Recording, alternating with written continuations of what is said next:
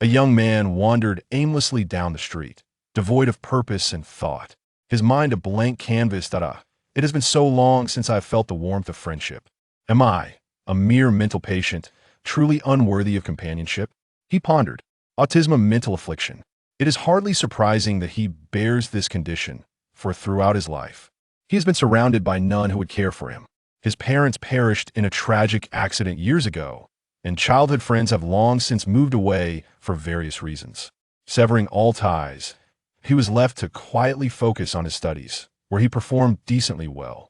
However, he had no relatives to turn to for support and relied solely on government aid to sustain his existence. Living frugally each day, with saved funds only sufficient to indulge in a modicum of entertainment, that he had watched numerous anime. Yet any scenarios depicted therein felt utterly implausible, such as a tale beginning with a nine-tailed fox, where all gear was acquired through sheer luck and prowess, or a protagonist donning a straw hat imbued with godly attributes, rendered immortal. Such fantasies are far removed from reality, which is, in truth, monotonous yet brimming with dreams. His current aspiration is simply to find someone to share his life with. Someone who comprehends his feelings and understands the depths of his soul. Even if such a person exists, it is unlikely I would ever cross paths with them. He mused sadly as he continued his walk. His name is Feng, an 18-year-old youth, currently navigating his high school years without dreams or friends. Burdened by the shadows of his childhood and a degree of autism, children played and frolicked by the roadside, their laughter ringing in the air. One brushed past him, oblivious to his presence. If only wishes could come true. All I desire is to rid myself of this affliction, Feng repeated silently in his mind. For those grappling with mental illness, desires do not easily translate into actions. Certain tasks are genuinely challenging. While trivial from a typical perspective, they become formidable hurdles for him. For instance, crossing the street alongside a crowd, he paused at the curb, observing the small green figure on the traffic signal sway back and forth, prompting the throng to move. With only a few seconds left to cross, Feng remained rooted to the spot. Just as he lifted his foot to step forward, the signal shifted, the green figure vanished, replaced by a red one. Like him, he stood still. There's no rush, I can wait, he thought, indifferent, as he had long since become accustomed to such delays that moment. A young woman dressed lightly, jogging with headphones, stopped beside him and smiled. Feng's expression remained blank, unsure of how to respond. After half a minute, the green figure reappeared, banishing the red one and allowing the pedestrians to proceed. The girl, oblivious, rose and dashed across the street. Feng glanced around, just as he was about to move himself, when a car sped towards the young woman at an alarming rate. Stop. He could not voice the words due to his autism. Yet reason compelled him to act. He lunged forward, grasping her arm and yanking her back, only to be inexplicably hurled aside by the impact. Cough, cough. Surrounding sounds blurred into a haze as he lay on the ground, the world around him shifting in a manner that no longer concerned him. He had no time to ponder why the vehicle struck him after he had successfully diverted it. Was it premeditated or simply an accident? His consciousness began to fade, and his senses dulled, sight, sound, touch all slipping away. His mind clouded. He sensed something warm trickling down his face, but could no longer contemplate the cause. Please, no, the young woman cried, rushing to his side, panic etched on her features. Stay strong. She removed her headphones, right? I need a call for help. She swiftly dialed on her phone. Meanwhile, the offending vehicle made a hasty getaway, executing a sharp turn with alarming grace. Why? He had escaped the car's direct path, yet was still struck. What had prompted such a reckless maneuver? Was it a lapse in driving, a mechanical failure, or an intentional act? Such queries faded from his mind, eclipsed by the immediate pain of his injuries that a crowd gathered, murmuring amongst themselves. Some attempted to call for an ambulance, yet their numbers were of little use. They could not possibly assist in a surgical procedure. They lacked both the expertise and the necessary equipment in moments of crisis. The emergency services are far more reliable. I'm going to perish here, though not a thought of my own. Life is unpredictable, so perhaps I should simply surrender to fate. What is the meaning of life? It remains a mystery, one that eludes everyone. Perhaps individuals pretend to know, Yet the true significance lies in the actions one has taken throughout their existence. This is a divide that can traverse time and space. Sunagakure. Ninja Exclusive Hospital Obstetrics Ward. What does our dear child look like? The woman asked weakly, her gaze fixed on her husband. He is so handsome, my dear. The man replied with fervor, gripping her hand tightly. Oh no, the child's breathing is extremely weak. The doctor exclaimed, Rika, prepare quickly. In an instant, the newborn's life signs seemed to vanish. The man's body trembled as he turned, grasping the doctor's collar with fervent urgency. Please, save my child. It is futile. The child is already. Cough, cough, cough. The infant emitted a few faint coughs before bursting into cries. Have the child's vital signs stabilized? How is this possible? Yang Feng felt an overwhelming discomfort and anguish beyond measure. Is this what lies beyond death, a realm shrouded in darkness? Every limb bound like a chrysalis? Yet, there's a peculiar sense of liberation. His consciousness was ensnared, rendering thought impossible. This was not merely a fleeting sense of pressure, it had accumulated over 3 long years. Chapter 2. Endeavor to Learn. In the 44th year of the ninja era, in the Sand Village, the daughter of the 4th Kazekage, Temari, was born. In the 48th year, a 3.5-year-old child found himself lost in thought while gazing at a puppet toy in his hands. Was it that the soul of an 18-year-old could not be contained within the frail body of a child, and thus remained sealed until he could barely recall memories? Indeed, this was the way of a ninja. Damaru, go play with the other kids, a smiling woman said, gesturing towards a group of children no older than 6.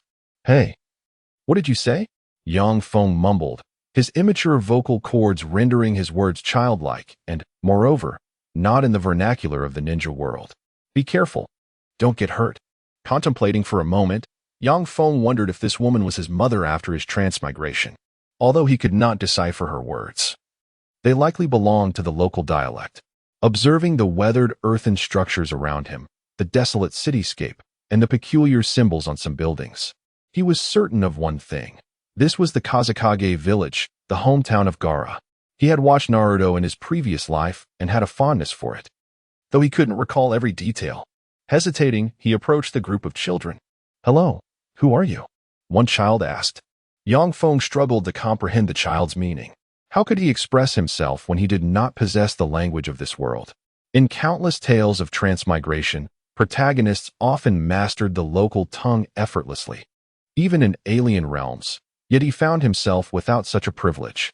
Wally Woman, Monkey D, Luffy, he awkwardly uttered, feeling a tinge of embarrassment in borrowing another's name. But it was one of the few phrases he could muster. Hey, big sister, this kid is Luffy, from South Street, a small boy exclaimed, running to a little girl. Yang Feng still could not understand, yet he felt a surge of excitement at being transported into an anime he once cherished. Although he had not perished, he now felt a renewed motivation to explore this world. The little girl pouted, her finger resting on her lips as she gazed at Yang Feng. Hey, you should play with us from now on. Luffy, is it? An odd name, Yang Feng mused silently. He fell silent, and a nearby child nudged his shoulder. Hey, big sister is calling you. Respond. Yang Feng nodded, hi. Though he was unaware of its meaning, he decided to acknowledge her. Ding. The system has detected that the host meets the spiritual requirements for system bonding. The God system developed by the creator has been activated. Yang Feng was taken aback. What was this voice suddenly echoing in his mind? A system? Hey, Luffy, I'm Shukafumoka. Let us play ball. A child approached, pointing to a group playing with a ball. The system announced, the host has not mastered the language of this world. A temporary translation aid has been activated. A random task has been assigned. Become acquainted with the Sand Ninja Princess Temari and disclose your true name. Reward: permanent activation of language translation assistance. Task failure penalty: decrease of soul power by 1. Current soul power: 110. Lingering soul host soul. Task time limit: 24 hours. After a moment's hesitation, Yang Feng replied, all right. After some time, Yang Feng withdrew from the children's game, cradling his feet. Were the villagers of the Sand Village so tough on their children? The ball was pure leather, dull and gray. Yang Feng kicked it around for a while, but his sandals offered no comfort. His feet ached. As he began to understand the chatter of these young children, he relaxed and engaged in conversation, albeit perplexed by his task. After discussing their favorite snacks, Yang Feng inquired about Temari's whereabouts. "Ah, big sister is Temari." "Oh, I see." Yang Feng smiled as he approached the little girl. Indeed, animated characters are difficult to compare with their real-life counterparts.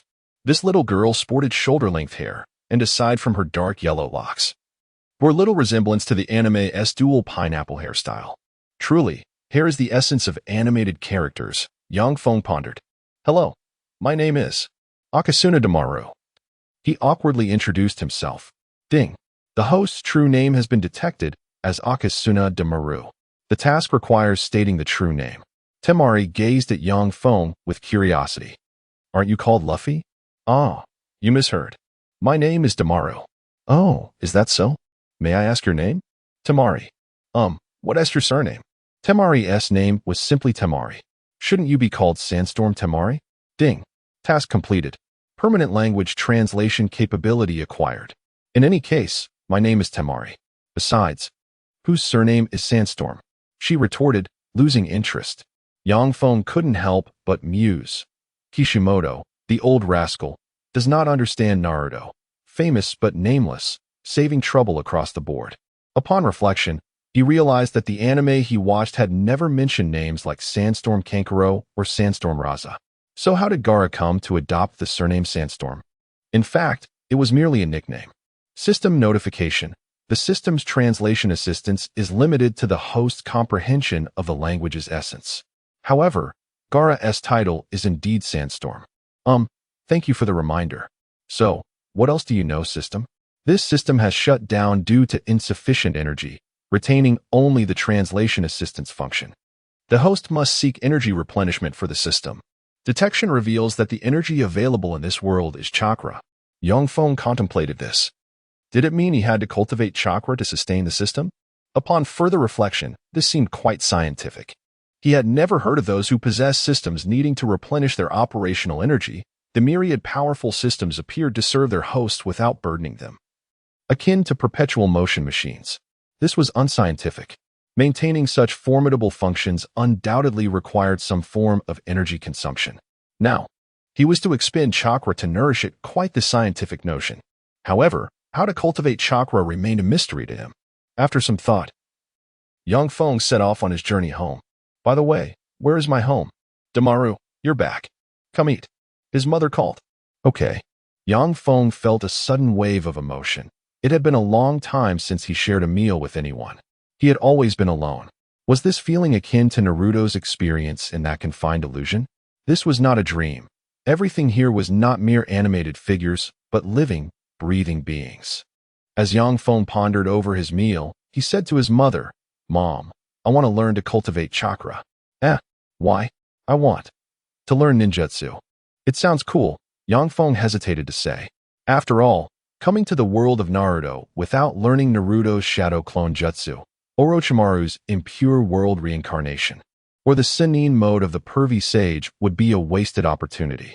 From what he knew, Sennin mode seemed exclusive to Konoha, as the three holy lands were all inherited by the villagers of Konoha. Although the fierce protagonists in the stories he had seen often congregated in Konoha, he, unfortunately, found himself in the Sand Village. And aside from the one tale, there was nothing of significance to the plot here. This place was impoverished, devastated by desertification. The village remained impoverished through the third generation, only to see a slight financial improvement during the fourth's reign through the acquisition of sand gold, barely managing to sustain life. Yang Feng believed he could utilize his knowledge to assist the Sand Village. However, what did he truly know? Desertification was a result of excessive deforestation. He could only advocate for measures to combat desertification. It could alleviate the problem, but it could not eradicate it. Moreover, as a mere child, who would believe him if he spoke such words? Most of my strengths lie primarily in the narrative. However, Shinki is merely 3 years old now, and there are still several years until the story truly commences. Over the past few days, through Yang Feng's investigations, it has come to his attention that the current year is the 48th of the Shinobi era. The only aspect that seems to resonate with the narrative is the impending birth of Shinki's brother, Gaara. Gaara should be the same age as Naruto. Or so one would assume. After all, Minato has yet to pass away, and the Nine Tails is still in good health. Nevertheless, such distant matters bear little relevance to me. I ought to focus on the affairs of my own village. After all, a dead comrade does not concern a wandering sage. In the conventional narrative, Gaara is born and, like Naruto, becomes a host for a tailed beast. However, whether he succumbs to madness remains uncertain. To err on the side of caution, I plan to stay away from the vicinity for a while, avoiding the turmoil until the situation stabilizes. After all, the fourth Kazekage possesses a rather troubling mindset. Perhaps I should take a page from Konoha's book, Relocating Outside the Village, where there are dedicated guardians. And the strongest sealing clan in the shinobi world ensures that the seals remain intact. It's even said that the couple has the leisure to share chakra with their son during conversations. In contrast, the sealing techniques employed by the Sand Village are woefully inadequate. They are so flimsy that they could easily unravel during slumber while still being within the village's vicinity. Isn't that akin to playing with fire? Although, in the original narrative, when Gaara released Shikaku, the villagers evacuated, I cannot help but worry. What if Shikaku runs amok and escapes into an uninhabited area? Feng has not merely waited idly for the potential rampage of Shikaku. He has inquired about Gaara's immediate family, specifically Shinki, to gather information. So it appears that Gaara may be born tomorrow or the day after. Feng refrained from expressing some rather unrefined thoughts, but he was grateful to have asked Shinki in time. Otherwise, he might have faced an unfortunate night raid. Why are tailed beasts feared in the shinobi world, regarded as weapons of mass destruction? It is precisely due to their grotesque destructive power. Although they rarely utilize ninjutsu, their tailed beast bombs can strike with pinpoint accuracy. Can my frail frame withstand such peril? Thus, Feng approached his parents, stating his intention to leave the hospital where Gaara is to be born, quite a distance away. What is the matter? Asked Akasuna no Michiru, Daima's father. Well, Shinki mentioned that her brother is about to be born. The daughter of the Kazekage, you say? Such matters should be confidential. How troublesome. Akasuna no Michiru replied with a resigned smile. She said her brother might become a Jinchuriki, and he's in that very hospital. Shinki urged me to stay far away from here today. Feng began crafting excuses. What? A tailed beast? Such a confidential mission, Daima. You absolutely must not speak of this carelessly. Truly, the Kazekage's daughter should not be spreading such secrets everywhere. Quickly, we must leave this area. Ding. A random mission has been issued. Escape from the pursuit of one tail. Over the past few days, Feng has begun to cultivate his chakra. Although he can only gather a small amount without being able to manifest any techniques, he is now able to access the system. Chapter 3. The birth of Gaara. Amidst the sandstorm, the cries of wild beasts echoed through the air. Feng hurriedly urged his parents to flee, as their home was alarmingly close to the rampaging tailed beast. Without a word, Min scooped up his child and dashed out of the house, making for the periphery. Mission reward: activate search task mode. Mission failure: deduct 1 soul power. Temporarily activate the task map navigation to assist in escape.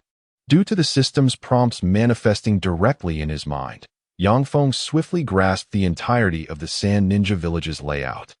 Vividly rendered in his consciousness as if in a 3D simulation, revealing every street and intersection with remarkable clarity. To the right, Feng shouted, as Shikaku emerged. It was immediately surrounded and restrained by numerous elite sand ninjas. The nearby residents were bewildered. It had been an ordinary day, and the sudden eruption of the tailed beast was utterly disorienting. It is worth noting that Min and Demaru's mother were elite sand ninjas. Otherwise, how could a child from a common family possibly become acquainted with the daughter of the Wind Shadow? The social hierarchy in the ninja world is quite distinct. Though Shikaku was besieged, its ferocity remained undiminished as it roared. With this level of attack, how could you possibly harm me? Wind Shadow, you shall not seal me again. With that, it unleashed a powerful gust, obliterating several buildings in its vicinity. Damn it, the sealing technique has collapsed at such a critical moment. I cannot let my child become the Jinchuriki. Min began weaving hand signs: magnet release, sand gold burial. Suddenly, a dark golden sand erupted beneath Shikaku, ensnaring it. and forming a pyramid-like structure that buried the beast. Curse this technique. It's infuriating and inescapable. Shikaku swept its tail, demolishing an entire section of buildings. Unfortunately, Yang Feng found himself directly in the path of destruction, with debris swirling around him, engulfing the area in chaos. Bad news. Wind release, vacuum wave. Chi Shaman skillfully executed a jutsu, shielding most of the debris, while Damaru's mother conjured an earth release, earth flow wall, barely withstanding the shockwave. Chi Shaman felt a sharp stone pierce his leg, causing him to collapse to the ground. Yang Feng also fell, but thankfully sustained no severe injuries. Darling, are you all right? Back near the tailed beast, the Wind Shadow's voice rang out. We have come to assist you. A group of ninjas arrived, employing earth release to restrain the tailed beast.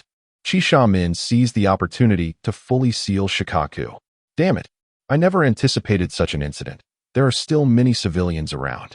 For now, my child cannot become the Jinchuriki. The sealing techniques of the Sand Ninjas are insufficient. I must seek assistance from Konoha and Appos, new Hokage for the sealing. As for the price, a full alliance with Konoha should suffice. After all, Konoha has not yet fully recovered. They would likely welcome the alliance. As for the Cloud and Rock villages, let those backstabbers be. They are of no concern. With the two major ninja villages united, they should refrain from further interference. In fact, this unfortunate event has created a pivotal opportunity for an alliance with Konoha. Damn humans! Next time, I will annihilate you all, Shikaka roared, before swallowing a surge of sand to silence itself. The host has completed the task. Search task mode activated. This feature can reveal tasks available on ninjas, with no penalties for search tasks. No serious injuries. I just fear I might not be able to become a ninja, Yang Feng said to Tamari.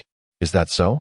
Your father truly loves you, fighting so hard to protect you, Tamari replied, a hint of sadness in her voice. My father, however, is consumed with work every day, leaving him with no time to spend with me, let alone protect me. I know he must not love me and my brother. No. You simply have not recognized his love. What parent does not love their child? He surely cares for you deeply, Yang Feng reassured her. Really? I already mentioned it. My name is Damaru. My apologies. My parents love me dearly too. They prepare my favorite meals every day, said a bystander, Farsaka and Tada.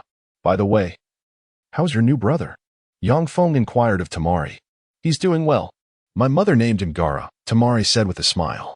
Wait, huh? Tamari, your mother is still around? What do you mean? Of course, my mother is fine. She's just a bit weak, Tamari replied. Yang Feng recalled the original storyline. Gara's mother was supposed to die after giving birth. The fact that she was still alive indicated he had altered the narrative. Kaguro, Gara's mother, was injected with Shikaku before Gara's birth, eventually succumbing to the tailed beast chakra. However, perhaps due to premature birth or other reasons, Kaguro had survived this time. But how was Gara alive if the tailed beast had gone berserk? His fragile body should not have withstood it. Perhaps he was directly released, and the seal had collapsed entirely, allowing Shikaku to revert to its original form. Due to the incomplete seal or its transient nature, the tailed beast chakra had not yet taken root in the Jinchuriki, so Gara could survive the loss of Shikaku. That must be the case. By the way, Tamari, have you started training your chakra? Not yet. My mother told me I could only begin training when I turned 4, Tamari said curiously. Why do you ask? Oh, because I have already begun my chakra training, Yang Feng replied with a slight smile, placing a tissue flat on his hand before flipping it over. The paper, attracted by chakra, did not fall. Wow, why didn't it drop? The surrounding children were astonished. This is the power of chakra, Yang Feng explained. Damn it, I want to train chakra too. Tamari pouted. No, you should wait until you are 4. Your body isn't strong enough yet to handle chakra and could get hurt, Yang Feng said, somewhat resigned.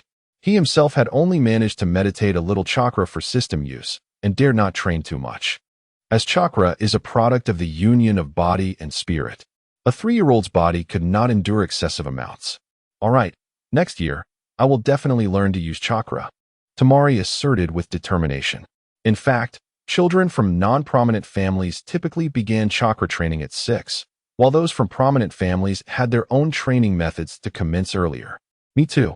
Same here. Yang Feng found himself struggling to keep up with this group of children. At 3 years old, he was expected to start preschool and receive basic education. Most of the children he had befriended, including Tamari, were 4 or 5, leaving only him and Tamari at 3 years old. The children here were exceptionally precocious. By the way, why does my tone of voice seem to be becoming increasingly anime-like? The tailed beast rampage was publicly declared an accident by Wind Shadow Raza, which it truly was, due to the tailed beast breaking free from its seal. Wind Shadow openly invited the 4th Hokage, Minato Namikaze, to Sand Ninja Village to assist in sealing the beast, though it was more of a request for Konoha to take the lead while Sand Ninjas provided support. They also hoped for a full alliance with Konoha. Konoha naturally did not refuse. Sealing the 9 tails was far more challenging than dealing with a mere one-tailed beast, just a joke. Assisting in sealing a single-tailed beast was a simple task. Minato Namikaze immediately expressed his willingness to travel to Sand Ninja Village for negotiations. Although the Cloud and Rock villages were displeased, they had previously harmed one another during the last Great War and were now acutely sensitive to matters of alliance, though they were inclined to intervene. Yet, the 4th Hokage, renowned as the swiftest in the shinobi world, who could possibly stand in his way? With audacity born from unparalleled skill, he ventured to the land of wind accompanied by merely 2 symbolic bodyguards. However, Himogakure hesitated to send reinforcements. Their weaker ninjas were no match, while the stronger ones could not keep pace, and even they would falter against him. As for Iwagakure, the 3rd Tsuchikage was incensed upon hearing the news. Meanwhile, the concealed mist village remained passive. The blood mist had yet to dissipate. Although the great ninja villages remained silent, certain elements within Amigakure were beginning to stir. The rampage of the one tail from Sunagakure might present an opportune moment to reclaim the tailed beasts. Pain, expressionless, spoke to the few individuals clad in Akatsuki attire before him. Yahiko, Pain, now is not the time. Our numbers are still insufficient, and your condition. Pain fell silent for a moment, then declared, "Then let us expedite the recruitment of new members." Conan beside him nodded quietly. "I shall personally recruit that ninja named JZ," Pain concluded, closing his eyes. "Boss, may I request the promised materials?" queried a ninja with an ominous aura. After all, I did not join this organization merely to play a game of collecting pets. Chapter 4. From today on, become a ninja scorpion. You need not repeat yourself. I assure you, I shall fulfill my promise, replied the newcomer, albeit with a hint of skepticism. After all, I am still unfamiliar with the chief's character and integrity, Scorpion sneered. I understand, and I will assist you in locating suitable materials. Therefore, do not provoke the chief. He is even mightier than I am, Xiaonan interjected as she stepped forward. Just a jest. I believe a powerful leader would not renege on his word, Scorpion retorted, donning his puppet mask. Truly, it is cruel to gaze upon the bounty before me yet remain unable to claim it. Scorpion for the time being. Team up with me to hunt down bounties and make up for the difference in your reward, Kakuzu suggested. Oh, old man. While your techniques may be considered an art form of sorts, do not openly challenge me. Perhaps I should turn you into a puppet instead, Scorpion quipped. You have a profound misunderstanding of art, young one. Remember, it is wealth that constitutes true artistry, Kakuzu scoffed before turning away, with Scorpion following suit. Speaking of which, that 4th Hokage is worth quite a fortune. Meanwhile, a man adorned with an orange mask remained silent in a corner. In a few months, the seal on the 9 tails will weaken. For now, I shall refrain from taking action. As the golden flash, even with 2 companions. It took only 3 days to reach Sunagakure. Lord Hokage, we arrived far too quickly, exclaimed Guy, brimming with enthusiasm. As expected, this is... Hey, Guy? Could you refrain from carrying your weights while traveling? Kakashi replied, exasperated. You two truly possess boundless energy, Minato remarked with a smile as he led the way. No, it's merely Guy's exuberance, Kakashi clarified. All right, we are nearing Sunagakure. Guy, let us hasten our pace. Initially, Minato had not intended to bring Kakashi and Guy along. However, upon Kakashi's return to report on his mission, he thought it might be beneficial for his student who had been executing tasks in the Umbu, to take a break from past grievances. Thus, he decided to bring Kakashi to Sunagakure for a leisurely visit. Guy, on the other hand, had simply attached himself to Minato by chance. Minato deemed it inappropriate to send him back alone, especially since having only one escort was insufficient, even though Guy lacked any official status. He was confident in his ability to protect both of them. Note, originally, Danzo intended to accompany them, but he received the news too late. Minato had just concluded discussions with the higher-ups of Konoha and left in haste, not informing Danzo of this exploratory meeting, which in a sense indicated the exclusion of Danzo's faction from Minato's inner circle. In Sunagakure, Feng was practicing shuriken techniques. Recognizing the importance of mastering these foundational skills, his system did not provide any direct means to enhance his strength, nor could he cultivate chakra, leaving him with no option but to practice shuriken throwing. Damaru, are you practicing shuriken? Be careful, his mother cautioned. I understand, just playing around, he replied. The newly activated map function provided a three-dimensional model, allowing him to observe the entirety of Sunagakure and discern the location of each living being, akin to the Byakugan. Though it could not penetrate chakra pathways, Feng tested it and found that while he could ascertain the positions of beings, he could not discern their movements, though he could see through their realms. This capability alleviated his fears of lurking dangers in the wilderness. As for the search task mode, Feng was bewildered and chose to ignore it for the time being. The system only alerted him during task announcements, remaining silent otherwise. When he posed questions, he received no response, leaving him to explore the map feature for entertainment. The highest-ranking beings in Sunagakure were two A-rank individuals, the Kazekage and presumably Chiyo, the puppet master. Although he recognized their identities, Feng had no desire to confront them. He was merely a child and wished to avoid trouble. Suddenly, he noticed an S-rank presence appearing on the map. Feng turned in that direction, but his view was obstructed by buildings, leaving him to ponder from his position. There were no S ranks in Sunagakure, indicating it was an outsider. Given the circumstances, it must be Minato. With this thought, Feng hurried toward the village entrance, while Raza also received the news and proceeded to the gate. Sunagakure was nestled amidst rocky mountains, with the village gate forming a narrow gap between the cliffs. At this moment, Minato greeted them with a smile, and Raza warmly welcomed the Hokage. Wow, is this what Sunagakure looks like? Guy exclaimed, astonished at the height of the surrounding buildings. There is no need for such surprise, and do not become too overzealous. We are currently the Hokage's attendants, so maintain decorum, Kakashi said, pulling Guy back to Minato's side. It is indeed an immense honor for the Hokage to visit.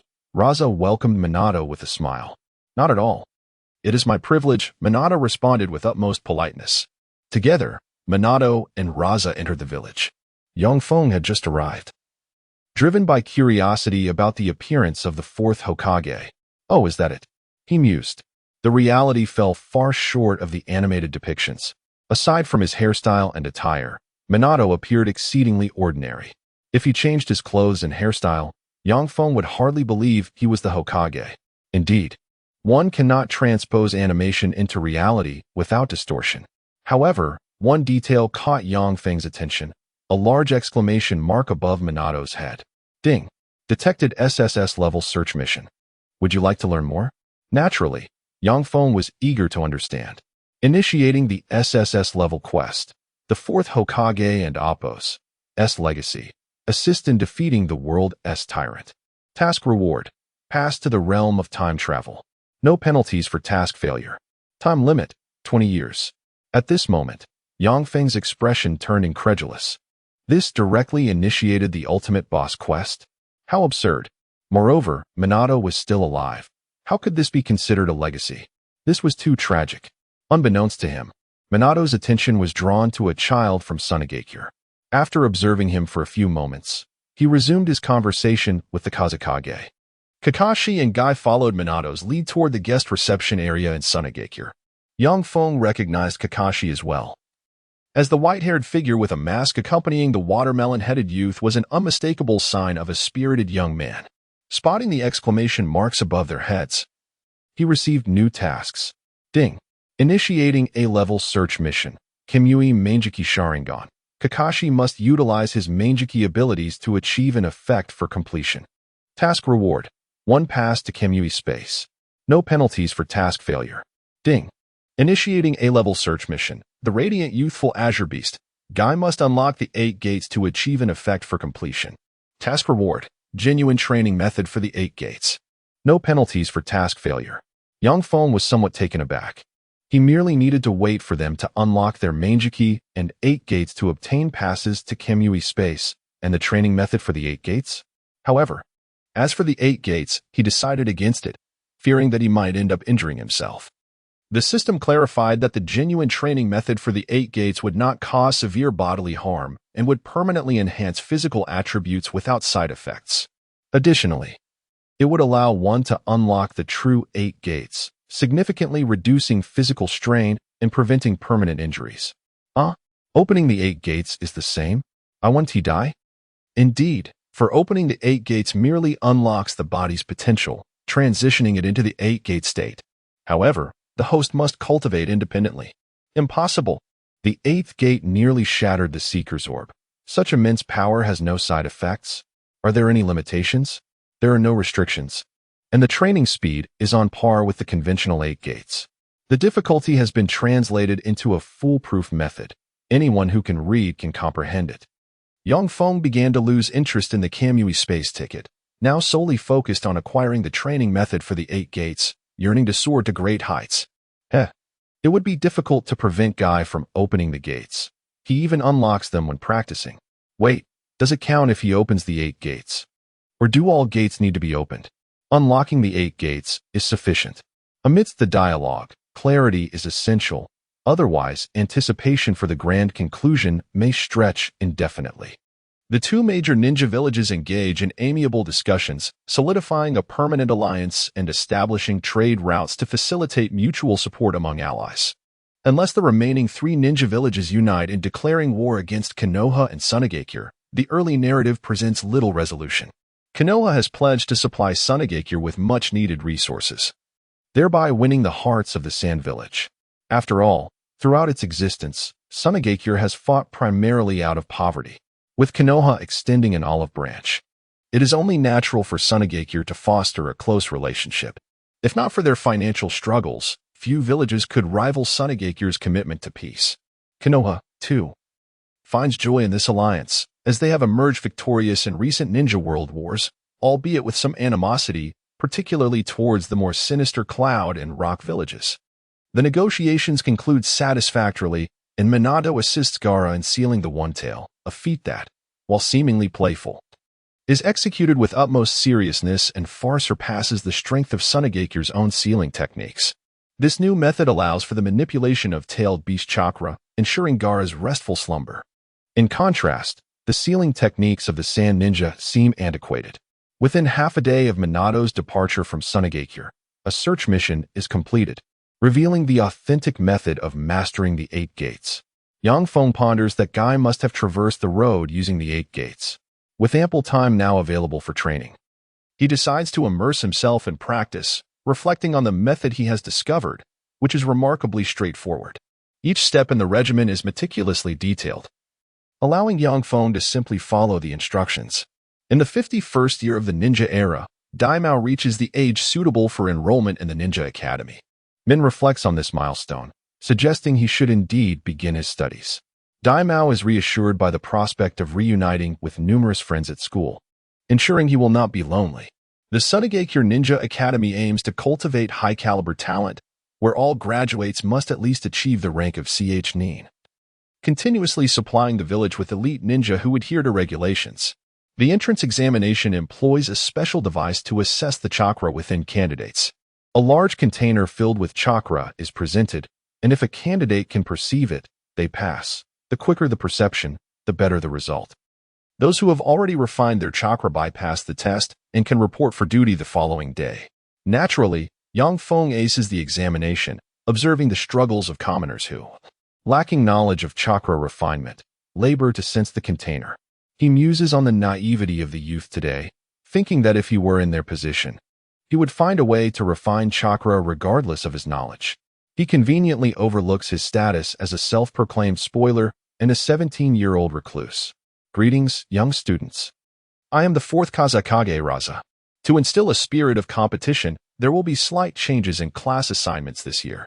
We are introducing an elite class, where outstanding students will have the opportunity to join and enjoy certain privileges after graduation. Raza smiles warmly at the children, knowing they represent the future of the village.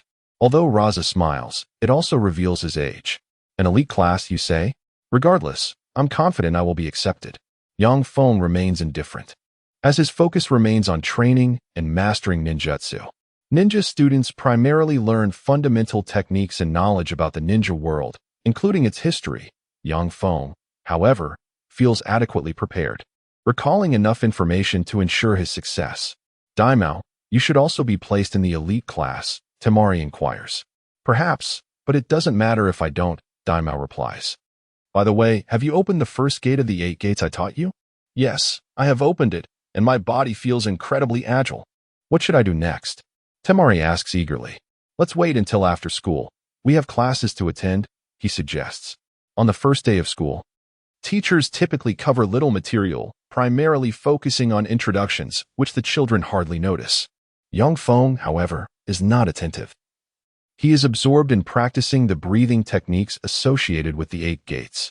The authentic 8 gates method allows for training through breathing, gradually strengthening the body. In contrast, Might Guy's version seems to stem from a dubious source, damaging to the body. Young Feng recalls the storyline, noting that before Guy opened the 8 gates to confront Obito expressed that he had only heard of the technique but had never witnessed it firsthand. Such a legendary technique must have circulated long ago. However, its training methods appear lost or incomplete, making mastery exceedingly rare. At this moment, Young Feng has progressed to the first gate, but due to his small stature, he cannot yet emulate the prowess of Li's Lotus technique. Nevertheless, he has surpassed expectations for his age group. The seemingly simplistic training method differs from the original 8 gates, as each step provides guidance to prevent mistakes, significantly enhancing the training speed. It is said that Rock Lee, a prodigy of taijutsu, reached the level of the 6th gate after merely 7 years of training, having entered the Ninja Academy at the age of 6 due to his exceptional abilities. After a year of preparation, he participated in the Ch-Nin exams at the age of 14, opening the 5th gate. Had it not been for unforeseen circumstances, he could have rivaled Guy's accomplishments. Yang Feng sets a modest goal for his 6-year-old self, to graduate from the Ninja Academy having opened the 5th gate. Anything less would be unworthy of his newly acquired abilities. Ding! The host has officially become a ninja, triggering the main quest, the Path of the Ninja. Phase task: independently complete a B-rank mission. Task deadline: 6 years. What is this? Yang Feng exclaims, slightly disgruntled. I haven't even graduated yet. How can I be considered a ninja? Moreover, how does one undertake missions, let alone a B-rank one? With no other options, he realizes he must either graduate early or seek out simpler tasks. Feeling somewhat challenged by the system he has inadvertently tapped into. Chapter 5. I am a sand-hidden ninja, and shall serve the sand-hidden village in the northern forests of the Land of Fire. 2 men clad in black robes advanced while carrying a lifeless body. Hey, do you sense it?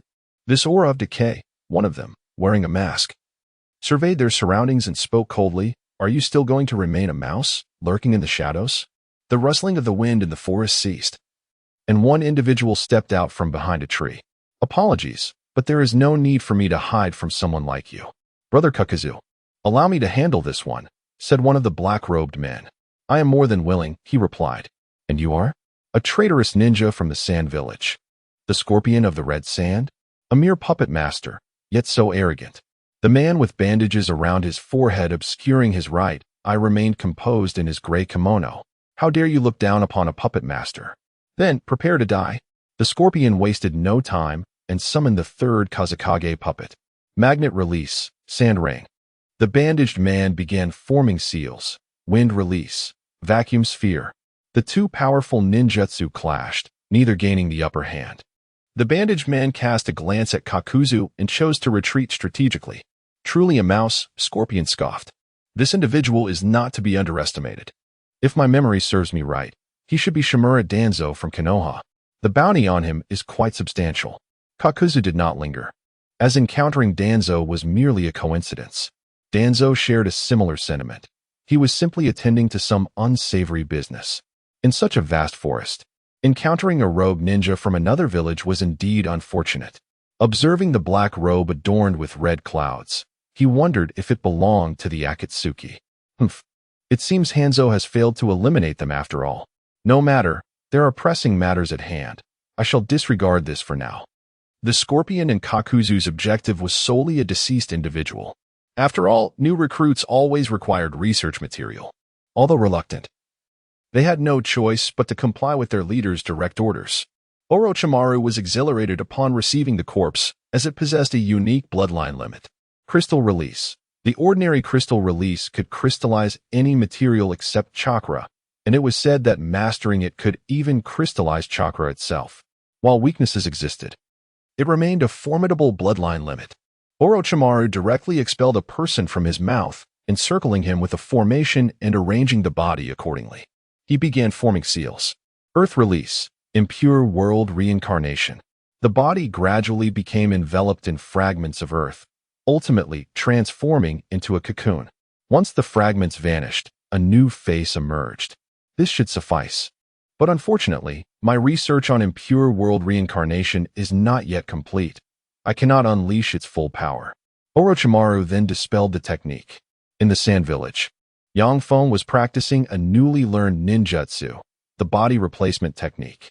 Although his instructor had only briefly explained the sealing method, he could not afford to wait until formal instruction to learn. The sooner he mastered it, the sooner he could utilize it. Body double technique. An individual who bore some resemblance to him appeared amid a puff of smoke. Excellent. Far superior to Naruto's clumsy shadow clones. I can manage to maintain this for about 10 seconds. The more chakra I expend, the longer it lasts. Feng felt satisfied and decided to try the transformation technique. The results were subpar, but it was usable. Finally, he approached the true bug technique among Hokage ninjutsu, the body replacement technique. This technique was renowned for its impressive feats. When executed correctly, it could rival Sasuke's impressive mastery. Although in later stages, this E-rank technique was abandoned due to Kishimoto's inability to resolve plot holes. In the original narrative, this technique was employed by the more formidable characters to display their prowess, perhaps even surpassing ordinary evasion tactics in sophistication. However, as the world of Naruto transformed into reality, the principle behind the body replacement technique was clarified. It was not a spatial transfer. Rather, it was a fusion of the transformation and body double techniques. In essence, the original body was never present. It was a wooden replica that served as a decoy, equipped with a small smoke bomb that would detonate upon being struck, revealing the original form. Ninjas of equal rank were seldom deceived by this. Indeed, this was a trickster's technique. Kishimoto truly understood little of the Hokage. Nevertheless, training must continue. Feng casually selected a lightweight piece of deadwood to practice with. Note: the wood used for casting techniques is typically sourced from the immediate environment. This was still quite challenging, as transforming wood into a replica was significantly more difficult than using the transformation technique on oneself. One wonders how Naruto managed to pass the body replacement technique exam. Did he rely on seduction techniques? Feng pondered. Although he did not care much for his image, he would not indulge in the idea of using such an S-rank technique, as it could easily provoke public outrage, excluding Jiraiya, of course. Ninjutsu, seduction technique. Instantly, he transformed into a likeness of Temari. While unnecessary, he thought it prudent to practice, just in case an opportunity arose. After all, one could not ignore the fact that even the final boss had fallen victim to such a tactic. After several days of diligent practice, Feng had mastered the body double technique to a remarkable degree. Graduating from the Ninja Academy required meeting combatability standards, proficiency with shuriken, and successful mastery of the body double technique. However, the rigid requirement mandated a 3-year tenure at the academy. Feng had no intention of waiting that long. Today, he would undergo a combat test, determined to exhibit his capabilities in preparation for an extraordinary graduation. Temari, the instructor stated while reviewing the report. You may proceed. Temari approached the target, flicking her wrist to launch a shuriken that struck the target 10 meters away. Though not in the bullseye, it was close. Not bad for your age, the instructor remarked. Next, Akasuna no Sasori. Yes. Yang Feng confidently walked to the testing area. Although he had 3 opportunities to throw, there were still those who failed to hit the target. This test evaluated both strength and technique. Naturally, Yang Feng had practiced extensively and was prepared to demonstrate his exceptional skills. Clang, clang, clang. 3 kunai were launched in succession from his palm. As they collided midair, they altered direction and, amidst the astonished expressions of the surrounding teachers and students, struck the bullseye simultaneously. With little to occupy his time, the 4th Kazakage, Raza, decided to observe his daughter's combat test, mindful to remain inconspicuous so as not to distract her. Watching her performance brought him satisfaction, but he was unprepared for the sight of Yang Feng's impressive display. This child is remarkably skilled, Raza exclaimed, astonished. In the original narrative, Itachi Uchiha had only managed to master shuriken manipulation around the age of 6. Who is Itachi? The one who sealed Orochimaru. And who is Orochimaru? The savior of the ninja world, in a sense, as he ultimately brought reinforcements to the final battle. Raza's gaze towards Yang Feng transformed into one of eager anticipation. He had 2 sons, while he could momentarily overlook Gaara, Kankuro was merely adequate. Temari felt a twinge of dissatisfaction watching Yang Feng's performance. As she had also put forth effort in her training, yet the gap between them was still considerable. Next, Kankuro, the instructor said, gazing expectantly at him. He was. After all, the son of the Kazakage. What would his performance entail? Kankuro wore a stoic expression, casually picking up a shuriken, taking aim for a few seconds before launching it. The shuriken flew a few meters forward before dropping helplessly to the ground. Kankuro attempted to throw twice more, slightly improving, yet still missing the target. Damn it, I am to be a puppet master. I have no need for such tricks as throwing shuriken. Kankuro huffed and walked away. In the later stages, Kankuro's shuriken skills were not prominently featured. Raza's expression darkened. Without comparison, there could be no pain. Kankuro had not been mentioned earlier as there was no need, and he had always been a solitary child, neglected by others. Yang Feng had encountered Kankuro only a few times. He had devoted himself to puppet techniques from a young age and seldom interacted with his peers. Yang Feng had no interest in befriending Kankuro, as he already had a solid relationship with Temari and saw no need to engage with the lone wolf. However, Yang Feng had secretly learned the basics of Kankuro's puppet techniques. Although only superficial, he had adjusted the trajectory of his kunai using puppet strings moments earlier. Otherwise, he would have been incapable of executing techniques as proficient as Itachi's. The 4th Kazakage, due to his distant position and lack of careful observation, failed to notice this minor deception. Next, a combat test was to be conducted in a 1v1 format. Although this held little significance for Yang Feng, who could easily take on an entire class single-handedly, he opted to demonstrate exceptional prowess by employing the transformation technique, morphing into the test instructor's likeness. He then executed a roundhouse kick against his unfortunate classmate. How is it possible for someone so young to? The teacher gasped in astonishment. Previously, he had merely demonstrated the hand seals for the 3-body technique to motivate the children in their training.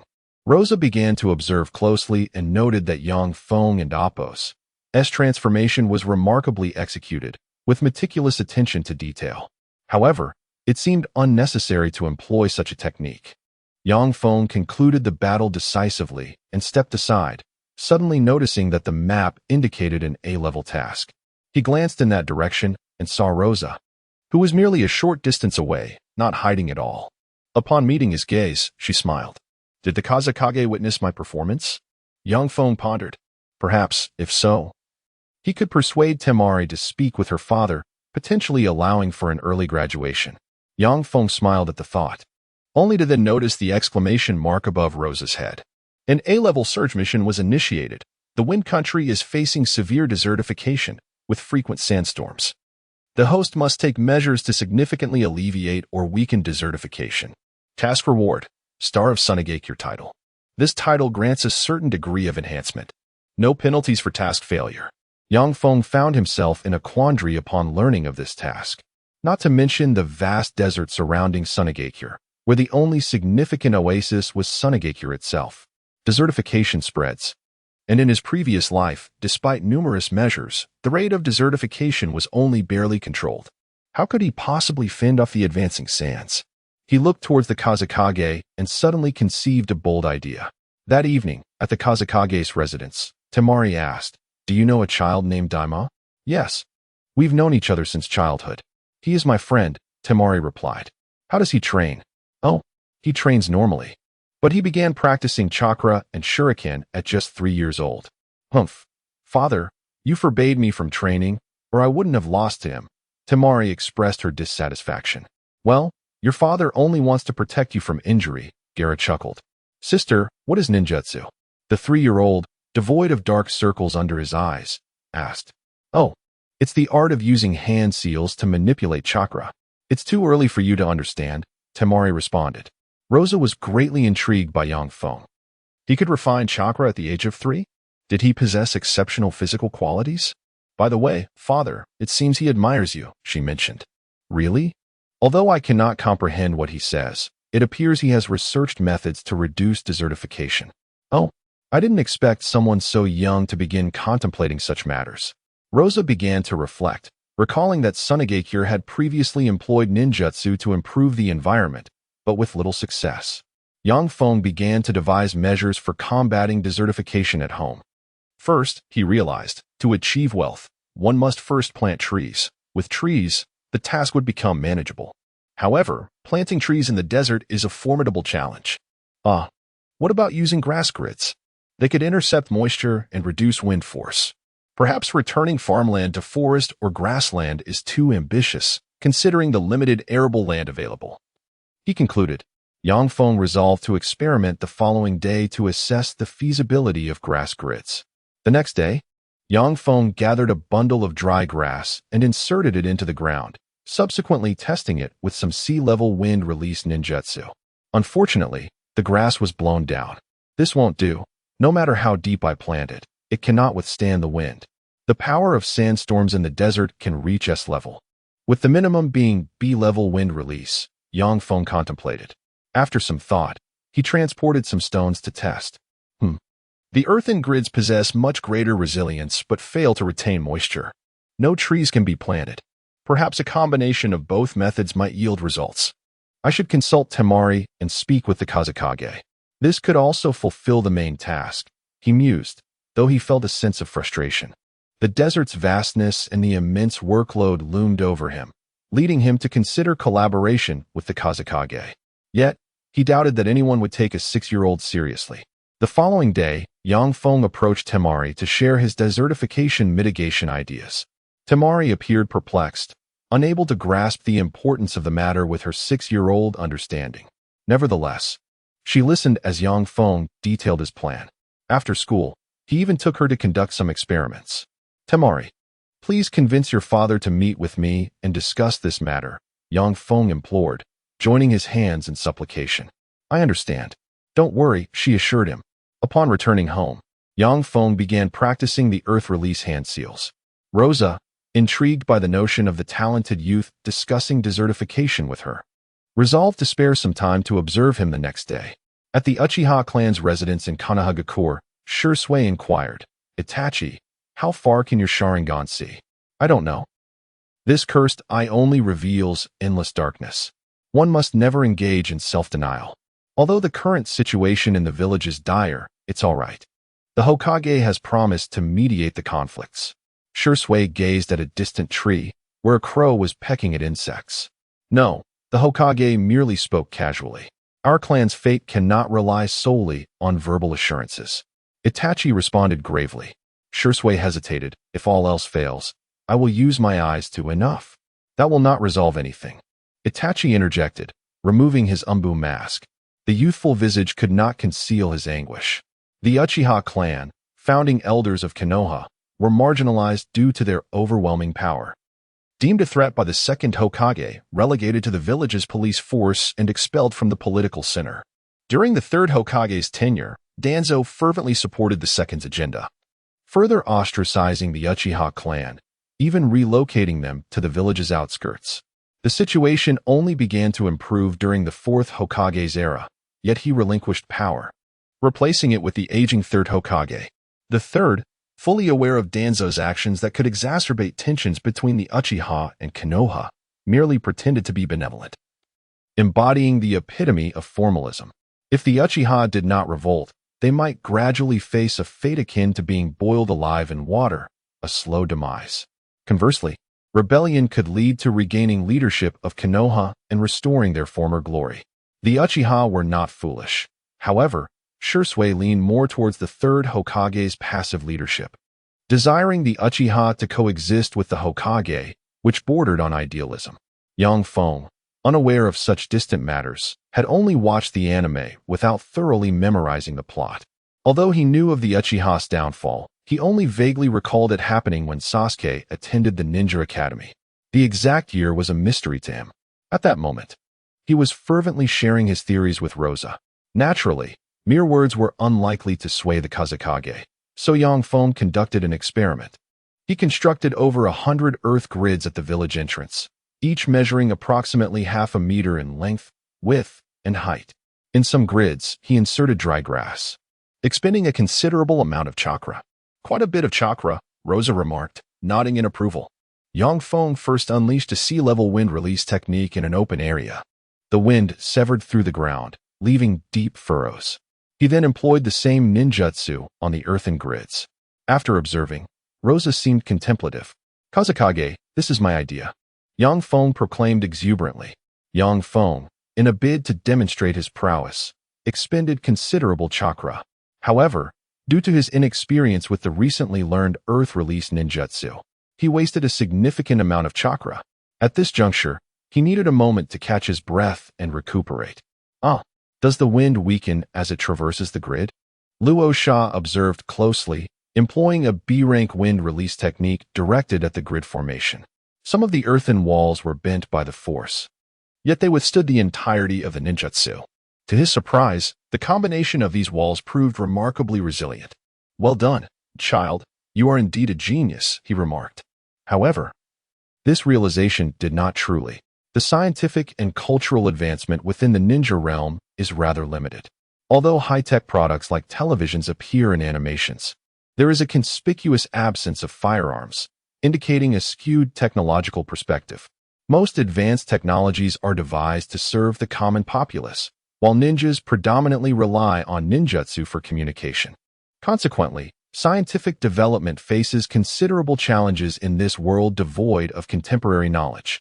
Lord Windshadow, the advantages of this grid extend beyond what you see. Observe those grassy squares. When the wind blows, some moisture will be captured by the dried grass. Encircled by earthen walls, the water retention becomes significant. Over time, this grid can gradually become suitable for planting small trees. The effects will become increasingly apparent as time progresses, potentially transforming into arable land. What did you say? Luo Sha exclaimed, astonished. Lord Windshadow, please remain calm and let me finish. Constructing these earthen grids is relatively straightforward for ninjas. Low in cost yet high in efficiency. We can expand the area of the earthen grids and gradually enhance the environment here. The walls I have built thus far are merely a result of D-rank ninjutsu. Employing a higher-level earth release would yield even sturdier structures. After a moment of silence, Luo Sha spoke to Yang Feng. I shall issue orders for some ninjas to come and establish an experimental area. If this proves feasible, you shall become a hero of Sunagakure and even of the Land of Wind.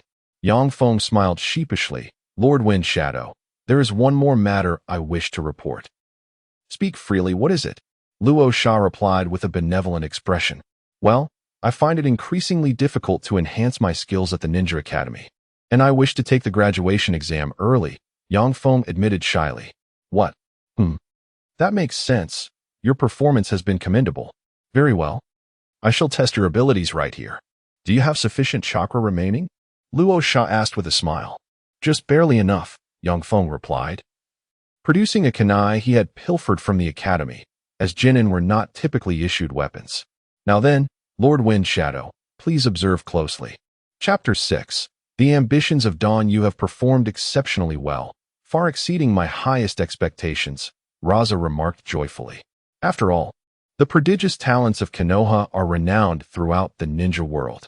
Minato, a mere junior in his 20s, has ascended to the position of Hokage, and his strength is universally acknowledged. Raza believed that even if he were to exert his utmost, he could not contend with Minato's normal capabilities. Kakashi Hatake, who became a jonin at the tender age of 12, gained fame during the Third Great Ninja War, single-handedly obliterating the Canopy Bridge with only 2 chunin by his side. Facing 50 foes at once, he was undoubtedly regarded as the foremost genius of his time, envied by all 4 great ninja villages. At that time, Kakashi hastily took on the role of Kazekage to address the ongoing conflicts, leading to a sense of hostility from the geniuses of other villages. However, opportunities for confrontation were scarce. Now, Sunagakure has finally produced a prodigious talent of its own, albeit he is merely 6 years old. Through meticulous observation of Yang Feng's physical techniques, ninjutsu, chakra capacity, and combat skills, Raza concluded that Yang Feng currently possesses at least chunin-level strength. With dedicated training, surpassing Kakashi and Minato would be merely a matter of time. I officially declare that you have gained my recognition, Raza stated gravely. Such a talent must be meticulously safeguarded. Yang Feng had little to say. The extensive testing had exhausted him and intensified his yearning for power. Engaging with shadow-level opponents made him acutely aware of the vast chasm of strength that lay between them, a disparity as formidable as a towering mountain. Upon returning home, Yang Feng recounted his exceptional graduation to his parents, who gazed at him in utter bewilderment. In their eyes, he was still the ordinary boy they had always known. Why have you suddenly graduated? You have mastered the 3-body technique and have learned both wind and earth release. Your chakra has reached chunin levels. Wait a moment, Daima. I believe I only taught you how to form seals. You learned this on your own? Min was incredulous. Not exactly. I memorized the hand seals and practiced a few times by myself. It must be said that in this world, learning ninjutsu heavily relies on innate talent. If one possesses the potential for cultivation, success can be achieved in a short time. However, for those lacking potential, think of Naruto, who, as the protagonist, spent 720 episodes relying on his 3 ninjutsu, Shadow Clone, Rasengan, and Sexy Jutsu. 3 years later, in Konoha, Chursue's right eye bled as he gazed at Itachi. This is where I draw the line, Itachi. My left eye is entrusted to you. Protect Konoha and uphold the name of the Uchiha. As Shursui spoke, he removed his left eye. In my death, perhaps circumstances will change. I have left behind a letter. Do not stop me, Itachi, if you are my friend. With that, Shursui leaped backward off the cliff. No, Shursui. Itachi's eyes turned crimson, the 3 tomo transforming as blood tears streamed from his eye sockets. Shursui. Subsequently, Itachi collaborated with the enigmatic masked man, Obito, to annihilate the entire Uchiha clan. Upon returning home, Sasuke found himself enveloped in a chilling silence. After witnessing these events, he unleashed his Sharingan, only to be subdued by Itachi's Tsukuyomi. Dance, do not harm my brother. Otherwise, I will publicly disclose Konoha's intelligence and the secrets of Root. Itachi stated coldly. And, at this time, Yang Feng is now 9 years old, having opened the 4th gate of the 8 gates. He has simultaneously mastered numerous ninjutsu, and his chakra reserves have significantly increased. Recently, he has been researching the 100 Heroes seal, though with little success. However, he is close to perfecting the Rasengan. Today, Sunagakure is hosting a commendation ceremony, not for anyone else, but for him. Fellow citizens of Sunagakure, for the past few years, we have endeavored to transform our village's environment, striving to acquire more arable land and resources. Today, after 3 years of sand control efforts, we finally unveil the results of our remarkable success that has astonished the ninja world. The Kazekage exclaimed passionately, "This is all thanks to this child by my side. He invented the divine earth array and guided its construction. Though young, his contributions shall not be underestimated due to his age. Today, I hereby bestow the title of Heroic Medal upon our anti-sand hero, Akasa Daima." The crowd erupted in cheers. The environment surrounding Sunagakure had transformed dramatically, with new saplings emerging. The once desolate sandy roads now appeared refreshingly revitalized, and vast tracts of arable land had been cultivated. The grid formations had been dismantled, leaving only the more distant areas with soil grids. Such an outcome was beyond anyone's expectations, including Yang Feng's. Initially, he had not anticipated such remarkable results. A team of elite Jonin had constructed A-rank earth grids that effectively halted the sandstorms. Yes, they had indeed stopped them. It was then that Yang Feng truly grasped the might of ninjutsu. Once considered the poorest of the 5 great ninja villages, Sunagakure, situated in the vast Wind Country, had only been able to utilize 1/10 of its resources. Now, that figure had doubled to 2/10. The Wind Country was taken aback by the remarkable developments in Sunagakure, prompting them to adopt similar methods, albeit with slower progress due to a lack of ninjas. Nonetheless, the results astounded the feudal lord of the Wind Country. Consequently, they began to employ Sunagakure ninjas on a large scale, allowing the village's fragile economy to recover. They even managed to fund the construction of a direct road to the Fire Country, enhancing commercial exchanges with Konoha. After all, despite the third Hokage's policy of non-interference, cooperation with Sunagakure was mutually beneficial, and there was no reason to decline. By the way, Minato met his demise just as in the original storyline. Yang Feng accepted all of this with an air of tranquility. Having completed his search mission, he earned the title of Star of Sunagakure. Note: within the boundaries of the Wind Country, all ninjutsu, physical techniques, and chakra will be enhanced by 30%, and within Sunagakure, the enhancement will be 50%. The main storyline task, the Path of the Ninja, has been completed, unlocking the next phase. Gain renown in the ninja world. Make your name known to the 5 Kage. Task deadline: 6 years. With the previous phase complete, a new function has been unlocked, Attribute Scan. This allows for precise detection and assessment of the target's abilities. Yang Feng began by scanning himself. Target: Akasa Daima, Yang Feng. Physical technique: 150. Ninjutsu: 20. Jinjutsu: 5. Secret techniques: 108 gates. Chakra: 86. Overall evaluation: CCC. Curiously, Yang Feng directed the scan towards Raza. Target: Raza. Physical technique: 56. Ninjutsu: 270. Jinjutsu: 95. Secret techniques: 98. Magnet release, sand gold release.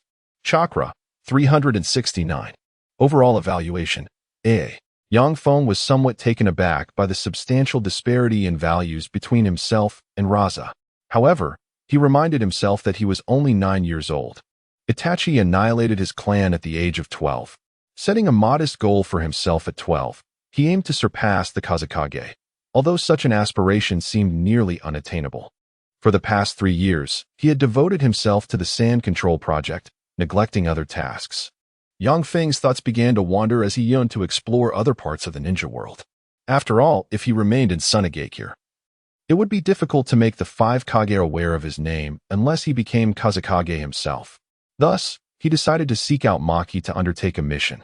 Maki, recently promoted to elite Jonin and a trusted aide of the 4th Kazekage, had been assigned as Yang Feng's supervising Jonin. For the past few years, he had been responsible for Yang Feng's training and protection, imparting numerous ninjutsu techniques to him.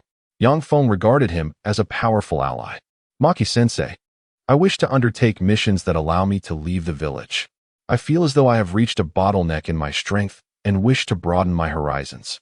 Upon hearing Yang Feng's request, Maki was convinced, recognizing that a 9-year-old child displaying such rapid progress was indeed unusual. In both Maki's and the Kazekage's eyes, Yang Feng's strength was already at the Chunin level. Venturing outside with such formidable strength would pose no problem. A request could be submitted to the Kazekage. Very well. I will submit the application for you to leave the village in the coming days. Where do you wish to go? Well, Yang Feng pondered the storyline. Let us go to Konoha. The following day, at the Kazekage's office, Raza gazed solemnly at the newly received intelligence and addressed Maki. This is unacceptable. The Uchiha clan of Konoha has been annihilated. With Konoha's strength severely diminished, the 2 major ninja villages will not remain idle. The entire shinobi world may soon descend into chaos. We are in a precarious period. You must remain here in the land of wind. Maki, visibly shocked, questioned, how is that possible? The Uchiha clan, with their formidable Kekkei Jinkai, has. It seems that it was their own kin who did this. Yet the decline of Konoha's power is undeniable. We must also heighten our village's security during this time, and keep a vigilant eye on the movements of Kumogakure and Iwagakure. If that child wishes to explore, let it be within the land of wind. Maki, you two must remain alert, Raza instructed in a low voice. Yes, Lord Kazekage. Maki replied, departing to inform Yang Feng of the situation. Is that so? Then let's take a stroll in the capital of the land of wind, Yang Feng suggested. That sounds agreeable. In the land of wind, we need not worry about much. Maki nodded in agreement. The Uchiha have been exterminated? Then Itachi must be joining Akatsuki. However, these recollections, while familiar, are somewhat hazy now. After all, the main plot is, wait, Naruto should be entering the Ninja Academy now? The story is commencing. Yang Feng mused with a hint of exasperation. Nevertheless, the Sand Village should not encounter significant issues in the upcoming years. I can remain quiet for a few more years and then make a dramatic entrance during the CH9 exams, overpowering everyone. Hiki. At that point, I shall take over for Kanjiro. After all, he serves little purpose there and could even cause trouble. Without delay, Yang Feng informed his parents of his plans and prepared to set off. Hey, Daruma, are you going on a trip? Temari approached him on the street. Yang Feng candidly replied, no, this is training in the culinary arts of a ninja. What does that entail? Temari inquired. This departure from Sunagakure is an opportunity to sample unique delicacies. I wish to see if I can withstand this trial, Yang Feng explained. Perfect timing. My classes have just concluded. I shall accompany you, Temari declared with a mischievous grin. Humph, you think you can pique my curiosity only to indulge alone? That won't happen. I'm indifferent. As long as you obtain your father's consent. Yang Feng waved off as he and Maki headed toward the village's exit. However, when Temari arrived at the Kazekage's office, he had already left. Unexpectedly, Temari followed them out of the village. Hey, princess, you can't just leave the village like this. Yang Feng exclaimed in exasperation. Well, Lord Maki, that is indeed the case. The Kazekage will be quite displeased if he finds out, Maki concurred. What's the big deal? He doesn't care where I go. And besides, Uncle Maki will be here to protect us, right? Temari shrugged off the concern. Uncle? Maki felt a pang of dismay. He was merely in his 20s, albeit slightly aged in appearance. Why must she resort to such verbal jabs? Well, if the Kazekage learns of this. Do you realize what awaits you upon your return? Have you truly contemplated the consequences? Yang Feng inquired with a smile. What will happen? Do you think I would ask otherwise? I'm not worried. Temari retorted defiantly. When you return, he will confine you to the estate for diligent training, thereby restricting your freedom, Yang Feng warned. Temari hesitated, but upon seeing Yang Feng's knowing expression, her annoyance flared. I'm not afraid. Maki, feeling helpless, summoned a messenger hawk using summoning jutsu to inform the Kazekage of Temari's unauthorized departure. After all, they were within the land of wind, and safety was assured. Thus, Temari joined their expedition. Due to Sunagakure's recent obsession with road construction, a direct route to the capital had been established. Previously, the lack of roads was attributed to the fierce sandstorms that buried them. Now, the environment had noticeably improved, and the newly built roads were well maintained, protected by the divine soil formations. Maki and his companions need not traverse the desert on foot, but could instead travel by carriage. Not all ninjas reside in ninja villages. A considerable number choose to affiliate with nations or officials, effectively securing a stable livelihood by working for others. However, this arrangement often leaves one feeling subservient, leading many financially strained lower-ranking ninjas to pursue this path.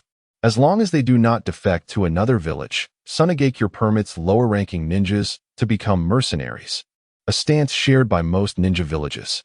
For instance, Asuma Sarutobi, the son of the Hokage, worked for the daimyo as one of the 12 guardian ninja. However, Asuma believed this to be honorable, when in reality, it was a slight against the Hokage, his son serving as an underling. This somewhat reflects the Fire Nation's attitude towards Konoha. implying that the Hokage's son must work under my command, urging Konoha to recognize its position as a mere subordinate to the Fire Nation. The Kazekage received news of his daughter's clandestine departure and, with a resigned smile, brushed it off. At that moment, a member of the Umbu entered his office, presenting a sealed letter. The Kazekage examined it, and his expression turned grave. Members of Akatsuki have secretly infiltrated the Land of Wind. Raza glanced at the Umbu present, pondering before stating, heighten our vigilance and ensure we ascertain Akatsuki's movements. Understood, the Umbu replied before departing. Raza wore a troubled frown. Akatsuki was a persistent thorn, always appearing where battles were likely to erupt. They were professional mercenaries, adept at choosing the highest bidder while maintaining a reputation for victory, which earned them considerable trust from the 5 great nations. As a matter of fact, Raza assured that their dealings with Akatsuki were for noble causes. However, with this plague now in the Land of Wind, could it be that those 2 ninja villages are plotting something?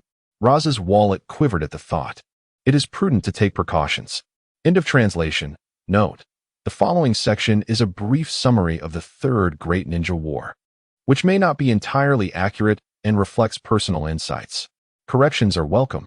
The war's origin was ignited when the third Kazekage was captured by Sasori and used as a puppet, leading Tsunegakure to announce the Kazekage's disappearance, prompting other ninja villages to become aware of the situation. The initial battles were vague, likely involving smaller countries and villages that drew in the 5 great nations, resulting in all major ninja villages participating. Konoha and Tsunegakure engaged in intense conflict, with Konoha ultimately emerging victorious at the Battle of Kikyo Pass, capturing numerous sand ninjas. The second wave saw the Land of Earth clash with the Land of Fire, with Obito becoming a member of the underground organization during this time. Minato's overwhelming prowess during this period led to doubts among Iwagakure ninjas, who reconsidered direct confrontations with Konoha. Meanwhile, Kirigakure attempted to strike Konoha during its conflicts with other villages but failed miserably. The greatest takeaway from this war may have been the Byakugan obtained by Ao, as the Hyuga clan's main house participated in the battle, providing Ao the opportunity to acquire it. The Uchiha clan has also produced a prodigious talent, Uchiha Shursui. Itachi once wandered the battlefield of the Third Great Ninja War, though it remains unclear which faction he observed. Otherwise, he wouldn't have pondered the meaning of life at such a tender age of 3 or 4. He had even offered water to an Iwanin, only to subsequently eliminate him, a moment depicted in the anime. Despite his youth, Shursui effortlessly overpowered a multitude of foes, allowing the Mist ninjas to abandon their missions with impunity upon encountering him. Ao, having witnessed Shursui's retreat, fled in dismay, possibly contributing to his later suspicions of Danzo's motives during the 5 Kage summit, as he had experienced the discouragement of Shursui's eyes firsthand. The emergence of such a genius as Shursui indicates that the Uchiha clan was exerting significant effort, albeit without explicit battles to showcase their prowess. However, the Uchiha's role as the primary combatants raises some peculiar questions. Renowned for their fire release techniques, the Uchiha faced a formidable challenge from the Mist ninjas, who predominantly wielded water release, a natural counter to their skills. This situation subtly suggests the waning influence of the Uchiha within Konoha. The Hyuga clan, with their Byakugan capable of penetrating the Mist's techniques, were reasonably dispatched to counter this threat, but it was questionable to send the clearly disadvantaged Uchiha. The intentions of Konoha's higher-ups are evident, while the third Hokage, with his philosophy of non-interference, remained oblivious. The Uchiha's indignation towards such transparent tactical traps only fueled the embers of rebellion within them. Ultimately, this conflict marked the principal clash between the Land of Lightning and the Land of Fire, with other regions still embroiled in battle, yet this locale experienced the fiercest fighting. Subsequently, A, who had not yet ascended to the position of fourth Raikage, faced relentless torment alongside his younger brother. It is highly suspect that the blade held by Killer Bee during his capture by Minato was merely coincidental. Both Minato and Shursui emerged as formidable task collectors, causing enemies to flee at the mere sight of them, rendering combat virtually impossible. In a desperate bid to save his subordinates, the third Raikage engaged in a valiant, but ultimately fatal confrontation against 10,000 IWNE. Was compelled to retreat and return to his village, ultimately stabilizing the situation as the fourth Reikage. Upon Minato's return to Konoha, he was promptly appointed Hokage, which explains the final exchange between the two in the anime, where they stated, "Until we meet again," signifying their roles as leaders. The Third Great Ninja War spanned approximately 2 years, yet the timeline of these battles remains ambiguous. Based on Obito's timeline, he spent a year in hiding before encountering the Mist Ninjas who killed Rin, indicating a prolonged delay in earlier conflicts. After all, the ninja world comprises a finite number of combatants. Prolonged warfare would naturally deplete their ranks. Although Konoha emerged victorious against every adversary, they reaped no tangible rewards. Among the 5 great shinobi villages, none can claim a definitive victory. If Konoha refrained from demanding territorial concessions or reparations post-war, it may stem from their diminished strength. Subsequently, when the Cloud Ninjas attempted to abduct children, they failed, and instead, Konoha presented the perpetrators on a silver platter, illustrating the concept of cowardice begetting cowardice. The Cloud Village, having failed in their plans, sought to disguise their actions, clearly hesitant to reignite conflict. To their surprise, Konoha capitulated completely, offering up the corpse of Hyuga Hayashi. While the weakening of Konoha following the Nine Tails incident may have played a role, such abject submission surely invited the disdain of other ninja villages, as evidenced during the Chunin exams. In conclusion, the rise of Akatsuki occurred post-Third Great Ninja War, following the masked man's abandonment of his quest for healings, leading Nagato to similarly relinquish his aspirations. Akatsuki transformed into a mercenary organization, engaging primarily in the minor skirmishes of smaller nations. The 5 great ninja villages, to varying extents, sought to profit from these conflicts, and it would be disingenuous to claim Konoha abstained. While the third Hokage may have been uninvolved, Danzo undoubtedly was not. Originally, Danzo intended to collaborate with Hanzo of the Salamander, the former leader of the Rain Village, but later shifted his focus to Akatsuki, suggesting he possessed prior knowledge of their operations. The state of chaos within the ninja world ultimately hinges on the machinations of the hidden forces at play. Chapter 7.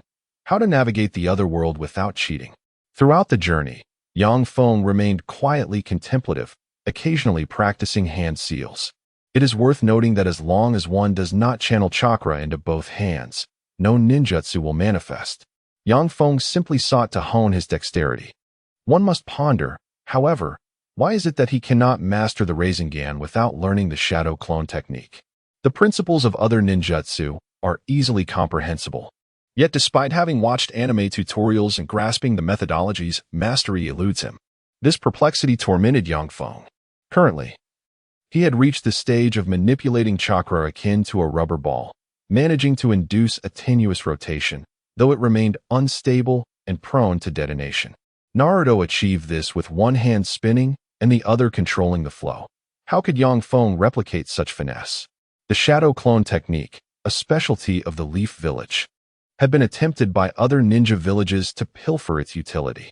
However, the conspicuous absence of foreign ninjas utilizing it throughout the narrative suggests their endeavors were in vain. After all, only high-ranking jonin could learn the shadow clone technique, and to safeguard against the theft of secret arts. Each village had measures in place to destroy the chakra pathways of powerful shinobi upon their demise. Thus, the seemingly simple hand sign for the shadow clone technique remained elusive to many. Naruto indeed had extraordinary fortune. He could not even master the basic clone technique. The disparity in difficulty between the multiple shadow clones, an A-rank technique, and the standard shadow clone, a B-rank technique, is stark. Feng attempted to form the ram seal. Shadow clone jutsu. Tamari looked over with curiosity. What ninjutsu are you practicing? Feng managed an awkward smile, pondering where he might have erred. Was it a detail overlooked? Or perhaps a discrepancy between the seals and his internal chakra pathways? He attempted again, altering his chakra connection. Shadow clone jutsu. Ah, Damaru. Have you learned that ninjutsu from the leaf? Maki interjected, and Feng felt a wave of embarrassment. Why must it be announced aloud? It was utterly mortifying, especially since he had yet to produce any tangible results. Wait. Yang Feng suddenly recalled snippets of information from the anime. Although Naruto used a simple cross seal, the orientation differed. Yang Feng's crossed hands had his left hand on the outside and his right hand across the inside. It appeared Naruto did the opposite. Yet that was in the realm of animation, designed for the audience's perspective. Thus, what he perceived as the left hand was actually the right hand gesture, completely reversed. Yang Feng promptly adjusted his posture, with his left hand crossing behind and his right hand standing forward. Now, let me live up to the title of the Hidden Sand Star. Shadow Clone Jutsu. Bang! A clone materialized beside Yang Feng. Nanny, tu Damaris? Tamari gasped in astonishment. Maki's expression mirrored Tamari's awe. Finally, he had mastered the protagonist's primary skill. Yang Feng scrutinized the clone, unable to discern any differences. The clone remarked, "Indeed. Now, let us conduct an experiment, my original." Very well, let us first attempt the Rasengan, a technique that demands considerable chakra. Yang Feng decided to let the clone take the lead in generating the Rasengan. He raised his hand, preparing to condense chakra. The clone mirrored his action. "Oh, I forgot. We are not telepathically connected," the clone noted. "However, we can base it on the original's chakra. I intended to utilize the clone's chakra to spare the original's. But it seems the original is rather enthusiastic. Well, I merely worry that the clone might struggle with control, given that the original has its own challenges." Yang Feng replied with a hint of exasperation. Meanwhile, Tamari and Maki watched with keen interest, eager to see Yang Feng's next maneuver. The Rasengan began to take shape. A sphere of chakra gradually forming over approximately 15 seconds. With further practice, he believed he could expedite the process. The clone maintained the Rasengan, which required a continuous infusion of chakra to sustain. Even when desiring to dispel it, one could only gradually reduce the chakra supply. Otherwise, it would result in an uncontrolled explosion rather than a gentle dissipation. The Rasengan depended on a constant input of chakra to uphold its internal rotation. Mastering this rhythm necessitated considerable time, as demonstrated by figures like Minato Namikaze, the creator, or Naruto, who required a fortnight of practice. Conversely, Jiraiya, a tireless practitioner, had learned it in merely 3 days. Yang Feng felt aggrieved. Despite having the system's assistance, he had not mastered this technique over 3 years. The challenge could indeed be deemed S-rank ninjutsu. The clone sustained the technique for roughly 10 minutes before feeling chakra depletion. It leaped down from the carriage and pressed the Rasengan against the ground. Bang! Boom! A crater of approximately 3 meters in diameter appeared on the surface. Both Tamari and Maki were taken aback by the commotion, as was the carriage driver, startled by the abrupt disturbance. The clone remained unscathed by the residual force of the Rasengan. It swiftly rejoined the carriage. Original, the primary damage radius of the Rasengan is confined to the crater's area, having minimal impact on the user. The majority of its force dissipates forward. I believe we can refine our approach. This Rasengan is excessively large. A smaller size would facilitate control and allow for quicker formation. Indeed, there is no rush. Let us first experiment with the shadow clone, Yang Feng said, retrieving a kunai and slowly piercing the clone's arm. There was no bleeding, nor did the clone dissipate, indicating its resilience. Yang Feng then aimed for the clone's chest, and this time, the clone vanished in a puff of smoke. Damaru, what ninjutsu was that? Tamari swallowed hard, exclaiming, "So cool. Teach me." Yang Feng was somewhat exasperated by her superficiality. Maki, however, was utterly astonished. "Damaru, how did you learn the shadow clone technique? And what was that just now?" "Maki-sensei, I successfully developed the shadow clone technique through research based on available materials. As for the previous technique, it is my original creation, the pinnacle of chakra transformation. I am currently exploring its potential for chakra nature alteration. That is, genius, pure genius." Maki exclaimed in awe. "If successful, your name shall be etched in history." Just envisioning it filled Maki with excitement at the thought of such a monumental achievement. Yang Feng possessed 3 chakra affinities: wind, earth, and lightning. He planned to assign a formidable technique to each. The wind affinity would naturally focus on shuriken techniques, while the lightning affinity could either adopt Raikiri or Kirin, though the latter is nearly impossible without fire release. As for earth, He aimed to learn the forbidden technique of Edo Tensei, which, if absent, would significantly alter the course of events in the ninja world. Without Edo Tensei, one could argue that Sasuke would likely have assisted Obito against the allied shinobi forces, among other implications. Thus, one cannot overlook the necessity of this forbidden art. In later stages, lacking a forbidden technique would render one unworthy of engaging in combat with formidable foes.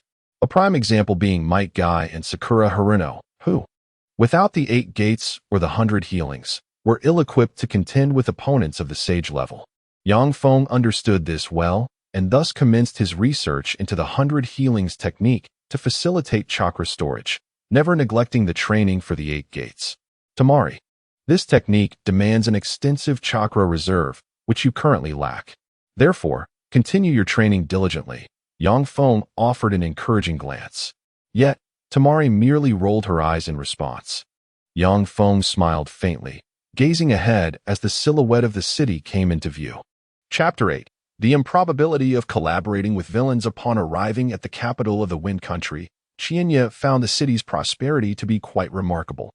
Yang Feng and his companions disembarked and strolled through its vibrant streets, where the array of novel attractions captured Shumaru and Appo's attention repeatedly. Go ahead and indulge in what you fancy. Our mission is not urgent, Yang Feng encouraged, observing Shumaru's curiosity. I didn't bring any money, Shumaru pouted, extending a hand toward Yang Feng. What are you doing with us if you have no funds? Yang Feng handed him some coins. Aware that his pretense of undertaking a mission was merely a facade for a vacation, hence he had ample resources. Make do with this and spend it wisely, he advised.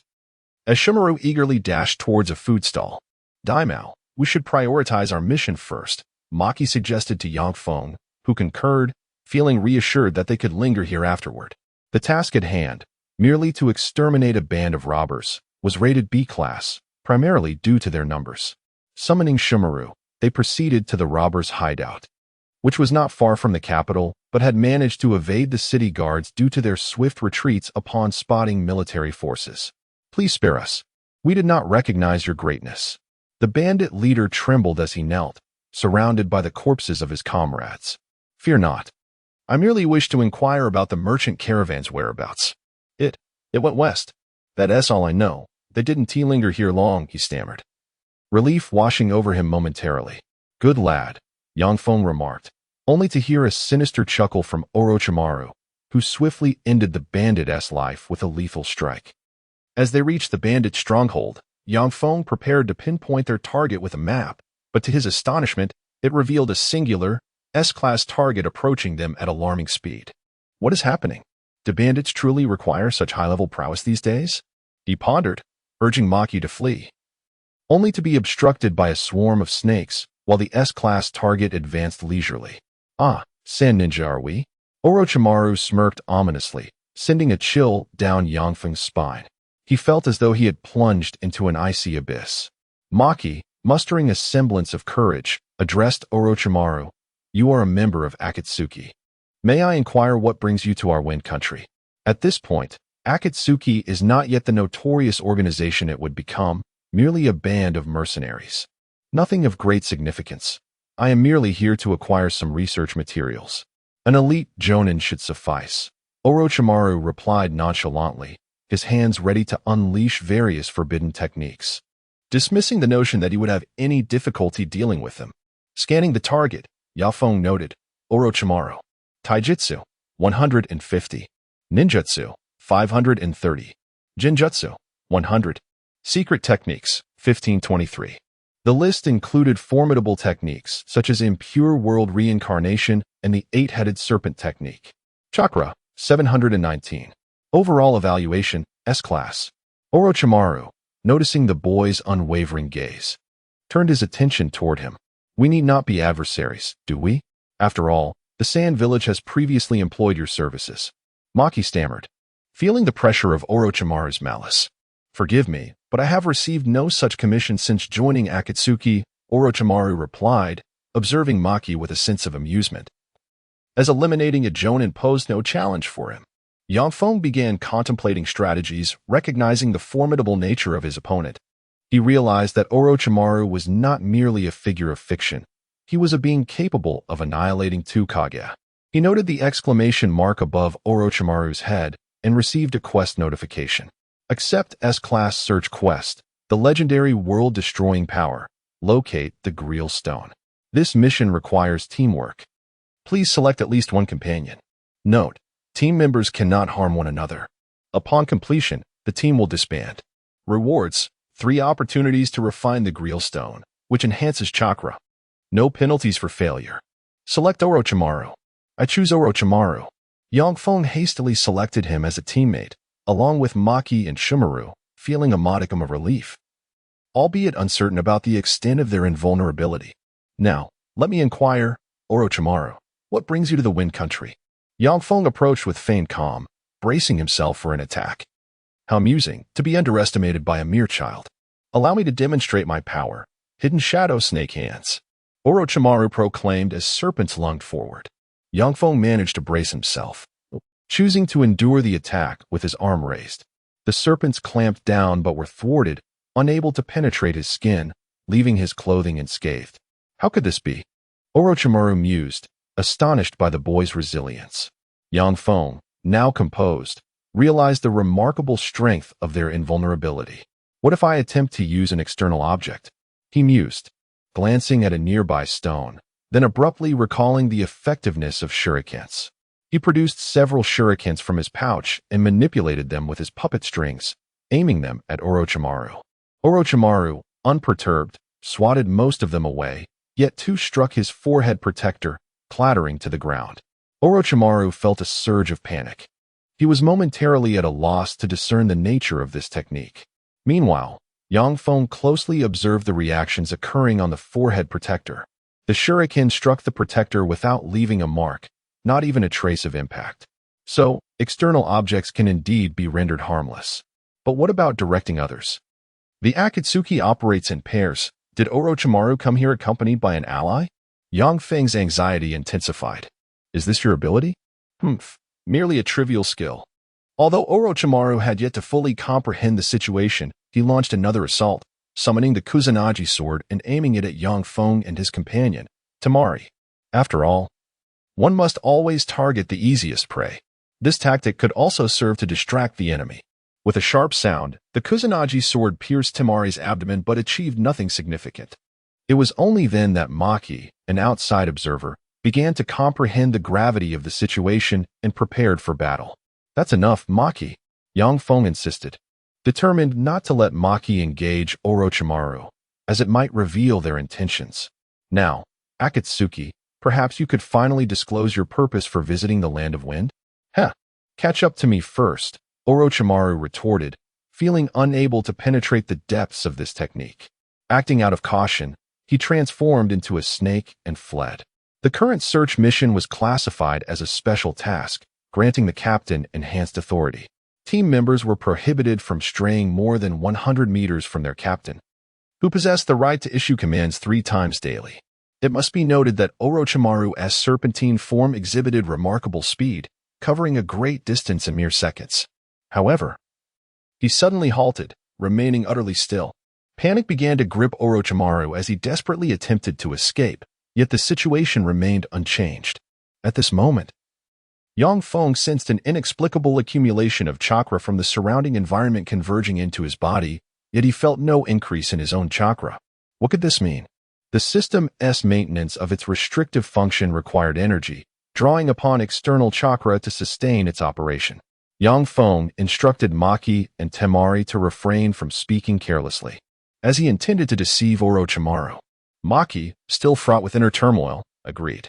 Yang Feng approached Orochimaru with a smile. The latter, now somewhat resigned, replied, "Hey, Akatsuki, why don't we have a conversation? What do you wish to discuss?" Orochimaru asked, his previous nonchalance replaced by a sense of foreboding. He felt as if he had inadvertently stepped into a boss fight, a sensation rife with discomfort. When did this small area of the shinobi world become so intricate? Chapter 9. An exceptional chakra power bank. Firstly, let us discuss the purpose of your visit, Yang Feng inquired. I merely came to procure some ninja tools. After all, our organization is fundamentally mercenary in nature, and we are in dire need of weapons, Orochimaru fabricated. As Yang Feng studied the map, he confirmed that there were no individuals of A rank or above in this vast area, allowing him to breathe a tentative sigh of relief. Otherwise, encountering a primary member of Akatsuki would have left him at a loss. To be frank, I have heard of your reputation, the legendary Sannin of Konoha, Orochimaru, correct? Yang Feng remarked calmly. He then produced a scroll from his pocket, continuing his pretense. I must say, I hold you in considerable esteem, but unfortunately, you seem inclined to oppose me. With the tiger seal, Yang Feng muttered a few phrases in the original world's language, pointing at Orochimaru, who was startled and instinctively recoiled, only to realize that nothing had transpired. Very well, the summoning seal is complete. Now, you shall speak the truth. Orochimaru appeared bewildered. What seal? What summoning? Speak of your true reason and purpose for being here, Orochimaru. Yang Feng commanded, simultaneously utilizing a chance to issue an order. I am here to. Orochimaru stammered, horrified to find his body unresponsive, his hands unable to cover his mouth. To gather intelligence, I seek a mineral called Grell, and I am currently tracking a merchant caravan that seems connected. Grell? Wait, that rings a bell, Yang Feng pondered, finally recalling some plot points from the movie. Is it related to the underground ruins? What was the Grell stone used for again? He remembered that the final boss had been remarkably resilient, even with a neck twisted at a full 180 degrees. It must be a formidable artifact. Yang Feng began to weigh the risks. Should he rely on Orochimaru to accomplish the task or make a swift exit? Ultimately, he resolved to take a gamble. As long as the mission remained incomplete, Orochimaru would be unable to enact any schemes. After being confined in Sunagakure for 6 long years, he too wished to indulge in some excitement. Then let us accompany you in the search for the Grell stone, Orochimaru. You shall lead the way. If you fail, I shall resort to reading your memories, Yang Feng declared, brandishing the scroll in his hand. Do not harbor any futile thoughts. You cannot harm me. Orochimaru's emotions were complex.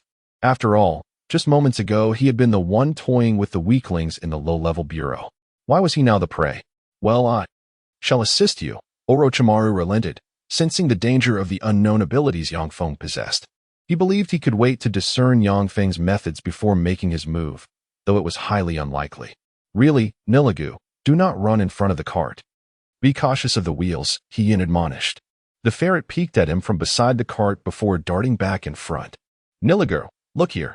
Oh dear, what is this? Yin produced a handful of sunflower seeds, prompting the ferret to scamper up onto the cart to feast. Suddenly, the convoy up ahead came to a halt. Yin looked over and saw several individuals blocking the path. One of them wielded a sword and swiftly dispatched the horses. The merchants began to panic, believing they were being robbed, though it made little difference. They retreated hastily. May I inquire how you intend to deal with them, my lord? Orochimaru squinted at Yang Feng. Pay them no mind. Locate that ferret. Be careful not to harm it, Yang Feng instructed. Orochimaru advanced, surrounding the merchant caravan with a swarm of snakes. In no time, he found the ferret in the hands of an elderly man. Hand over the ferret, and I shall spare your life, Orochimaru said coldly. Yin felt a sense of despair. It was unreasonable for a shadow-level powerhouse to act as a bandit. Yet, he did not release the ferret, instead clutching it tighter. Enough, Orochimaru. We have no use for the ferret. We require this old man. Use illusion to extract information, Yang Feng suggested. As a mere worker, Orochimaru had no choice but to comply. Who are you? Yin felt his consciousness fade as Orochimaru formed hand seals. I see. The Grell stone is indeed related to another continent. That continent piques my interest, Orochimaru remarked, licking his lips. Very well, we have what we need. Let us depart. Thus, Yang Feng and his group made their way to the mythical underground ruins. Yet, Yang Feng pondered that they should not be so hasty. They ought to delay for an additional day. Orochimaru, share with me the complete methods for utilizing the Flying Thunder God technique, the summoning technique of the Rashomon, and the reincarnation of the dirt, Yang Feng requested that evening. Given the clarity with which these forbidden techniques were presented, he saw an opportunity to extract their value. In exchange, he could reveal a path to immortality. Orochimaru's eyes widened at the mention of immortality. What had he labored for all these years? Did one truly believe him to be a shallow villain, merely chasing after the simplistic notion of eternal life? Indeed, he had delved into every forbidden technique related to immortality, even contemplating whether to become a reincarnated being of dirt.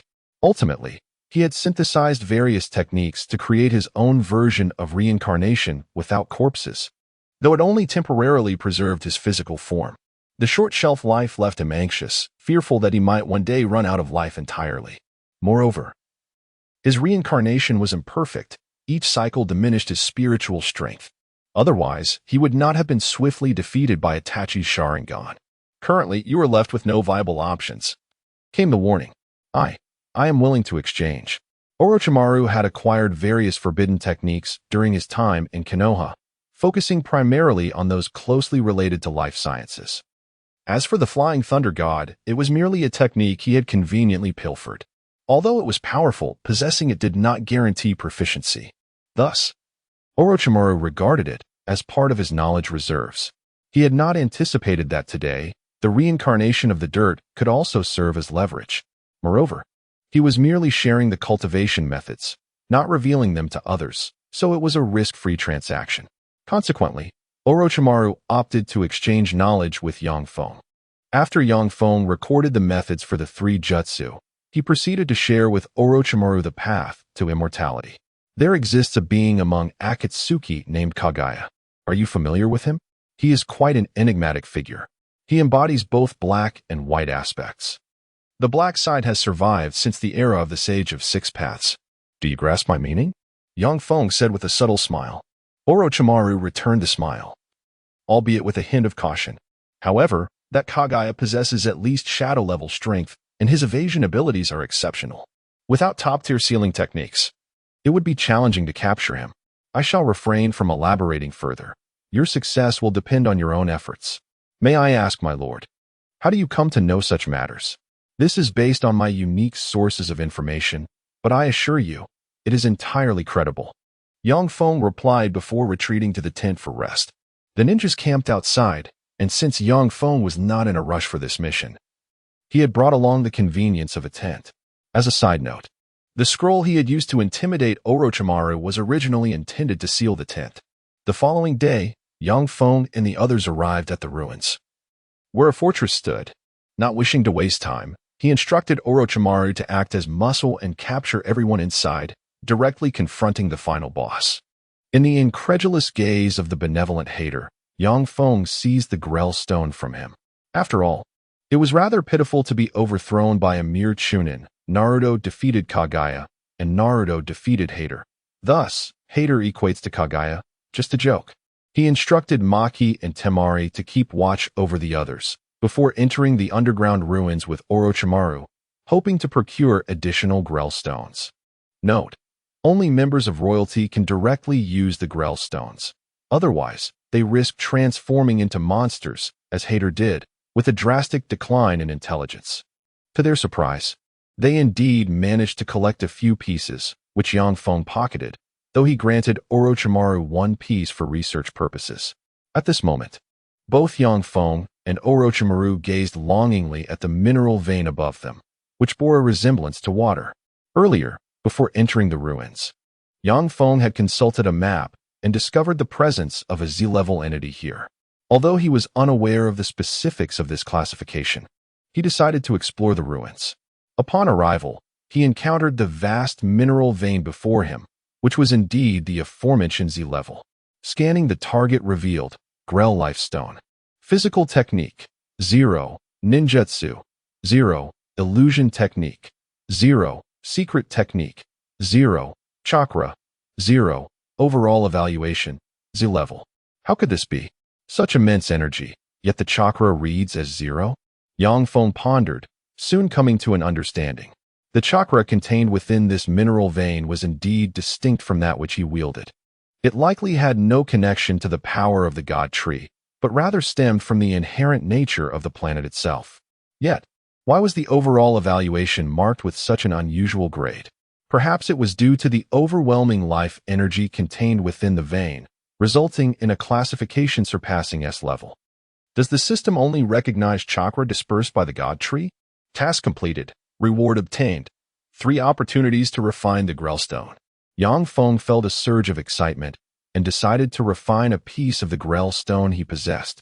Consequently, the Azure Grell Stone transformed into a teal hue. Upon testing, he discovered he could directly extract chakra from it.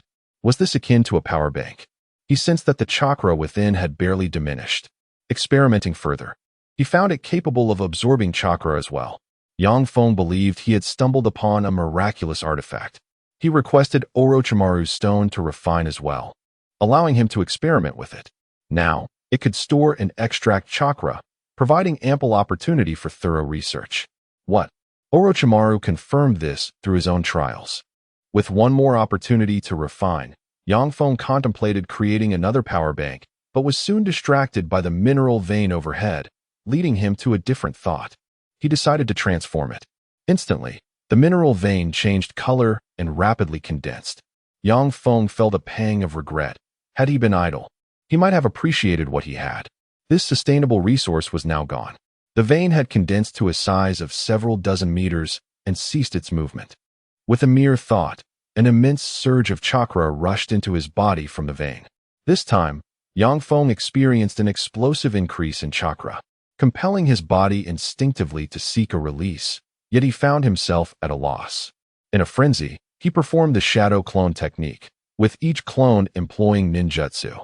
Simultaneously, he utilized earth release to support the cave that had begun to collapse due to the compression of the mineral vein. The surge of chakra made Yang Feng's body feel somewhat uncomfortable.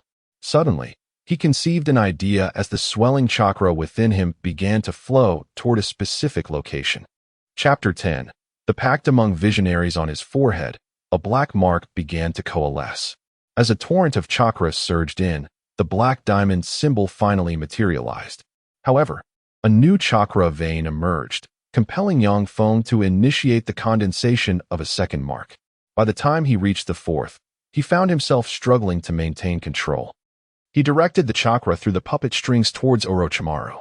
The latter hesitated momentarily but chose not to evade, relishing the influx of chakra. After all, the immediate sensation was not one of obstruction but rather of exhilaration. Orochimaru endured this pleasurable yet painful feeling for a while. Although the chakra vein showed little sign of depletion, Yang Feng understood that he could not continue this connection indefinitely. Thus, he concentrated his chakra and unleashed the Great Ball Rasengan to sever the link. Orochimaru collapsed onto the ground. This is the chakra energy from the vein. It is remarkably potent, is it not? I advise against harboring any intentions towards it. Once unleashed, it could inundate the entire continent, Yang Feng warned. He pondered mentioning the potential destruction of the entire planet, but concluded that those present might not comprehend such a concept. From Yang Feng's analysis, this continent was indeed the largest on the planet. Should it be obliterated, the repercussions would likely annihilate other continents even if they were merely affected. I see. With my current abilities, I cannot control it. Thus, I must relinquish any ambition. Speaking of which, dear Orochimaru, he continued. Recalling the name the latter had inquired about during their previous encounter, the spherical ninjutsu you employed earlier, and the mark upon your forehead, might I inquire about them? They are techniques I developed through my own research, Yang Feng replied, his expression impassive. Orochimaru wanted to inquire further, but reconsidered, acknowledging that the Great Ball Rasengan had eclipsed even Jiraiya's creations in magnitude. As for the mark reminiscent of the Baika no Jutsu, it was exponentially superior to Tsunade's invention. It was difficult to dismiss Yang Feng as a mere copyist when his work surpassed the original. Orochimaru, let us part ways here. Consider this our transaction. I look forward to future collaborations, Yang Feng stated. Orochimaru harbored a curiosity about Yang Feng's enigmatic defensive technique, but refrained from probing further, fearing the topic might tread into forbidden territory. Very well, dear Yang Feng.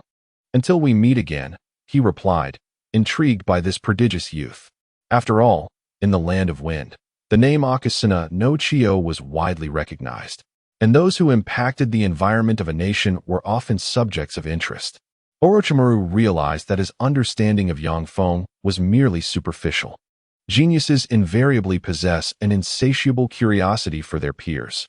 As a scientific prodigy, Orochimaru found himself drawn to Yang Feng's experiences. Should the opportunity for collaboration arise, do seek me out in Sunagakure, Yang Feng concluded, preparing to depart with Temari and Shikamaru, for the functionality of their teamwork was drawing to a close. It would be unwise if Orochimaru's interest in him reignited. Wait, I can see your enthusiasm for the forbidden techniques I possess. I have more to offer. Consider this a gift, Orochimaru said, producing a scroll and extending it towards Yang Feng. After examining it, Yang Feng stored it in his dimensional pouch. Orochimaru, you certainly know how to make a favorable impression.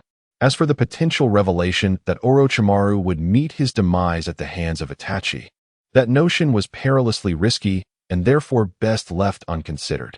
Yang Feng was currently enjoying a comfortable existence, caring parents, childhood friends, and his status as a celebrated figure in Sunagakure. This sensation, foreign to him in his previous life, was one he cherished deeply. At least now, Yang Feng's mental state had stabilized significantly. Having indirectly fulfilled their mission, they lingered in the capital for 2 days. During this time, Yang Feng meticulously examined the unique aspects of his quadruple Baika no Jutsu.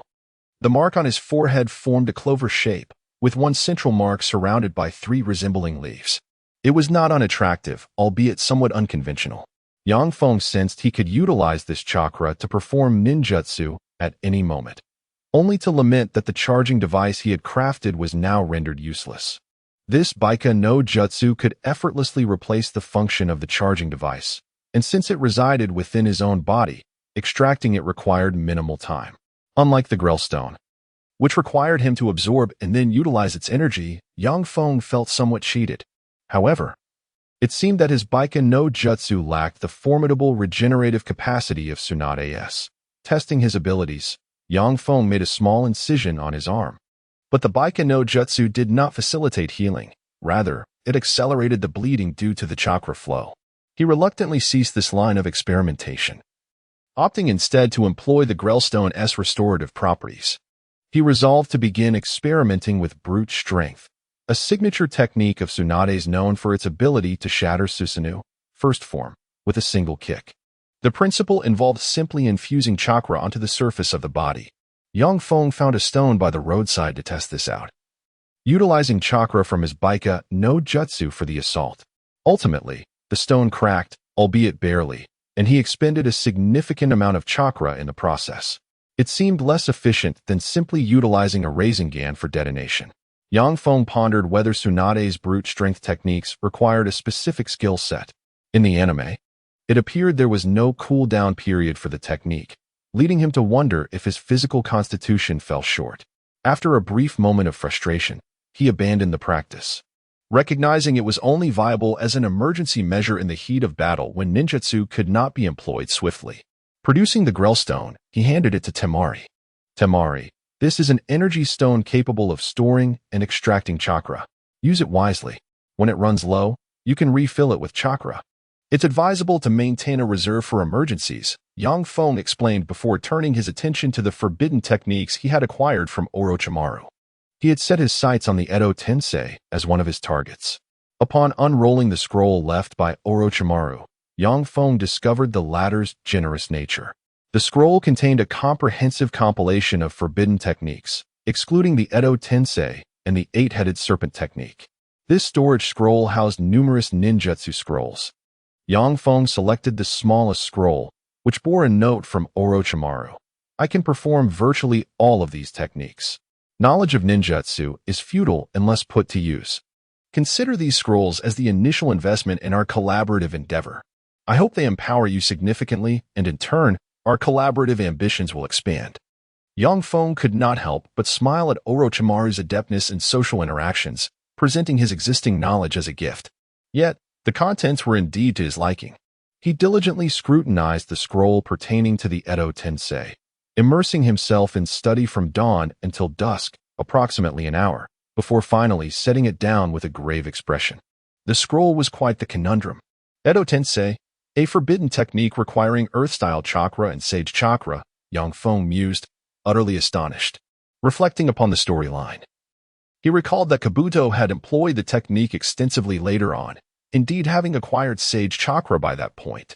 Furthermore, Orochimaru's research into cursed seals was also linked to Sage Chakra, contemplating the technique's originator. The second Hokage, brother to Senju Hashirama, one could reasonably assume he possessed at least a rudimentary understanding of sage techniques. The notion of infinite chakra associated with Edo Tensei raised doubts. However, integrating sage chakra through the absorption of natural energy could provide a plausible explanation. Nevertheless, as a shinobi from Sunagakure, he was fundamentally disconnected from sage arts. The Edo Tensei required a certain amount of the deceased's physical tissue, utilizing a living host as the vessel for the deceased spirit. Summoning the soul from the Pure Land and binding it to the vessel, cloaking the living body in dust to manifest the appearance of the deceased. The stronger the body utilized, the more intact the retained strength of the resurrected.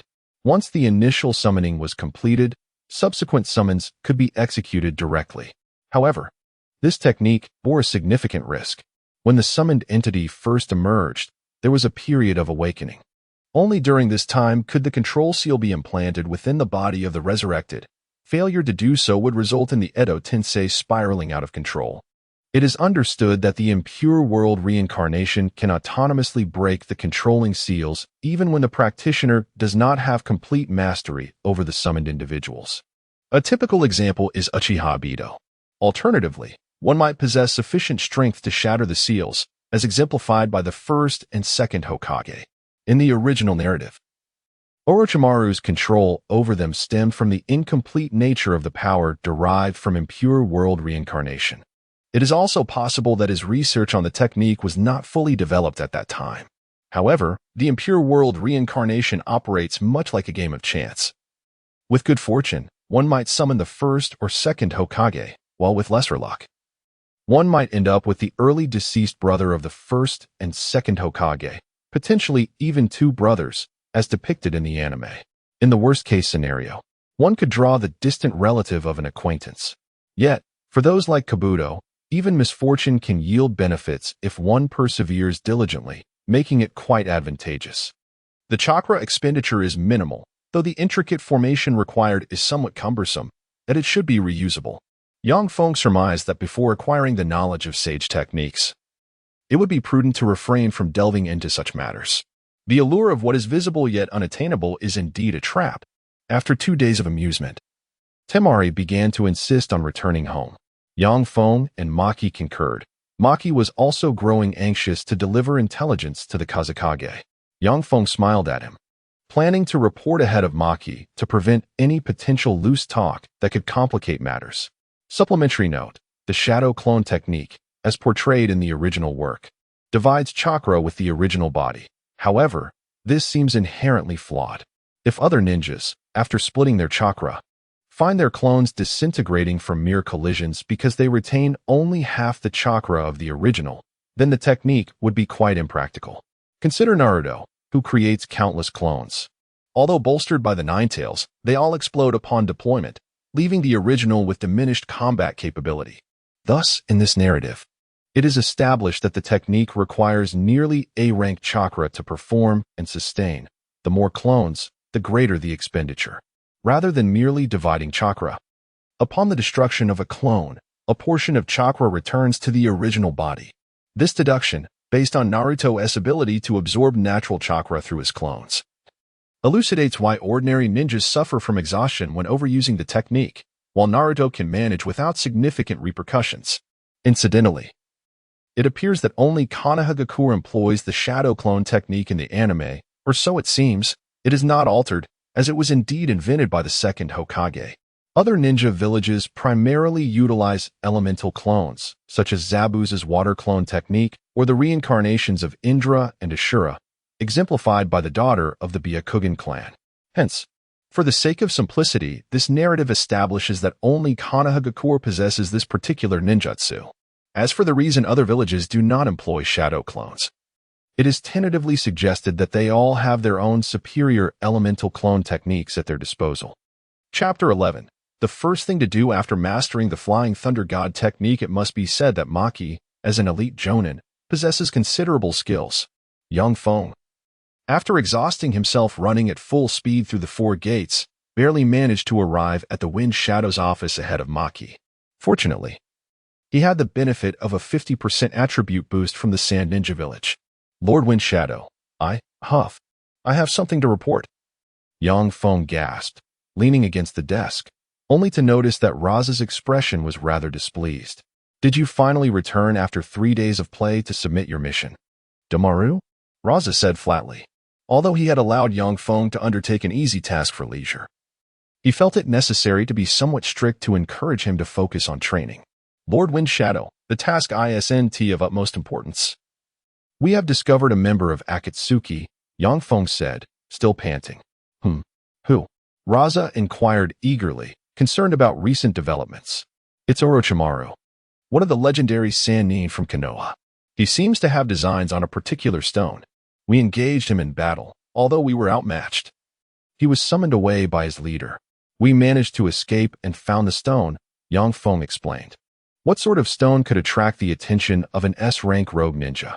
Raza temporarily set aside his intention to admonish Yang Feng and began to focus on the matter at hand. It seems to be called the Grial Stone. It contains a bizarrely potent chakra in vast quantities and appears to be quite dangerous. We discovered it at a mining site. I implore you, Lord Wind Shadow, to send someone to investigate it, but please ensure confidentiality. I suspect this stone will stir considerable turmoil, Yang Feng urged. Is that so? Raza waved his hand, using sand to close the door. Now, please elaborate. Yang Feng elaborated on the stone's general properties. The mining site is approximately several dozen meters long. The energy contained within is immense. I only managed to collect a few unrefined pieces. Here, Lord Wind Shadow, take a look. He produced the stones for Raza to examine. Indeed, such formidable power. This mineral must remain undisclosed to other ninja villages. Otherwise, it could incite disputes, or even more, Raza concluded after understanding the stone's capabilities. He dismissed Yang Feng and began to gather personnel to prepare for an investigation of the Grial mining site. After Yang Feng exited, he observed the tardy Maki with a dismissive smile. Want to catch up to me? Good luck with that. Upon entering the office, Maki intended to report the situation. Maki, Damaru has already informed me of everything. You may leave. I will assign someone to handle this matter. Raza waved him away. Maki exited the office, questioning his very existence. Despite his swift return to the village, how had Damaru managed to arrive first? It was neither ninja-like nor scientific. Maki began to doubt whether the times had truly changed. Indeed, they had transformed into an era of extraordinary abilities, where side characters without such advantages were destined for elimination, perhaps even crushed by a bija bomb casually spat by the Ten-Tails. Upon returning home, Yang Feng commenced relentless training. Though he had orchestrated Orochimaru's involvement through the system's absolute control, he truly felt the fragility of his own power when not on a mission. Merely the murderous intent exuding from Orochimaru instilled fear and tremors within him. This was a blessing, as it awakened his awareness of his shortcomings and fueled his motivation to train. In any case, he resolved not to leave the village again until he successfully mastered a forbidden technique. The Edo Tensei was temporarily unattainable.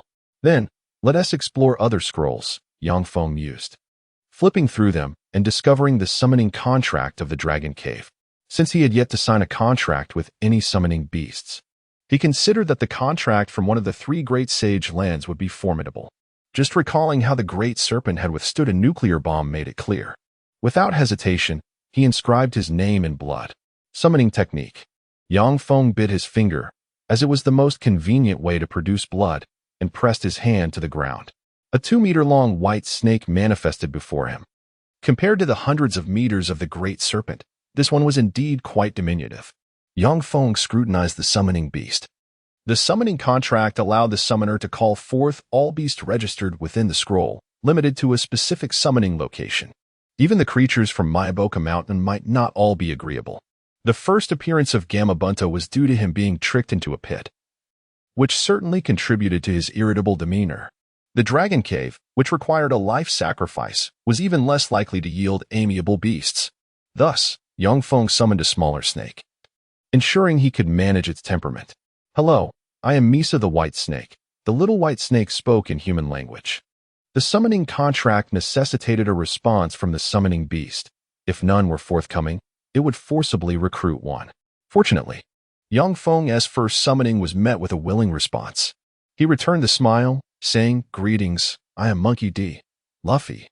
It seemed prudent not to reveal his true name to such a shadowy creature. One could never be too careful. "Did you summon me for something?" Misa inquired. Not really. I just thought you all must be quite weary from your constant training, so I summoned you to help you relax a bit," Yang Feng replied. "Indeed, creatures like us are merely sustenance for the great serpent. Who knows when our time might come?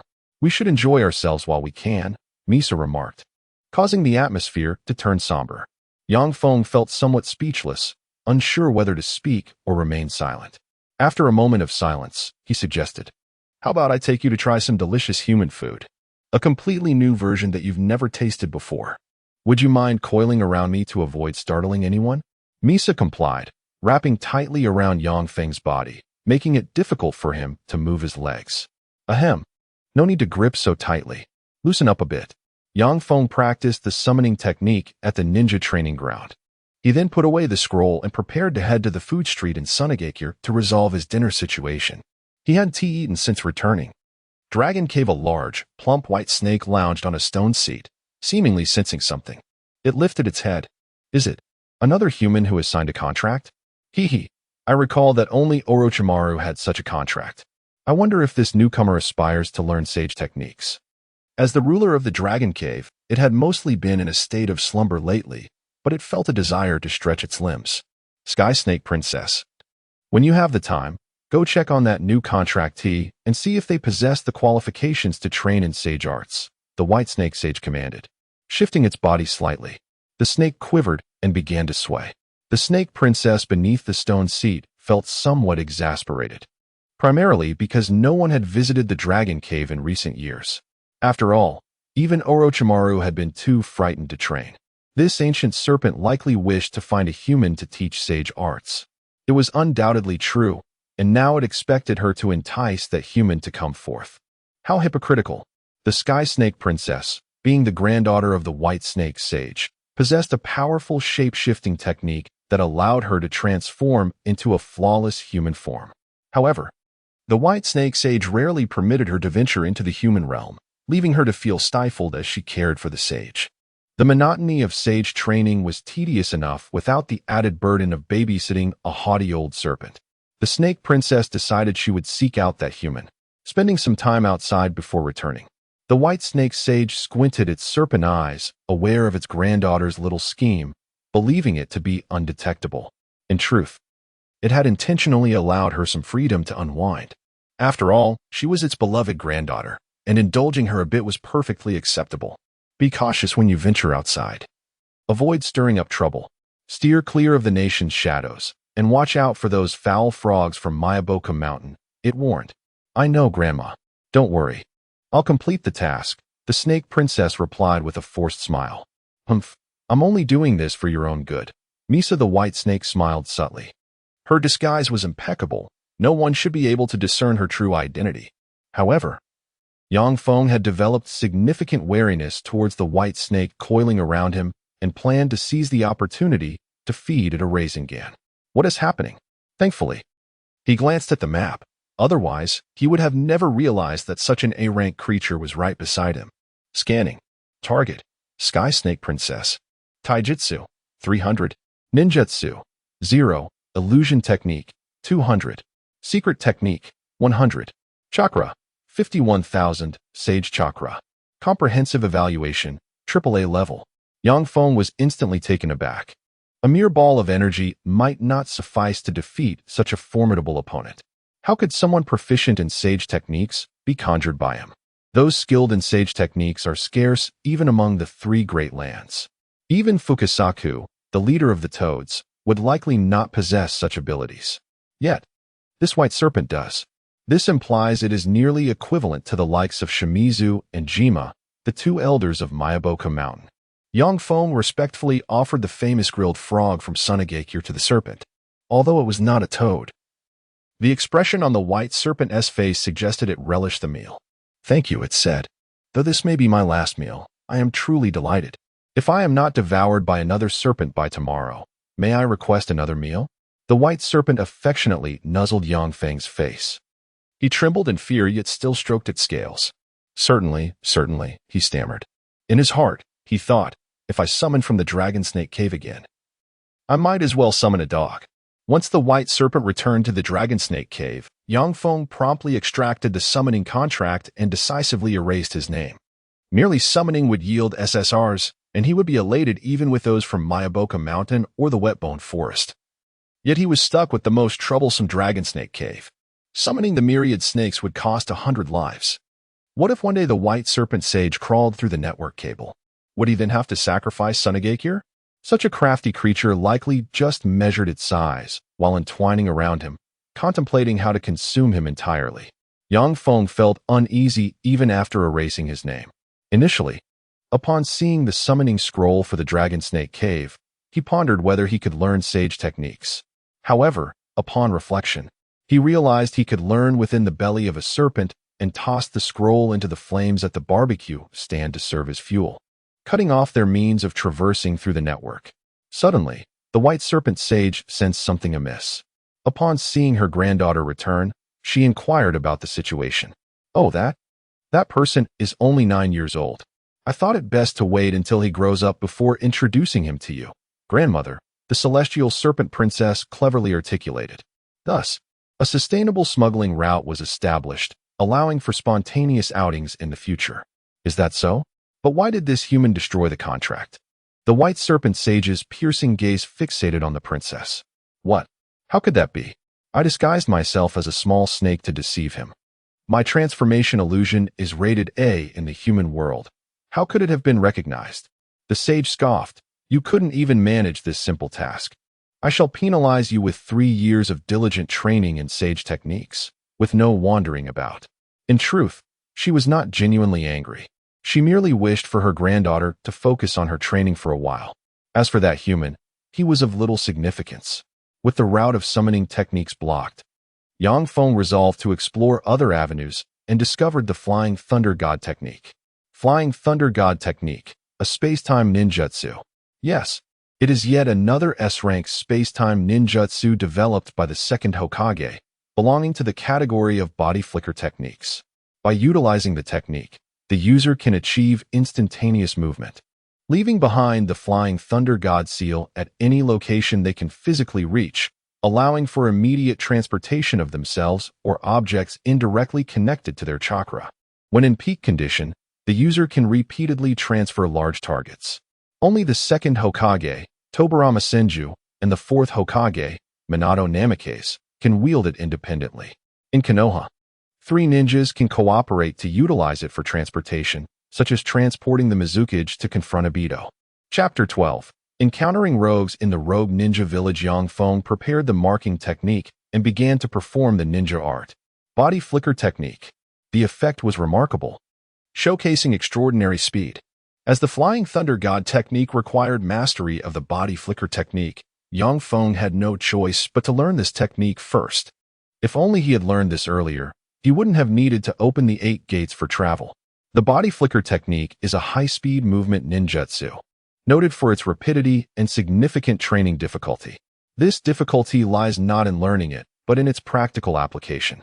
After all, the ordinary body flicker technique is merely a D-rank ninjutsu, yet this art heavily tests combat quality and reaction ability. A single miscalculation could lead one straight into the enemy's embrace, complementing their offensive skills, like the spiraling sphere and Chidori, seamlessly. In the land of fire, Konohagakure. A blonde youth grumbled discontentedly. Everyone is like this. Sasuke gets all the attention. Clearly, I am the most handsome. As he walked home alone, he inadvertently glanced at a non-mainstream youth sitting by the river, hugging his knees in silence. Is that Sasuke? The blonde youth observed the non-mainstream figure and felt a strange sense of understanding. They were, in essence, kindred spirits. The non-mainstream youth turned to look at him, maintaining his silence. He longed to speak, but ultimately chose to remain quiet. In the 57th year of the ninja era, the original text referred to it as the Konoha era. But for the sake of promoting the integration of the ninja world, a universal time frame is adopted, Yang Feng was now 13 years old, and the time to surpass certain extraordinary individuals was drawing near. After years of training, his Flying Thunder God technique had become quite adept. Furthermore, being cautious of his life, he had established Flying Thunder God marks across various locations in the Land of Wind. Recently, Raza had been working on the secure development of the Grey Ridge mine and had achieved considerable success. Yang Feng was uncertain of Raza's intentions behind this endeavor. Nevertheless, today he had been summoned for an important matter. Upon entering the office, he found Raza in a relatively good mood, humming a tune, creating a somewhat awkward atmosphere. Raza cleared his throat twice, attempting to ease the tension. "Damaru, I called you here for a reason," Raza said seriously. Yang Feng listened quietly as Raza elaborated on this significant matter. In summary, it was proposed by an advanced Konoha ninja, though the details were unclear, that a student exchange program be established with Sunagakure.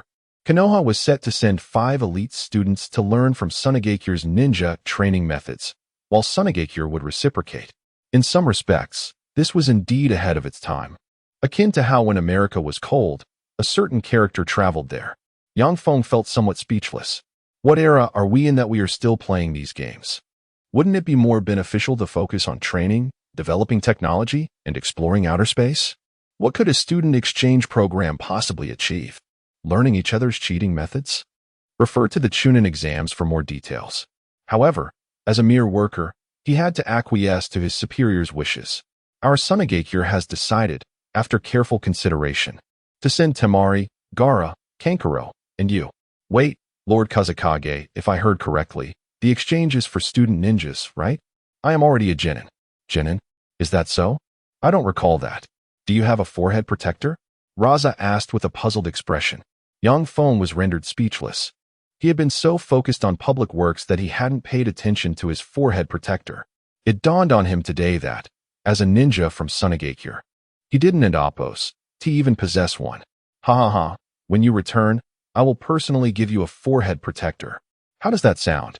It appears I have no right to refuse. Yang Feng replied with a wry smile. Is Gaara really going to? After all, he is a Jinchuriki. There's no issue. The Konoha people will not harbor ill intentions towards him. Moreover, we have arranged for numerous guards to accompany you. Lord Kazakage, is it just the 4 of us? There will be another outstanding child accompanying you, though I am not familiar with their name. Yang Feng smiled, but remained silent. After all, you are the Kazakage.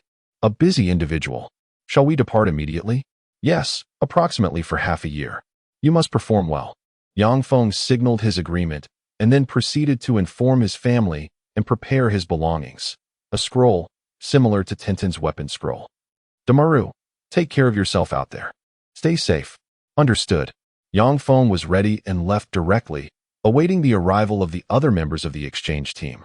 Ding. Random task initiated. Steal knowledge. Learn 3 unique Konoha ninjutsu. Appeared in the Shippuden series, during your time in Konoha. Task reward. Permanent activation of combat assistance functionality. Permanent activation of map functionality. Current map usage time remaining, 15 days. The combat assistance function will provide automatic guidance throughout battles, capable of analyzing the enemy's abilities and ninjutsu during combat. Task failure. Soul power -1.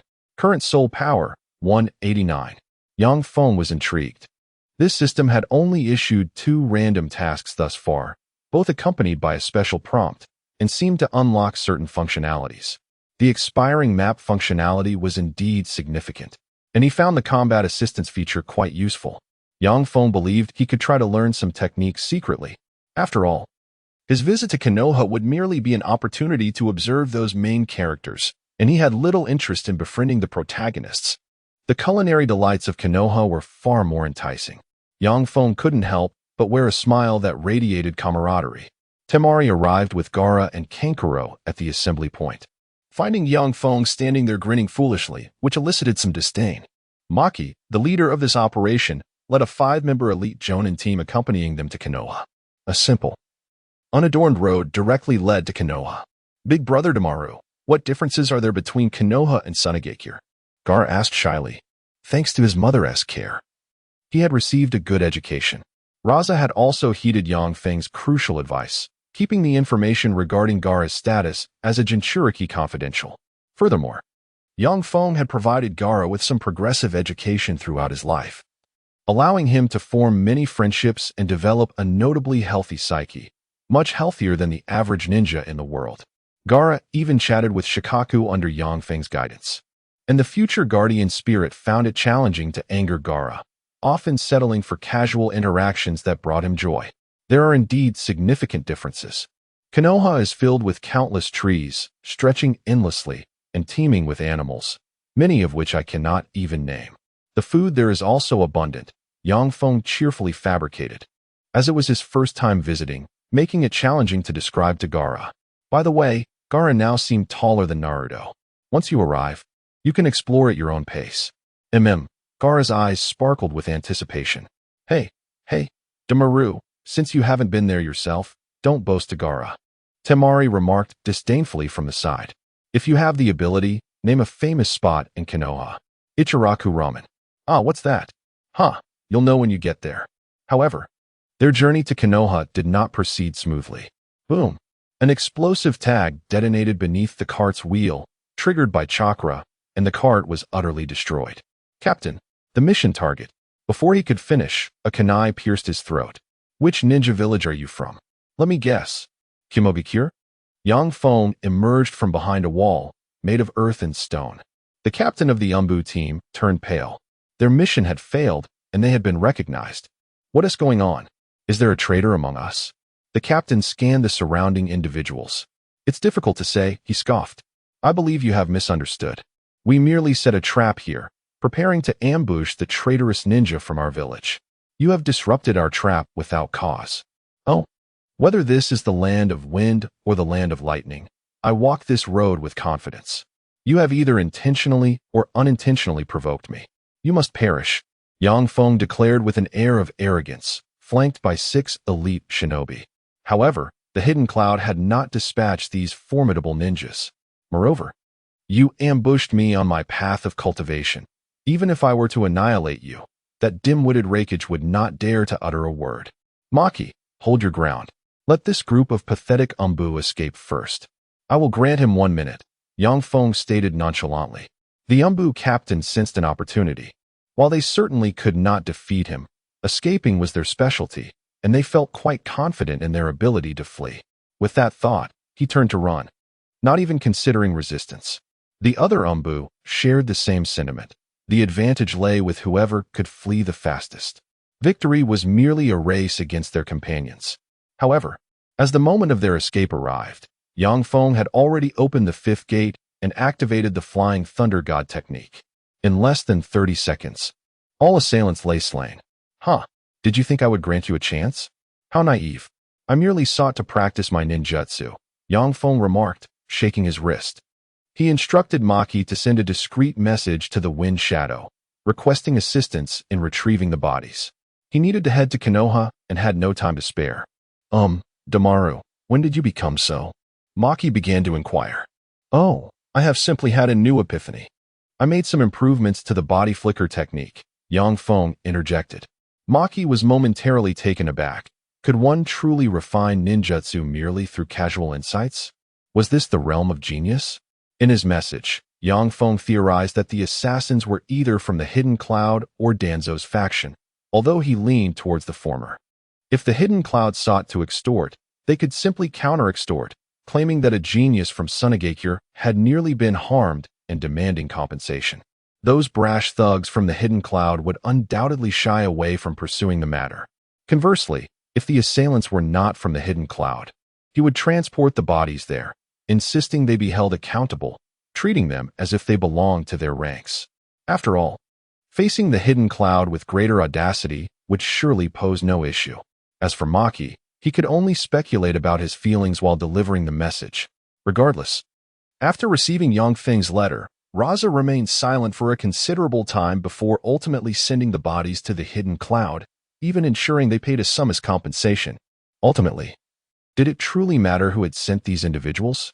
In the realm of villages or nations, it was all about the pursuit of profit. Chapter 13. The appearance of Naruto Uzumaki and the yellow-furred rat. Even though Yang Feng had watched the anime Naruto, standing at the entrance and gazing upon the Hokage rock stirred no more than a placid emotion within him. After all, the Hokage rock was rather unsightly. Not to mention its somewhat elusive coloration, an aspect intrinsically tied to Naruto. Its shape truly failed to capture the dignified essence of the previous Hokages. The stone statues in Sunagakure, though not as grand in scale, exuded a certain imposing aura befitting their stature. Was this it? Disappointment lingered. Big brother Damaru, Gaara whispered conspiratorially into Yang Feng's ear. That statue's head is quite hideous. Yang Feng nodded in agreement, sharing the sentiment. The fusion of anime and reality proved to be a harsh reality indeed. The third Hokage arrived to extend his welcome, but Yang Feng regarded him with disdain. Certainly, he was merely a Hokage, fulfilling the role of one. Indeed, Yang Feng was an ardent critic of the third Hokage. Why did he harbor such an unorthodox opinion? There was no need for lengthy explanations. A mere discussion of Naruto sufficed. Firstly, Yang Feng held considerable grievances regarding the meager allowances the third Hokage provided for Naruto's sustenance. While the Hokage indulged himself, Naruto, the son of a hero, subsisted on instant noodles and expired milk. This disparity was glaring. It was well known that Ichiraku ramen offered incredibly cheap meals, around a few hundred yen per bowl, essentially at cost. Yet Naruto frequently passed by Ichiraku without entering. It must be noted that Naruto did not eat ramen daily. He primarily survived on instant noodles. This was telling enough. Undeniably, Minato and Sarutobi had little in common, largely due to Minato being a disciple of Jiraiya, which barely warranted his ascension to Hokage. Nevertheless, he was still Minato's mentor. How could a child of his own student be reduced to consuming expired milk and living on welfare? Such hypocrisy was glaring. Consider Orochimaru. Despite his defection, the third Hokage repeatedly urged him to reconsider, never taking decisive action, not counting the Chunin exams. Let us also address a commonly overlooked aspect.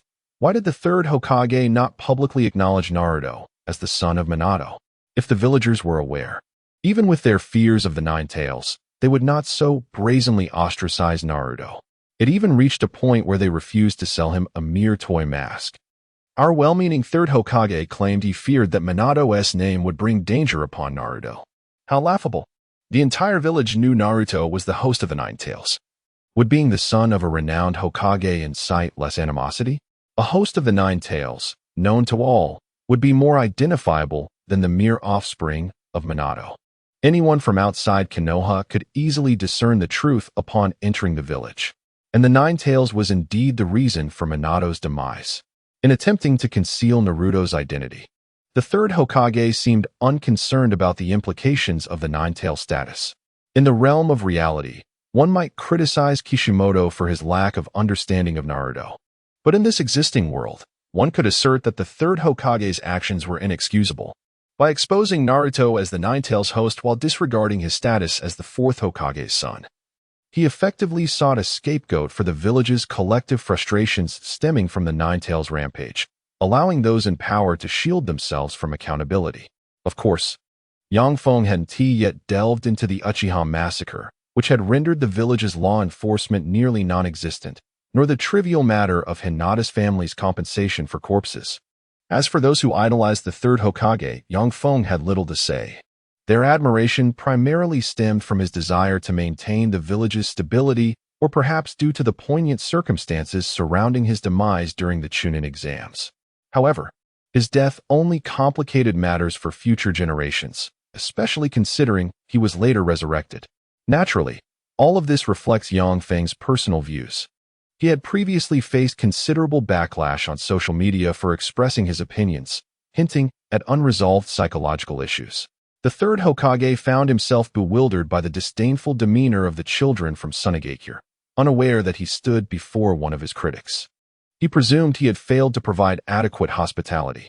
Children from Sunagakure, please follow me. The third Hokage smiled, striving to embody the gracious host. After all, Konoha's strength had been significantly diminished due to the Uchiha clan's situation. Yang Feng paid no heed and simply bypassed him to enter the village. How dare you show such disrespect to the Hokage? Steel Iron, a Chunin, attempted to block Yang Feng's path. Did your elders not teach you to? with a swift kick. Yang Feng sent him flying, employing no jutsu. The passive physical enhancement from the 8 gates was sufficient to handle such an insignificant chunin without any additional means. Is this how Konoha welcomes its guests, Hokage? Yang Feng calmly remarked. The third Hokage, being rather meek, dared not to provoke further as Yang Feng stood firmly on the moral high ground. Seeing this unfold, Maki stepped in to mediate. My apologies, Hokage-sama. My disciple has grown up with certain flaws and lacks respect, even towards the wind shadow. Please forgive him. The implication was clear.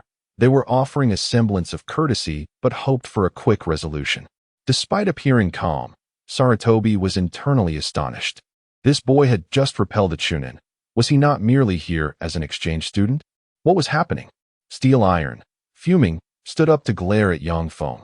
But with the higher-ups engaged in conversation, he, as a mere chunin's subordinate, dared not speak further, especially since he felt he could not best this child. The architecture of Konoha bore a nostalgic charm, pleasing to Yang Feng's eyes. He quite fancied this environment. However, he was uncertain of Ichiraka Ramen's whereabouts. It seemed that at this time, it was still a small establishment and not very well known. This posed a challenge. Ultimately, he decided to seek out Naruto at the Ninja Academy. Given Naruto's long-standing familiarity with the place, he would surely know where to find it. As for the cost of the meal, treating him to a hearty bowl of ramen would likely be the most effective means of securing his assistance, especially since Naruto currently had no friends. Though the original work depicted Naruto's childhood interactions with Shikamaru, Hiba, and Choji, they were merely acquaintances and not true friends. Otherwise, his tragic narrative would not have unfolded as it did. It was only after becoming a genin that he genuinely experienced the essence of companionship, treasuring it as one would a precious oasis in a desert.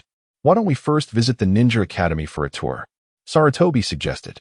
Of course, everything is at your discretion, Hokage-sama. Temari and her siblings obediently followed Maki, keen to avoid any trouble, unlike Yang Feng. Yukagekyu's Reikage office crash. Bang!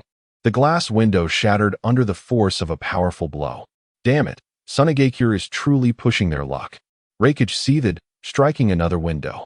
Beside him, Mabui calmly perused documents. Having grown accustomed to Reikage's outbursts, ever since she began working alongside him, she had learned to steer clear of windows. Reikage-sama, we failed in our endeavors. We can only compensate them. Compensate them? Absolutely not. Please, consider this rationally. This is not a matter of mere impulse. The offspring of the wind shadow is also in that team. Their return of the body signifies their audacity. Furthermore, our current circumstances in Kumogakure are far worse than those of Sunagekure. It is prudent to exercise restraint. Damn it, we too must improve our circumstances. We deserve prosperity. Reikage-sama, please, do not indulge in fantasies. Yang Feng found himself at a loss for words. His anticipation had been in vain. The Ninja Academy in Konoha, to be frank, was even smaller in scale than that of Sunagekure. The Hokage led the group into a classroom filled with elite students, that is, Irika's class, intending to showcase Konoha's educational atmosphere. However, the outcome was far from what he envisioned. Irika, upon noticing the Hokage's entrance, became flustered and hurried out to greet him. Aware of the exchange student situation, his panic stemmed from the fact that he had just posed a question and was awaiting their responses. In the back row of the classroom, a few individuals of extraordinary slumber could be observed. Greetings, esteemed Hokage, one remarked. Please proceed with your lecture. We are merely here to observe. Very well, replied Irika as he approached the podium and proclaimed loudly. Now, regarding the parabolic trajectory of the Kanai. Has anyone managed to solve this problem? As expected, silence enveloped the room. Yet Irika felt a sense of reassurance upon noticing Sakura Haruno. Sakura, would you be so kind as to provide an answer to this question? Oh, Sakura exclaimed, hastily rising to her feet, having not dedicated herself to the exercise, but rather fixating on her beloved. In a flurry, she glanced at the blackboard, mentally calculating, and then articulated her response. Indeed, as a top student, such nonchalance was her prerogative. Yang Feng also cast his gaze upon the problem, confirming it was beyond his grasp. However, He deemed that the study of ninja techniques was far less beneficial than honing his shuriken skills. Yang Feng assured himself that after 6 years of rigorous practice, his shuriken proficiency would undoubtedly surpass that of any student currently enrolled in the Konoha Ninja Academy. Irika's loud call had captured the attention of both the distracted and the attentive in the classroom, all eyes turning towards the entrance, save for one young man. Yang Feng noticed him as well. It was impossible to overlook the striking figure with bright yellow hair. He was none other than the true protagonist, Naruto Uzumaki. Huff Shikamaru, who had been dozing moments ago, was jolted awake by Irika's call. Upon seeing the Hokage and several individuals outside, he realized the gravity of the situation. Recalling his father's mention of exchange students from the Sand Village earlier that morning, he became fully alert. Observing Naruto still lost in slumber, he shook him vigorously. Honestly, Shikamaru sighed. I haven't finished my special ramen yet.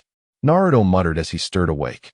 At that moment, his voice, perfectly timed, resonated throughout the classroom, amplified by the air, ensuring that every student heard him. Yang Feng couldn't help but chuckle. Indeed, the protagonist was always the most captivating presence. Chapter 14. The Alliance spars on the ground. Why is everyone staring at me? Naruto squinted, surveying the surroundings, still oblivious to the gravity of the situation. Yang Feng, however, burst into hearty laughter. As guests, they were expected to adhere to the rules and decorum of their host's home. Yet, Yang Feng felt he had not violated any principles of being a visitor. The expression of the third Hokage mirrored that of the Hokage rock, though he refrained from displaying his ire. Pardon me for the display. This is our village's most unruly child, he remarked, subtly intending to mock Yang Feng's previous actions. This young rascal clearly did not regard him with any semblance of respect. Yang Feng sneered dismissively. Did the old man think his seniority held any relevance? He was from Sunagakure. If he were reborn in Konoha, perhaps he would have tempered his demeanor. But as the representative of Sunagakure, he could not be bothered by the elders of Konoha. What could they do if they found him disagreeable? To his surprise, the Jinchuriki of Konoha displayed such upbringing. Perhaps during his time as an exchange student, he could assist in educating Konoha village. Yang Feng spoke with a calm demeanor. Yet the tension in the air made the third Hokage feel that his words carried a significant weight. What was going on? Had someone from his family been harmed by Konoha? Upon reflection, it was indeed a possibility during the Third Great Ninja War.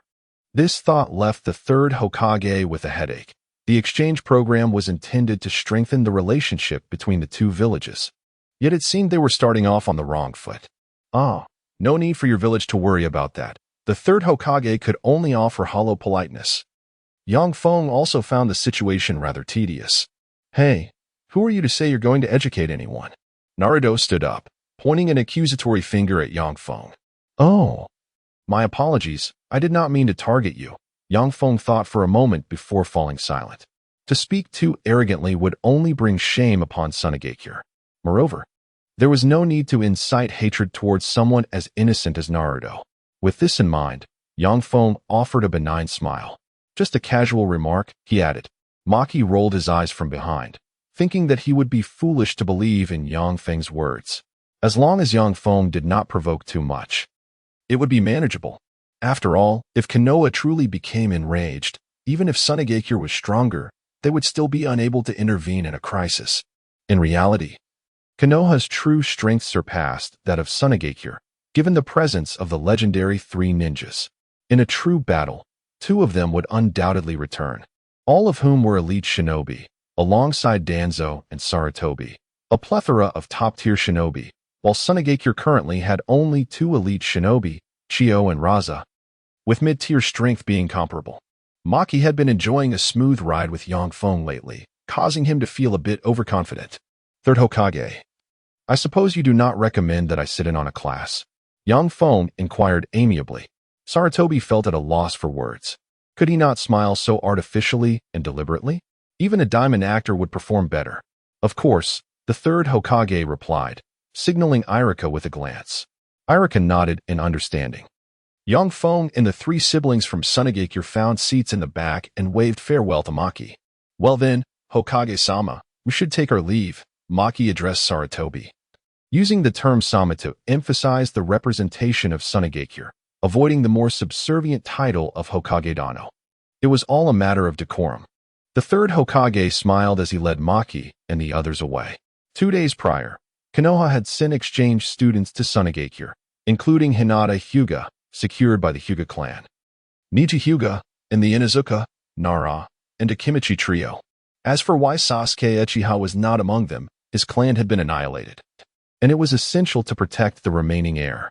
As for Naruto, the notion of sending their Jinchuriki to another village was something no one would entertain.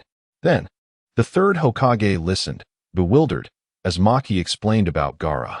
Wait, why are you not concerned about your Jinchuriki? Yang Feng observed the classroom atmosphere. It seemed to be a mix. Some students were attentively listening, like Sakura. However, wait, where were the familiar faces? The young ninjas of Konoha were lost in their thoughts, captivated by the presence of these exchange students. After all, such a formidable entrance was undeniably impressive. Yang Feng, being somewhat older, maintained a composed demeanor, listening intently to Iruka's lesson, which was indeed quite enlightening. Some concepts he had struggled with were articulated clearly. No wonder he later became the principal. It seemed he was not merely a beneficiary of connections. Receiving the Hokage's cue, Iruka began to teach with utmost seriousness. What a pity there is no classroom for time-space techniques. Otherwise, I would not have struggled so much when I first learned, Yang Feng mused.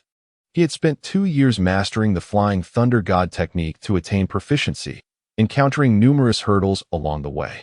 Glancing to his side, he noticed Kankuro struggling to comprehend Iruka's lesson, while Temari and Gaara also appeared to be finding it challenging. With a sigh, Yang Feng utilized his puppet strings to borrow paper and a pen from a disinterested student in Konoha, passing notes to Gaara and Temari. Pay attention, it is beneficial. As for Kankuro, Yang Feng believed that as the future foremost puppet master of Sunagakure, he did not require such basic ninja knowledge. After class, Yang Feng approached Naruto. Hey, what is your name? After all, knowing each other's names upon first meeting would be rather unusual. Naruto Uzumaki. I am destined to become Hokage, he declared. The pressure of competing for the title of Hokage in Konoha was indeed immense. Yang Feng smiled.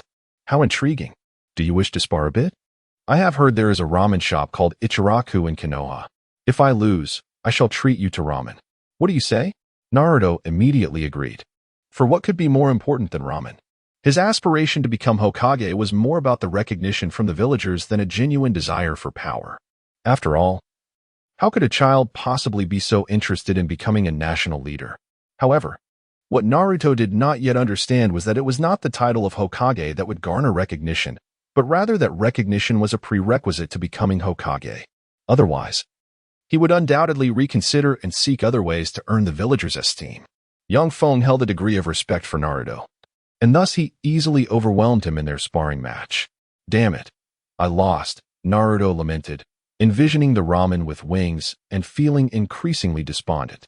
Those students who had followed him were astonished by Yang Feng's speed and strength as he effortlessly took Naruto down, thereafter toying with him during their spar. Yang Feng did not disdain Naruto. After all, he had suffered from malnutrition since childhood and lacked the energy of a shinobi. Moreover, his physical abilities were significantly superior to those of his peers, likely due to the influence of the tailed beasts. Well, you lost, so no ramen for you. Yang Feng remarked nonchalantly. Hey, Sunagakure boy, what skill is there in bullying a weakling? Come and spar with me instead. Uchiha Sasuke stepped forward defiantly. Really? Well, I suppose I shall go easy on you. Yang Feng replied with a hint of embarrassment. Do not underestimate me. I am an Uchiha. Sasuke retorted angrily. Yang Feng truly felt somewhat guilty for bullying them, considering he was 3 years older. Although age was less significant, it still weighed on his conscience. Very well. I shall hold back. With that, Sasuke charged forward. Sasuke, go for it. Sakura and the other enthusiastic supporters began to cheer. Naruto felt somewhat disgruntled, but stayed, believing he would not be alone in facing humiliation. Yang Feng, unfazed, formed a series of hand seals. All right, now, let the battle begin. He swiftly grasped Sasuke's neck with his right hand and slammed him to the ground. Sasuke transformed into a wooden figure. In the next moment, a burst of flames surged from behind. Yang Feng did not even glance back. he simply swatted the fireball away. Then, with remarkable speed, he seized Sasuke's true form by the neck and hurled him once more to the ground. However, it was not with the tremendous force of a devastating blow. Instead, he struck the ground, creating a deep crater. Coughing, Sasuke expelled a mouthful of blood, his strength waning as he weakly grasped at his own neck. On the other hand, Feng felt exhilarated. The sheer thrill of dominating Sasuke was a sensation beyond compare. He delivered another punch to Sasuke's face and, sensing that he had made his point, ceased his assault. Glancing at the map, he noticed several A and B ranks nearby, but most notably, an S rank was approaching. He discarded Sasuke onto the ground and began to channel advanced healing techniques to mend his injuries. In mere seconds, Sasuke was restored to his former self, as his wounds were rather minor to begin with. The surrounding students were left in a state of bewilderment, including the beaten Sasuke and the onlooker Naruto. What kind of ninjutsu was this? Such severe injuries could be alleviated with just a flicker of green light? Rising to his feet, Sasuke realized that aside from a bit of pain, he felt no different than before. This occurred because Feng had deliberately held back. He merely indulged in the thrill of the fight without provoking the wrath of Konoha. What would happen when the Hokage arrived and found trouble where there was none? Moreover, given that this was a gathering of students, the Hokage would not pry into the matter. Sasuke's personality also meant he would never admit to being so thoroughly bested, thus, the plan was foolproof. Chapter 15 Allies. Let us have Noodles. The third Hokage sensed a battle scene ahead and felt a twinge of curiosity, prompting him to proceed. Maki followed closely behind him. Upon arrival, they observed a group of students surrounding Feng and Sasuke, some of whom were puzzled by the unfolding situation. Feng, exuding a casual familiarity, remarked, "Ah, the Hokage has arrived. I was just engaging in a friendly spar with my junior here. It was almost a close match. You must nurture him well. He is indeed a promising talent." The third Hokage was somewhat speechless. The flattery felt overly contrived. Just moments ago, he had effortlessly repelled a Chunin, and now he was claiming a narrow victory against a mere child? Furthermore, was it really necessary for Tsunagakure to exchange such an extraordinary genius merely for the sake of face? After assessing Sasuke and finding him relatively unharmed, he forced a polite smile. Feng, ignoring the Hokage's comments, merely smiled, bid farewell, and swiftly took Naruto's hand, departing in haste. The two former Umbu from Tsunagakure chose to discreetly follow and provide protection. Feng noticed their presence, but, understanding their duty and recognizing them as allies, paid them no mind. "Hey, where are you dragging me off to?" Naruto protested, struggling slightly. "Oh, it's my first time in Konoha, and I'm not familiar with the location of Ichiraku Ramen.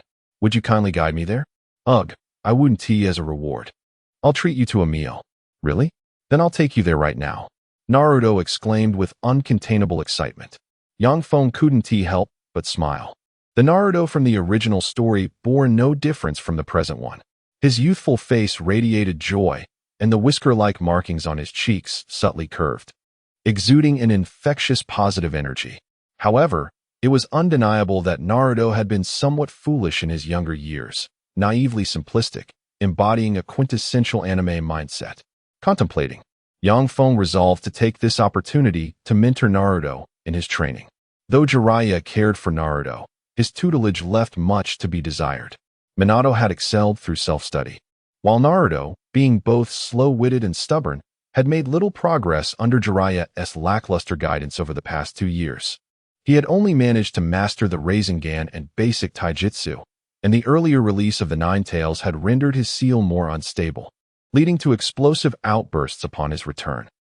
Feng believed he could teach Naruto the Rasengan ahead of time. Despite the limitations imposed by the Nine Tails on his chakra control and Jiraiya's inadequate instruction, Naruto should be able to grasp the technique in a short period with Feng's specialized guidance. How could Jiraiya merely inform Naruto of the Rasengan's training methods and then proceed to gather materials? Temari, having heard Feng's incessant chatter about Ichiraku Ramen, expressed great interest and decided to accompany them. Gaara needed no encouragement, while Kankuro, after a moment of contemplation, opted to join the group as well. After all, Maki, as the leader had completely overlooked the main objective of their visit, the exchange student. Kankuro was unfamiliar with the area and, feeling quite hungry, saw little choice but to follow. As a seasoned ramen enthusiast, Naruto knew the way to Ichiraku like the back of his hand. Upon Yang Feng's promise of endless servings, he dashed excitedly towards the ramen shop. However, in his haste, he collided with a little girl walking peacefully by the roadside. "Why did you bump into me, you little girl?" "Oh, I'm so sorry." Naruto apologized, looking up only to freeze in shock. "Ah, Sakura, you're such a loser." Haruno Sakura fumed, her chakra unwittingly coalescing into her fist, which she swung at Naruto.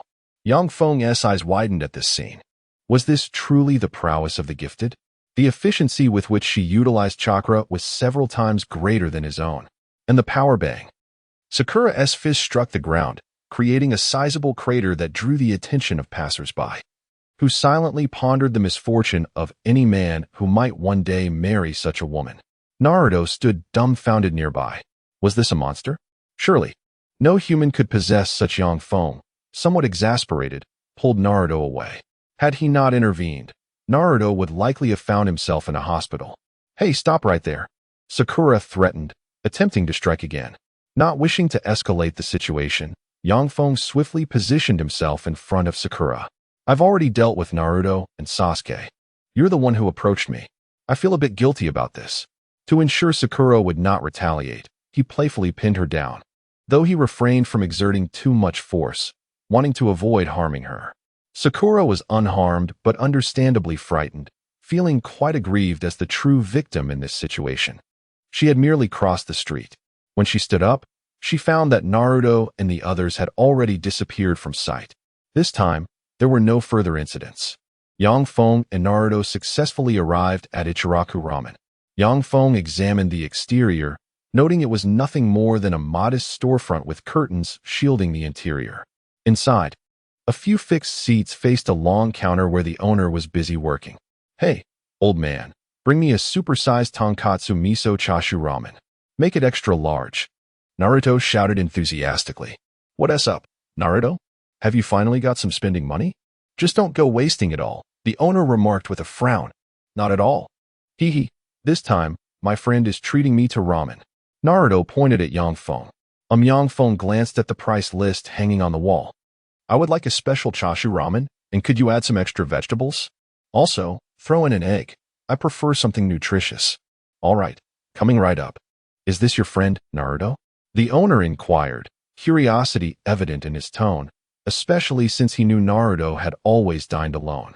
"Well, sort of," Yang Feng replied, ordering a bottle of cola. It should be noted that cola is available in this world, as indicated in the Ichiraku menu. The trio from Sunagakure arrived shortly thereafter, settling in and perusing the menu. "I'll have the vegetable ramen," Temari stated. Despite the improvements in Sunagakure's environment, fresh vegetables were still a rarity there. "I'll have that salt-flavored ramen," Gara declared. "I'll just take a regular ramen," Kankuro added. "Understood, I'll be right back. Shoma, fetch me some eggs," the owner instructed. "Understood, father." Yang Feng gazed at the ramen before him, swallowing hard. After sipping the broth, he grimaced. "It's quite oily," he remarked, furrowing his brow. He sampled the noodles, finding them decent, yet the broth was indeed overwhelming. After a few bites, it became somewhat cloying. Having grown accustomed to lighter fare in Sunagakure, the richness was somewhat intolerable. However, Temari and the others seemed to enjoy it thoroughly. "Unbelievable. This is incredibly delicious," Temari exclaimed, slurping her noodles quickly. Yang Feng began to understand. The food he had consumed in his previous life was seasoned with numerous modern condiments, whereas this land was relatively primitive in its culinary offerings. Despite having spent many years here, he had yet to encounter anything that could truly be deemed delectable. Observing Naruto's voracious appetite, Yang Feng hesitated before taking a few more bites. "Hey, Naruto, are you satisfied?" "Hee hee, I could eat 10 more bowls," Naruto replied, suddenly wary. "You're not trying to weasel out of paying, are you?" No. It's just that I'm not particularly hungry. You can finish this bowl," Yang Feng chuckled. "All right." Yang Feng took a sip of cola and rummaged through his pockets, only to awkwardly realize he had no change. "Hey, Temari, Do you have any spare change? What for? Aren't you the one treating? Temari shot back, eyeing Yang Feng suspiciously. Ugh, I just don't happen to have any change on me. How about you cover this meal, and I'll treat the next one? Humph, men really are stingy with their wallets, she retorted. Hey, that's a bit too broad of a generalization, Yang Feng sighed, pulling out a large bill and handing it to the owner. Old man, I have some matters to attend to. Please settle the bill for me. This is a rather large denomination after all. It takes him half a month to earn 10,000 taels. He simply does not possess that much spare change. Very well, aside from the cost of their meal, the remaining funds shall be kept here. From now on, Naruto will use this money to pay for his noodles. However, he can only be provided with one bowl per day, Yang Feng remarked indifferently. This is acceptable. Please take care. Yang Feng inquired with a local to ascertain the location of the barbecue restaurant. Indeed, it is the very place frequented by the likes of Zhu Lu Dai, also known as the Tier of Asthma, where bankruptcy once occurred. Chapter 16.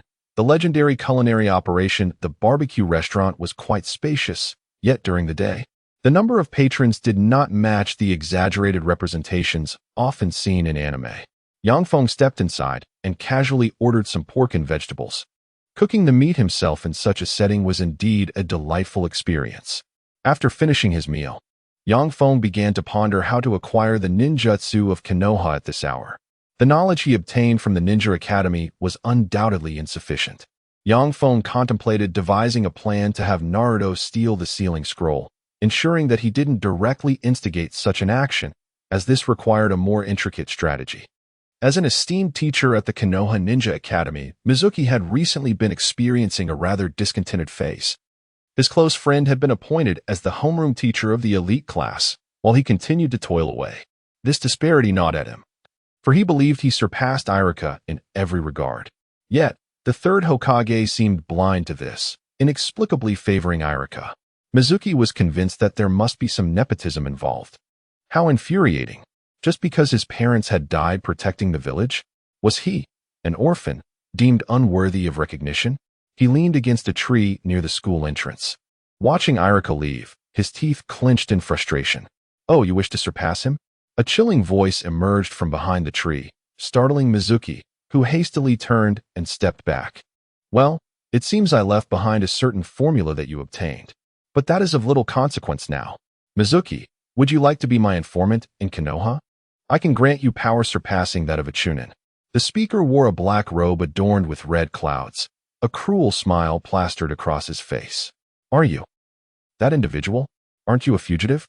Mizuki stammered, momentarily oblivious to the significance of the words spoken. I simply prefer not to act hastily, came the reply. Konoha, in my eyes, is but a fragile shell. So how about it? Do my bidding and become my representative in Konoha. The figure, Orochimaru, beckoned. Is it true? Can you really grant me power? Mizuki's inquiry lingered too long, eliciting a cold response from Orochimaru. Of course I will. Mizuki hastily replied. What do you need me to do? Orochimaru scoffed. Such a weak disposition makes you easy to manipulate. He tossed Mizuki a piece of paper before vanishing like a snake into the shadows. Mizuki glanced at the note, which instructed him to have the Nine-Tails Fox steal the sealing scroll. Afterward, I'll provide you with the means to grow stronger. The following evening, Naruto Uzumaki observed Sasuke, who, despite having been previously humiliated, was now surrounded by a throng of girls. Feeling an immediate surge of irritation, he retreated to a swing set, swaying alone. Mizuki approached with a smile. Naruto, what brings you here? Oh, Mizuki-sensei, I just didn't feel like going home early, Naruto replied, watching the other students chat and laugh together with a gaze filled with envy. Do you wish to earn everyone's recognition? Mizuki inquired with a grin. How can I achieve that, Mizuki-sensei? Naruto asked, intrigued, for this was, after all, his ultimate goal over the course of 720 episodes. As for defeating Kaguya, apologies. That was merely a cheat, lacking true gameplay experience. Konoha possessed a sealing scroll that documented countless powerful ninjutsu. Naruto carefully surveyed his surroundings. Upon confirming that the lights had all gone out, he confidently advanced. Naruto, what brings you to my home at this hour? The third Hokage, pipe in mouth, stood behind him. Oh well. Naruto stumbled backward. Seduction technique. The third Hokage, caught off guard, bled profusely from his nose and collapsed. Huh. The Hokage is not so formidable after all. Naruto boldly entered the Hokage's residence, discovering the unsealed sealing scroll. In the original narrative, Naruto's ability to obtain the heavily guarded sealing scroll was undoubtedly orchestrated by the Hokage himself, who intended to show it to Naruto. Believing that this dashing old man had surely arranged for ninjas to observe the ensuing chaos. If someone like Mizuki, with no connections, managed to acquire the scroll and glimpse its forbidden techniques, his fate would be sealed. Heh, now everyone will surely look at me with newfound respect. With the sealing scroll secured, Naruto hastily made his escape. Mizuki emerged from behind a tree, a cold smile trailing after him, while the third Hokage followed suit, and Orochimaru trailed behind with a sinister grin. Once Naruto reached a slightly safer location, he opened the sealing scroll and perused its contents. What is this? Impure world reincarnation? Spirit transformation technique? Oh, flying thunder god technique. That seems quite impressive.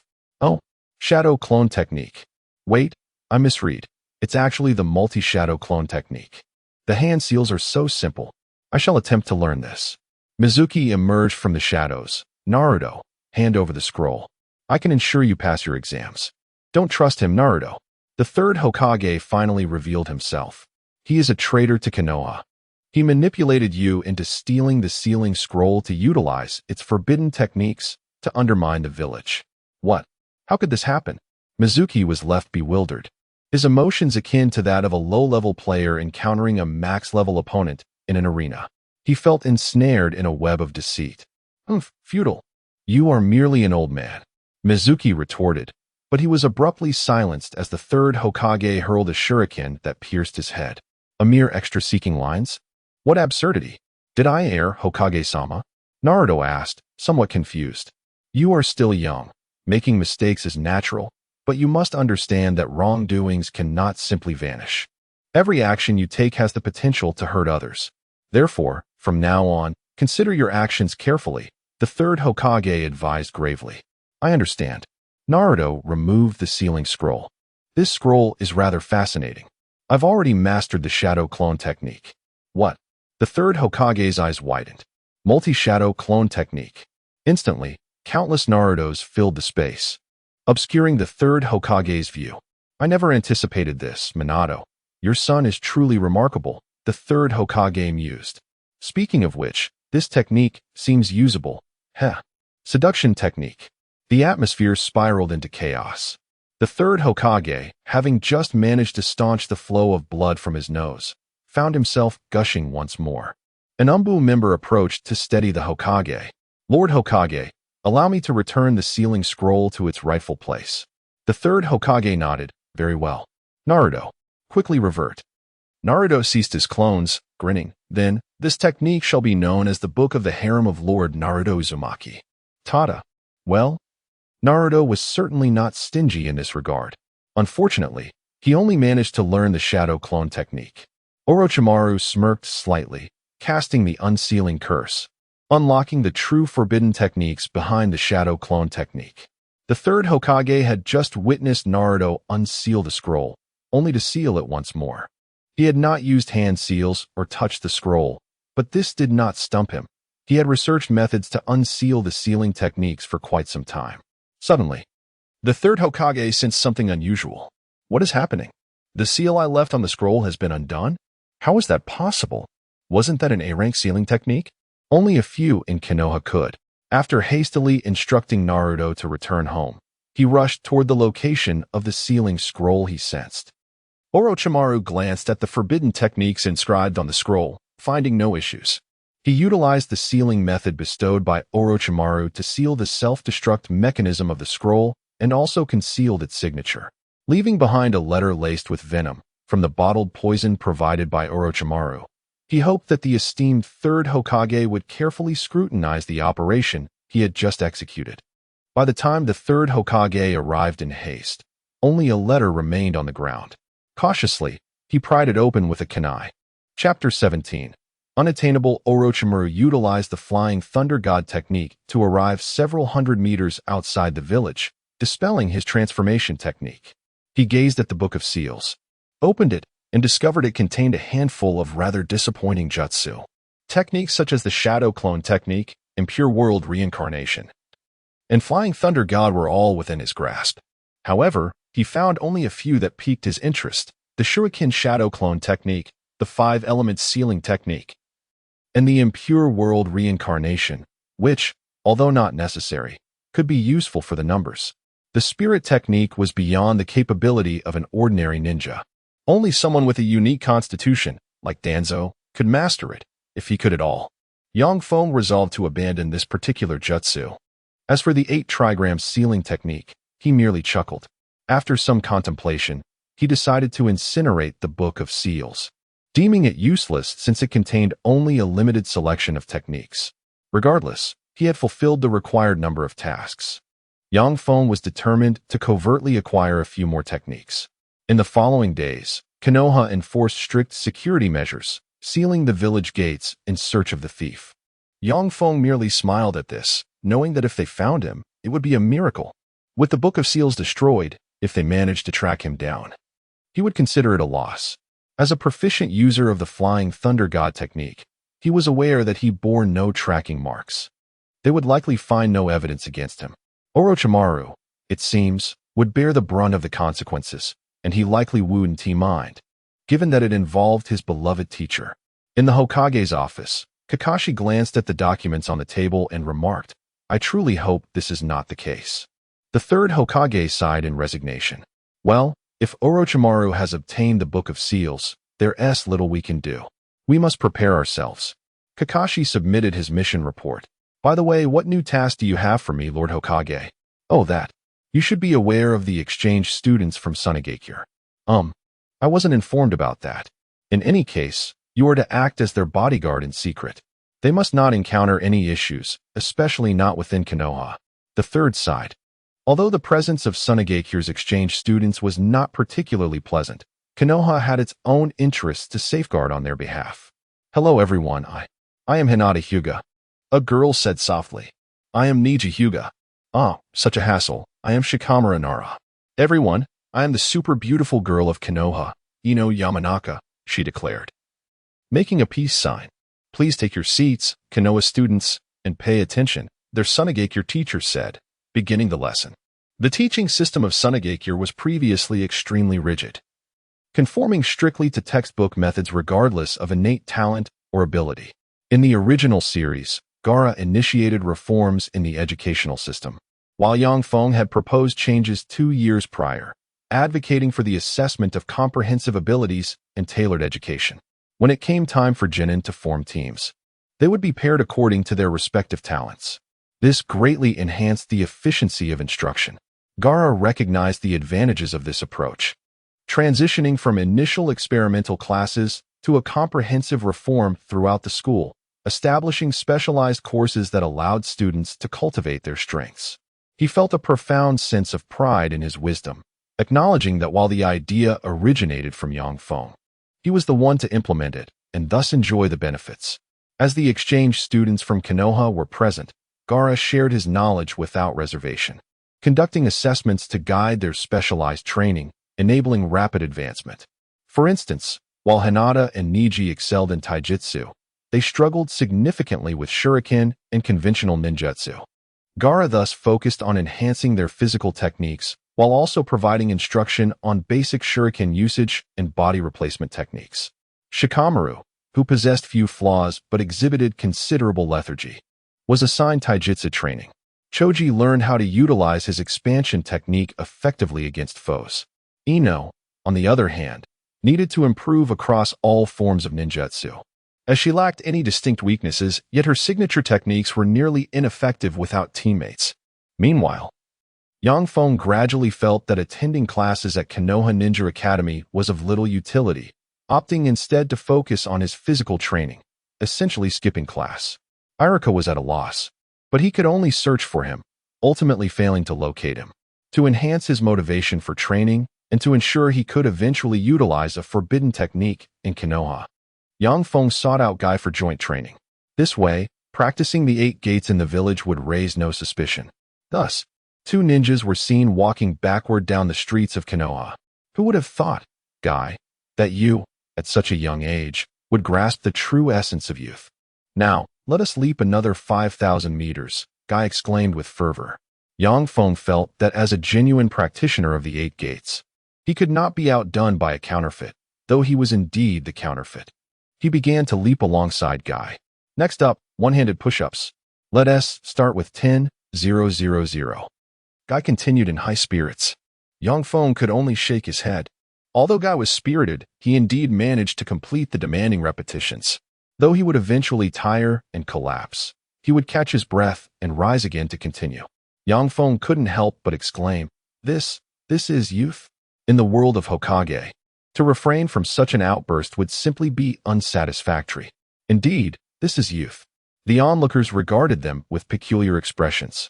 A figure clad in a black cloak with an orange mask materialized before the Konoha Memorial Stone, the air around him rippling with distortion as he gazed silently at a name etched upon it, his hand brushing against its surface. Suddenly, a sense of danger washed over him, prompting him to retreat into the shadows. Kakashi approached the memorial stone, holding a white flower that he placed before it, sitting cross-legged on the ground in silence. After a moment, he stood and walked away. Kakashi, I will not forget your transgressions, the mysterious masked man muttered coldly. Watching Kakashi depart, Yang Feng felt a pang of awkwardness. He had just evaded Kakashi and was hoping to see if he could pilfer a corpse, only to run into the main antagonist. The masked man turned to him, his voice frigid. Who are you? That question should be mine to ask. Which department do you belong to? What is your name? Who is your superior? And what is your rank? Yang Feng countered. I am not from Konoha. The masked man replied, his irritation rising as he struggled to maintain an aloof demeanor. What? You're not even a Konoha ninja, and you dare to come here? Let's put it this way. I'm the key master. Can you match that? Yang Feng began to feign confidence, knowing he could escape at a moment's notice with the Flying Thunder God technique. The masked man fell silent for a moment, unwilling to provoke a response from Konoha or reveal himself, choosing instead to turn away. Wait, if you're visiting one of Konoha's attractions, shouldn't you pay the entrance fee? It's not much, just 10,000 Ryo I handed over. Are you joking? The masked man snapped, angered at the notion of charging an entrance fee for such a revered site, especially one so exorbitant. The names engraved here belong to Konoha's heroes, such as Uchiha Obito, Namikaze Minato, and Hatake Tsukumo. Their legendary status warrants a fitting tribute. You get what you pay for. Understand? A mere outsider would grasp this. Yang Feng scoffed. The masked man, the actual leader of the Akatsuki, found it absurd that he couldn't even afford 10,000 Ryo. Fine, I'll give it to you. The masked man tossed a bill of 10,000 Ryo. Yang Feng picked it up from the ground without hesitation, pocketing it. See? Now that you've paid, you're a customer. In light of your admiration for Konoha's heroes, let me share some stories about our predecessors. Look here, this is Uchiha Obito, a small hero who, at a young age, defeated 50 high-ranking rock ninjas in an instant. That doesn't seem accurate. You outsiders are unaware. We from Konoha are well aware that it was Obito who annihilated 50 Iwagakure shinobi. However, due to Minato's need for accomplishments to ascend to Hokage, the true circumstances were concealed. Alas, it is a pity that this hero met his demise due to the expiration of his Sharingan. Such a shame, indeed. The masked man scoffed, thinking that if he were not the real deal, he might have actually been deceived. He prepared to observe what further tales this man could weave. This man, Minato Namikaze, the 4th Hokage, and the esteemed teacher of the little hero Obito, possessed strength that was not to be underestimated. He had once compared himself to the 4th Raikage, completely dominating him in battle. This was rather consistent with reality, the masked man mused. And then there is this lady, Rin Noera, the legitimate girlfriend of Uchiha Obito, a remarkable woman who stood shoulder to shoulder with men.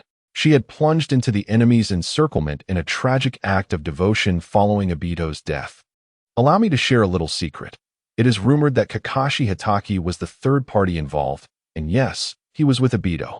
Whispers. The masked man grew increasingly enraged, for this touched upon his forbidden territory.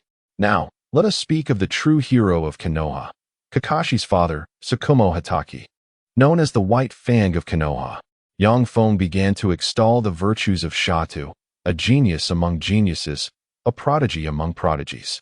It is said that during his undefeated streak, he executed the Leaf Village's dance of the crescent moon, causing a Wagakure shinobi to flee in terror. Indeed, I have the utmost admiration for him. The masked man found himself less inclined to listen to this rambling and contemplated an escape. Hey, brother, don't leave. You're not an Wagakure shinobi, are you? Surely not. No, I hail from the hidden mist. Without a backward glance, the masked man fled, his composure utterly shattered. Chapter 18. Commencing genuine training with the little brother, Yang Feng accepted the payment, surveyed his surroundings, and resumed his tomb raiding endeavors. Alas, this task proved exceedingly arduous. How could Orochimaru execute it so smoothly? Was it perhaps a form of innate talent? Yang Feng lamented, despite employing the earth release technique to burrow into the ground. His progress remained sluggish. As he neared the coffin, he prepared to collect a few bones for future use in his techniques. First, he sought the remains of the first and second Hokage. Yang Feng glanced at the inscriptions on the coffin lid before lifting it open. Upon witnessing a pile of skeletal remains, he donned gloves and utilized specialized tools. Do not inquire. They were a gift from Orochimaru to extract bone samples. Then, he searched for the remains of Shikaku Nara, but found nothing significant. It seemed that some predecessors of the Hokage had perished to the point of complete disintegration. Well, having these two formidable figures was sufficient. Once he mastered the techniques, he would no longer fear encountering the Akatsuki. Yang Feng tidied up his crime scene and departed underground. It was likely that Orochimaru had conducted his tomb raiding in a similar fashion. Speaking of which, the third raikage was also quite powerful, and with someone like Kabuto under his control, should he consider raiding his tomb? And what of the second Tsuchikage? Yang Feng pondered before deciding to abandon such thoughts, realizing they were overly ambitious. After all, he had no knowledge of the impure world reincarnation technique and was foolishly contemplating such endeavors. Naruto silently observed his companions at play, undeniably feeling isolated once more. Despite the ache in his heart, he resolutely practiced with his shuriken.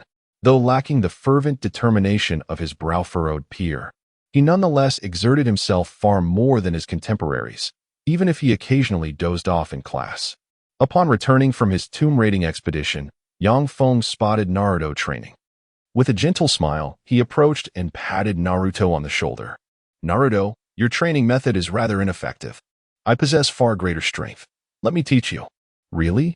Hope flickered in Naruto's eyes. You're so impoverished. There is no need for me to deceive you. Yang Feng waved his hand dismissively.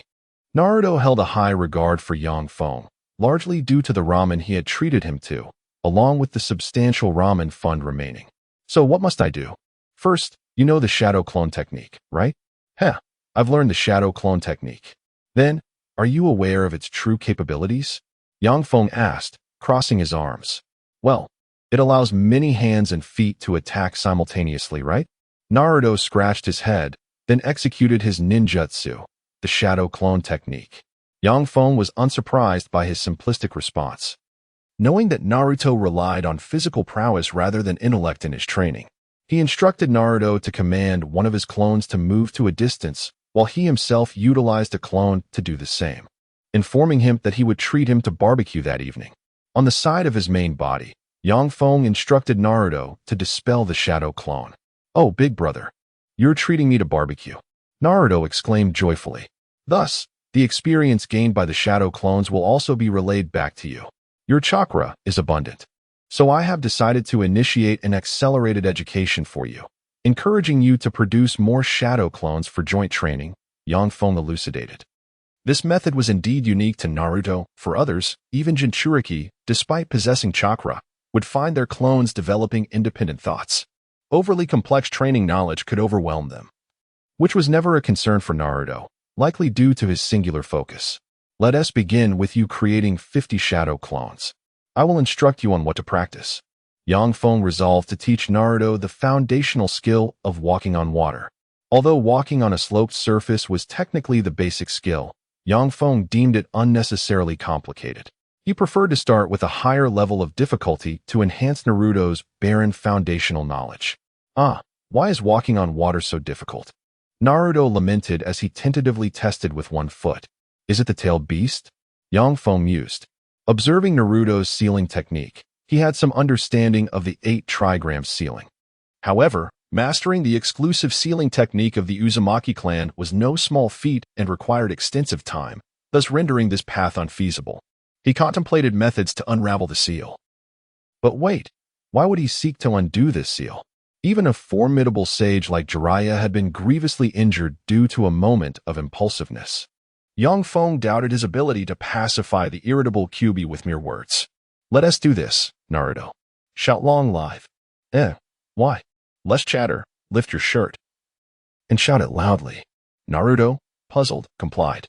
Long live.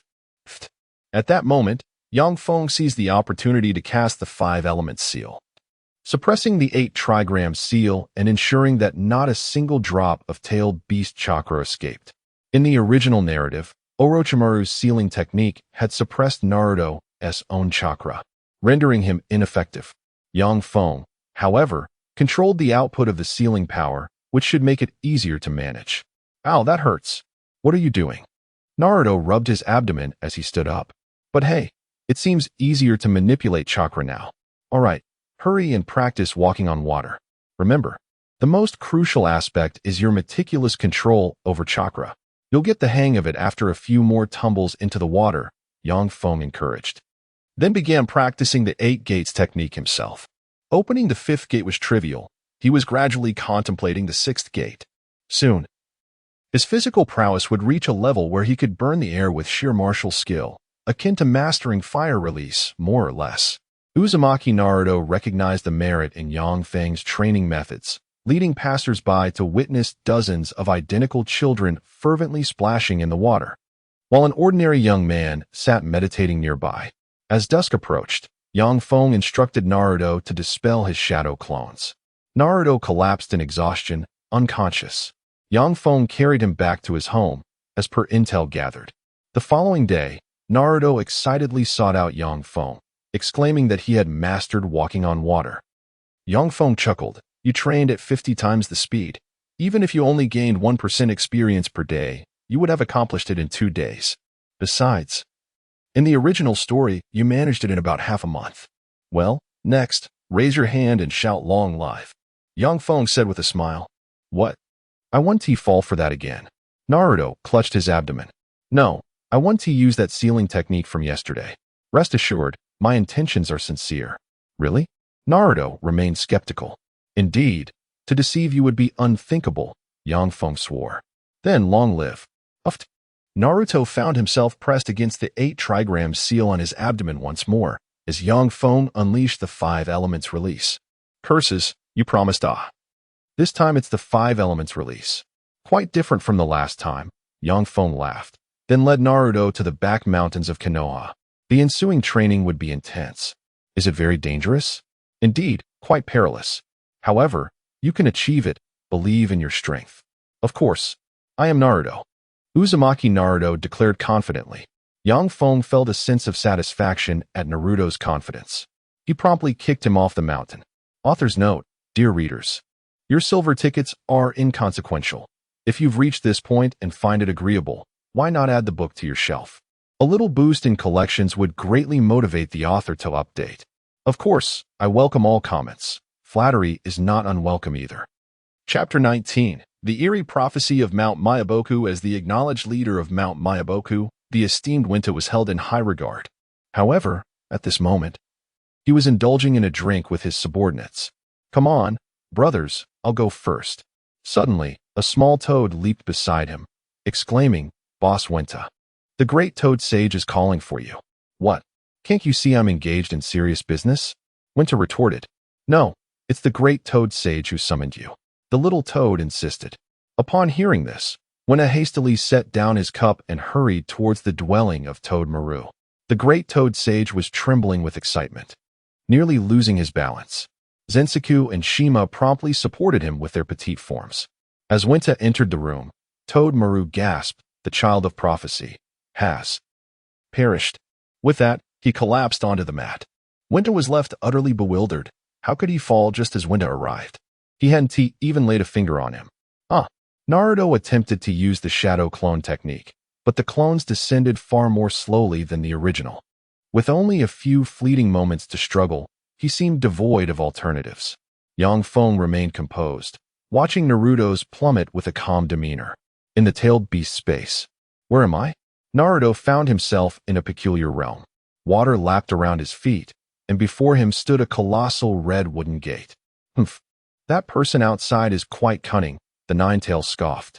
"Kid, use my chakra to save your own skin, lest I share in the agony of death." What are you saying, you big creature?" Naruto exclaimed. "I was just quickly. This is your mental realm. You will soon be expelled. Accept my chakra and use it to preserve your life. No dilly-dallying." The Nine-Tails, usually aloof, now displayed urgency. A surge of orange chakra seeped from beyond the gate and coursed into Naruto's body. Naruto felt his skin sear from the potent chakra, his mind growing hazy. A tail began to slowly form behind him, but there was no time to wait for it to fully materialize. Multiple shadow clone technique. Naruto started forming seals, and countless clones solidified midair. Grasping one clone as leverage, he propelled himself upward, repeating the maneuver.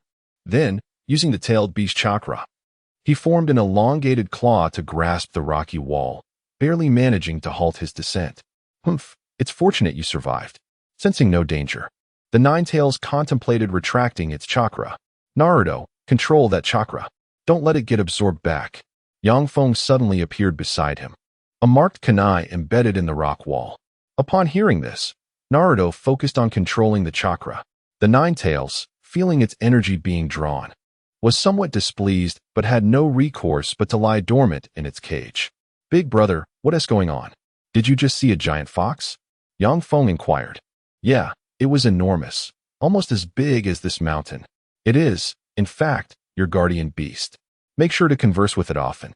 The more you interact, the more it will develop a sense of humanity. And if you find yourself in need of friends, it is a professional at making them." Feng chuckled. He could not allow Naruto to recklessly endanger himself, so he had marked various locations with flying thunder god tags at the mountain's base, ready to use a powerful wind technique to rescue him if necessary. Fortunately, the Nine-Tails was quite accommodating this time, allowing Feng to lead Naruto back to the training grounds. "Now, as a ninja of this new era, I shall impart the 8 Gates technique to you." "Really? Is it that impressive?" "Indeed it is. You will understand once you practice it," Feng replied kindly. "But first, let me teach you a sealing technique. Follow my lead." "Okay, but this chakra is overwhelming. My skin is stinging," Naruto grimaced. Feng directly taught him the sealing technique he had researched, though it was somewhat intricate. Nevertheless, after transferring and condensing 200 hero seals, Naruto successfully learned the technique. "Oh, the chakra can actually be stored. Remarkable," Naruto exclaimed, feeling rejuvenated as he gathered the Nine-Tails chakra into the 100 heroes seal. He realized he could extract this tailed beast chakra at will, albeit in limited quantity, just enough to shift into the Three Tails form. Humph, this technique is considered quite challenging, yet Naruto managed to master it. Ding. Detected interference from the world will. Initiating random task. The Great Toad Sage of Mayaboku. Stay away from the Child of Prophecy for 5 days to evade the world will's scrutiny. Task reward. Perfect Sage Technique of Mayaboku. Task failure. Soul power reduced by 1. Current soul power, 156. A special note stated that since the host's soul did not belong to this world, the world could not detect the host. However, it could command other beings to take coercive actions against the host.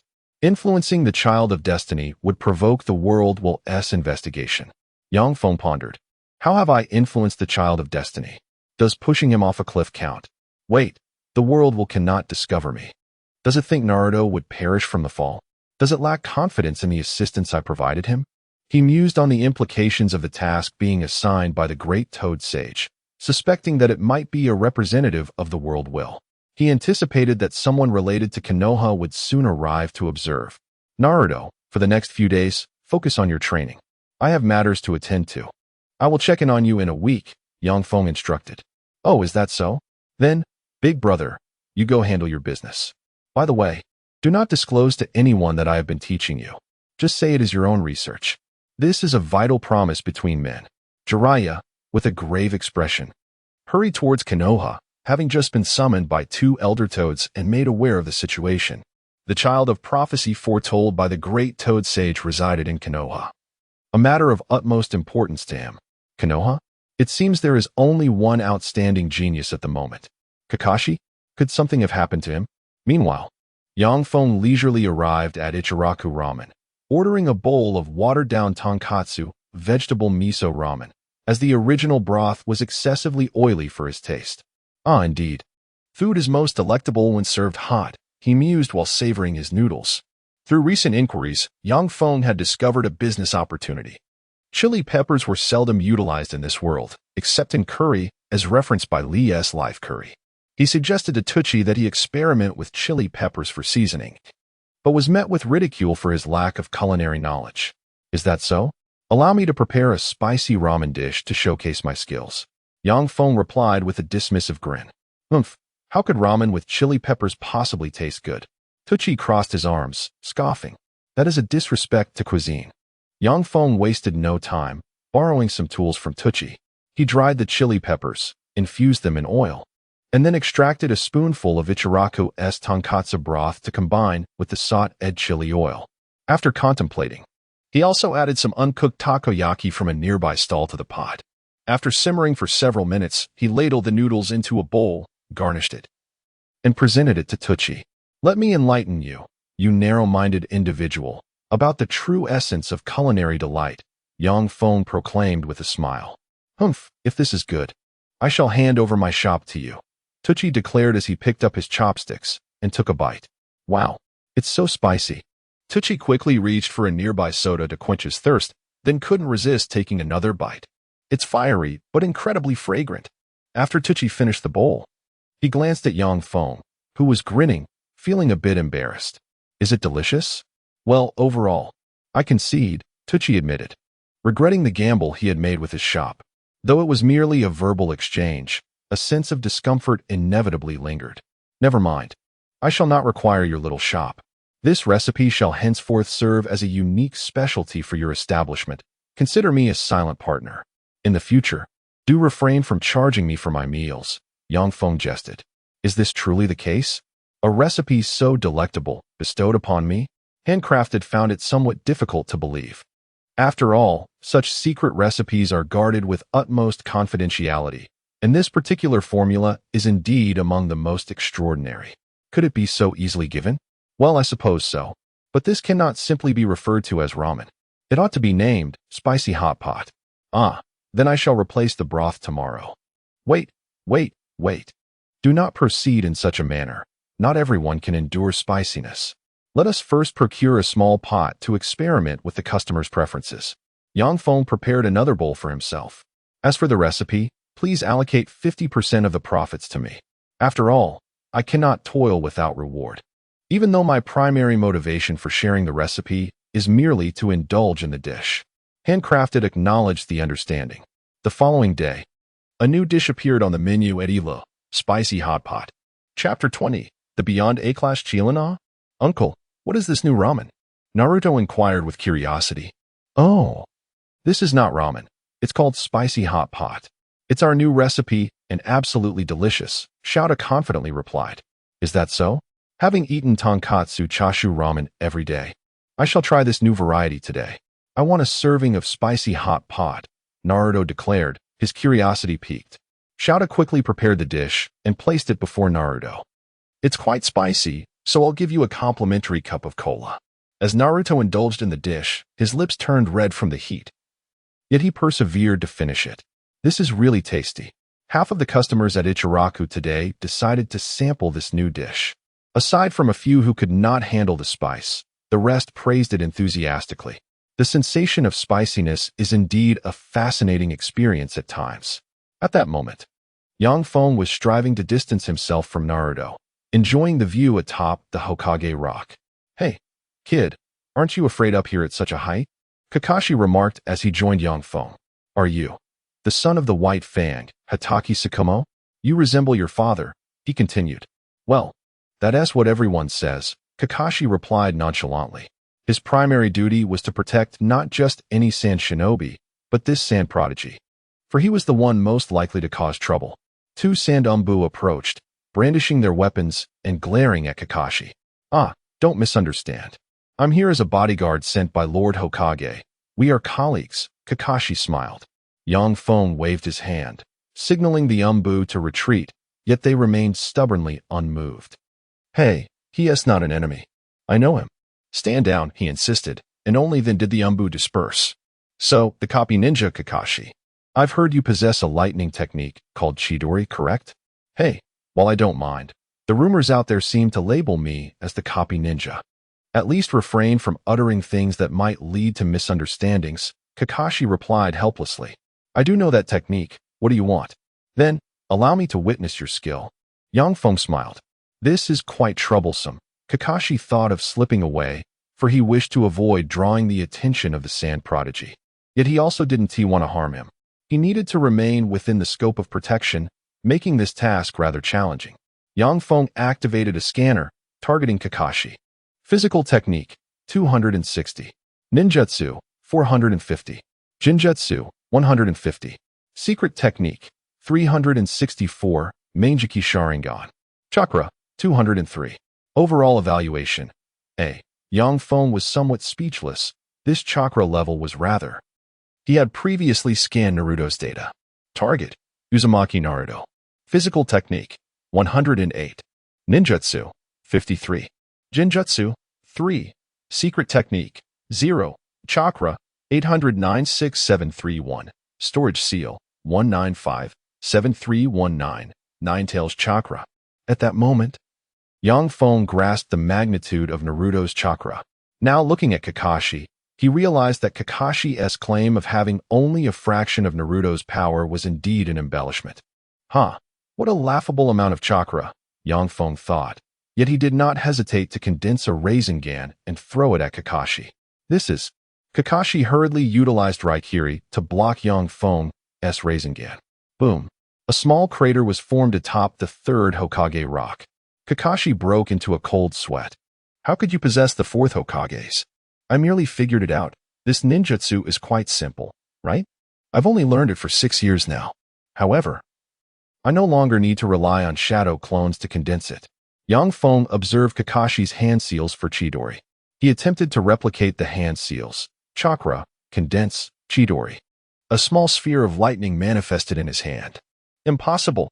You learned Chidori so quickly? Kakashi was genuinely taken aback. He had spent years mastering this technique. Just a fade. It lacks real power. Yang Feng considered the relatively stable Chidori in his hand. Hey, Kakashi, why not teach me how to perform this Chidori? In exchange, I can teach you an S-class ninjutsu. Kakashi felt his mind falter. His Chidori was merely an A-class ninjutsu, and Yang Feng was offering to exchange it for an S-class? He soon realized that Yang Feng's Chidori was just a semblance, lacking the potency of the original. Apologies, but I have little interest in that. After all, my chakra is limited. Even if I obtained an S-class ninjutsu, I wouldn't be able to execute it, Kakashi replied. He was eager to report back to the third Hokage and had little desire to engage in a ninjutsu exchange, particularly since it was significant for an outsider to learn Rasengan, a technique created by the fourth Hokage. If you leave, I will practice Chidori right here on Hokage Rock, Yang Feng innocently declared. May I report this to the Hokage? After all, this ninjutsu belongs to the village.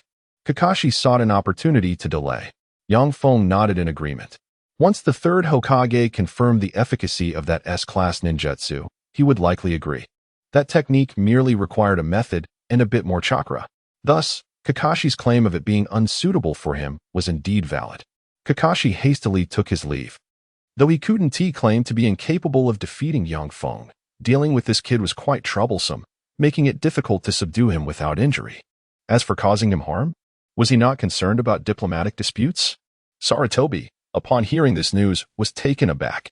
He felt the significance of the moment and decided to inquire about Maki's situation. Hee hee, I finally got a heads up this time. Maki chuckled foolishly. Oh, it's true. But this S-class ninjutsu is a technique created by Akasuna no Sasori. We, the Wind Shadow, are unaware of this matter. In truth, not just the Wind Shadow, but those from their village who wielded fire and lightning techniques were mostly aware. The third Hokage was unaware of the specifics and took it at face value. Will the Wind Shadow mind this? Not at all. Thus, the third Hokage, in high spirits, decisively allowed Kakashi and Yang Feng to exchange. Might we first observe the power of that S-class ninjutsu?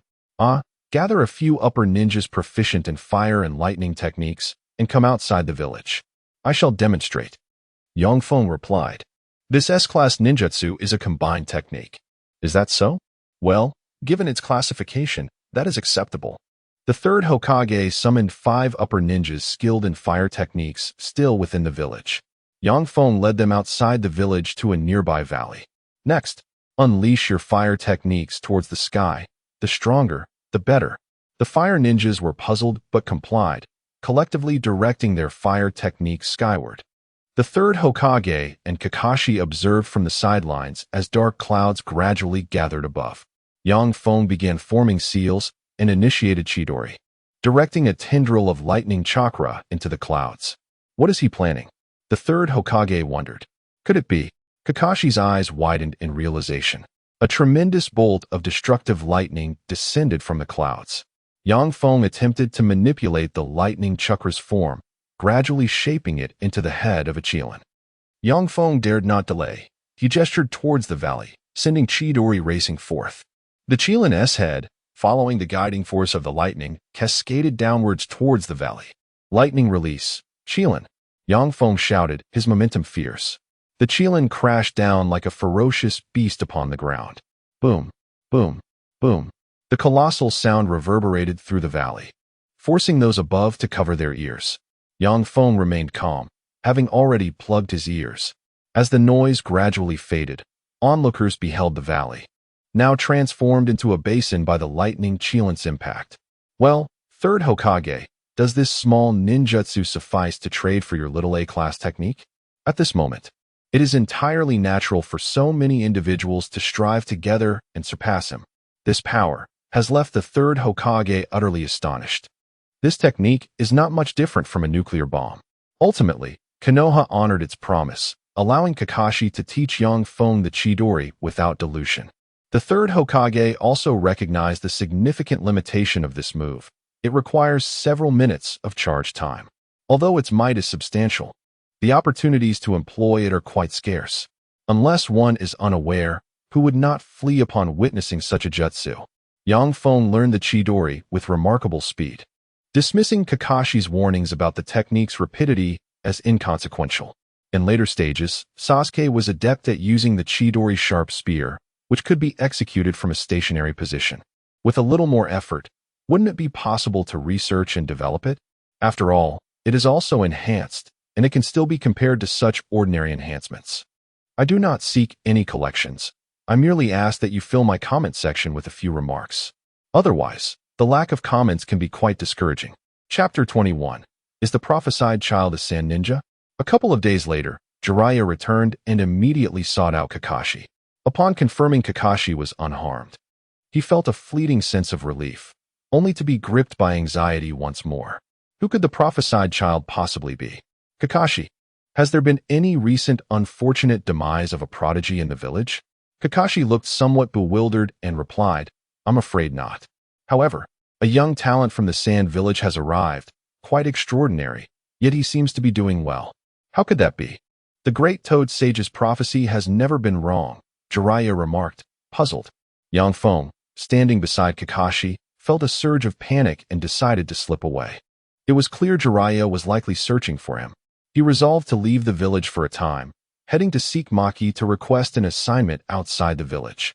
I have nothing to discuss, but you must consult the Hokage's opinion, as you wish to undertake a task in his village. It's not a task. I merely wish to leave. Well, if that's too troublesome, I shall leave directly. Just mention it to the Hokage. Yang Feng preferred not to linger. believing that leaving early would ensure his safety. This task would require a sacrifice of soul power, the significance of which he was unaware. Yet anything related to the soul could hardly be trivial. Meanwhile, Jiraiya was still preoccupied with the search for the prophesied child, even going so far as to request a list of recent fatalities from the Hokage, but to no avail. He felt increasingly lost. Konoha was not a particularly large place.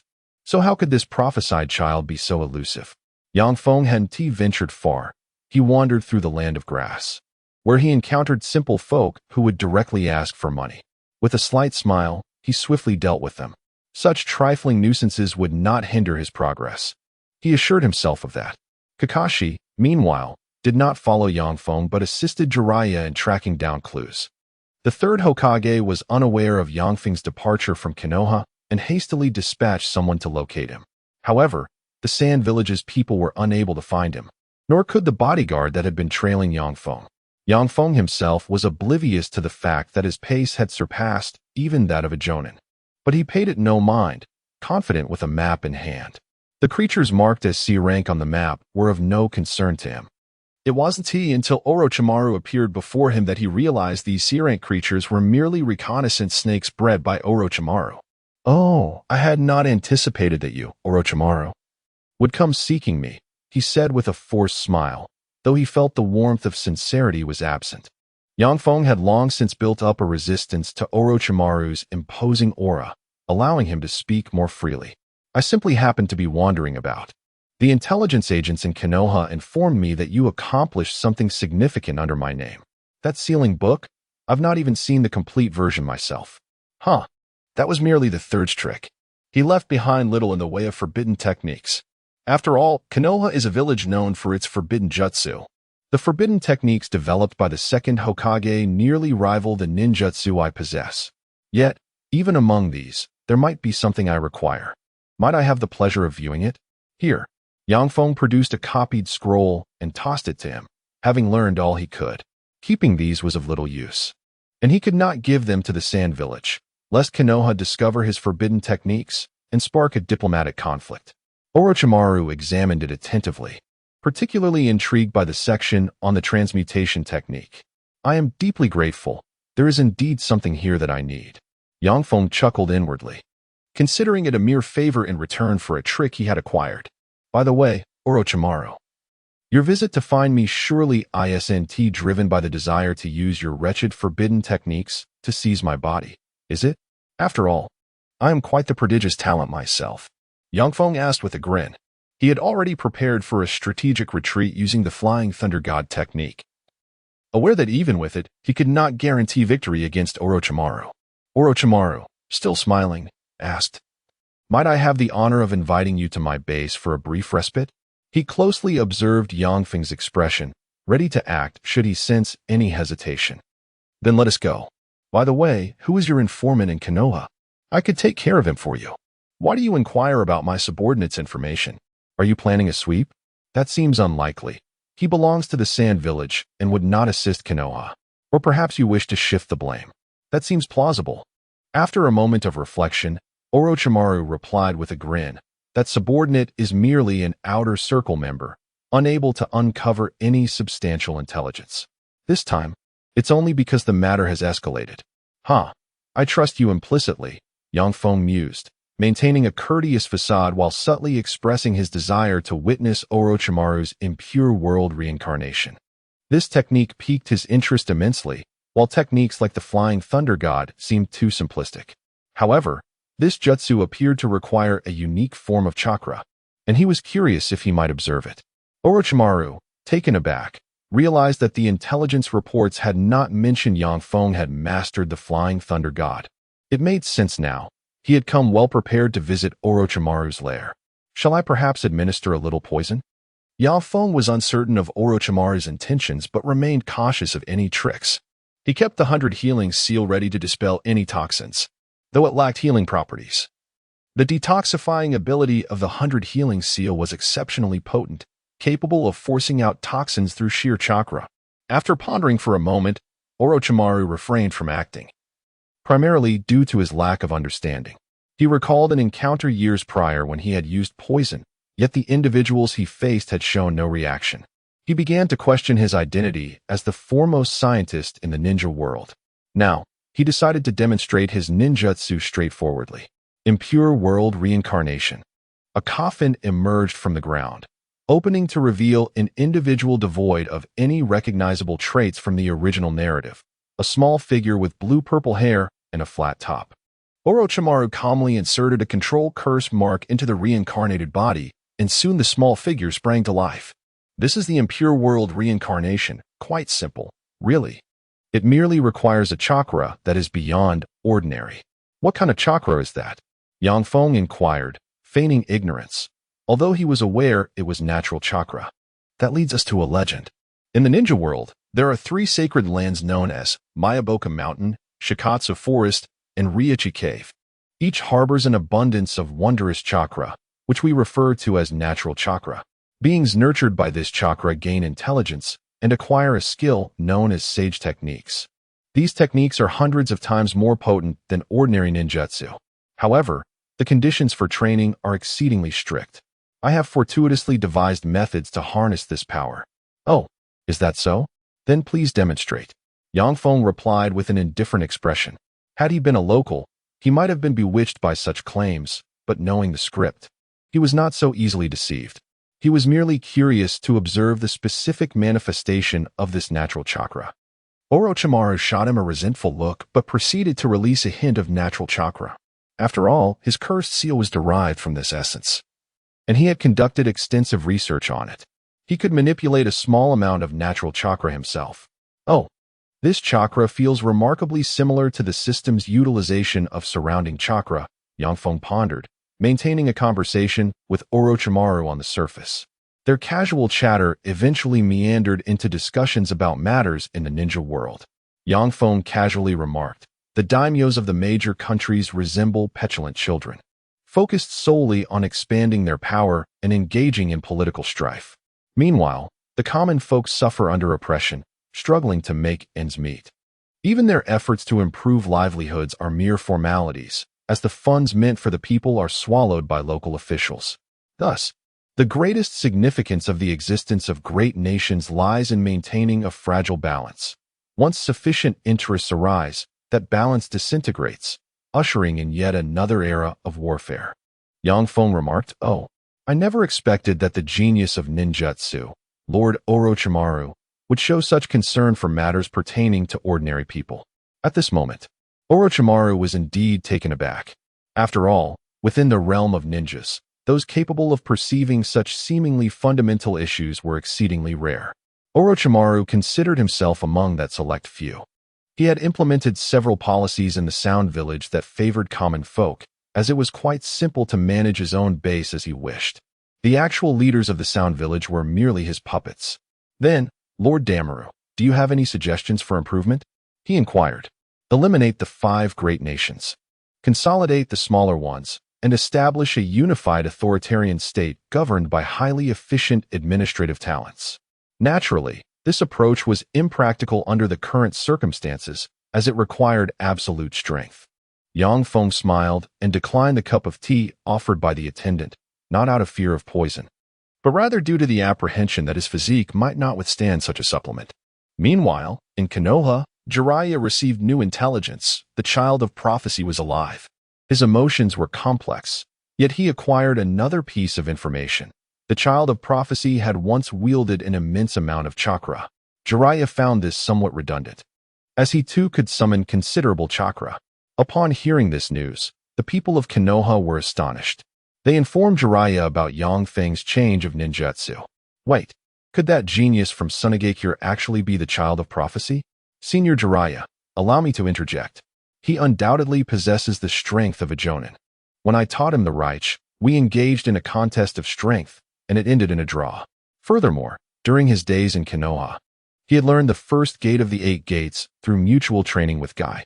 Kakashi, previously astonished by Yang Feng's prowess, had conducted an investigation and discovered that he had trained alongside Guy, enduring the rigorous demands of their exercises. It is worth noting that Kakashi himself had once trained with Guy and nearly collapsed from exhaustion.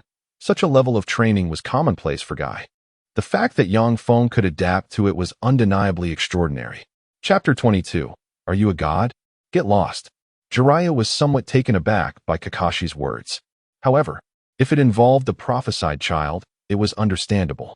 After all, this matter transcended the confines of Konoha and pertained to the entire ninja world. With the tacit approval of the third Hokage, Maki was also made aware of the situation. Yet, Maki was not as superstitious as Konoha. With a chuckle, he remarked, "Are the legendary Sannin of Konoha aspiring to become our future mentors in Sunigakure? If so, I must decline in advance. After all, only elite instructors are qualified to teach that child. While Lord Jiraiya possesses formidable strength, it seems he lacks the requisite qualifications to partake in our educational endeavors." Jiraiya, with a wry smile, attempted to explain, but Maki cut him off, declaring it all to be mere excuses. "By the way, Jiraiya-senpai, Chisasa Daimaru has already left Konoha. He mentioned something about training," Kakashi lamented. "What? He left on his own? What if something goes wrong?" Jiraiya immediately prepared to set off in search of him, but paused after a few steps. Where did he go?" "We genuinely don't know," Kakashi replied, a bitter smile on his face. Hasn't he been very happy lately? After all, he has been acting as a bodyguard for those kids, and it's been quite mentally exhausting. Not to mention, he has been feeling disheartened after being overshadowed by Yang Feng. It's unbearable. He can execute Chidori in 3 seconds flat, while I take 5. And his power surpasses mine significantly, mainly due to his abundant chakra. Kakashi lamented his own lack of time for training, which had left him somewhat dispirited recently. "Although I am aware, I apologize, but I see no need to inform Konoha," Maki boasted nearby. He too was unaware of the details, but felt compelled to boast, especially since things had been going too smoothly for him lately. Jiraiya felt a sense of unease. His mood had soured considerably, as he had been leisurely gathering materials for his work, only to suddenly be thrust into a significant role. He was now in a state of turmoil, grieving over the potential demise of the prophesied child. After painstakingly investigating for days upon returning to Konoha, he was now informed that the prophesied child was supposedly fine. Just as Jiraiya had intended to find the prophesied child to mentor him, he was told that Chisasa Daimaru, the one most likely to be the prophesied child, had vanished without a trace. His emotions were in turmoil, a profound sense of frustration enveloping him. At that moment, Yang Feng was blissfully unaware that he had been mistaken for the prophesied child. After all, the prophecy of the Great Toad foretold that the prophesied child had once wielded an immense amount of chakra. The incident involving Naruto occurred in the back mountains of Konoha, and it had gone unnoticed. Yang Feng had just showcased a remarkable display of Kirin before an audience, which further solidified the belief that he was indeed the prophesied child. Had Yang Feng known, he would not have been particularly surprised, considering he was not part of Konoha. The concept of a prophesied child was a unilateral assertion by Konoha. No matter the commotion, it bore no relevance to him in Sunigakure. Just because a manga titled Naruto existed did not necessitate his allegiance to Konoha. Yang Feng was quite discerning in this regard. Of course, he had no inkling of this. He was merely exasperated. He had not anticipated that his analyses of the distorted state of the ninja world would resonate with Orochimaru, who possessed a certain degree of verbal prowess. If I were to establish a nation, in order to maintain long-term governance, whether it be a utopia or a dictatorship, the foremost task would be to resolve the conflict between ordinary citizens and ninjas. Currently, ninjas are regarded as special entities, detached from national disputes, which is entirely untenable. Although their numbers may not rival those of ordinary people, their prowess is their capital. As beings far beyond the norm, they must either adapt to the times or become the rulers of the nation. In such a scenario, ninja villages have essentially become pawns of great nations, making reform impossible. Thus, to instigate change, I believe it is essential to establish a ninja nation, elevating ninjas to the status of a noble class, granting them certain privileges while ensuring they adhere to relatively fair laws, just like ordinary citizens. There should not be excessive alterations elsewhere. The prevailing sentiment is that ninjas are looked down upon by ordinary people, which is utterly unfathomable, akin to lions being driven away by kittens. We need to elevate ninjas to be the aspirational figures for all, That is the crux of the matter. Yang Feng had seldom found someone willing to listen to his musings without bolting, and thus he poured out his thoughts, albeit casually. He merely believed that the system in this realm was fraught with issues. After all, wars among ninjas seemed to erupt at will. As if there were an abundance of wealth, only for everyone to end up impoverished in the end. Was he that foolish? Orochimaru listened intently, genuinely beginning to contemplate Yang Feng's words. Naturally, these were merely his humble opinions, hardly worthy of note. Yang Feng had no intentions of boasting in Orochimaru's presence. No, this is nothing short of a profound discourse. I believe your ideas could transform the ninja world. Let us discuss this again once my power reaches the level of the first Hokage and Uchiha Madara, Yang Feng chuckled. Then, Daimaru-kun, I would like. Before Orochimaru could finish, a loud explosion erupted above him. Instantly, Yang Feng utilized the Flying Thunder God technique to rush outside. His meticulous placement of marks was not without purpose. After all, these marks had a 10-year shelf life, ample time for the entirety of the Shippuden saga. Yang Feng glanced over, his expression one of disbelief. Ding. Random mission failed. Soul power reduced by 1. Yang Feng suddenly felt a sharp pain in his head, his mood darkening. WCDF. I'm using Sage Arts. He retrieved several specially crafted kunai from his ninja tool pouch and hurled them towards the target. A bag of rice must weigh several floors. His spiral eyes fixed on Orochimaru with an emotionless gaze. Without even glancing at the kunai thrown by Yang Feng, Orochimaru effortlessly deflected them with Shinra Tensei. Yang Feng found himself at a loss for words. Was Nagato also considered a prophesied child? This mission hadn't specified that. Moreover, he had merely sent a shadow clone. If this was the standard, would Naruto's shadow clone also lead to mission failure? Nevertheless, time was of the essence. Given the cooldown period of Shinra Tensei was 5 seconds. He swiftly utilized the Flying Thunder God technique a second time to reach the location of the kunai, seized it, and hurled it at Pain. Simultaneously, he carefully surveyed his surroundings, mindful of the fact that Pain had 6 bodies. It appears you do not yet comprehend true suffering. The Deva path, devoid of expression, showed little interest in what he perceived as an ordinary foot soldier. Open. Yang Feng's skin flushed red, his speed increasing further. Seizing the opportunity during the cooldown of Shinra Tensei, he took advantage of the kunai he had thrown earlier to close the distance to Pain. Now only 2 or 3 meters away. Since the Deva path was floating in the air, ostentatiously showcasing its might, there were no obstacles in the way. Yang Feng delivered a powerful kick to Pain. Yakai! Yang Feng shouted, his fury palpable. His soul power had diminished, and he had lost access to Sage Arts. Sage Arts. After waiting years for an opportunity to acquire it. Of course, the impact of his kick was nowhere near that of Guy's, but he aimed to bolster his own morale. The Deva Path speed could not match the enhancement provided by the 5th gate in conjunction with the Flying Thunder God. It was sent sprawling, leaving an imprint of a foot on its body as it crashed to the ground. While Pain did not bleed, the grimace on his face suggested that the kick was far from inconsequential. It is essential to note that the Deva Path was not an ordinary clone. It had once engaged in a fierce battle with the Four Tails Naruto using only its physical form, although it later faced a more powerful Six Tails Naruto. Its taijutsu prowess exceeded that of S-rank ninja Orochimaru. Damn, I forgot he can't die. Yang Feng mused, realizing his body was being uncontrollably drawn toward the Deva Path. Scanning. Target, 6 Paths of Pain, Deva Path clone. Taijutsu, 346. Ninjutsu, 500. Jinjutsu, 0. Secret Techniques, 500. Shinra Tensei. Chakra, 678. Overall Assessment, SS Rank. Clone Assessment synchronizes with the original. Battle Assistance activated. Enemy Ninjutsu Scan. Shinra Tensei Cooldown, 1.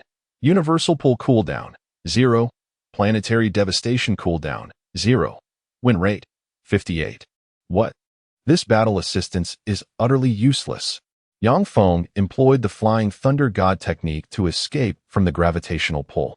Your strength is commendable, yet opposing a deity is folly. Pain stated coldly, his emotions concealed. Yang Feng glanced at the map and pinpointed Nagato's location. However, he truly believed he could not best Nagato. So he decided to first deal with this pain and regain some face. Hey, Orochimaru, why are you just standing there? This is your doing. Yang Feng called out to Orochimaru. Orochimaru's expression darkened. He realized he could not outmaneuver Pain through deceit. Yet, observing the exchange between Yang Feng and Pain, he was reluctant to flee outright. Use the impure world reincarnation, Yang Feng urged. Pain launched a direct attack. Though he sustained a fatal injury, as a corpse, he could continue to move as long as his chakra rods remained intact. Yang Feng had no time to form hand seals and relied on the flying thunder god to dart about. Meanwhile, Orochimaru formed hand seals, invoking the impure world reincarnation technique, revealing a blue-purple crew cut. What use is summoning such trash? Bring forth the first Hokage, Yang Feng exclaimed in frustration, vowing to take revenge on Orochimaru later. Do not underestimate him, Yang Feng, Orochimaru cautioned. Yang Feng observed the approaching 5 Pains and realized escape was his only option. He tossed a kunai into the sky and dashed toward the kunai near Pain, believing Yang Feng could only escape upward. Pain directed Shinra Tensei at the kunai in the air. However, Yang Feng had gathered a Rasengan at the side, targeting Pain. Lacking Senjutsu chakra, the Rasengan merely disrupted a few chakra rods within Pain, failing to destroy them. It's over, declared Pain, unperturbed by the pain, as he delivered a punch toward Yang Feng. An ambush loomed from above as the system alerted Yang Feng. He swiftly retreated, narrowly avoiding a rocket that struck his previous position. Bang! Azura Path stood firm, having unleashed a high-tech projectile from his head with tracking capabilities. The other 6 paths soon arrived. Now's the time. Crystal release. Crystal Wall 8 formation. Orochimaru shouted. Upon hearing this, Yang Feng promptly used the flying thunder god to escape the range, while the 6 paths were ensnared by a massive crystal. Huh. Now they are at our mercy, Orochimaru gloated, becoming somewhat overconfident. Stop pretending. Hurry and turn them into crystals. Otherwise, they'll resurrect soon, Yang Feng urged. Orochimaru was unaware of Pain's unique abilities. Nagato, adept in the 6 paths technique, could summon all his bodies back at this moment. What? Crystal release, Emerald Crystal Prison. The crew cut executed excellently, trapping all 6 paths. In a moment, with another crystal release, they were all doomed. Yang Feng did not dare to be reckless. He unleashed a giant Rasengan, shattering the crystal release, obliterating 2 of the 6 paths instantly. Using Chidori, he dispatched the remaining 3. Summoning technique. Finally, one last Pain was recalled. In a dire situation, Yang Feng did not take the time to target carefully. Eliminating 5 was already a considerable feat. The remaining Pain, capable only of utilizing the planetary devastation technique, was of little threat. Wait, planetary devastation? Yang Feng noted on the map that the SS rank Nagato had fled, followed by an AAA rank, presumably Conan. Pain must have retreated to his homeland. With no other formidable foes in sight, Yang Feng relaxed, sitting amidst the ruins. Orochimaru, your impure world reincarnation is quite formidable, Yang Feng remarked with a smile. Well, I intended to retrieve the remains of the first and second Hokage, but I never anticipated the Akatsuki leader would come to eliminate me directly. Hiki, without your assistance, Yang Feng, I might have perished by now. To this, Yang Feng could only chuckle, recalling a joke about how the Snake Lady would be defeated. Who was that person with the crystal release? Such a powerful ability. He is known as Kiryu, a renowned figure from the Warring States period. Of course, the crystal release has nearly vanished now. However, I have a remarkable crystal release ninja among my subordinates, Orochimaru replied with a grin. Yang Feng found the crystal release intriguing, but chose not to comment. Recognizing it as a bloodline limit, he prepared to return to Konoha. Feeling somewhat dejected after being bombarded by Pain during what was meant to be a casual visit over tea. By the way, within the scroll I provided you, there is a summoning scroll for the Dragon's Cave, where you could forge a pact. It is a place for training in Senjutsu, Orochimaru mentioned. Ah, I know. I used it long ago but was intimidated by an old snake proficient in Senjutsu and had to back out, Yang Feng replied with a chuckle. Orochimaru sensed Yang Feng's lingering grievances and was puzzled, as the formidable serpents in the Dragon's Cave, excluding the 10,000 snakes, were generally reasonable. Have the rules changed? He wondered. Chapter 23. The confusion of the leader of Don Nagato was in a foul mood today, for he had merely gone to deal with a traitor. Yet his clones were nearly annihilated in the process. His agitation was palpable. Conan, standing beside him, was at a loss for words. Fortunately, Yahiko's life was spared, which brought Nagato a modicum of relief. He had not anticipated such formidable talent among Orochimaru's subordinates. He had underestimated him gravely. It was not that Nagato could not employ the technique of Shinra Tensei, but rather that he deemed it unworthy of the situation. He believed it acceptable to use such power in capturing tailed beasts, but to employ it against a mere traitor would be akin to hastening his own demise. After all, while Shinra Tensei was one thing, Shibaku Tensei was a forbidden technique that could consume his lifespan, especially since it was not his own ocular power, a fact of which he remained blissfully unaware. That child could contend with the Deva path. Perhaps in the future, he may become a formidable adversary for us all. Nagato mused, reflecting on how he had gained no advantage while controlling the Deva path. He felt his true self was barely holding its ground. Conan was equally astonished. After all, even the Deva path wielded power on par with that of the Kage. Now, it had been bested by a mere child, which seemed almost like cheating. So, you betrayed because you desired Uchiha Itachi's Sharingan? Young Feng inquired as he gazed at Orochimaru. No, I intended to capture the entity you referred to as Kaguya.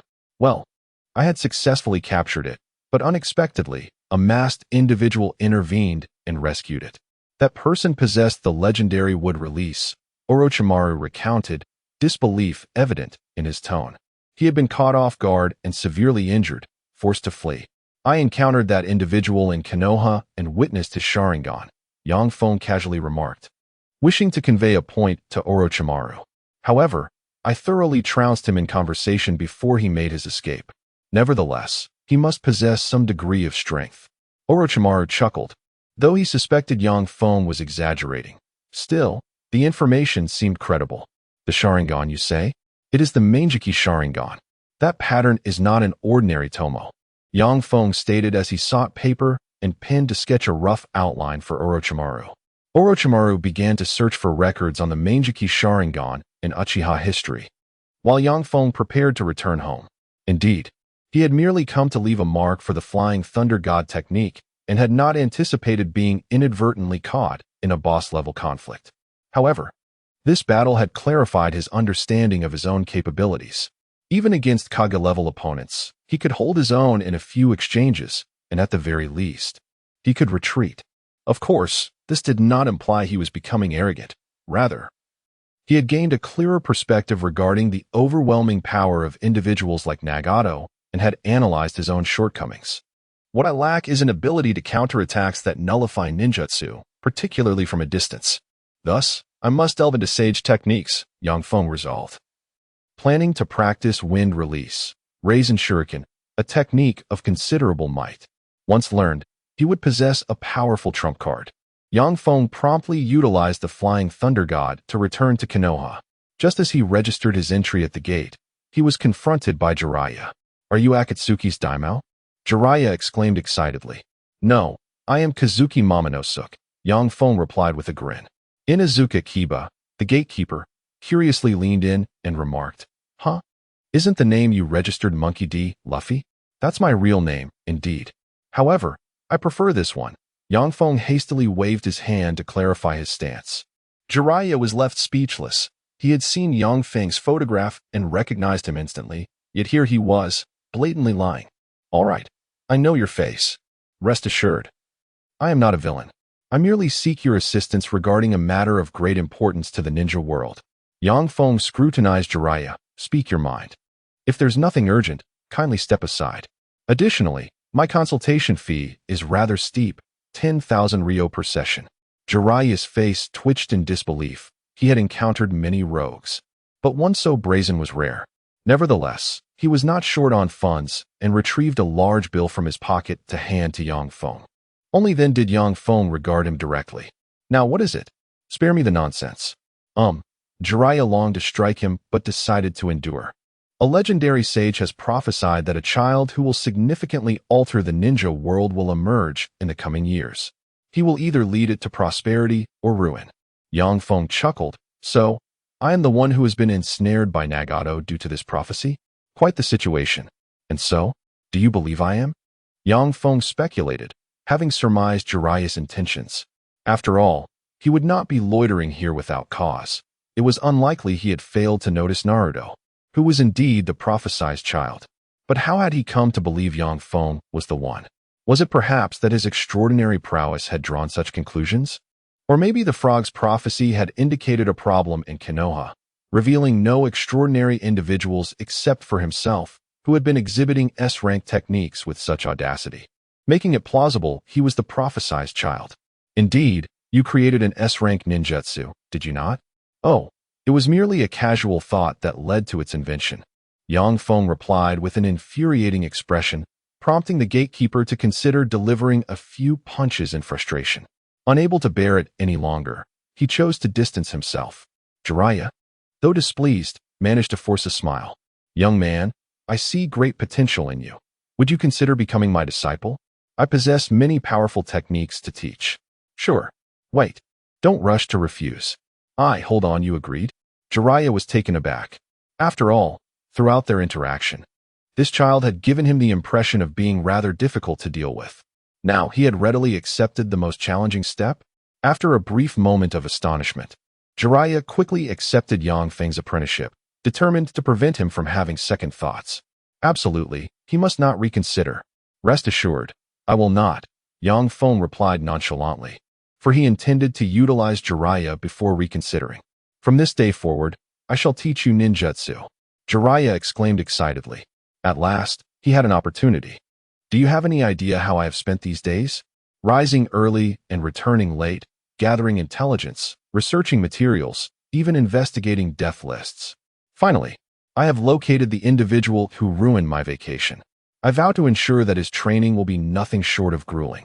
Yang Feng remained blissfully unaware of Jiraiya's dark intentions. Thus, their master-disciple relationship was temporarily confirmed. After Yang Feng's explanation, Maki also consented. Yang Feng informed him that he would be stealing some secret techniques from Konoha, as one would expect from the legendary Sannin. Hokage-sama.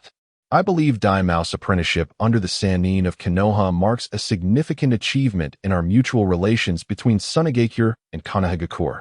After all, the prophesied child bears great significance, impacting the fate of the ninja world. We in Sunagakure must take this seriously, Maki declared earnestly. In response, the third Hokage smiled warmly. Such acting skills would be a pity to waste on mere performances. Chapter 24. Toad Sage? Scram. The moment Yang Feng laid eyes on Jiraiya, he immediately noticed the exclamation mark above his head. Naturally, he chose to accept the task, as there were no penalties involved. The task was an S-rank search mission, the future of the legendary Sannin, ensuring that he would simultaneously become a disciple of all three of Konoha's Sannin. Task reward: a perfect method for sage mode training. Note: superior to the 3 legendary sage locations, with no side effects. Failure to complete the task incurred no penalties. Yang Feng's heart raced with excitement. This task must be accomplished. He sought not knowledge, but that sage technique. Moreover, Orochimaru was already acquainted with him. It would be a simple formality to approach Tsunade regarding this. Given that Jiraiya sought her as Hokage, he should know her whereabouts. A convenient excuse to have him guide him would suffice. Search missions offered better rewards than random ones, and there were no penalties. This seemed fair enough.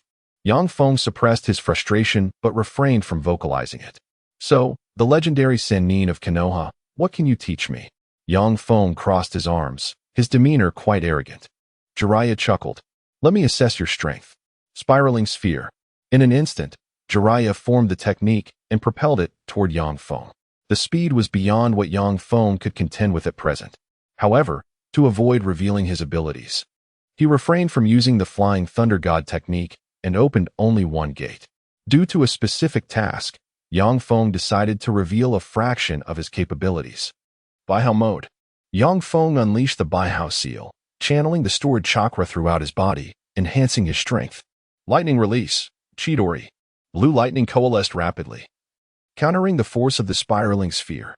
Seeing the technique about to detonate, Yang Feng swiftly retreated to a safe distance. Jiraiya scrutinized the mark on Yang Feng's forehead, having previously overlooked it. After all, some individuals from Sunagakure adorned their heads with various designs. Jiraiya initially believed it to be a personal insignia and never imagined it to be the Baihouse seal. 4 of them, no less. As the founder, Tsunade only bore one. Yang Feng smirked disdainfully. Such things could be manipulated with chakra.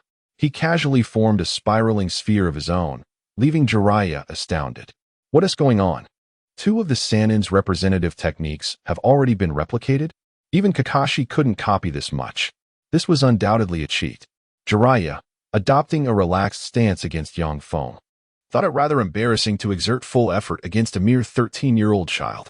Besides, Jiraiya was superior in speed and strength. Scanning. Target, Jiraiya. Taijutsu, 427. Ninjutsu, 452. Jinjutsu, 157. Secret techniques, 340. Mayaboka Mountain Sage Mode. Chakra, 1573, 646767, Sage Chakra. Overall evaluation, S rank. Combat assistance activated. Enemy Sage Mode not activated, Chakra abundant, Taijutsu strong. Probability of victory, 20. Damn it. I have a 50% chance against Deva Path, yet I find this tougher? Yang Feng lamented. But he wasn't aiming for a life or death spar with Jiraiya. Thus, he engaged in a taijutsu confrontation. Meanwhile, Naruto, having grown somewhat lazy without Yang Feng's guidance, skipped class and ventured to the back mountain, only to stumble upon the intense exchange between Yang Feng and Jiraiya, rendering him momentarily speechless. After all, he was merely a ninja trainee, not even a genin yet. How could he comprehend such a high-level battle? Nonetheless, he recognized it as a clash of the highest caliber. Yang Feng struggled to suppress his urge to use the Flying Thunder God technique. Jiraiya, too, was holding back his full strength. However, with each exchange, he found himself increasingly astonished. After all, even at a fraction of his full power, he was far beyond what a mere genin could contend with. An elite ninja could swiftly be defeated, yet Yang Feng held his ground for an extended period. Great Ball Spiraling Sphere. Jiraiya prepared to unleash a decisive move, leaping into the air to execute the technique against Yang Feng, intending to inflict some damage upon this prophesied child. Wait until I complete my Sage Mode training. I'll bombard you with a flurry of spiraling shuriken and pin you to the ground. How shameless to use A-rank techniques against a genin. Although the spiraling sphere was classified as an A-rank technique, the true destructive power lay within the Great Ball Spiraling Sphere. The spiraling shuriken was barely S-rank in comparison. This is how I intend to define it. Otherwise, the spiraling sphere would lose its value. Jiraiya! Scram! Yang Feng shouted. Causing Jiraiya to pause momentarily, being addressed so directly was rather novel. Yang Feng unleashed Chidori toward the Great Ball Spiraling Sphere. Lightning release, Chidori Sharp Spear. Simultaneously, he augmented the chakra within Chidori, piercing through the Great Ball Spiraling Sphere. In terms of raw power, the Great Ball was indeed stronger than the ordinary variant. However, when faced with an even stronger attack, the larger variant was more susceptible to being overwhelmed. The principle of the spiraling sphere relies on rotation and control. The rotation itself requires no extraordinary skill. Yet, the smaller the mass, the easier it is to control. The Great Ball Spiraling Sphere, lacking sufficient control, would collapse the internal rotational structure upon being struck, dispersing its energy rather than exploding like a conventional spiraling sphere. It was akin to a balloon. When pricked with a needle, it bursts instantly, yet if punctured with a pencil, it merely deflates gradually. This is just an example, not to be imitated. At that moment, the Great Ball Spiraling Sphere was pierced by Yang Feng's Chidori Sharp Spear, hurtling toward Jiraiya. Jiraiya could only respond hastily. Lion's main technique. In midair, Jiraiya transformed into a fluffy ball, enveloping himself in his own white hair to absorb the impact. The outcome was Jiraiya's hair being pierced, leaving him with a Mediterranean hairstyle. A bit dazed, Jiraiya felt the top of his head. No, it's gone. My hair. Well, if you wish to continue, go ahead. I wonder if you'll still be able to employ such defensive tactics next time. considering you've lost quite a bit of hair. Young Feng chuckled. You little brat. Jiraiya, now devoid of the will to continue fighting, donned a straw hat, deciding to keep it on for the time being. Initially, he intended to establish his authority over this new disciple to encourage serious study. Instead, he found himself diminished. Jiraiya sighed, pouring himself a drink. The third Hokage sat across from him, unsure of what to say. He was filled with envy and resentment towards Tsunagekyur's prodigy. However, this kind of genius undoubtedly affirmed the prophecy. Jiraiya mused that he could even be likened to the first Hokage. Such a high evaluation? Teacher, I don't believe the first Hokage possessed this level of power at this age. Moreover, his most remarkable trait was his creativity. He seems to have invented a variant of the Baihouse seal, one that differs from Tsunade's and is weaker, yet it holds significant power. The key here is his age. Jiraiya, without further comment, understood. We are now establishing diplomatic relations with Tsunagekyur. Let us not dwell on other matters. Ah, teacher, I assure you I want tea. Especially since he is the prophesied child. However, those from the roots. Jiraiya lifted his cup and drained it. I understand. During such times, I will not allow Danzo to act recklessly. For the sake of the ninja world, I will impart all that I can teach him, even sage techniques. But Sarutobi-sensei, I hope you will not target him. The prophesied child, while merely a prophecy, may alter the course of history based on how our interactions unfold. Perhaps the dark side of the prophesied child will arise from the 5 great shinobi villages. I will certainly take this seriously. The third Hokage remained contemplative, having not touched a single drink, lost in thought. Chapter 25. The essence of sage arts is nature gathering. Yang Feng provided guidance to the observing Naruto, helping him unravel the mysteries that had been troubling him of late. He imparted the methods for mastering the Rasengan, encouraging Naruto to ponder it independently, as the training process itself would hone his chakra control. Of course, Yang Feng had already shared the fundamental techniques with Naruto. For those initial stages served little purpose beyond testing his intellect, which, it must be said, was unlikely to change significantly. Such was the nature of the world. The subsequent training would depend on Naruto's own efforts. I am preparing to train with an old man, Yang Feng declared. When I return, if you have mastered this, I shall teach you the advanced version. He patted Naruto on the shoulder and gave him an approving thumbs up. By the way, how have your conversations with the fox been going? Well, it's rather evasive, Naruto replied, scratching his head. Yang Feng chuckled, advising Naruto to exercise patience and show more concern. After all, a girlfriend may be a fleeting companionship, but the Kyuubi would be by his side for life.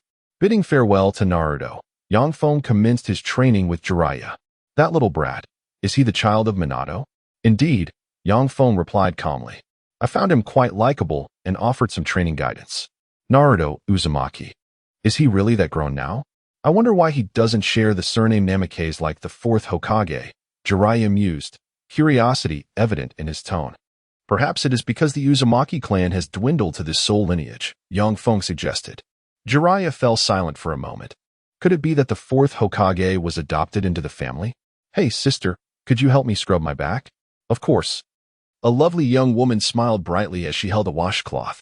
In the distance, an elderly man with white hair was diligently taking notes for his research. Quite impressive, Yang Feng remarked as he settled beside him, practicing some of the techniques that Jiraiya had taught. He had truly underestimated the 3 Sannin, or rather, the strength of those at the Kage level. Their insights into training far surpassed Yang Feng's, who merely relied on external means for survival. He learned much from Jiraiya's teachings, acquiring knowledge that had once eluded him. What a worthwhile endeavor, Yang Feng thought, feeling his training proceed remarkably smoothly. He observed the focused toad sage, oblivious to his fate as a mere tool. Well, for the sake of the mission, I might as well save your life later, he mused. His current objective was to cultivate his hard power to the level of a Kage. Relying solely on the Flying Thunder God technique would not suffice. What if the Akatsuki began capturing tailed beasts? At that point, the situation would be dire, and he would stand no chance against them. Despite the impressive display against Pain, that was merely because Pain had refrained from using his most powerful techniques and was limited in skills. If all 6 paths were to attack simultaneously, Even the flying thunder god would struggle to withstand them. After all, the technique consumed a considerable amount of chakra. It could be employed a few times, but using it dozens or hundreds of times was simply unfeasible, even with his accumulated reserves. The Sage mode, which greatly enhances physical capabilities, must be mastered without delay. Listen closely. The essence of Sage mode lies in maintaining a tranquil heart. You must integrate with nature. Understood, but please elaborate. The more specific, the better, Yang Feng insisted, dismissing any further trivialities and demanding a demonstration. Jiraiya, somewhat helpless, sat down and waited nearly 20 minutes before successfully activating Sage mode. Such slowness, truly pathetic, Yang Feng scoffed. Hey, I and Appos am demonstrating for you. At least show some gratitude. Jiraiya grumbled, feeling the sting of his limitations. His innate talent for Sage mode was regrettably minimal, and his transformation even resulted in a toad appearance, lacking any aesthetic appeal. Jiraiya's Sage mode lasted a mere 5 minutes before it dissipated. Too short, Yang Feng mocked. Without the assistance of 2 elder toads, one cannot sustain combat. Half an hour of preparation for 5 minutes of use. A prime example of what not to do. In essence, the training of Sage arts revolves around control, and since tranquility facilitates better control, it is essential to cultivate one's composure. I need not follow this path. Simply focusing on control suffices, Yang Feng thought as he sat cross-legged on the grass, remaining perfectly still as the wind brushed against him. Jiraiya was left bewildered. It had taken him a considerable time to reach this level. Although his talent was lacking, Yang Feng's proficiency seemed almost unfair. I must report this. Yang Feng had reached the most crucial aspect of training in Sage arts, merging with nature. He could now sense natural chakra, and the next step was to absorb it and test his limits. Natural chakra is not merely a function of how much one can absorb from the environment. It is contingent upon one's physical condition and chakra capacity. The greater one's chakra reserves, the more natural chakra one can absorb. Naruto serves as an excellent example. Endowed with the exceptional physique of the Uzumaki clan, his chakra vastly exceeds that of ordinary individuals, like Kakashi. His natural chakra is equally formidable, allowing him to shatter 5 bodies of pain, who could barely contend with Jiraiya's full strength. Aside from the terrifying enhancements granted by perfect Sage mode, there was no other explanation. Yang Feng believed his chakra volume to be adequate. He likely would not fall short. Now let us begin the absorption process. Ah, pervert. How vile, you creep. A stone struck Yang Feng's head, drawing blood. Unfazed, Yang Feng covered his head and glanced at Jiraiya, who had already fled to a considerable distance. Several women from the bathhouse, now dressed, were collectively searching for the old man. Yang Feng merely pointed them in the right direction, observing the map. A distant scream echoed from the old man. But Yang Feng pretended not to hear as he continued to sense natural chakra. Although he would eventually acquire the perfect method of Sage training upon completing his mission, Yang Feng was not inclined to delay. Mastering this training method would lay the groundwork for his future cultivation of the perfected version. Ah, young girls are indeed quite passionate. Jiraiya returned, bruised and battered. He saw Yang Feng already in the process of absorbing natural chakra and felt a wave of discomfort wash over him. It had taken Jiraiya a full decade, plus 3 additional years, to reach this stage. Yet Yang Feng accomplished it in just 2 days, without even undergoing the toad transformation. It seemed preposterously unfair. At that moment, Yang Feng opened his eyes. His pupils transformed into horizontal slits, and an orange-red hue emerged around his eyes. Is this Sage mode? What a delightful sensation! Yang Feng exclaimed joyfully. This is exhilarating. His perceptive abilities seemed to grant him profound insight into the surrounding area. Furthermore, as he gathered chakra to perform the Rasengan, it coalesced with increased brilliance, its golden hue shining even brighter. Note, in the original manga, it is depicted as gold, while the anime portrays it as blue. Undeniably, the gold is more visually pleasing. You actually learned it? Jiraiya stared wide-eyed. Was there any difficulty? Yang Feng replied with a grin. After waiting many years, he finally experienced a significant boost in overall strength. Now, Yang Feng was confident that he could contend with Pain's 6 paths without issue. However, He recognized that time was still needed for training. Feng pondered. Chapter 26. The Inner Turmoil of Princess Temari, an epilogue. The girl was engulfed in worry, having not seen the boy for a week. A full week had passed since their last conversation, which had previously been a daily occurrence. They had even practiced martial arts together. Yet, now, there was complete silence. As the daughter of the Kazakage of Sunagakure, Temari felt it was unbecoming of her to display such a lack of composure. Thus, on the very first day of his disappearance, she sought out the Hokage to inquire about his whereabouts. She learned that he had gone to train with an old man named Jiraiya. How infuriating! Why was he always off training alone? Temari felt a surge of anger. She too was diligent in her efforts. Could they not train together? The strength of numbers is unparalleled. Perhaps she could assist him in some way. Temari inquired about their location, but the third Hokage admitted he did not know, though he reassured her that he was likely safe. After all, being in the company of a powerful ninja was, in many respects, safer than remaining in the Hokage's office. Left with no choice, she set out to search for him. But to no avail. "Where are you going, sister?" Gaara asked as he encountered Temari wandering aimlessly around Konoha. "I'm looking for Damaru. He hasn't contacted me in days, and I'm worried about his progress," she replied, crossing her arms and glaring with a deadpan expression. Gaara found her behavior perplexing. His older sister was oddly tsundere. Clearly anxious, she feigned indifference while searching earnestly. Deciding not to mention anything about having seen Damaru, Gaara kept quiet. As he soared into the air, he spotted Damaru. Otherwise, he would have been coerced into helping his sister search for him. "Sister, you really are not very forthcoming," Kankuro remarked, failing to grasp the gravity of the situation. The atmosphere grew tense. "You brat," Temari exclaimed, delivering a punch to Kankuro's face, sending him crashing to the ground. "What do you mean I'm not forthcoming?" Meanwhile, Sakura found herself in a quandary, as Sasuke was training excessively hard. While she had feelings for Sasuke, she was still captivated by his appearance. After Sasuke had been bested by a prodigy from another village, he had thrown himself into rigorous training. Where he once might have acknowledged a greeting, he now snapped, "Shut up, you foolish pig." Thankfully, this remark was directed at Ino. "Hey, it seems Sasuke is."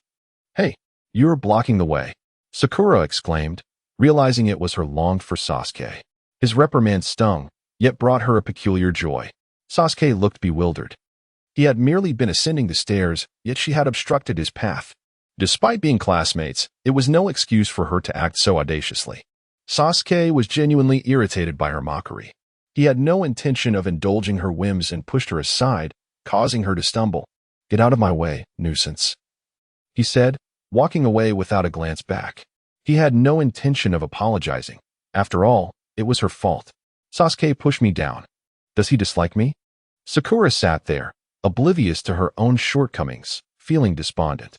At that moment, Temari stumbled upon her and, recognizing Sakura as the top student, inquired if she had seen Naruto Uzumaki. "That guy? Who cares about him?" Sakura retorted disdainfully. At this point, the bonds among the 12 young ninjas were rather superficial. Only through various missions did they become life-and-death comrades, which had nothing to do with Sasuke. Honestly, this little minion who always sticks around Damaru has no clues either. How am I supposed to find him? Temari fumed, striking the wall, leaving a tiny crack. Sakura widened her eyes in astonishment. Is the taijutsu of Sunagakure really this formidable? Just average, Temari replied nonchalantly. After all, she had been training for several years in the 8 gates and had reached the 4th gate. Such strength was to be expected. "By the way, are you looking for your companion?" Sakura asked, her curiosity piqued. "Well, sort of. He said he was going to train, but I haven't heard from him in a week," Temari huffed, trying to maintain her composure. "Do you like him?" Sakura inquired with a teasing smile. "What? Absolutely not. Don't say such nonsense." Temari waved her hands frantically. She had spent countless days exchanging disdain with Damaru, judging each other's training speeds. How could there be any feelings involved? "Honestly, as a fellow girl, I can sense your feelings for him are similar to my own for Sasuke," Sakura commented. "Such feelings are quite beautiful." "No, not at all." Temari's cheeks flushed, her heart racing. She had always considered such notions impossible. Seeking him was merely a discussion about training methods. Yes, just a training tool. Damaru had been by her side since childhood, incessantly pestering her until she was thoroughly confused. Eventually, he had secured an opportunity to collaborate with the Hokage, and their relationship had evolved beyond mere friendship. Ahem. What I meant was that they had transitioned from ordinary friends to close friends. They guided one another in training, while Damaru predominantly instructed her. Temari found joy in the gradual improvement of her abilities. Although Damaru often spoke of concepts she struggled to comprehend, defeating the final boss, overpowering the protagonist, or pinning someone down, she understood that this represented his earnest desire for her growth. Temari too was filled with anticipation regarding her training, greatly resonating with Damaru's fighting spirit, which motivated her to train diligently. Yet, it seemed she could never quite catch up to him. During their sparring sessions, she was no match for him, relying solely on his mercy. Don't worry, girls should always give boys a chance to showcase their capabilities. After all, those boys can be quite stubborn and love to show off. They would be pleased to protect us. Sakura shared her insights on romance, despite being single. Is that so? Humph. Then I shall grant him an opportunity to surpass me. Perhaps I shall ease off on my training a bit, Temari declared with a hint of pride. Meanwhile, Yang Feng had mastered Sage Mode and was in high spirits, relishing the enhanced perception it afforded him, far superior to any mere map. He decided to pay Temari a visit, his destination clear and precise. Without employing any additional secret techniques, he relied solely on the enhanced physical prowess granted by Sage Mode and dashed forth. On the roadside, Mike Guy and Rock Lee, practicing their two-finger handstands, were momentarily taken aback, questioning the very essence of their training. Teacher Guy, will I ever be able to achieve such speed? Lee pointed towards Yang Feng's figure. Fear not, Lee. This individual has perfectly understood the essence of youth. I have faith that you too can achieve it. Eager to begin? Next, you shall run 500 laps around Konoha. Give it your all. Guy encouraged. Yes, teacher. With Konoha being relatively small, Yang Feng reached Temari in under a minute, landing gracefully before her in a manner reminiscent of the fourth Hokage. Hey, cool, right? He grinned. Not really, Temari replied indifferently, though she nearly missed the sight entirely, feigning nonchalance. Sakura, however, was unable to remain composed. Such speed. You can hardly see him. Temari. Is this your boyfriend? Yes, incredible. What are you saying? Temari hastily denied, her face flushing. Ah, little lady, let us not get carried away. I am her older brother, Yang Feng chuckled. Wait, what? Could it be? Is Temari into brotherly love? Though she did not voice it, Sakura's expression spoke volumes. The protagonist's name should consistently be referred to by his original name, Yang Feng. In the world of Naruto, he temporarily goes by the name Chisha Damaru. Although this has been mentioned at the beginning, it has not been reiterated frequently. Yang Feng will primarily refrain from revealing his true name, as it does not conform to the naming conventions of this world. Chapter 27. The Future Candidates for Wind Shadow? The inhabitants of Sunagakure have been residing in Konohagakure for 2 weeks now. Indeed, there has been some progress during their time in the Leaf Village. However, their advancements pale in comparison to Yang Feng, who has directly mastered the Sage Mode in Chidori. Currently, the combined strength of the visitors from Sunagakure is no match for Yang Feng's individual prowess. Of course, Maki remains oblivious to this fact, believing Yang Feng to be merely an elite nin, which, in a sense, is a blessing as it spares their spirits from discouragement. The exchange students from Sunagakure have also thrived in their time at Konohagakure, making significant strides. This is largely due to the fact that Konohagakure's lower ninja training seldom focuses on fostering teamwork. Aside from the coordination among the techniques of large clans, most training emphasizes individual strength. In contrast, the students from Sunagakure are required to practice collaborating with various teammates, which is immensely beneficial for quickly establishing rapport during diverse missions. Nevertheless, as they are still children, this awareness remains somewhat underdeveloped. Nevertheless, Nara Shikamaru has gleaned a wealth of knowledge, and the synergy among the Ino Shikicho trio has seen a marked improvement. The advanced teaching methods of Sunagakure are indeed awe-inspiring, Shikamaru mused. Meanwhile, Choji, having finished his potato chips, made a trip to the convenience store to replenish his snack supply, which seems to have surged in popularity in recent years. Is this all connected to that genius from Sunagakure? Shikamaru pondered. He had encountered him in Konoha. He appeared quite ordinary, yet exuded an air of calmness that suggested he was unfazed by anyone. After all, he was the one who had just verbally clashed with the Hokage, and Shikamaru felt a newfound respect for him. Although he was a few years older, Shikamaru felt as though they were of the same age, and he couldn't help but acknowledge that he lacked the other's wisdom. Meanwhile, Yamanaka Ino found herself somewhat disheartened. As the vice-captain of the Beauty Control Squad, led by Sakura, enduring a village where the male population's looks were rather subpar was truly a trial. It would be a long while before they could return home. Alas, there are no savory broth-flavored potato chips here.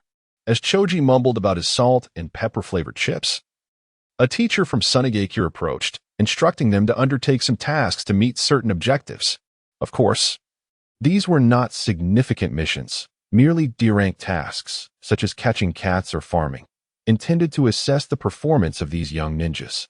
Hinata and Niji were too engrossed in their training to partake in the missions, which was the result of an agreement between Konohagakure and Sunagakure. After all, physical skill development is crucial during their formative years, and it is prudent to prioritize training over undertaking missions, especially when safer tasks await them back in Konoha. Yang Feng had Jiraiya procure a jar of toad oil from Mayaboka Mountain, the size of the jar akin to an amber bottle. This substance is indeed a valuable asset. It enhances one's sensitivity to natural chakra and accelerates absorption rates. Yang Feng experimented with it, discovering that a small amount sufficed. Applying it in emergencies allowed him to swiftly enter Sage mode. He even contemplated acquiring more. However, Yang Feng refrained from visiting Mayaboka Mountain personally, wary of drawing the attention of the ancient Toad Sage. After all, despite his significant power enhancements, he still could not contend with a being from the same era as the Sage of Six Paths. It was best to avoid provoking any unnecessary conflicts. Recently, Jiraiya had grown somewhat indifferent to life and death. After dedicating his life to mastering techniques, he found that a genuine prodigy had learned them in a mere fortnight, and with unrelenting efficiency had overshadowed his own efforts, leaving him in a state of resignation. Yang Feng, also seeking a more populated area to practice sage arts, understood that such a bustling environment would test his skills. After all, in the heat of battle, one rarely enjoys advantageous terrain to gather strength. Although Yang Feng was not yet proficient in sage mode, he could at least utilize it effectively, far surpassing the capabilities of Jiraiya, the Toad Sage. He could maintain it for about an hour without issue. Meanwhile, Uchiha Sasuke was experiencing a state of near exhaustion due to his relentless training, having pushed his body to the brink. He was subsequently admitted to the hospital for recuperation, a process that would take considerable time. Damn it, my training ISNT. Sasuke muttered, his frustration palpable. He had toiled tirelessly to become stronger, aiming to surpass his brother, yet now found himself in such a weakened state, feeling profoundly dissatisfied. The opportunity to grow stronger seemed to elude him, leaving him in a state of discontent. Sasuke-kun, I've come to see you. Sakura entered the hospital room, carrying a basket of fruits. As a seasoned admirer, she understood that appearing by his side during his time of need would maximize her chances of winning his affection. However, she was unaware that such tactics were ineffective with someone as emotionally withdrawn as Sasuke. Sasuke shot her a cold glance before resuming his rest. What must I do to recover swiftly? My power is still far from sufficient. He clenched his fists, pondering his next steps. At that moment, a figure entered the room, an unknown white-haired nin wearing a forehead protector. Sasuke-kun, do you wish to be discharged from the hospital soon? The nin pushed up his glasses with a smile, while Sakura's intuition sensed something amiss about him. Who are you? I'm merely a nin. However, I possess some medical knowledge that could expedite your discharge. Are you willing to help me? Why? That's not convenient to discuss, given the presence of outsiders. Both turned their gaze towards Sakura, who remained in the room. If you have a method, then give it a try. Sasuke decided to accept the offer. Then I shall take good care of you. My name is Yakushi Kabuto, he said with an enigmatic smile. Yang Feng, observing the scene from across the street, felt somewhat exasperated. He had merely passed by, yet he was not inclined to let Orochimaru's schemes concerning Sasuke unfold too soon. Otherwise, the narrative could become exceedingly chaotic. Hey, perverted sage, how about we seek out your old flame? Who? Orochimaru. Or Tsunade. Having just returned from drinking. Jiraiya was momentarily taken aback by Yang Feng's words, but eventually agreed after a moment of contemplation. Well then, let us find Tsunade. It has been several years since I last saw her. I truly miss her. In the Raikage's office in Kumogakure, the fourth Raikage sat in his chair. His expression steely. That little brat seems to be quite comfortable in Konoha. Humph, but the time has come to act. This time, I will personally lead the charge.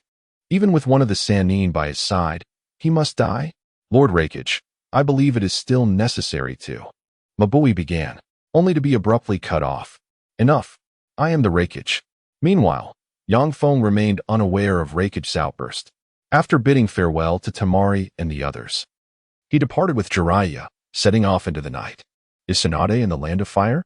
I'm not entirely sure, but I have a rough idea of her location. Yang Feng felt that a general understanding would suffice. Map, activate. By the way, with your strength, there likely won't be any other candidates for the future Wind Shadow. Well there? Jiraiya remarked. I have no interest in such a position, one that involves governance without compensation. While I will protect my village, it is not for the sake of a title, it is a matter of will. Yang Feng had been in this world for nearly a decade, and he had crafted a few motivational platitudes along the way. Is that akin to your will of fire? Jiraiya chuckled at the thought. Before guiding Yang Feng in his training, he had inquired about his perspective on peace.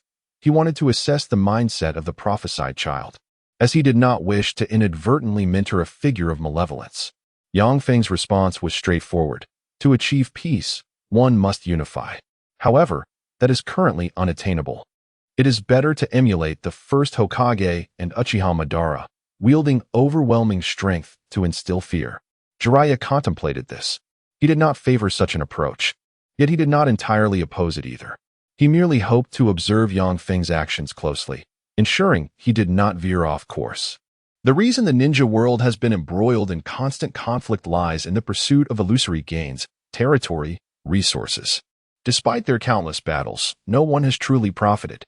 After the dust settles, everyone incurs losses, with Konoha, as the victor, bearing the brunt of the financial burden. Do you know why? Because you fail to grasp the essence of war, engaging in aimless conflict. The true nature of war is a violent form of diplomacy, and in this diplomatic endeavor, you are all the vanquished, pursuing the same objectives yet achieving identical failures. Yang Feng took a sip from his water bottle and continued his ramblings. You have ignited the ninja world war, but it is merely your own initiation. The great powers are merely spectators, observing the diminishment of your ninja village's influence. In fact, in some regions, they may even facilitate this decline. Thus, if I were to acquire strength, my immediate course of action would be to extinguish several major nations. What would become of the ordinary people at the bottom? Jiraiya eagerly inquired. I do not wish to annihilate the entirety of this nation, but rather to overthrow those in power. By replacing the rulers with ourselves, we would have the freedom to dictate our future as we see fit. At that point, as the authority, I would ensure that the people beneath me are well fed and well cared for. Who would dare to resist? Moreover, they lack the strength to rebel. Wouldn't he this lead to peace? Although Jiraiya struggled to fully comprehend the intricacies of the argument, he felt an overwhelming sense of admiration and could only cheer in approval. From that moment on, Jiraiya resolved to impart his knowledge wholeheartedly. Chapter 28, The Swiftest in the Ninja World? After 2 days of travel. Primarily unhurried as Jiraiya sought inspiration for his writing, Yang Feng checked the map as they neared Tsunade's location. Observing an S and a B, he surmised these represented Tsunade and Shizen. However, he noticed another S accompanied by a group of ranks, leaving him in a state of confusion. He promptly informed Jiraiya, suggesting they investigate together, for an S-rank fighter on their side was an invaluable asset. Upon arrival, they discovered it was the 4th Raikage, along with 6 Nin from his village. While Jiraiya was unaware of their status, Yang Feng analyzed the map, deducing that the A ranks were at least Nin level, as the Wind Shadow was merely AA.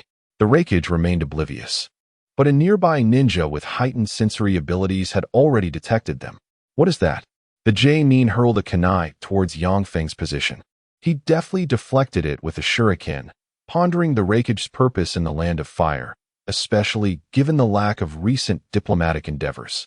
Humph. What business is it of Emir Genin? How dare you eavesdrop on our confidential information? The Raikage exclaimed, delighting in the opportunity to deal with Yang Feng. Oh, confidential information, you say? I possess some as well, Yang Feng retorted with a disdainful smile. Your Death Star. Jiraiya, summon the toad. Yang Feng shouted over his shoulder. With a flourish, Jiraiya utilized the summoning technique, calling forth the legendary toad sage, Fukasaku. Despite his misgivings about Yang Feng's odd remarks, he complied. Sensing the Raikage's intentions were far from benign. I am indeed the legendary toad sage, Jiraiya proclaimed, playing to the crowd as the Raikage group charged forward.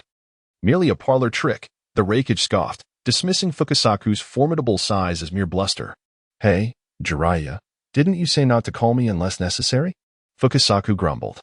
Drawing his short sword to engage the enemy, the Raikage dodged with ease, but two unfortunate Genin were struck down by Fukasaku's blade, suffering grave injuries. Damn you! The Raikage bellowed, unleashing his lightning release technique, lightning flow, heavy torrent. He charged toward Yang Feng, brimming with confidence in his speed. Believing himself unrivaled since the demise of the fourth Hokage, as the self-proclaimed swiftest ninja in the world, he thought it an easy feat to dispatch Emir Genin.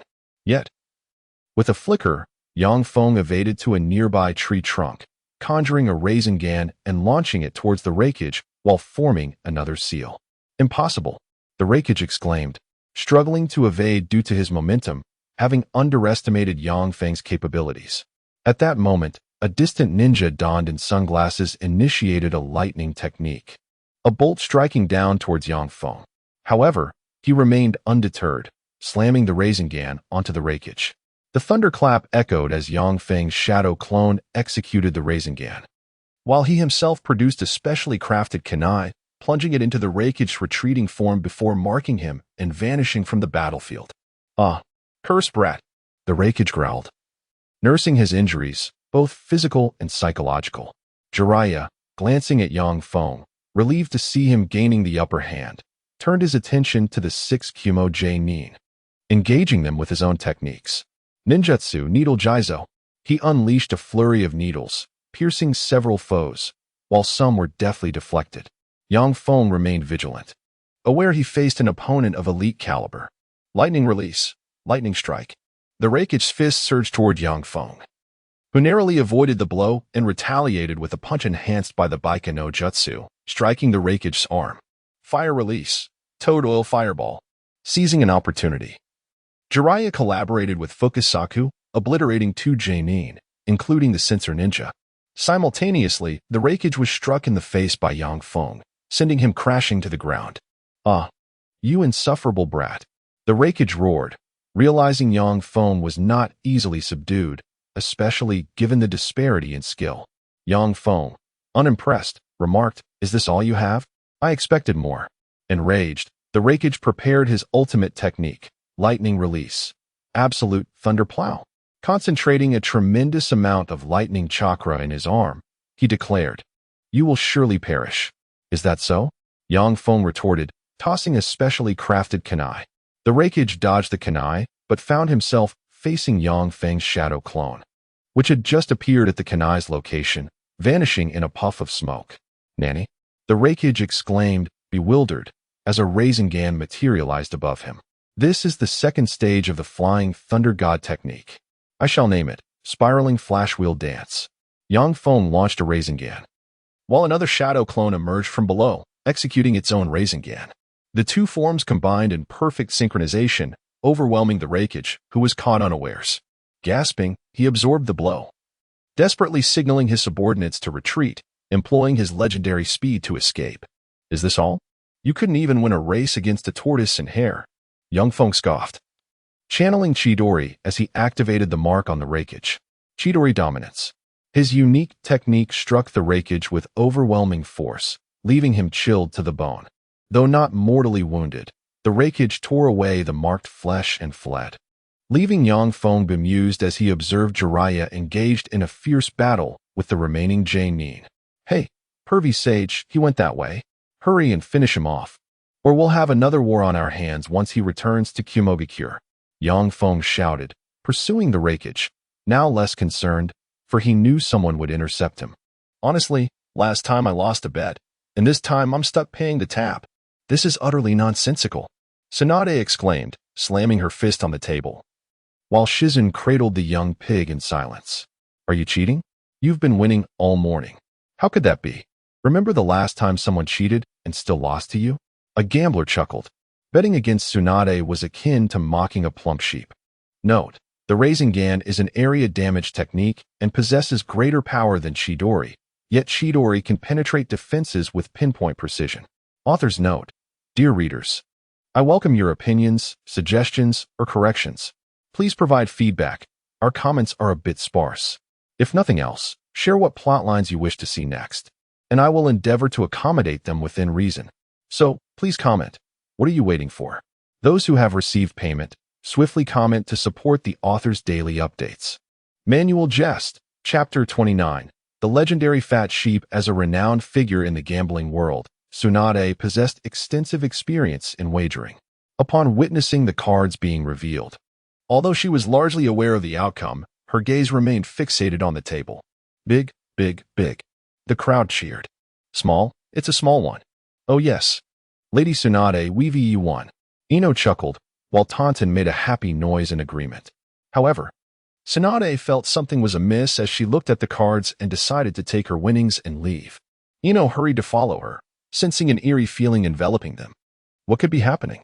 Tsunade pondered as she strolled down the street. Suddenly, a burly man came barreling down the road, heading straight for Tsunade. Move aside, move aside. He paid little heed to the pedestrians, his arms flailing wildly. Yet, a shadow trailed closely behind him. Tsunade furrowed her brow in confusion as she watched the man collide with an innocent bystander. Ino quickly rushed to catch the fallen individual, while Tsunade pursued the man, delivering a powerful punch that sent him sprawling. Hey, how dare you act so brazenly on the streets? Tsunade fumed. The man, now dazed, was in a precarious situation. Realizing escape was futile, it was all this woman's fault. Upon closer inspection, he felt a sense of familiarity but couldn't quite place her. Yang Feng arrived swiftly. Witnessing Tsunade strike the man down, he felt a surge of excitement. After all, he had come to learn about her extraordinary strength.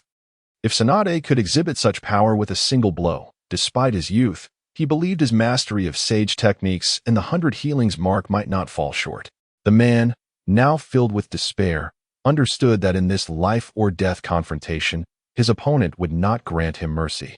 After all, he had longed to return to the village of Kumogakure, and they would surely deduce his intentions. Damn it! Don't move, he shouted, attempting to seize Tsunade. Yang Feng regarded him with a look of compassion. You dare to take the granddaughter of the first Hokage hostage? Do you think the leader of the allied shinobi forces would come to your aid? You're quite audacious, Tsunade declared, delivering another punch that sent the man crashing into a wall. Yang Feng gave Tsunade a thumbs up in approval, though she looked at him with confusion. You little brat. Have you been chasing him all this way? You've already hurt an innocent person. Tsunade glared at Yang Feng, delivering a punch in his direction.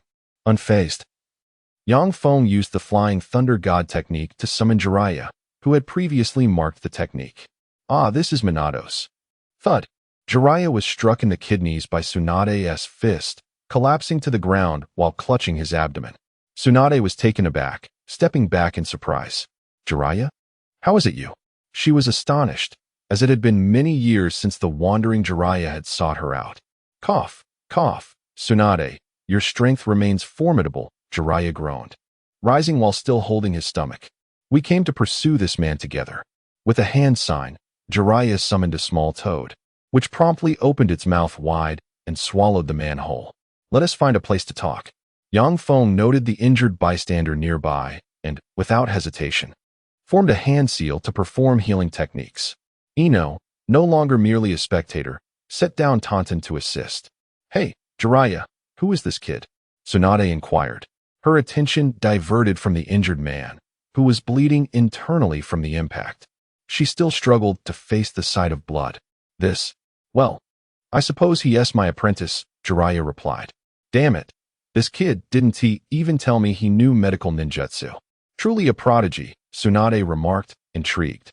Not only does he master Minato's Flying Thunder God technique, but he also possesses medical ninjutsu. I've rarely seen geniuses intentionally study such supportive arts. Jiraiya felt troubled. How could he explain that he had spent days training Yang Feng, only to witness his rapid development? The medical talent he displayed was becoming less surprising by the day.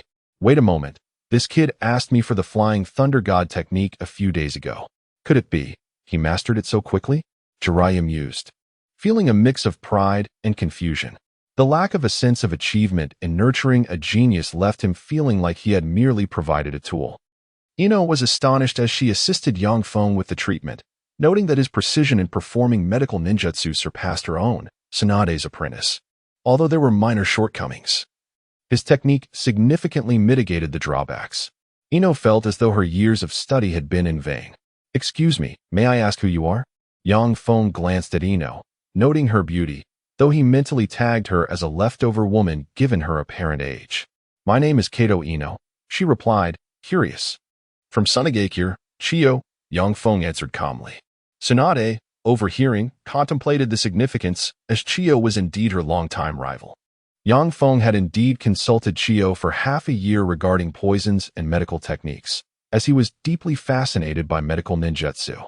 It is well known that medical ninjas require a certain level of self-defense. Naturally, a ninja with self-preservation skills would seek to complement their abilities with medical knowledge. However, Yang Feng had struggled to grasp the techniques. Moreover, medical ninjutsu necessitated yang release chakra, and he could only rely on other chakra types to barely perform the techniques. Much to Chiyo's astonishment, in the ninja world, medical ninjutsu is notoriously challenging to master. Those with yang release chakra may not succeed, and those without stand little chance, relying purely on innate talent. Yet, Yang Feng managed to perform rudimentary techniques, effectively shattering the conventional limits of medical ninjutsu, truly ahead of his time. Due to his extensive practice of the Rasengan, which he had not yet fully mastered, his control over chakra far exceeded that of the average ninja, allowing him to heal superficial wounds. Only after acquiring the 100 healings mark was he able to produce sufficient healing effects. Once the injured bystander was stabilized, Yang Feng provided him with some money to assist him on his way. Meanwhile, the authorities, upon recognizing Jiraiya's identity as a jonin, chose not to pursue the matter further. After all, incidents occurring within the town required some semblance of order, even if they could not intervene in such fierce altercations. Yang Feng felt fortunate that his diligent practice of the Flying Thunder God technique had enabled him to surpass the speed-oriented fourth Reikage. Otherwise, he might have needed to enter Sage mode merely to withstand the Reikage's assaults. Later, Yang Feng and his companions sought refuge in a tea house. Jiraiya recounted their encounter with the Reikage and the ensuing battle, leaving Tsunade in a state of shock. It was one thing for Jiraiya to confront several jonin, but a mere 13-year-old had managed to overpower the fourth Reikage, and he had even chased him down? Tsunade felt that during her years in the gambling halls, the ninja world had undergone a transformation. Chapter 30. The Power of the Fist? How outdated. Initially, I too would have found it hard to believe had someone told me this at the outset.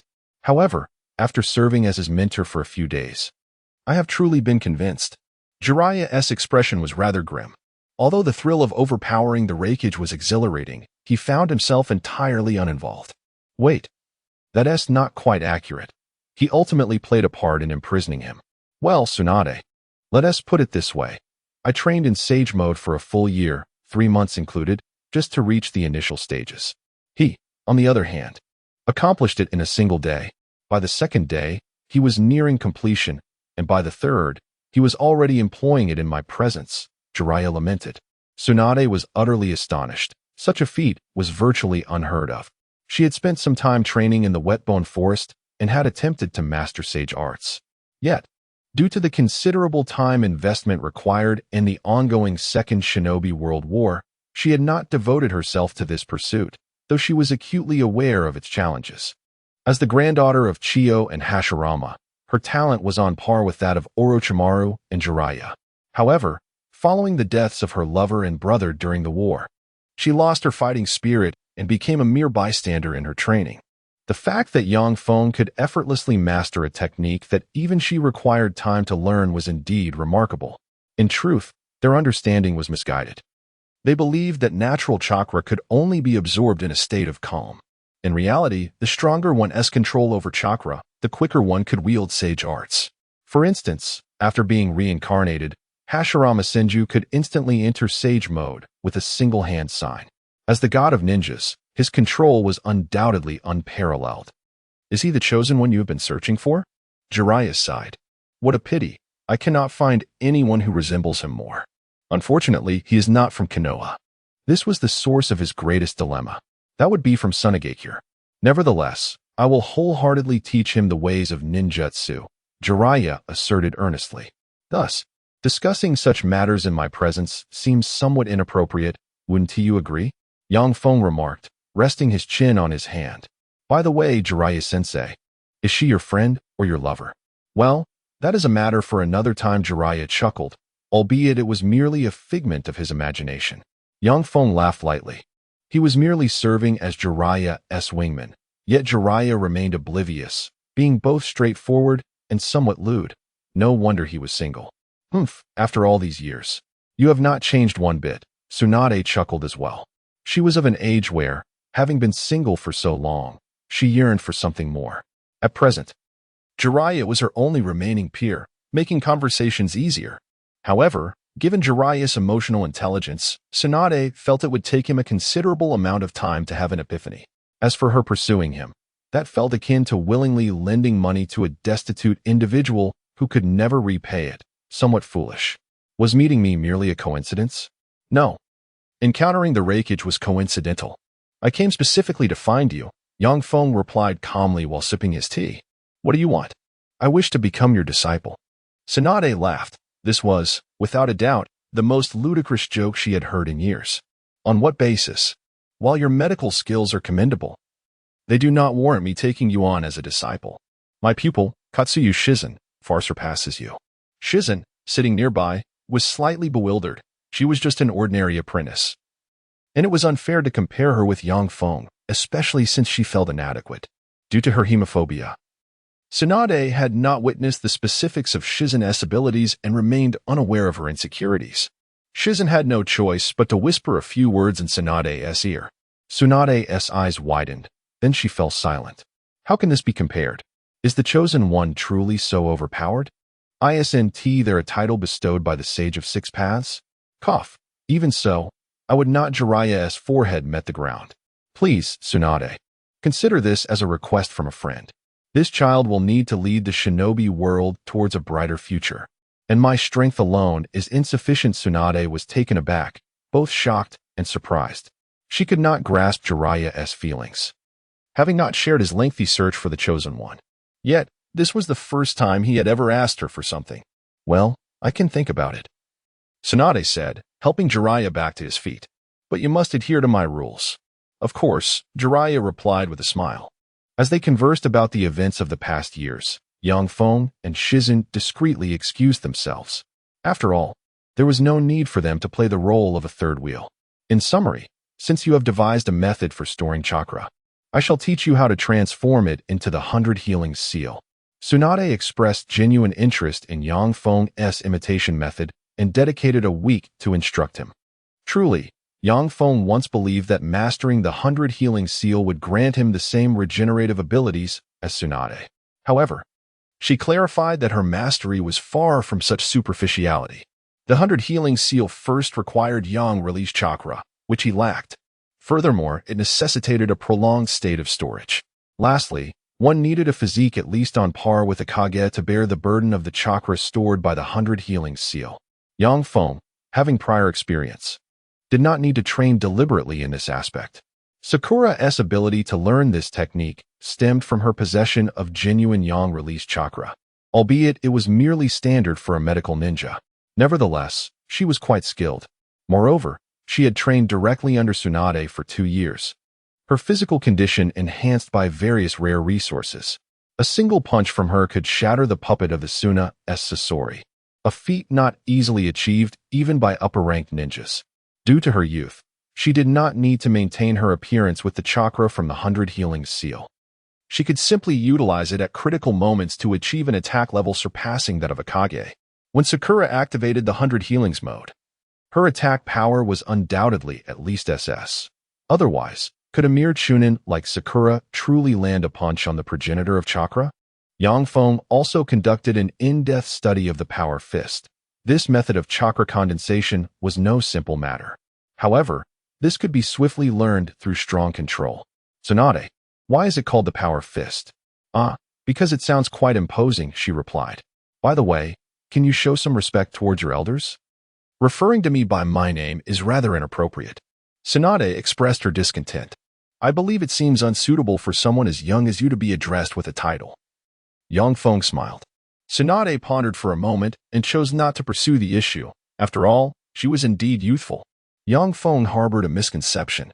He had long believed that mastering the 100 healing seal would grant him Tsunade's level of regenerative ability. However, this was not feasible. Tsunade's regenerative prowess relied on another forbidden technique she had mastered, the creation rebirth technique. For years, Tsunade had stored chakra in her forehead. This significant reservoir of chakra could stimulate various proteins to form, rapidly accelerating the rate of cell division, allowing for cellular reconstruction. Moreover, it enabled the regeneration of all internal organs and tissues. This regenerative ability ensured that she could not die in battle. However, the number of times cells could divide was finite, equivalent to prepaying her future life, which would ultimately shorten her lifespan. Yet, when not in use, it would delay the aging process of her skin, allowing Tsunade to maintain a youthful appearance. Yang Feng attempted to learn it, but found it impossible. The issue was not technical. The key was that it had to be yang-release chakra, without any dilution. He expressed his disdain for his 3 subpar attributes, lamenting that despite being someone with a system, he lacked even comprehensive mastery of attributes. How could he aspire to learn all techniques in the world? Consequently, Yang Feng ruthlessly had Jiraiya interrogate the 4th Reikage. As for the methods of interrogation, merely tickling the soles of his feet was enough to make this burly man cry out for mercy. This was quite rare in the ninja world. Yet it did not surprise Yang Feng. Ordinary ninjas typically underwent some training to withstand interrogation, but as the son of the 3rd Reikage, he possessed immense strength. How could AI possibly accept such a nearly feudal training regimen? Thus, his resilience is feeble, sustained only by sheer willpower.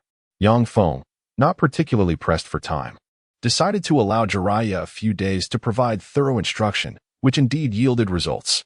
The technique known as lightning release armor was not something Yang Feng knew by name. Nor did he have any interest in it. He merely needed to master it. So, he endeavored to practice diligently. It is futile to tell you. But this ninjutsu can only be performed by a formidable ninja worthy of the title of Reikage. AI murmured nearby. Yang Feng paid no heed to this. The method of cultivation was simpler than the Rasengan, requiring only a robust physical constitution for its practice. Yang Feng activated Sage Mode and began his training directly. In the presence of the Reikage, he managed to manifest it in approximately 10 minutes. The lightning release chakra enveloped his body, forming a protective membrane. This made Yang Feng perceive a striking resemblance to the aura displayed by Scions when they unleash their power. Since I have learned it, I shall name it the Soul Transformation. The term mighty strength does not suit it. I shall call it the Overlord Fist, specifically targeting the unworthy. Yang Feng nodded in self-approval. The author left behind only a comical remark, for there was nothing more to say to you all. Chapter 31. The Value of Reikage Cloud Hidden Village. Damn it. My foolish, simple-minded elder brother has gone silent. An assassination attempt by that little brat has instead fallen into his hands. Kairabi muttered his rap in the office, but his expression was far from pleasant. The secret technique user, Mabui, was already on the verge of a breakdown. Their village leader had vanished, and it occurred during an attempt to assassinate a ninja from Sunigakure. The implications were all too clear. This was an extremely grave incident, potentially igniting a war among the ninja world. After all, the catalyst for the 3rd Great Ninja War was related to the disappearance of the 3rd Wind Shadow. She was at a loss for what to do. Those scoundrels from Konoha must hand over the murderer and return my brother. Kairabi rapped. This, I fear, will be quite difficult. They may even make additional demands. The worst-case scenario is that Lord Reikage is deceased. Darui, as the right-hand man of the 4th Reikage, dreaded trouble. Yet this predicament was brought about by the leader he respected most. Ultimately, the people of Cloud Hidden Village agreed on a compensation plan and chose to negotiate with Konoha. Within a week, this news spread among the upper echelons of the ninja world, causing a stir. They all learned about a genius emerging from Sunagakure, an extraordinarily abnormal talent that even prompted the Raikage to attempt an assassination, only to fail. Such matters cannot be concealed. The individuals involved are far too significant. The spies from various nations are not fools. The village leader has been missing for an extended period. Rock Hidden Village, who would have thought that the young Raikage would fail because of a mere junior? Humph, his strength is rather commendable. Anoki remarked coldly upon receiving the intelligence. Annoyed, he glanced at Kuratsuchi beside him. Look at the genius from Sunagakure, provoking assassination attempts from other nations. While you just play around and neglect your training, can't you show some progress? Humph, you truly embarrass me. Kuratsuchi expressed her confusion, questioning why she, a youthful beauty, was being compared to others. Humph, your lack of seriousness mirrors that of your senior brother, who has become a rogue ninja. The third Tsuchikage was even more infuriated at the thought of his disciple Deidara, launching into a tirade against Kuratsuchi. Mist Hidden Village, the fifth Mizukage, Meitarumi, looked over the incoming reports with a headache. The current Mist Hidden Village was still in a recovery phase, and such a diplomatic crisis was the last thing she wished to see among the five Kage. What should we do? I hope this will pass without incident. Meitarumi muttered, her expression grim. As the Mizukage, how could she behave so unprofessionally? She needed to handle the situation calmly. Alway interjected sternly. Meitarumi smiled, silently forming hand seals. Ding. Main quest completed. Initiating the next stage of the main quest, Wind of Reform. Transform Sunagakure into a ninja nation. Task deadline, 6 years. Ding. Temporary team formation system activated. Duration, usable within this world. Note, cannot form a team with designated enemy targets. Target criteria determined by the system. Yang Feng smiled. This team function was extraordinarily useful, allowing for clear arrangements even with S-rank ninjas, and in the future, he could launch indiscriminate attacks without fear of collateral damage. However, the next stage of the quest was causing him some distress. Converting a ninja village into a ninja nation was no simple task, far beyond what he could accomplish alone. It seemed he would need to engage in verbal diplomacy with the Wind Shadow. After days of training, his lightning armor and super strength had become quite proficient. The 100-heel seal was nearing perfection, leaving Tsunade and Shizune in disbelief. In just 1 week, he had mastered such an advanced technique. Shizune felt a pang of jealousy. She had trained for over a decade, and still hadn't he achieved it. Yang Feng resolved not to waste any more time, and promptly sought out Orochimaru to become his disciple, not out of desire to learn, but for the sake of the quest. Isn't the invincible sage technique appealing? He began packing his belongings, preparing to bid farewell to Tsunade. You're leaving just like that? Tsunade was bewildered. He had only just arrived to learn. Of course, I have matters to attend to. I want to linger. Farewell, master. Yang Feng bowed. Be careful.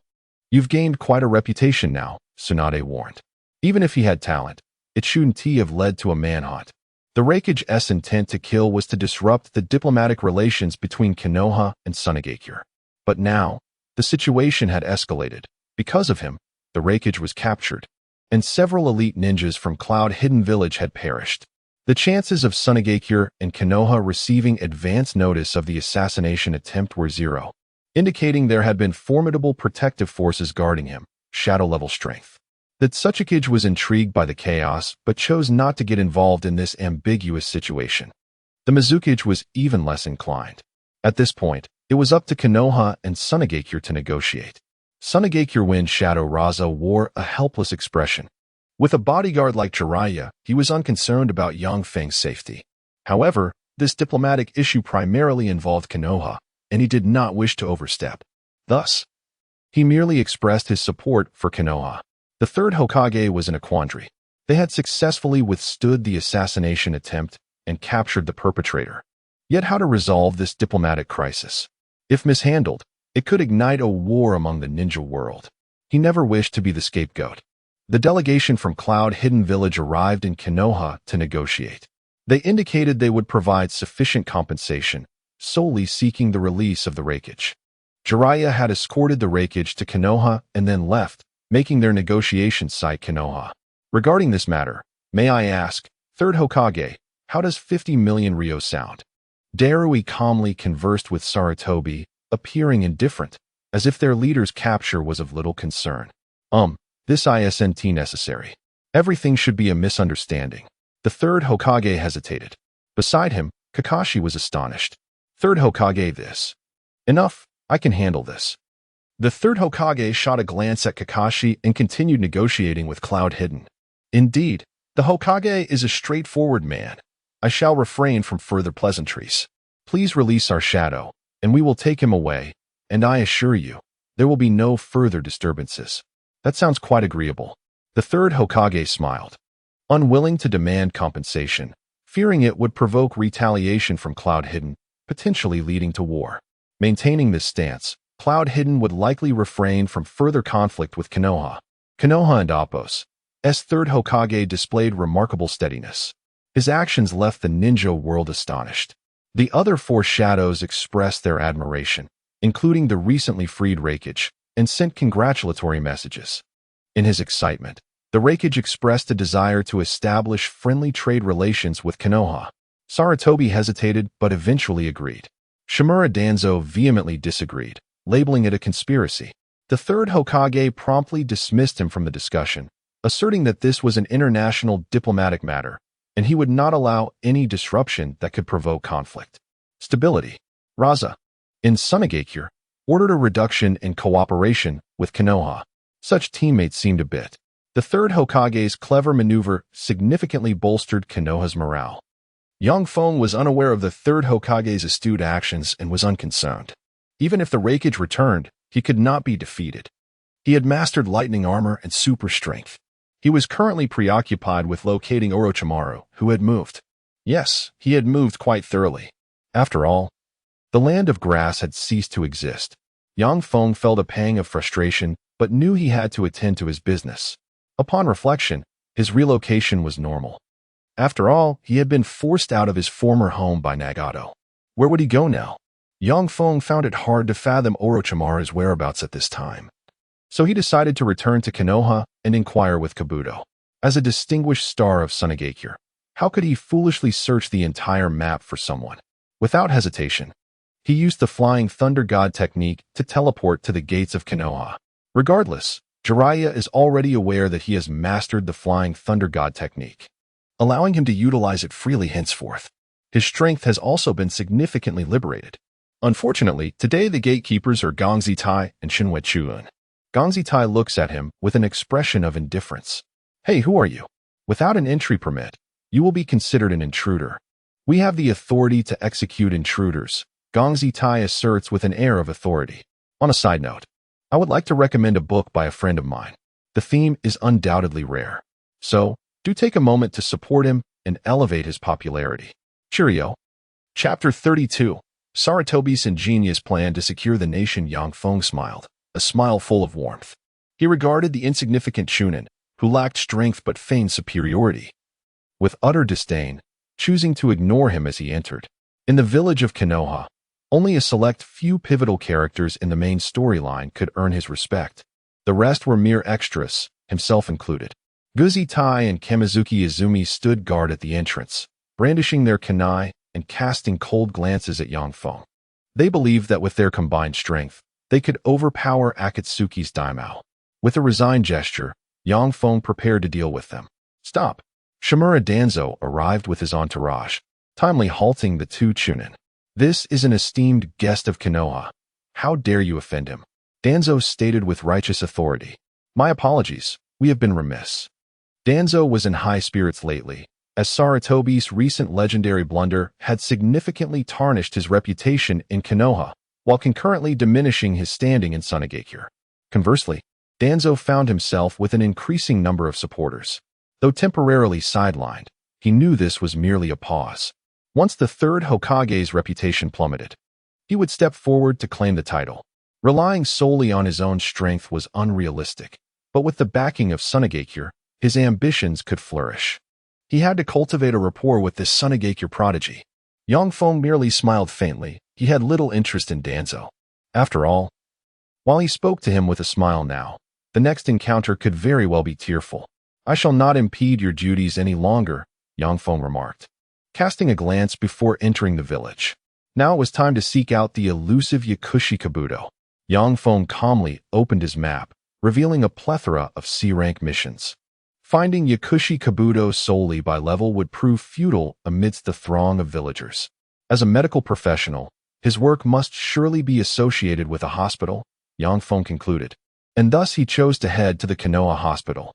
Through the map and inquiries, he sifted through potential targets. After a period of investigation, Yang Feng learned that Yakushi Kabuto had taken leave 2 days prior.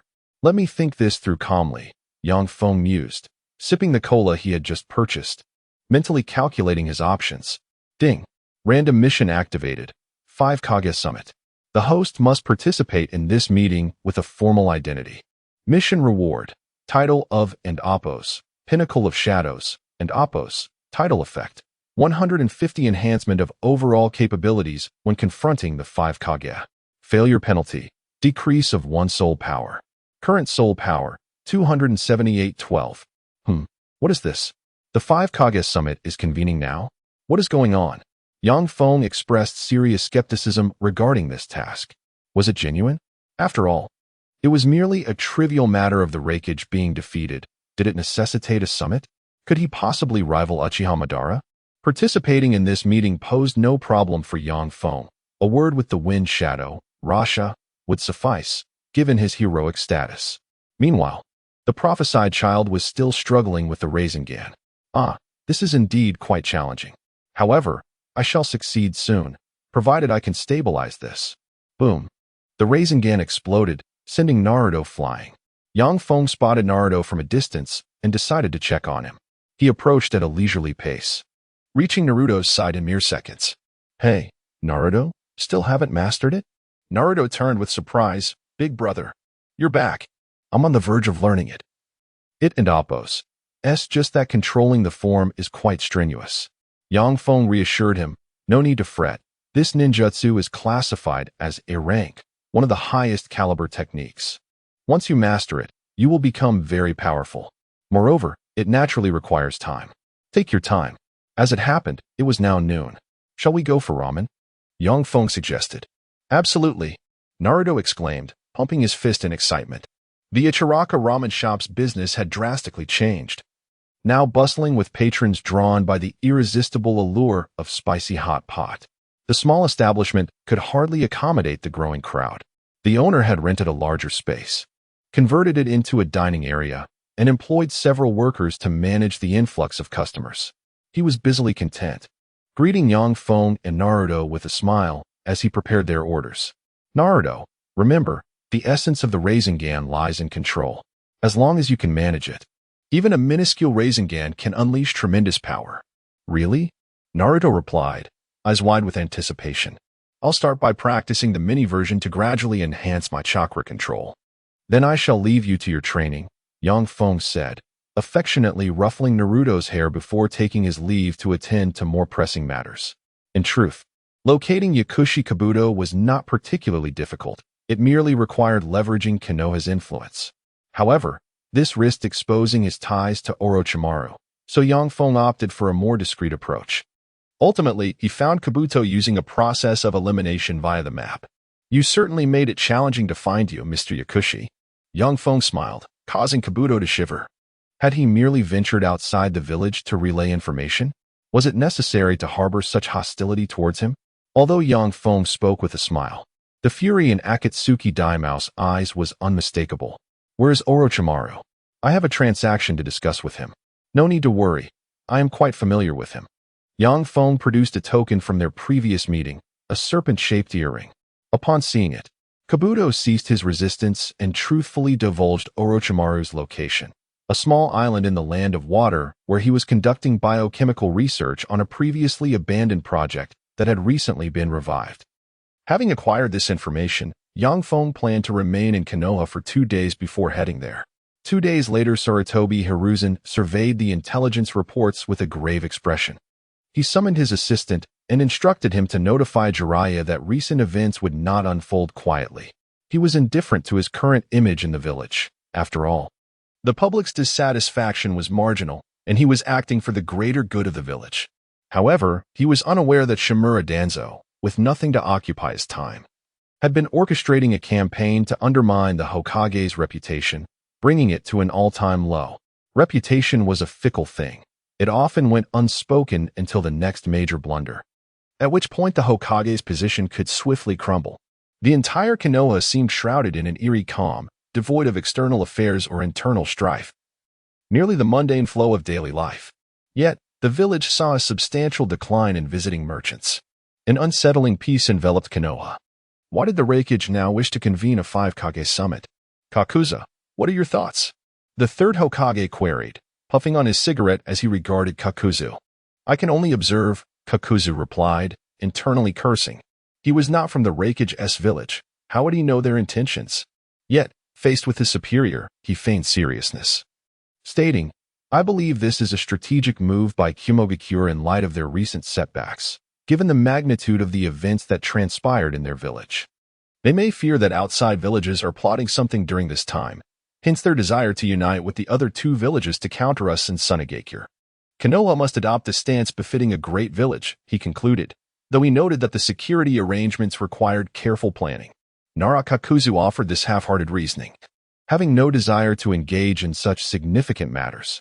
In his son's words, it was simply too troublesome. Excellent point, Kakuzu. Your thoughts align with mine. You truly are my strategist. Thus, you shall accompany me to the summit, Sarutobi Hiruzen said with a smile. Kakuzu was left bewildered. How had his fabricated reasoning become what the Hokage had already contemplated? And why was he being dragged into this?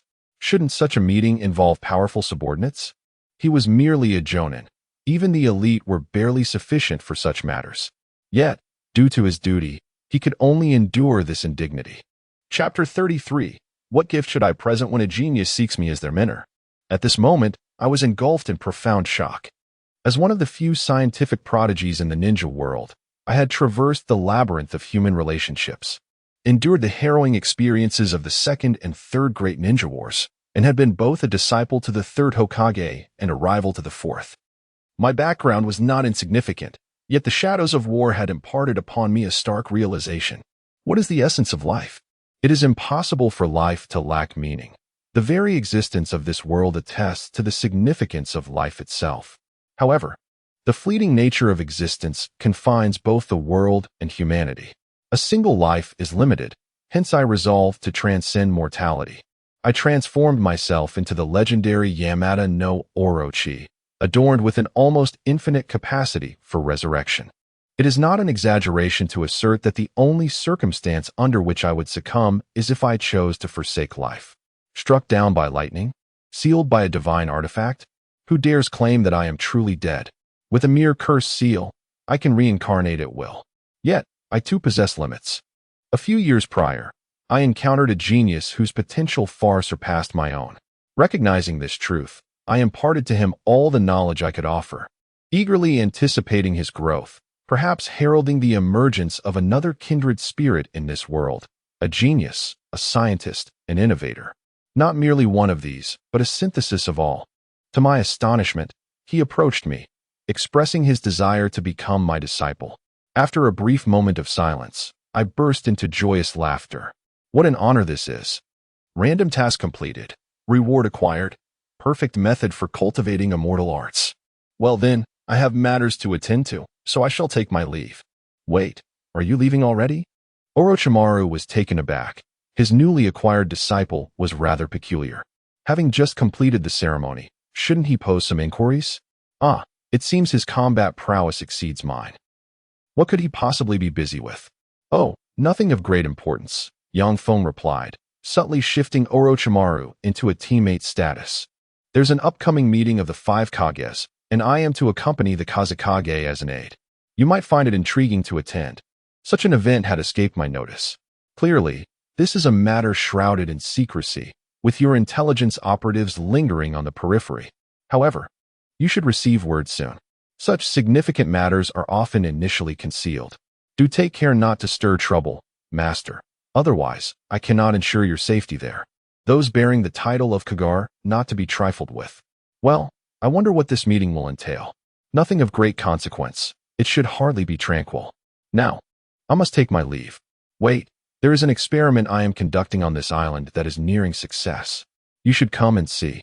Orochimaru said with a disarmingly friendly smile. Yet, despite his intent, his visage was anything but amiable.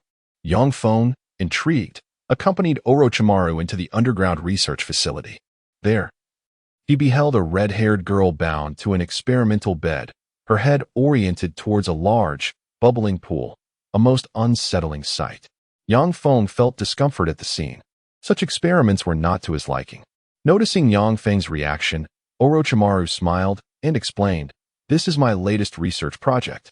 It is a remnant of my earlier endeavors into cursed seals, which I ultimately deemed lacking in value. A subordinate managed this facility, but for safety reasons, I have returned to continue my research. Fortunately, this phase has progressed smoothly. Let me introduce you to my masterpiece. Come forth, ancient dragon." From the depths of the pool emerged a grotesque head. This creature possessed formidable strength, remarkable resistance to ninjutsu, and immunity to jinjutsu, capable of absorbing the abilities of its foes. "How about this as your summoning beast?" Orochimaru proposed.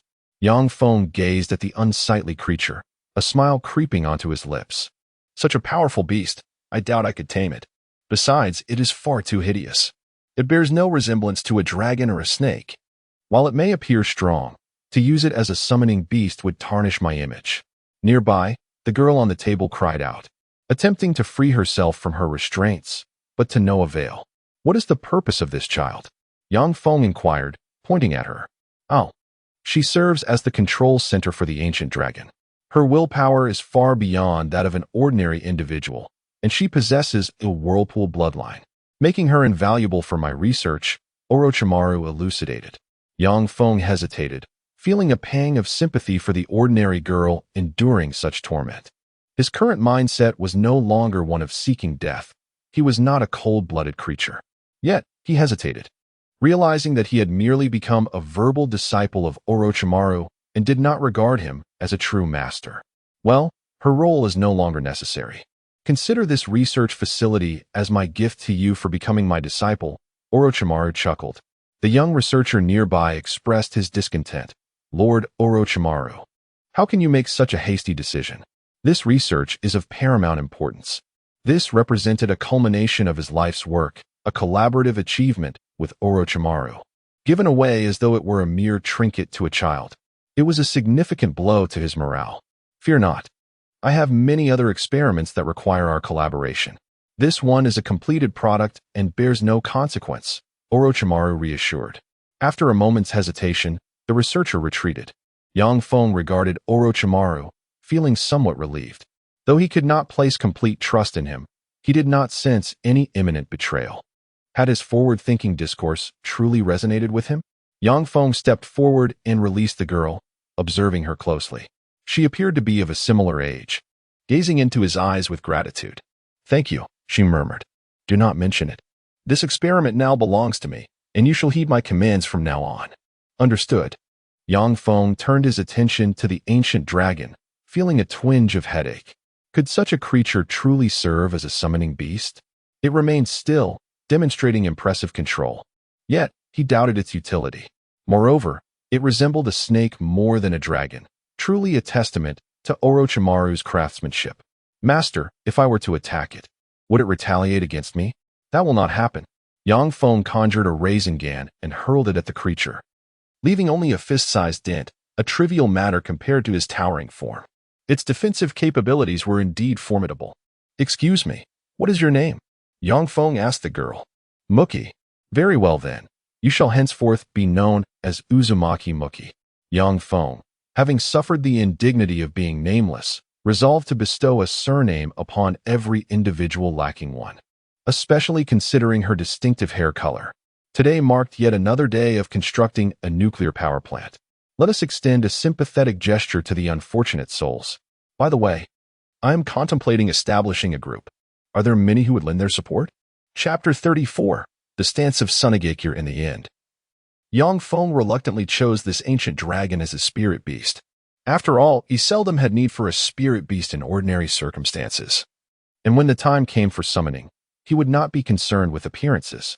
In any case, you shall remain here and keep watch over the island. Yang Feng instructed Vortex Maki, who nodded eagerly in response. Yang Feng then prepared to utilize his yo-yo. He was uncertain if the 5 Kage summit had commenced, so he decided to return directly to Sunagakure to consult with the Kazekage. He believed that he could reach the village in half a day, as the technique of flying Thunder God over such vast distances required some preparation. Otherwise, it would consume an enormous amount of chakra. Meanwhile, Raza, the Kazekage, was mobilizing his forces. He was cautious, aware that such significant matters involving the 5 great shinobi countries warranted thorough investigation. His inquiries revealed a few surprising details. The summit had been convened at the behest of the Reikage, citing concerns regarding the emerging organization, Akatsuki. According to their intelligence, the leader of Akatsuki possessed the legendary Rinnegan. Moreover, many members of Akatsuki were high-ranking rogue ninjas from various nations. The Reikage argued that this terrifying organization necessitated enhanced surveillance from all countries, ideally leading to its eradication. Raza, along with the Mizukage, found it difficult to believe this justification. The likelihood of this operation being a trap was high. Thus, Raza resolved to consolidate the village's military strength and bolster defenses in anticipation of potential crises. He intended to bring along powerful guards, such as Chiyo, to the summit. However, he was concerned about the safety of the 5 exchange students in Kanahagakure and ultimately decided to summon them back. He signaled to the Umbu to relay the message. As for the guards, whom should he select? At that moment, Yang Feng utilized the Flying Thunder God technique to teleport directly to the Kazekage's desk. Uncle Kazekage, allow me to serve as a guard, Yang Feng said with a smile, feeling quite dignified in his current state. So, have you mastered the Flying Thunder God of Konoha? Well then, come along and broaden your horizons, Raza replied, appreciating the suggestion. In case of dire circumstances, he could use the Flying Thunder God technique to escape with Darui. Yang Feng prepared to showcase his talents during the summit, crafting clever rhetoric to astonish the 4 Kages. Thus, he began drafting his speech while simultaneously practicing a new sage technique. When the time came, they would be in for quite a surprise. The exchange students and their accompanying personnel from Sunagakure gradually began returning to the Land of Wind, as safety was paramount during this sensitive period. 5 days later, Kazekage Raza, accompanied by Maki and Yang Feng, set out for the Land of Iron.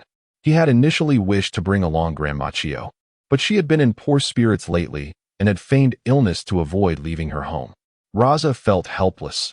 He could not simply carry her, given her esteemed status, which surpassed even that of Tsunade in Konoha. Daru, stay safe, Temari called out to him. Honestly, I was sent to ensure your safety, yet you should greet me first. Raza lamented, feeling exasperated by his daughter's misplaced priorities. Uncle Kazekage, I would like to request a degree of freedom during our activities. That is permissible, but do not provoke the samurai, Raza cautioned. Of course, as long as they do not instigate trouble, Yang Feng assured. In the Rain Village, Konan began arranging personnel movements. As the second-in-command of Akatsuki, she was not idle. The unusual tranquility among the 5 great nations had become apparent, and news of the 5 Kage summit had spread. Although she had not uncovered the precise motives behind the meeting, it was unlikely that they were convening for conflict. Thus, she prepared for contingencies. Sister Konan, what should we do? It's so boring just waiting here. I want more people to appreciate my art, Deidara complained, lazily leaning against a building while shaping clay with his right hand. Patience, perhaps the enemy will arrive soon, she replied. Pain, naturally, could not ignore such matters and was currently seeking the whereabouts of the Jinchuriki. The more chaotic the situation, the easier it became to uncover the secrets of the Jinchuriki. He had located information on 5-tailed beasts, Shikaku, Matatabi, Isabu, Son Goku, and Shomei. Should they capture a few tailed beasts now? Pain pondered. Unfortunately, they had originally planned to wait several years for the revival of Isabu before enacting their grand scheme for the tailed beasts. However, the current circumstances had taken an unexpected turn. No one in the Rain Village had anticipated that the Land of Lightning would convene the 5 Kage Summit. Seemingly due to their actions, time was of the essence. Itachi, Kisame, you two go retrieve Son Goku.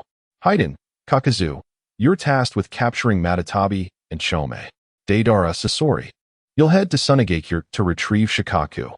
As for Isabu, I shall handle that myself. Conan, stay in the village to stabilize the situation. Now everyone move out. Besides Conan, the remaining members set off. The Kazekage and Yang Feng S group soon reached the border and paused momentarily. 2S rank. Yang Feng glanced back in the direction of Sunagakure. Being the closest to Sunagakure, Deidara and Sasori arrived first. Hey, brother Sasori, can your puppets still obey the curse mark? They shouldn't have deteriorated after all these years, Deidara inquired. Rest assured, my ninjutsu is far more reliable than yours, Sasori replied. Activating the curse mark from several kilometers away, Captain Yura, our sensory ninja, has detected 2 individuals approaching from a distance. However, there hasn't been any notification of a return to the village. Should we be on guard? Well, Yura's expression shifted slightly. You no longer need to be on guard. He then turned and threw a kunai at the ninja who had spoken. What is happening? The struck ninja exclaimed, his initial surprise giving way to calmness. Yang Feng intercepted the kunai with his own. Honestly, it's a good thing I arrived in time. Hey, you lot. Notify everyone to be on alert. Your captain has been compromised by the enemy. Yes, Lord Darui. All units on alert. With a high reputation in Sunagakure, Yang Feng's face was easily recognizable. Upon hearing his command, and knowing he was the one who had intervened, the ninja shouted without hesitation, Lord Darui has arrived. We are under attack. At the border, the 4th Kazekage Raza fell silent, observing the recently vanished figure alongside the others. Am I not deserving of some dignity? Sasori thought to himself, maintaining an outward calm. However, he was not at ease, and Deidara was unaware, concealed behind a puppet shell. Sasori, my puppetry technique has been unraveled by the Sunagakure ninja. They are formidable opponents. It seems, brother Sasori, your art is not as impressive as you claim. Nevertheless, we have likely entered their sensory range. We may have been discovered, Deidara remarked, gazing ahead while continuing to mold clay in his hands. Finally, we can make a significant move. I feel like I'm rusting away, Deidara exclaimed, forming a large bird from the clay he had shaped. Yang Feng calmly dispatched Yura, assessing the map's positioning. He stepped out of the village, directing his gaze forward. You all keep watch at the entrance. Should they approach the village, use anti-air projectiles. They possess aerial capabilities, Yang Feng instructed the guarding ninjas before proceeding at a leisurely pace. Silently, the author expresses a desire for quicker updates. But the lack of power hampers progress. Therefore, contributions in the form of comments would be greatly appreciated. Chapter 35. One tiger slays 2 sheep. Yang Feng gazed at the distant white moths fluttering in the air, already surmising who had arrived. Akatsuki, was it? It has been a while since I last dealt with them. Last time it was the leader. This time, it is your turn. With a smile, Yang Feng unsheathed a shuriken infused with wind chakra, launching it towards the clay creation. When he had rushed to the rescue earlier, he first appeared at the marked point by the village gate, and then used the body flicker technique to swiftly save his fellow ninja. He had not achieved instantaneous teleportation at will. Ultimately, his understanding of the Flying Thunder God technique was not as profound as that of Minato Namikaze. Thus, in this battle against the Akatsuki duo, he intended to rely less on the Flying Thunder God technique and instead practice Sage mode. Unfortunately, mastering this perfect Sage technique was several times more difficult than the training methods of Myaboka Mountain, demanding exceptional chakra control. He would need more time to master it completely. So for now, he would utilize the ordinary Sage art from Myaboka Mountain. Yang Feng summoned 2 shadow clones and began to meditate in place, while his main body dashed towards Deidara. Hey, Scorpion, there's a little brat charging at us, Deidara remarked, easily spotting Yang Feng with his combat detection device. I'll handle this, Scorpion replied, his experience telling him that this child was no ordinary foe. Perhaps he was an ancient monster disguised as a child. A shuriken flew towards them at high speed, severing Scorpion's head before either could react. "What?" Deidara exclaimed, shocked to witness such rapidity that it decapitated his elder brother. "How dare you sneak attack me?" Scorpion's true form broke free from the puppet shell, revealing himself. "Oh, Scorpion isn't as short as I thought." Deidara chuckled, amused by the unexpected sight.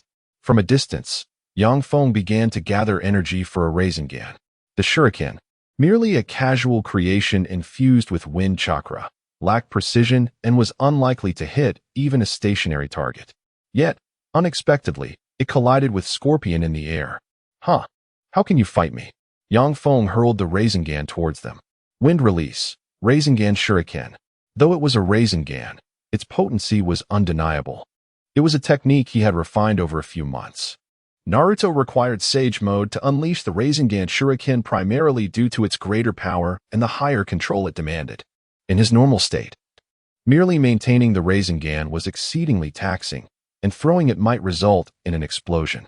However, in Sage Mode, not only was his control heightened, but the Rasengan was composed of natural chakra, allowing it to travel steadily while drawing upon the surrounding natural energy.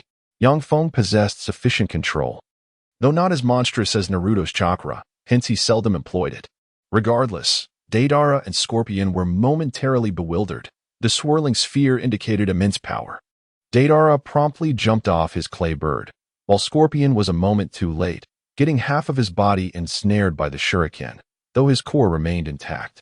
The clay bird disintegrated into dust. How infuriating! This kind of attack, Scorpion summoned a puppet to switch bodies while simultaneously controlling some of his original body S parts to launch hidden weapon attacks at Yang Feng.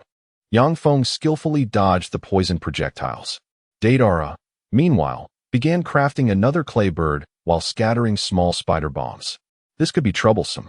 Yang Feng struggled to keep track of the numerous small bombs, but his combat assistance system alerted him. Clay bombs approached from the right and left above. Yang Feng dodged swiftly, narrowly escaping as some nearby bombs detonated. "This guy runs fast."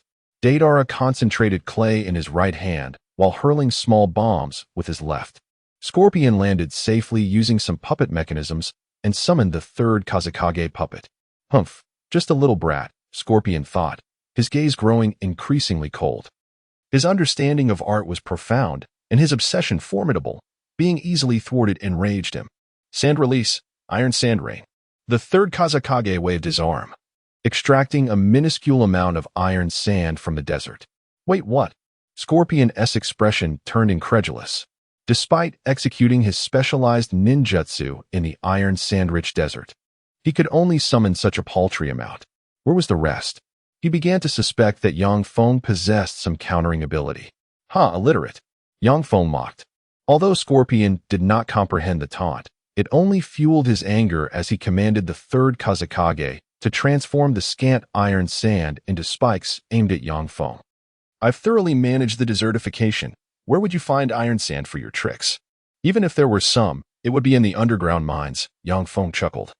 Producing his own Konoha specialty, mutual exploding tag technique, Yang Feng grinned, forming hand seals while clutching a large bundle of specialized explosive tags. One shadow clone employed space-time ninjutsu to charge at Scorpion. Scorpion, naturally, attempted to block with iron sand, but the clone unleashed a Rasengan, nullifying all defenses. When within 10 meters of Scorpion, Yang Feng tossed a special kunai, which then transformed into smoke. Scorpion casually swatted away the kunai, not paying it much mind. His leader had not informed him about such an overpowered technique, leaving Scorpion vulnerable. As Yang Feng transmitted the string of explosive tags. Boom. Scorpion, bewildered, was blown away by the kunai beneath him. His newly replaced body crumbled, although the core remained intact. Thus, the unfortunate Scorpion was forced to flee once more, attempting to summon the 100 ninjas of destruction, only to realize that they had been obliterated. The third Kazekage puppet was left in ruins as well. Yang Feng raised an earthen wall, shielding himself from the iron sand ninjutsu and the explosive shockwave. Deidara stood by, dumbfounded. Fortunately, he wasn't a pay-to-win player, so he didn't possess too many permanent items. Losing clay didn't bother him much. As expected, My art is far. Deidara prepared his clay for a new technique. Hey, Scorpion, stay back. Collateral damage is not within my apology range. Deidara formed hand seals. Earth release, exploding clay, C4, golden winged bird. The clay morphed into a winged, pointed top, soaring towards Yang Feng. Is this it? Yang Feng recalled this technique in the original story. Gaara had used a vast amount of sand to block this bomb, ultimately allowing Deidara to exploit a significant chakra drain. Artist Sai, incomplete update. Chapter 36, The Ninja World's Nuclear Bomb? A faux art. Yang Feng chuckled softly, recognizing that this technique was not an instantaneous explosion. Therefore, Deidara would likely utilize Earth Release to retreat to a safe zone. However, the short-legged ninja, Scorpion, had no choice but to endure the impact. Yang Feng possessed numerous methods for escape, yet Sunagakure was quite nearby, and he resolved to thwart this attack. Sage Mode. Yang Feng retracted one of his Sage Art Shadow clones back to its original position, subsequently summoning 3 more Shadow clones. The 4 Red Suns formation, an ultra-simplified version. That rascal Deidara. Scorpion's eyes widened in shock. He had just switched to a backup body and now found himself without time to flee. There was no other option. The puppet technique, 100 machines. Divine machine, ever-changing.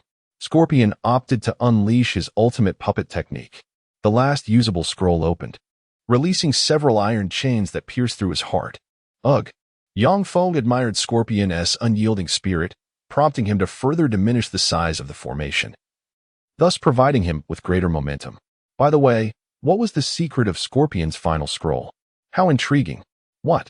An invasion? Yes, the Akatsuki. Chiyo was summoned by the Umbu while at home, promptly rising to prepare for the situation. After all, it was said that the formal members possessed formidable strength. She worried that her half-disciple, Chiyo, might not withstand the onslaught. How vexing. Just as the wind shadow departed, I hope that Chiyo can hold out a little longer. As she approached the village entrance, a deafening explosion reverberated. Before she could cover her ears, a powerful gust of wind swept toward her, emanating from the narrow gate of Sunagakure, striking her face. What on earth is this? The shadow clones exploded, all 4 of them. Not a trace of smoke remained. Yang Feng's demeanor was relatively calm, for he had just summoned his spirit beast, the ancient dragon, which soared into the sky. Indeed, his spirit beast could fly. Though its body was large, it possessed equally large wings, enabling it to perform a flight maneuver. The 4 Red Suns formation, the ultra-simplified version, withstood a significant amount of energy before ultimately detonating under the pressure. The technique he had learned was only capable of being executed with great difficulty. In terms of power, one could only imagine the 4 Red Suns formation utilized by 4 Hokage, capable of withstanding the 10 Tails Tail Beast Bomb. Yet his own formation struggled against a mere C4. Sigh. The disparity is evident. I wonder how Scorpion is faring. HM? Yang Feng shifted his focus from Scorpion to the map, noting Deidara's proximity. Feeling the flow of chakra within his body, his expression changed, and he quickly unleashed Chidori combined with Raijin, allowing lightning to course through him. Art is, snap. Snap. Deidara was filled with disbelief, questioning why his C4 Garuda was ineffective. Snap. Snap. Yang Feng chuckled as he landed. The lightning also coursing through the ancient dragon, which exhibited considerable resistance to such ninjutsu. You've had your fun, now it's my turn. Explosive clay, C4 Garuda. A technique designed to form nano-sized explosives that can infiltrate biological entities and trigger an explosion, obliterating the target at the cellular level, leaving no trace behind. Its weakness, however, was susceptibility to lightning. Damn it, my weakness has been exposed. It seems a strategic retreat is in order. HM using 2C4S should have depleted his chakra significantly. Yang Feng executed a sage art, spiraling shuriken toward Deidara before turning his gaze back to Scorpion. At that moment, Scorpion and Appo's puppet shell lay in tatters. His heart exposed, yet still beating. Remarkably, he was not dead. You have forced me to use this technique. Not bad, young one. Scorpion coldly formed hand seals, extending several puppet threads from his heart to attach to the nearby debris. He then manipulated larger fragments as puppets. Deidara, glancing at the spiraling shuriken behind him, felt a cold sweat trickle down his back. He hurled a few small bombs in a desperate attempt to intercept the shuriken, but the shuriken, composed of sage chakra, proved far more stable than in its ordinary form, barely resisting the minor explosions. Damn it! Earth release, explosive clay clone technique. Daedara conjured what little clay he had left into a clay clone while he himself retreated. Feng had the map, observing everything clearly, so he temporarily disregarded Daedara. Scorpion, however, was even angrier, feeling betrayed by his teammate. What frustrated him further was that he had to even breach the village gate and was being thoroughly overwhelmed outside. Truly, he hadn't even managed to land a blow on Feng thus far. Moreover, he felt hopeless, realizing that his remaining techniques would likely fail to inflict damage. Lightning release, Chidori King Spear. Feng gathered lightning chakra in his hands, shaping Chidori into a spear and aiming it at Scorpion. Scorpion was utterly defenseless against such an assault, only able to gather debris to form a feeble barrier, which was easily pierced. It didn't strike his heart, though. Feng wore a smile, keeping his distance. At that moment, Chio arrived. What in the world is going on? She could not recognize Scorpion, who had swapped through several puppet bodies, but she could clearly see he was employing puppet techniques. "You're still alive, old woman," Scorpion remarked indifferently. "You must be." He should be Scorpion, having joined the Akatsuki. Feng elucidated. Chio intended to discuss the past with Scorpion, but Feng was disinterested in idle chatter and chose to pursue Daedara. After all, Chio would undoubtedly be capable of dealing with a Scorpion who had revealed all his cards. "Chio, here are 2 antidotes for you to take, to avoid poisoning. His poison is quite insidious. Phew, finally safe. I wonder if Brother Scorpion can hold out." Daedara swallowed a military food pill. After unleashing several major techniques, his body felt drained. However, it was absurd that he had achieved no effect. He planned to return and summon the leader to confront Sunagakure, as he truly could not handle it alone. Then, he spotted a figure charging toward him. What the heck? Daedara hastily began to mold his clay, but a kunai embedded itself in his palm, leaving him unscathed and astonished at how quickly he was pursued. While surprised, Daedara did not idle. With his other hand, he grabbed a handful of clay and stuffed it into his mouth. He had no intention of self-detonation just yet. After all, the original story's self-detonation was prompted by Sasuke's disdain for his art. Now, he merely faced an enemy and had no interest in self-destruction. An artist? Is that all you've got? Feng stood confidently. You bastard. Daedara's expression changed. To some extent, he was akin to a mental patient, harboring an extreme obsession with his art. Such mockery of his artistry was intolerable. Earth release, explosive clay, C0, ultimate art. He stuffed all remaining clay into his gaping mouth. Chakra surged uncontrollably in that direction. Ha ha ha, dare to belittle my art? Then let it vanish alongside my masterpiece. Daedara shouted maniacally, his body gradually becoming transparent, covered in cracks. Art is. Explosion kaboom. Foolish one. Feng had little interest in such art that could not withstand critique. However, given the proximity to Sunagakure and the rumored 10-kilometer radius of the explosion, he could not afford to ignore it. Thus, during Daedara's charging phase, he dashed forward and sliced off a piece of his flesh with a kunai. Useless. This technique cannot be interrupted. This is my strongest art. Daedara laughed maniacally, envisioning the shock his art would bring to the world, filled with excitement. Feel free to explode. We'll meet soon. Feng smiled, activating the Flying Thunder God technique, immobilizing him and transporting this self-destructive bomb to an uninhabited area. In the final moments of his life, Daedara was utterly bewildered. A nuclear bomb? Is this it? Feng observed the explosion in the distance. The shape was indeed reminiscent of a certain starfish. He collected Daedara's bodily remnants and returned via the Flying Thunder God to the vicinity of Sunagakure. Supplement. At this time, Daedara is approximately 18 years of age, while the supporting character is 13. Naruto, age 10. Chapter 37. The sense of security in One Tail. Scorpion and Chio engaged in nostalgic banter, partaking in a rudimentary duel. A mere puppet solo. Chio refrained from utilizing her ultimate technique, the Ten-Man Guardian, and neither did Scorpion, as both were rendered obsolete. Upon Yang Feng's return, he observed the spirited engagement between the two, opting to watch for a moment. He summoned some ninjas from the village to prepare for the aftermath. After some time of mutual combat, Yang Feng deemed it sufficient and stepped forward, delivering a swift chidori that pierced Scorpion's heart. Scorpion lamented his untimely demise, attributing it to the failure of his puppets at the hands of his comrades. Yang Feng collected the fragments of Scorpion's heart. Chio, deeply affectionate towards her grandson, felt a wave of sorrow. As Yang Feng was her grandson's slayer, he discreetly withdrew. After assisting in tidying up the remnants of the battle, he departed, for he had to attend the Five Kage summit. As long as pain did not approach Sunagakure, all was trivial. On his way back to the team, he discreetly set up a mysterious jutsu, wondering if anyone might stir trouble, as he was eager to test his skills. I am Shikaku, a tailed beast of pure goodness. Today marks the nth day of being treated as a mere tool. My current Jinchuriki seems rather innocent, believing my attempts to intimidate him are mere games. How could the illustrious first-tailed beast stoop to the level of humans? However, today there is an unusual sensation outside. A powerful surge of chakra erupts. I sense that even my true form might be gravely affected. A trepidation looms. In any case, tranquility soon returned. I overheard the old lady of this child mention that an organization known as Akatsuki was causing a disturbance with the intent to capture us tailed beasts.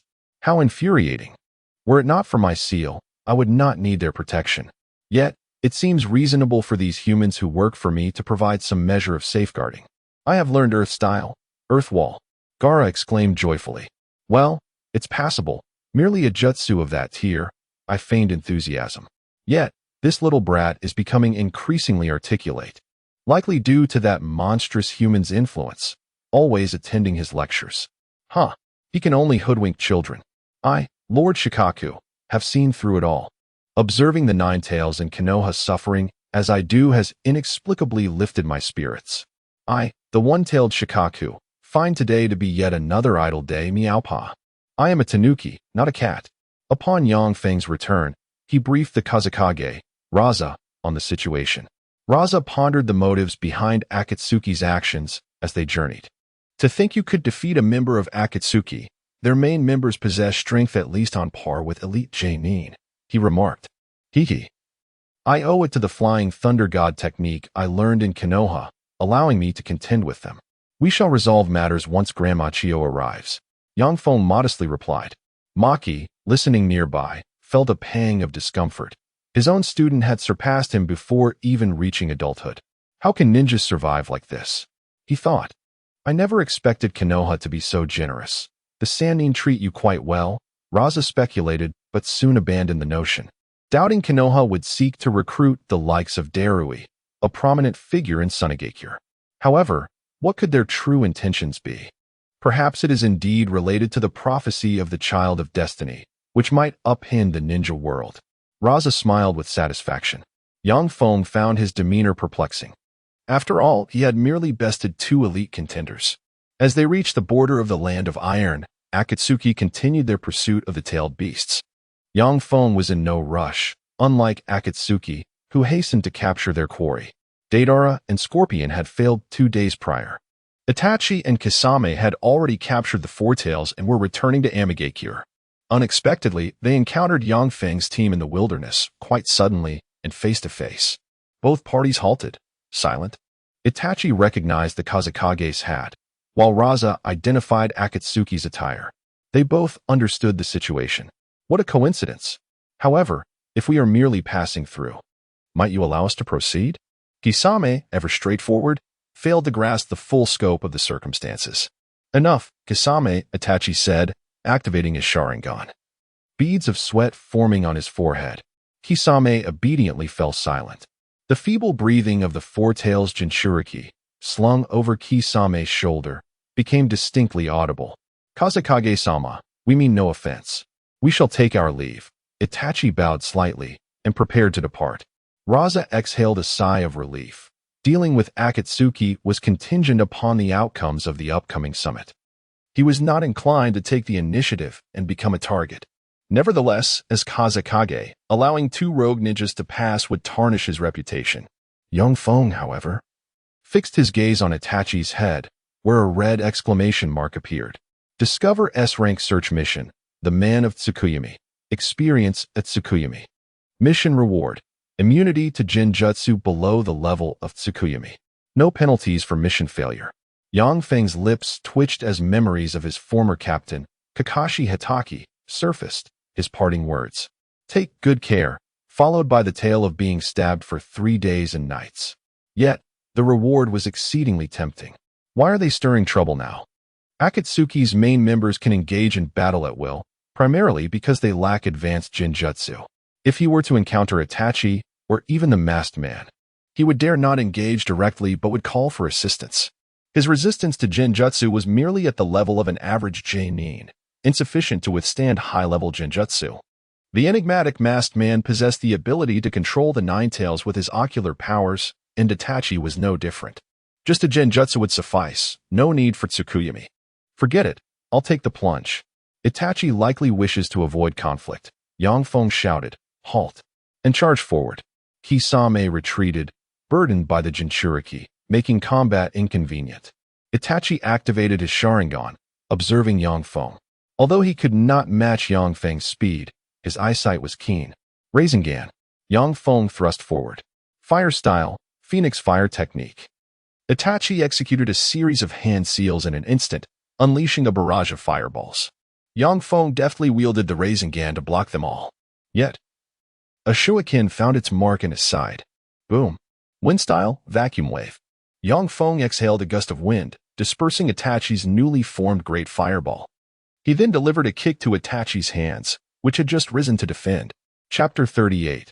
The illusion of Tsukuyami. The atmosphere was tense as Uchiha Itachi found himself in an unexpected confrontation with a child he had not provoked. Why had they engaged in battle? Moreover, the child's strength was astonishing. And why were the other members of the Sand not intervening? Were they truly a cohesive unit? The Wind Shadow appeared unconcerned, confident in their ability to handle other Akatsuki members without issue. Yet, he too felt a moment of confusion. Remaining vigilant and prepared for whatever might unfold, Kisame brandished his sword, Samahata, ready for conflict. You little demon of the Uchiha clan, let us see what you've got. Yang Feng shouted, launching several shurikens controlled by puppet strings at Itachi from various angles. Itachi effortlessly deflected the projectiles with a few well-placed shurikens of his own. Fire style, great fireball technique. His Sharingan keenly observed Yang Feng as he prepared a Rasengan. With a swift movement, Yang Feng's shadow clone was obliterated by the fireball, while his true self used the Flying Thunder God technique to teleport behind Itachi, activating the Door of Death to unleash the Rasengan upon him. But Itachi, unable to match Yang Feng's speed, resorted to Jinjutsu for control. The Rasengan in Yang Feng's hand dissipated as he halted. Tsukuyami Realm, a colossal blood moon cast its glow across the dark, monochromatic landscape. At the center stood Itachi, his expression calming as he pondered. Why must we resort to violence? We harbor no animosity. Could you perhaps release me first? Yang Feng, bound to a wooden stake, recalled the tale of Kakashi, who had collapsed for a week after a mere glare from Itachi. A chill ran down his spine. Actually, I am acquainted with your brother, Sasuke Uchiha. I have even taught him some ninjutsu and taijutsu. In a manner, this training did indeed spur Sasuke's ambition. You've met him? Itachi asked, a flicker of surprise crossing his face, but doubt soon followed. Was Yang Feng attempting to threaten him? This is the realm of Tsukuyami. Allow me to witness your composure. Wait, if you dare harm me, I shall ensure that Sasuke pays you back tenfold upon my return to Konoha. Itachi paused, retracting several knife-wielding clones. He could not afford to eliminate a member of the Wind Shadow here. Therefore, Yang Feng was no longer a target. It was indeed miraculous that Kakashi had not sought revenge on Sasuke after being attacked. Then I shall allow you to depart, Itachi replied coldly. Hold on. How long does this Jinjutsu last? What changes occur in the real world? Here, 1 day equates to 1 second in reality. Ah, this is quite advantageous. Do not be hasty to end this. I wish to train here and observe the effects. Yang Feng expressed his keen interest. And please, release me. Ignoring Itachi's incredulous expression, he commenced his training. This is splendid. Here, I can access an infinite chakra reserve. I can practice any ninjutsu I desire. Yang Feng joyfully honed his less familiar techniques. It is well known that a ninja's chakra is finite. Excessive use could lead to incapacitation for days. However, with unlimited practice, his growth was exponentially accelerated. This is still insufficient. Multiple shadow clone technique. At this point, Itachi was astounded, realizing that his years of training had not revealed such potential for his Manjiki Sharingan. After observing for some time, he too joined the training efforts. In the illusionary world, a day passed while only a second ticked by in reality. Upon regaining consciousness, Yang Feng swiftly leaped away. The wind shadow approached anxiously, having seen Yang Feng ensnared in Jinjutsu, wary of Uchiha illusions. Kisame readied himself for battle. Enough, retreat. Itachi stated seriously, casting a final glance at Yang Feng before turning to flee. Well, it seems there is no choice. Perhaps we shall meet again. Kisame remarked with a sinister grin as he departed. Uncle Wind Shadow, this individual possesses extraordinary strength. It would be unwise to engage him, Yang Feng advised earnestly. Do you have any sense of shame? You were the first to charge in, and now you counsel me? Rasha thought to himself. Yet he maintained a smile for the child. Do not worry. With me present, we will manage. In truth, he could hardly contend with two Kaga-level opponents. Yang Feng nodded in agreement, though he refrained from expressing his true thoughts. He had conversed with Itachi extensively within the illusionary realm. Most discussions revolving around Sasuke and the masked man. Yang Feng refrained from revealing his true identity, but assured Itachi with certainty, Obito is not who you think he is. Itachi felt the weight of this revelation and recognized he would need time to process it. Mission accomplished, reward obtained. Immunity to Tsukuyami. Yang Feng smiled, realizing he had become a versatile ninja with no apparent weaknesses. Could there be Jinjutsu stronger than Tsukuyami? Perhaps Kodo Amatsukami or Infinite Tsukuyami. He deemed it impossible for Akatsuki to succeed in their endeavors. As for Danzo's Kodo Amatsukami, Yang Feng suspected Danzo would not foolishly target a mere child. Nevertheless, he contemplated potential countermeasures, just in case. The situation was rather amusing. This boy had managed to hold his ground against Uchiha Itachi. The masked man and Zetsu observed from a distance, unaware that this was the same child they encountered before the Konoha Memorial, as Yang Feng had utilized transformation techniques then. However, they recognized the danger posed by the child. At such a young age, he displayed remarkable prowess. What would happen when he matured? Yang Feng, equipped with a map, also detected Obito's presence, recognizing him as an S-rank ninja. After some speculation, he concluded that he was indeed Zetsu and Obito. Zetsu was A-rank, and while his abilities were limited to subterfuge, he was nonetheless formidable at the Kage level. For now, he would refrain from targeting the masked man. Waiting until his primary mission was complete, Yang Feng mused confidently about his rapid progress in strength, believing he would soon be able to handle such threats with ease. Moreover, he perceived numerous flaws in their space-time ninjutsu. Despite its might, it was far from fully realized. He believed he could exhaust Obito's Kimui activation time with sheer speed. Thus, the group of Wind Shadow members entered the land of Iron Unscathed. In the land of samurai, remnants of the original traditions from the ninja world were preserved, embodying a nation of absolute neutrality devoid of ninjas. Their primary combatants were samurai, each skilled with a sword. Yang Feng found himself intrigued by their techniques. In a one-on-one confrontation, a samurai of equal standing theoretically could defeat a ninja. However, the ninja's jutsu often proved excessively overpowering, capable of affecting multiple adversaries simultaneously. Eagerly, Yang Feng planned to explore the region for unique treasures, particularly in search of a fine blade to wield. After all, if Sasuke possessed the Kusanagi, he too deserved an impressive weapon. Suddenly, Yang Feng realized, why hadn't Orochimaru provided him with a Kusanagi? How stingy. However, at that moment, Orochimaru possessed only one, having yet to locate the second, not placing much importance on it. Chapter 39. The Five Shadows Conference in the Hidden Rock Village. The Four-Tails Jinchuriki has vanished, while the Five-Tails Jinchuriki has been captured, with no further discoveries made. In the Hidden Cloud Village, the 2-tails Jinchuriki is missing, and the 8-tails Jinchuriki is gravely injured but has been found. The Hidden Mist village has suffered heavily, with the 6-tails Jinchuriki captured. The Hidden Waterfall village has seen the capture of the 7-tails Jinchuriki, alongside the deaths of the village leader and most of its elite shinobi. Within 3 days, chaos has erupted across the ninja world. The 5 shadows have not returned to their respective villages, yet the significance of this meeting has escalated dramatically. Yang Feng did not anticipate Akatsuki's extensive maneuvers, as no ninja village received any news. Consequently, their plan to seize the tailed beast has proceeded with alarming ease, unhindered by the absence of the 5 shadows, leaving the ninja villages with minimal resistance. They have, to some extent, gleaned bits of information. Yang Feng is intrigued by Akatsuki's actions. Do they genuinely believe this meeting is directed against them? How peculiar, Nagato, for one of your stature to exhibit such cowardice. What is the rush? In the Hidden Rain village, apart from the Sunagakure team, all others have completed their missions. However, they remain unusually silent. Even Zetsu, Black and White, Sasori, and Deidara have failed. Pain, the leader, opens his eyes, devoid of any emotion. There was a Sunagakure ninja who single-handedly defeated them. Not even Deidara's ultimate explosion could take him down. He seems to possess space-time ninjutsu, Zetsu reports, having a white Zetsu clone shadowing nearly every team, thus remaining well-informed.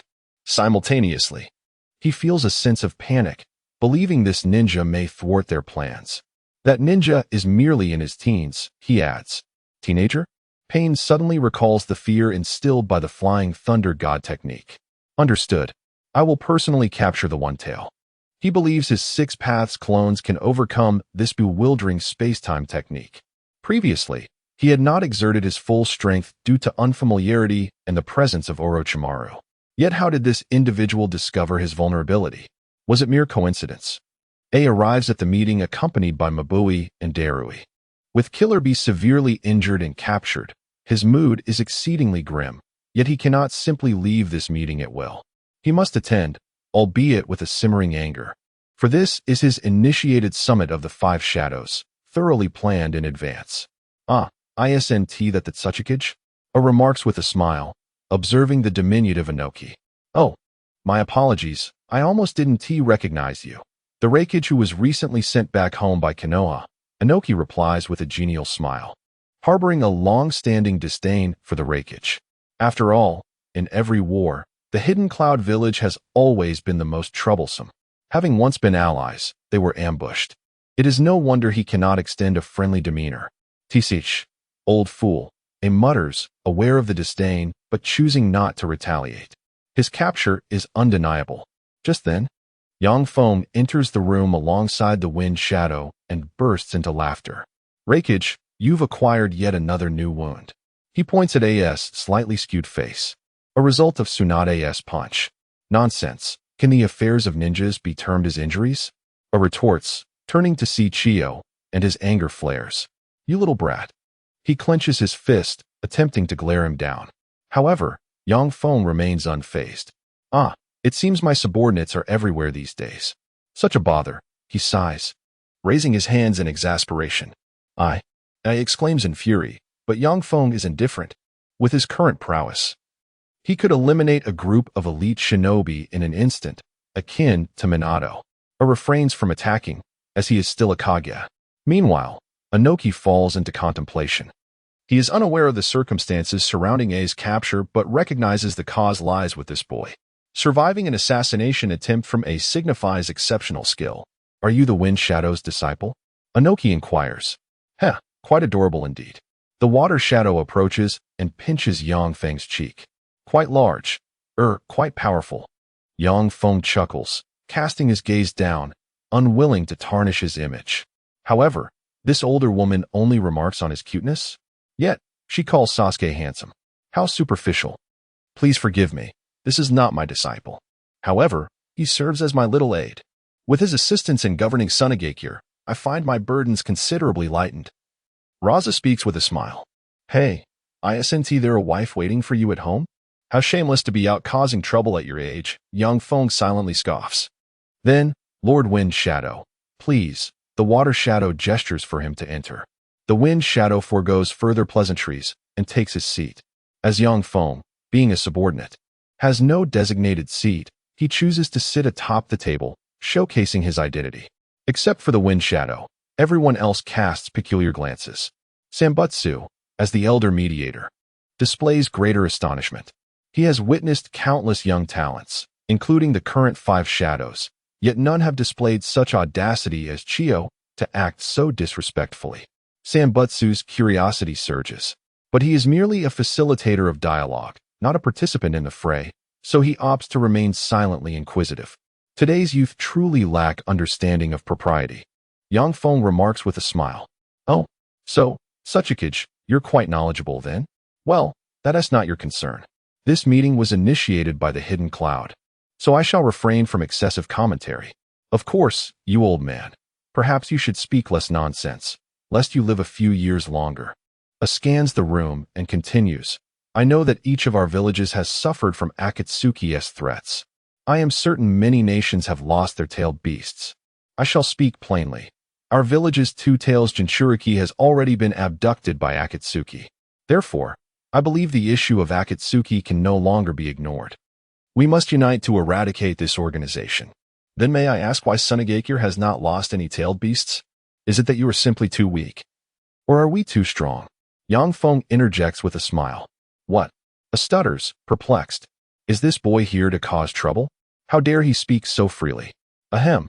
If I may be so bold, the defenses of your respective ninja villages are akin to mere paper, which is why Akatsuki's few shinobi have made a mockery of you all. Akatsuki is merely a small organization born from a minor ninja village. And yet it has turned your world upside down.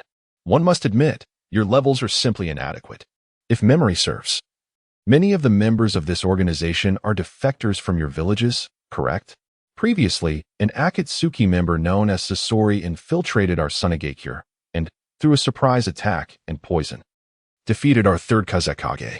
I maintain a zero-tolerance policy for such actions, and I eliminated him in a single strike. You are simply not worthy of this level of engagement. Their expressions darken.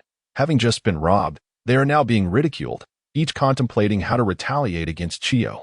However, in such a setting, Chapter 40, the true intentions of the Reikage Mitsuba, acting as a neutral observer, believed he could no longer remain merely a spectator.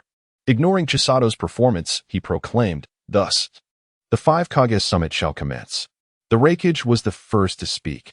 The threat posed by the Akatsuki to each of the major shinobi villages is evident. I propose the formation of a united ninja coalition, with each village contributing shinobi to collectively combat the Akatsuki. How many ninjas should we send? Inquired the Hokage. And who will lead this coalition? Haha. To eradicate this organization, it is imperative that each village commits substantial forces. As for the leader, I shall nominate myself. AI calmed himself, observing the reactions of the others. Well, we of the Sand Village find this proposal unacceptable.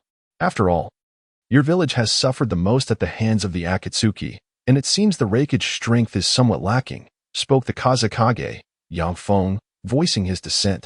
Moreover, you surely haven't forgotten the incident where you personally attempted to assassinate our village's leader.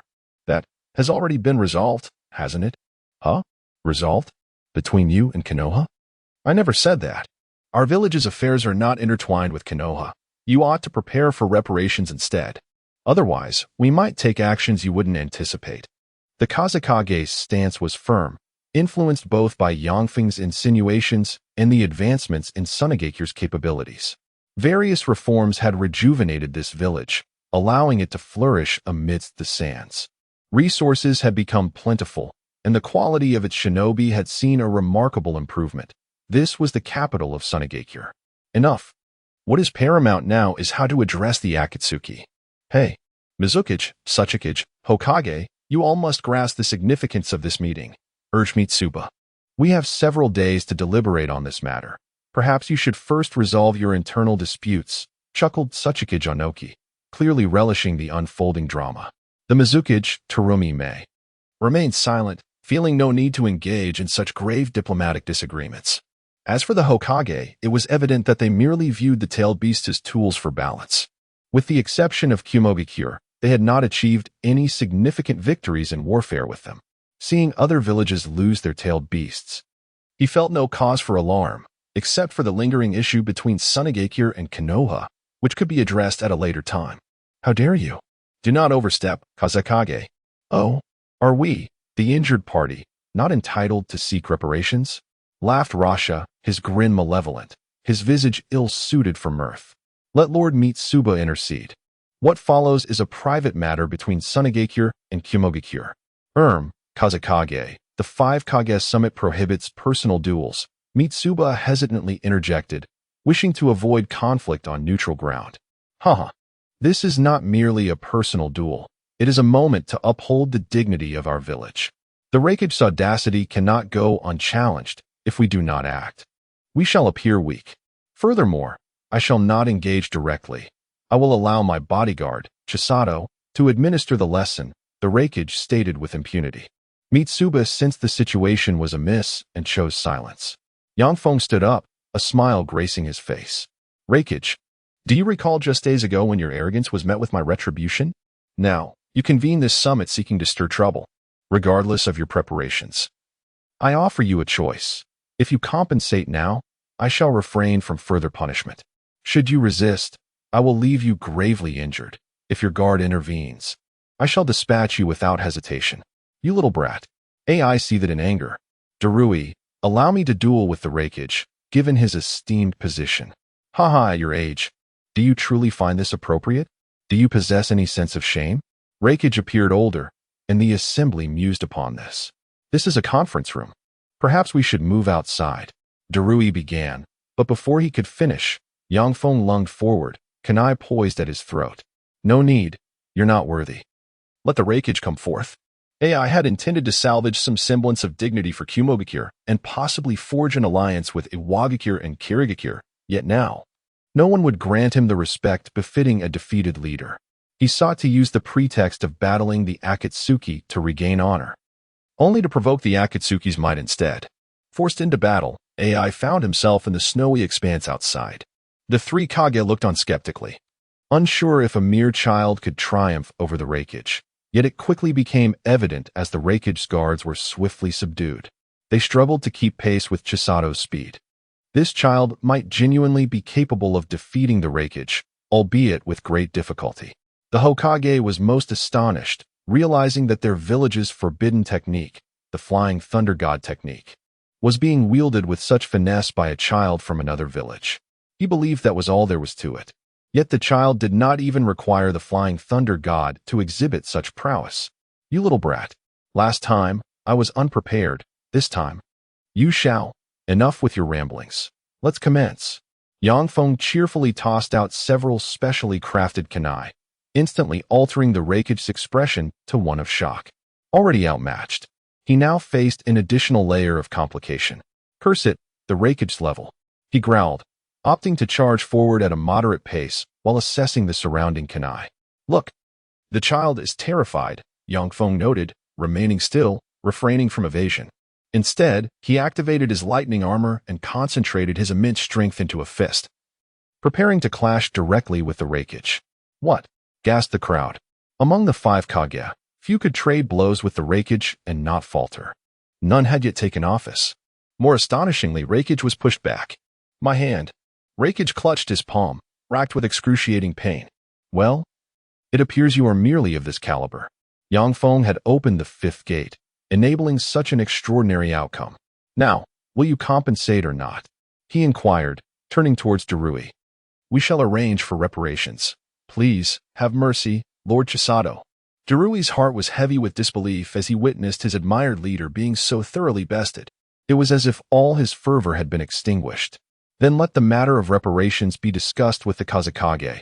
If I am unsatisfied, I may very well deliver another beating to the Raikage, Feng replied, shrugging nonchalantly. Understood, Darui conceded meekly. Kumogakure had suffered a complete defeat. Saratobi Hiruzen reflected deeply. Recalling when this child first arrived at Konoha for training, he did not seem so formidable then. Could it be that he had concealed his true abilities? Surely, he must have hidden his strength. During this summit, the Hokage was accompanied by his guards, Shimura Danzo and Nara Shikaku. Danzo maintained a calm demeanor, his right eye already beginning to activate, ready to seize the opportunity to employ his Kodo Amatsukami. This was the perfect moment, one that would catch others off guard. Now, you shall heed my command, Danzo mused with a smile. Kodo Amatsukami. The Mizuki Jindapo's guard, AO, sensed something amiss and activated his Byakugan, spotting Danzo and Appo's concealed right eye. Hey, what are you doing, Shimura Danzo? This exclamation drew everyone's attention. Nothing much, just experiencing some visual fatigue. Unable to control my chakra, Danzo replied calmly. Nonsense. My Byakugan has revealed your concealed right eye. It's Kodo Amatsukami, Uchiha Shirsue's technique. I have seen it. Ao shouted. Humph. Conversing with the foolish is futile. Yangfeng's eyes transformed into a kaleidoscope for a fleeting moment before reverting. Danzo chuckled at the sight. Such ninjutsu had yet to meet its match. Haha, Danzo, you old scoundrel. Daring to cast an illusion on me, Yangfeng declared, channeling his Chidori spear and lunging at Danzo. Do not lay a hand on me, Danzo shouted as he beheld the attack. Yangfeng's Chidori abruptly halted, dissipating. The command was surprisingly effective. The Kodo Amatsukami, a technique capable of altering thoughts, might have rendered Yangfeng devoid of any rebellious consciousness had Danzo issued a directive loyal to Konoha. In such a scenario, his mind would have aligned with the interests of Konoha. However, Yangfeng perceived this form of coercive control as rather juvenile. Nevertheless, he remained unfazed. Upon encountering Danzo at the Five Kage Summit, he had already devised a plan. He initiated the shadow clone technique, yet Yangfeng did not dissipate. Intriguingly, such a formidable jinjutsu could allow even the clones to remain unshackled. Yangfeng's true self appeared from afar, using the Flying Thunder God technique to swiftly converge upon the location, gathering a Rasengan and striking the shadow clone. The clone, unbound by Danzo's orders, was instantly disintegrated into mist. How could this be possible? Shimura Danzo's expression mirrored shock. This shadow clone technique had outclassed the Reikage. As the pinnacle of strength in the ninja world, they remained utterly oblivious. Surely, this clone had some extraordinary advantage. Such was the collective thought permeating the venue, including the Kazekage. In truth, while Yangfeng was engaging the Reikage, it was indeed his true self, enhanced by a combat assistance system that allowed him to anticipate Danzo's Kodo Amatsukami timing. He executed the Flying Thunder God technique to instantly switch places with the distant shadow clone. The resemblance between the clone and his true form was so striking that no one detected the ruse. Yangfeng seized the opportunity to boast, chuckling to himself, hoping no one would unravel his facade. Ah, esteemed Hokage, I trust you won't mind if I eliminate this disgraceful miscreant who violates the fundamental etiquette of diplomacy? Without awaiting a response, Yangfeng struck. Matters concerning Danzo required no rationale, for he had articulated the reasoning himself. Danzo was marked by a specially crafted kunai, and without resistance, he was thoroughly beaten, his bandages torn asunder to reveal the Sharingan and his Manjiki. The barrage of Rasengan inflicted upon him was merciless. The Hokage observed in silence, too intimidated to interject. Their associates were resorting to underhanded tactics, yet they found themselves unable to contend with such formidable adversaries. Danzo activated his Anaji, attempting to flee. Unbeknownst to him, the remaining Sharingan, utilized in his Izanagi, had been pierced by Yangfeng. He watched Danzo scamper for a while, silently counting in his mind. The Sharingan of Shirsui remained potent. He pondered whether to acquire its enhancements. To squander such a powerful Manjiki merely as a resurrection tool would be a travesty. Those who wish to gouge their eyes should signal with a 1, while those who refrain should signal with a 0. I shall choose the majority. Chapter 41. Coexistence is the right path. Yangfeng merely trailed behind Danzo, refraining from employing any ninjutsu, instead fixated on him. Danzo, in a state of fear, could only maintain his Izanagi status, terrified that any lapse would result in a swift defeat from the Flying Thunder God technique. Enough, I've played enough games with you. It's time for you too. Danzo, in his fright, activated another Sharingan. Run while you can. Without the Sharingan, your demise is imminent. Yangfeng remained unfazed. He knew he was untouchable. Danzo's sealing technique was insufficient to reach him. Although he was a formidable shadow-level contender, he was still far from being a match. Fire style, Great Dragon Fire Technique. One of Feng's shadow clones unleashed a ninjutsu. Danzo quickly countered with wind style, oblivious to Feng's summoning technique. This is bad. If this continues, I might perish. Danzo glanced at his arm. Do I have 2 eyes left? After half a minute of waiting, Feng struck again, aiming directly for Danzo's eyes. Izanagi. However, Izanagi failed to activate, for those eyes were rendered blind. The earlier encounter had been an illusion, a deception crafted through Feng's indirect Jinjutsu. Surprised, aren't you? I may not know Jinjutsu, but I can summon a toad. Feng chuckled as he plunged a kunai into the side of Danzo's face. Though lacking the finesse of Uchiha Madara's eye extraction technique, I have practiced this enough. With a swift motion, Feng seized Danzo's Manjiki Sharingan, then executed a Rasengan to conclude the encounter. Perfect. A shadow clone produced a container, securing the Manjiki inside. Well, Daimao, it seems you no longer require my presence. I shall return to prepare a meal. Do come visit my Bokuzen to savor my culinary skills, he quipped. Sage Jiraiya bid farewell to Feng and summoned himself back home. Look at the service attitude of my Bokuzen. It's no wonder that the dragon cave is deserted. Feng thought to himself. However, that insect cuisine? Absolutely not. While it may benefit chakra cultivation, I have no need for it. Disregarding Danzo's lifeless body, which held no value even for Edo Tensei, Feng returned to the 5 Kages. As shadows, they ought to maintain a semblance of dignity. It was unthinkable for a throng to chase after a battle. In everything, the outcome is what truly matters. Hokage, I have eliminated a malignant tumor for you in Konoha. It seems there are issues with the Uchiha clan's demise, Feng remarked with a grin. Sarutobi's expression darkened, yet he held his tongue. Everyone is a shadow. Time is of the essence. Let us convene, the wind shadow declared, leading the way back indoors, with the others following suit, their interest in lingering dissipated. Akatsuki's movements had indeed stirred trepidation among the 5 great shinobi villages, who now sought a pretext to mobilize against them. Akatsuki had unwittingly provided that very excuse. All of our villages have been assaulted by Akatsuki. As a matter of national dignity, I concur that we should unite our forces to combat them, the Earth Shadow proclaimed. Having altered his perception of Akatsuki, initially dismissed, he now recognized the gravity of their might, especially if they were to deploy several shadow-level ninjas. Ding! A random mission was issued, Kagaya's soul. Unseal the progenitor of chakra, Kagaya Otsutsuki. Mission reward, divine title, 5,000 increase in all attributes when facing the Otsutsuki clan. Mission failure, soul power reduction of 1,000,000. Current soul power, 579 1. Note, if soul power reaches 0, will and spirit enter a state of suspended animation. What the hell? Feng was utterly taken aback.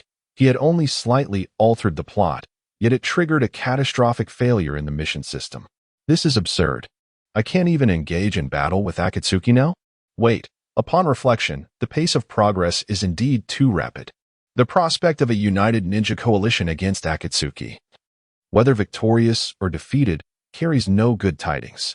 If they falter, Pain would recklessly commence the plundering of tailed beasts and summon the infinite Tsukuyomi. It would be nearly impossible to thwart Akatsuki's remaining members. Dealing with even half would be a challenge.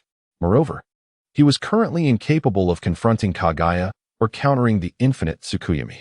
If they were to triumph, Akatsuki's defeat would lead to destruction.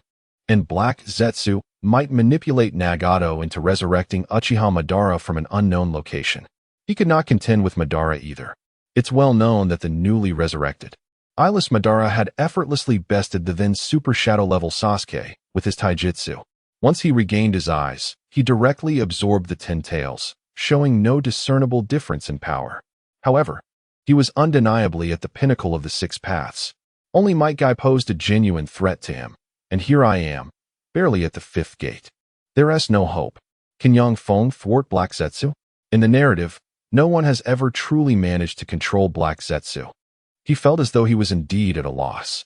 The other members of Akatsuki could be overwhelmed through sheer numbers, but figures like Nagato and Madara were not so easily dealt with. Naruto's ninja coalition technique merely summons a multitude to take a beating. Everyone, I have another suggestion. Yang Feng stood from the table. Daimao, what is it? Raza inquired. Is it truly necessary to mobilize so many against merely Akatsuki? It's just a group of rogue ninjas, he replied, chuckling.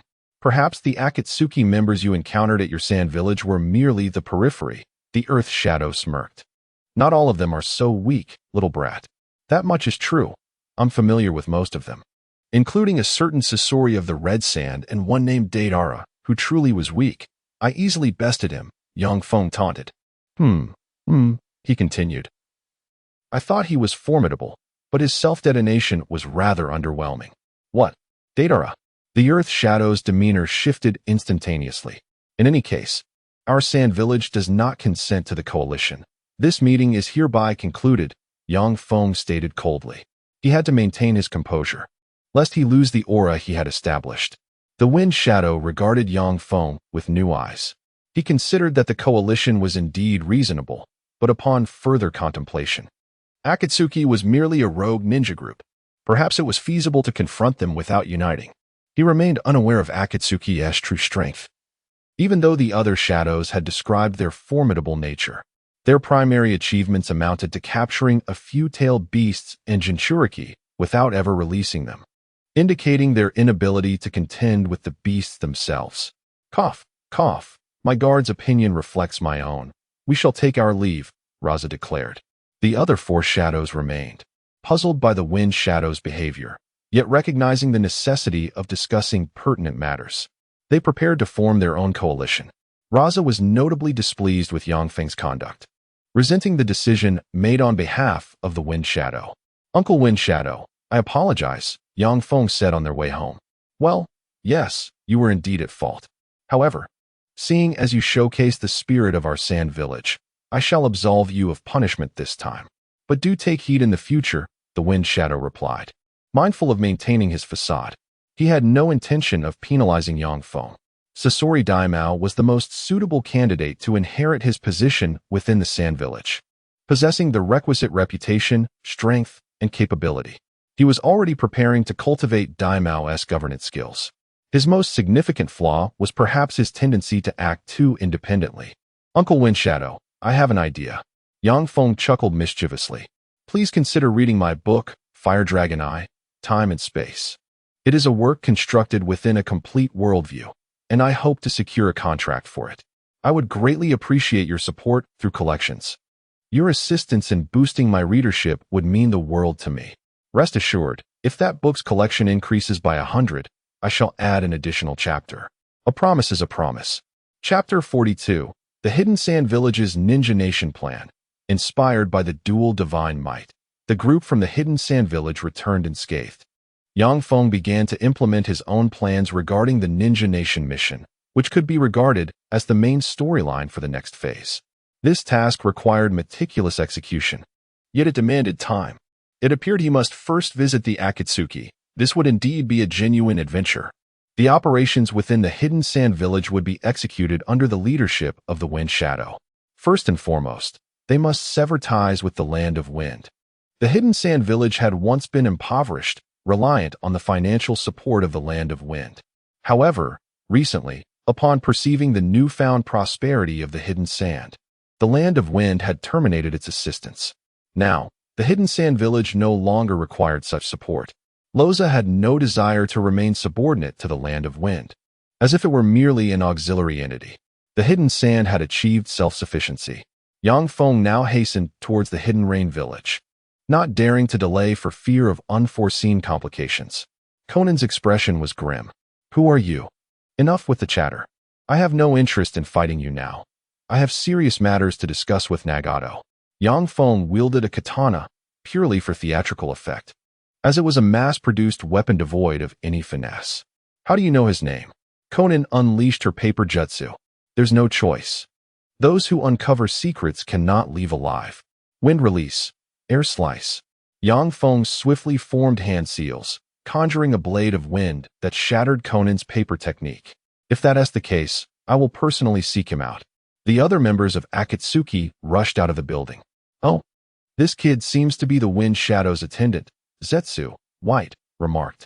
Indeed, but what's his purpose here? Seeking death? Zetsu, Black, commented without opening his mouth. Yet his voice resonated as usual.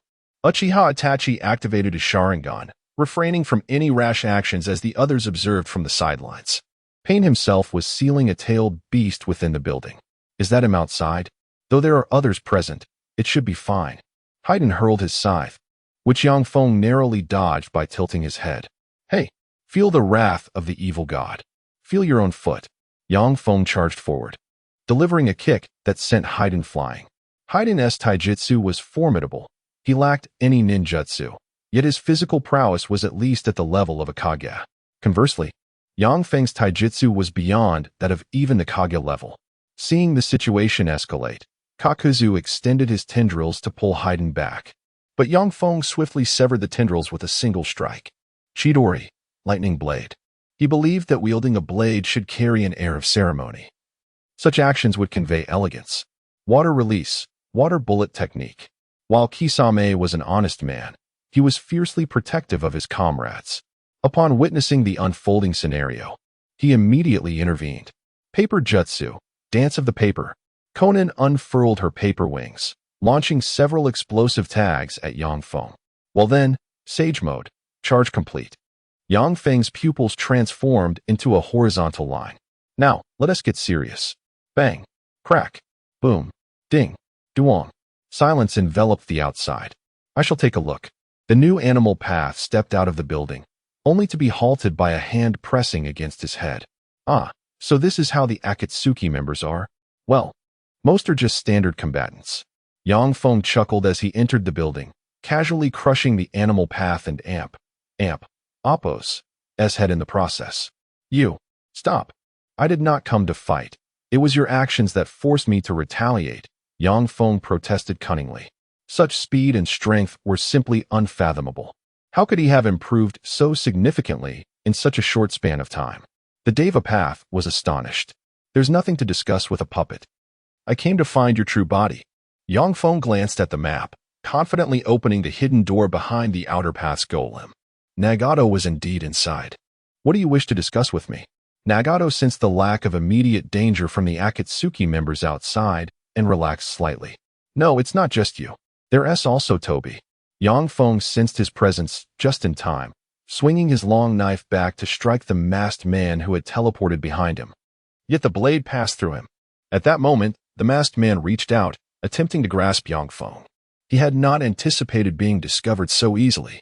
The masked man activated his passive phasing mode, becoming intangible, only capable of regaining corporeality upon deactivating this state. However, there was a time limit. Who are you? Although Yang Feng was aware of his identity, he pretended to be oblivious. Not long ago, Black Zetsu had slipped away to Toby's side. He did not wish to reveal too much, still hoping for Black Zetsu to save his mother. Humph, little brat, remember my name, Uchiha Obito. Is that all? How quaint. Yang Feng remained composed, thoroughly aware of his abilities, the tension dissipating. It seemed that in order to persuade him, one must first subdue him. Fire release, great fireball technique. The masked man completed the hand seals in a mere second and launched the jutsu at Yang Feng. What in the world? How can you unleash a fireball while wearing a mask? Yang Feng strongly condemned such behavior. He then countered with a Rasengan, dispersing the fireball. Wood clone technique. The masked man extended a wooden spike from his palm, deflecting Yang Feng's countering blade and aiming for his throat. Sage art. Frog strike. Yang Feng harnessed natural chakra, condensing it into a punch that shattered the masked man's facade, revealing half of his grotesque face. How infuriating, you little brat. The masked man phased out once more, this time opting for straightforward combat against Yang Feng. You have 5 minutes, roughly a minute has already passed. I can afford to wait. You cannot, Yang Feng chuckled. Is that so? We shall see. The masked man spoke confidently, having hypnotized himself into believing he could turn the tables. Jinjutsu, control. Toby revealed one eye, locking gaze with Yang Feng. This technique had previously been used to manipulate the Nine Tails and was considered quite powerful among Jinjutsu. Is that all? Immunity. Yang Feng formed the tiger seal. Heaven and earth, the mysterious yellow, the surrounding formation. A sigil appeared on the ground. The masked man attempted to evade but failed to do so successfully. This formation has spatial sealing properties? He was clearly at a disadvantage. Now that you know, Chidori's sharp spear. Yang Feng pierced the masked man's chest with a single thrust. What? The cursed seal? The masked man was bewildered. Realizing the existence of the seals within him, intended to prevent suicide and ensure his control. These were contingency measures left by Uchiha Bido. This is bad. Black Zetsu felt a significant flaw in the long-laid plan. How could he manipulate Tobi to resurrect Ibido now? Rest assured, I harbor no intention of killing you. Yang Feng sheathed his long knife and deactivated Sage Mode. The masked man's wounds began to heal gradually due to the white Zetsu cells. Chapter 43. The Art of Dream Fulfillment. In Pure World Reincarnation, what is your purpose in doing this? The masked man inquired, his gaze icy. Nagato stood beside him, merely observing, aware that he was no match for Yang Feng and preferred to watch the unfolding drama. Well, I suppose I have a goal I must strive toward. Your actions have undeniably provoked the 5 great ninja villages. Initially, their meeting was merely a formality, but your reckless acquisition of tailed beasts has instilled fear within them. They are genuinely beginning to prepare for the annihilation of the Akatsuki organization. Yang Feng produced a scroll and executed a jutsu with remarkable speed, pressing it against the masked man's body. What is this? The masked man gasped, and Black Zetsu screamed as he was sealed away. This minor sealing technique was only temporary. So Yang Feng advised, put this nuisance into your Mangeki space. It's too troublesome. The masked man complied. Wary of this remnant of Madara and curious as to why Yang Feng chose to assist them. All right, let us discuss your naive notions, Yang Feng said, chuckling as he settled down. First, Nagato. Uzumaki Nagato, your aspiration is peace, is it not? After failing to sway others with love, you chose to wield formidable power to maintain peace through intimidation. I must commend you. Your thoughts are quite mature, far more reliable than the delusions of those who seek a false peace through illusory techniques. The masked man felt verbally assaulted. However, you have misjudged your capabilities. Relying on the power of tailed beasts to achieve peace mirrors the ideology of a certain individual, Senju Hashirama. He, revered as the god of shinobi, believed in using the tailed beasts as a balance of power, yet he failed dramatically. Wars still rage. The peace he created was contingent upon his existence as the strongest in the shinobi world. Once he perished, that peace dissipated. Your plan is similarly ephemeral. Even if you succeed in acquiring all 9-tailed beasts to establish peace until your demise, what guarantees that the Akatsuki will have someone capable of controlling them thereafter? You have grasped one truth, but misunderstood another. Peace cannot exist with ninja villages, and strength alone does not guarantee peace. Change must be fundamental, uprooting the very system. How can this be accomplished? Nagato inquired, his excitement palpable as he found Yang Feng's arguments more convincing than his own. He sought peace, not tyranny. Yang Feng shared with him the ideas he had discussed with Orochimaru, omitting the repetition to avoid being accused of verbosity. Next, let us address the thoughts of a Na'vi youth. I shall refer to you as the masked man.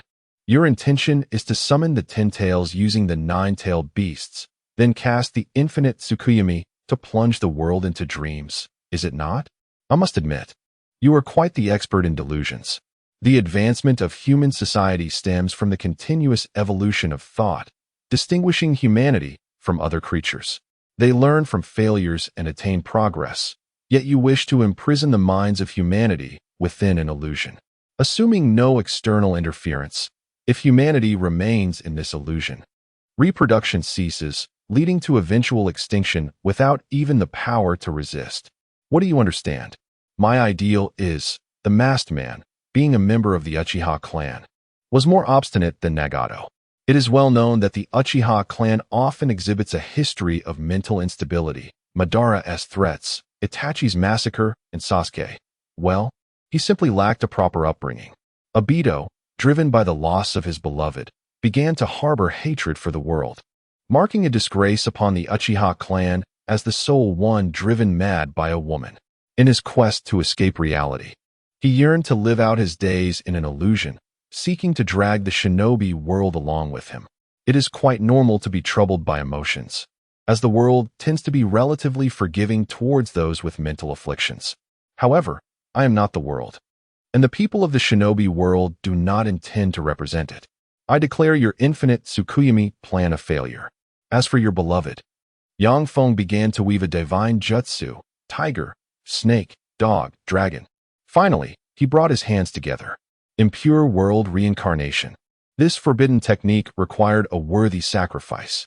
A coffin was summoned forth. As the coffin lid opened, the masked man was taken aback. Lin. Yang Feng had only summoned 2 major combatants, but these individuals, lacking in strength yet of significant status, were effortlessly brought forth. I shall refrain from using control seals.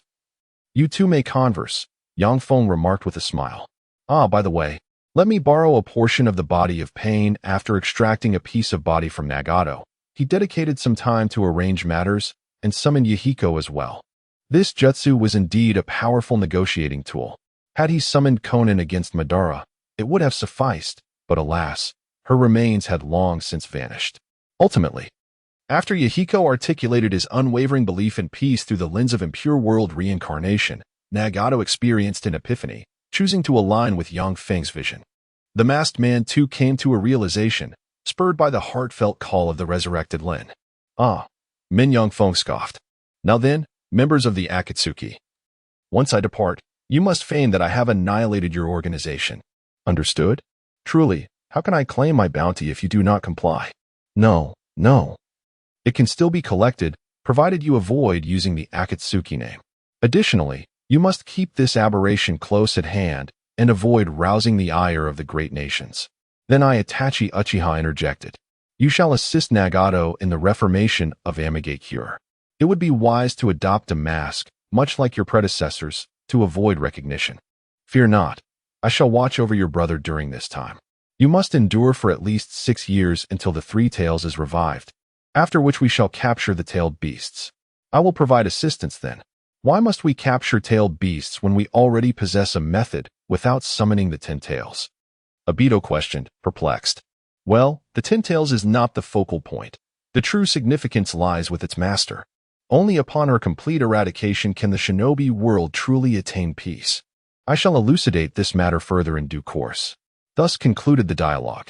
The Akatsuki had been subdued, and the other ninja villages had little reason to unite against them. However, the apprehension towards Sunagakure would significantly amplify. We are all on the path to prosperity. Do you dare to act otherwise? Chapter 44. The moment of transition. The forbidden arts, categorized as such, either inflict irreversible harm upon the user or violate ethical norms. The technique of Edo Tensei falls under the latter category. Regardless, upon receiving the personal endorsement from Rasha, Yang Feng successfully summoned the Edo Tensei version of the 3rd Kazekage. Relishing the fact that he was summoned by someone from his own village, the 3rd Kazekage was pleased and, after attentively absorbing Yang Feng's ideological lecture, resolved to participate in the grand scheme of the shinobi nation. Ding! Main quest completed. Initiating the next phase of the main quest, national stabilization. Eliminate the greatest influence on the shinobi nation, the Land of Wind. Quest rewards, title of Kazekage, which will enhance physical attributes by 100 in this world. Is this truly satisfactory? Such a straightforward and robust reward. However, the title must be that of the Star of Sunagakure. I labor, I am glorious. At this moment, Yang Feng was directing the reconstruction of the devastated earth formations, obliterated by Deidara. Although the environment was no longer in a dire state, proactive measures were necessary to prevent recurrence. Of course, he was merely assisting. Earth style, 1,000 layers of earth wall. The 3rd Kazekage performed the necessary seals. As an Edo Tensei, he absorbed chakra from the natural world, rendering it virtually limitless. This free labor force was, naturally, being utilized to its fullest. The chakra of Edo Tensei is boundless in quantity, but limited in one-time usage. It is akin to pouring water into a bottle. Using it is like turning on a faucet. If the faucet is turned on too high, it risks overflowing. Perhaps even insufficiently so. Hey, my junior, are you familiar with Chio? Ah, Granny Chio. She's right in the village. By the way, you two are a couple, aren't you? Once we return to the village, you can meet her. Yang Feng casually patted the shoulder of the third Kazakage. The title of the Master of Dreams shall be inherited by him. Meanwhile, in the Land of Rain, Nagato meticulously analyzed the directives left by Yang Feng and ultimately decided to implement them. Presently, the Land of Rain operates under a despotic regime, making the execution of various policies quite convenient. Within a few days, numerous progressive policies were directly enacted. Among them, the honest man, Kisame, served as a propagandist, utilizing Yang Feng's methods to disperse the clouds that had shrouded the Land of Rain for years. Achieving this feat, given the presence of ninjutsu, was indeed not difficult. The previous density of the clouds had hindered the village from cultivating common food crops, resulting in low yields. However, after this transformation, they quickly began to reap the benefits. Previously, pain required rainfall to monitor the entire village. Now, the Land of Rain had declared its sovereignty and no longer concealed its intentions. Naturally, Nagato and Appo's identity remained a secret, with Conan publicly representing the village. The other 4 great ninja villages remained oblivious, merely expressing goodwill towards the long-closed Land of Rain. Though diplomatic relations had not been established previously, timely engagement was essential now. With no imminent threat of war, peace was paramount, as the Reikage stated. Conan also imported a new batch of crop seeds. The Rinnegan, capable of absorbing and releasing chakra, was employed by Pain to address fundamental agricultural issues, resulting in a notable increase in yields. However, Yang Feng had already conducted experiments in Sunagakure before promoting them in the Land of Rain. Chakra is a harmonious amalgamation of vitality and spiritual energy, which significantly influences the growth of food crops. Consequently, the economy of the Land of Rain began to flourish, and the lives of the common people improved.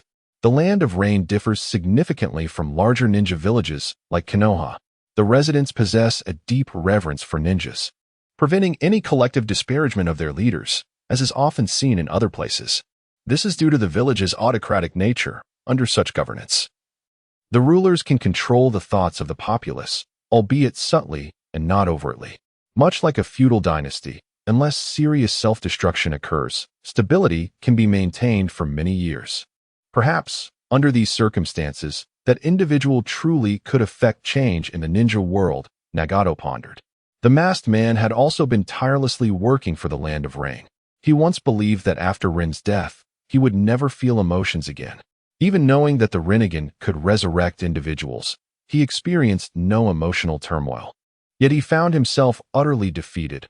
Rin was now by his side, challenging his actions and thoughts, leading to a complete emotional breakdown. He had anticipated a calm acceptance, believing his resolve was unwavering, only to discover how fragile everything truly was. In any case, Obito, you must cease your wrongful actions. You cannot make mistakes again, Rin urged. Yes, absolutely. The masked man seemed to revert to his former self, radiating vitality. Well, to supervise you, I shall remain by your side. Huh. I am also a dead man now. I never envisioned such a scenario, Rin remarked, maintaining a light-hearted perspective on their current situation. Upon hearing this, the masked man felt compelled to urge Nagato to utilize the Rinnegan to resurrect Rin, a devoted follower, nearly devoid of anything else. Meanwhile, Yang Feng remained focused on assisting in the institutional development of Sunagakure. The transformation of systems would inevitably impact many interests. Nevertheless, the voices of dissent were minimal, as they did not encroach upon the interests of ordinary people. With public support, those whose interests were adversely affected dared not speak out. What if I am overruled? This was the concern of the upper echelons of Sunagakure. Yang Feng himself engaged in a rather pleasant phase of policy implementation, assisting in the enactment of policies that sanctified the status of ninjas, ensuring that the corrupt ethos associated with ninjas would not persist. This work seems rather leisurely indeed. Such tasks even required scripting, such as arranging scenarios where ninjas saved ordinary people, fostering cooperation to enhance production efficiency. This bolstered the position of ninjas with substantial privileges, although some expressed dissatisfaction. The subtle influence of these changes rendered such grievances inconsequential. Results should manifest within a short time. 2 years later. Oh, my Otsutsuki Kagaya, look at this wretched job. which has stifled my spirit much like a Kazakage's lunch. Yang Feng felt as though he had aged 2 years during this period. Well, indeed, I have aged 2 years. So, has this aspect of work finally been completed? Temari inquired. Well, I suppose so. It has been exhausting. Let's go eat ramen. I'm sorry, I want spicy hot pot. You rascal, humph, you're paying anyway. Ichiraku Ramen had flourished, even opening a branch in Sunagakure. Yang Feng assumed the role of owner, holding full shares. Hey, waiter, bring me a bowl of spicy hot pot. The boss has arrived. It will be ready shortly. I want, vegetable ramen, Tamari stated. Well then, Daima. What plans do you have next? For now, perhaps nothing. The Chunin exams are approaching, and Gara and I wish to participate, but we need one more person. Would you care to join our team? Yang Feng looked at Temari in puzzlement, his eyes filled with confusion. Are you two not enough? Must you add me? A humanoid tail beast, just for the Chunin exam? Is that necessary? Hey, you can and amp, Oppos, T say that. It and amp, Oppos. It's been ages since we and amp, Oppos, VE collaborated, right? Besides, you haven't advanced to Chunin yet, have you? Fine. Great. So what activities are planned for this exam? What activities? Well, it's about collaborating with other ninja villages to host the event. Oh, it's not always like that. Are you suggesting this because you want to go to Konoha? I want to go. Do I need a reason?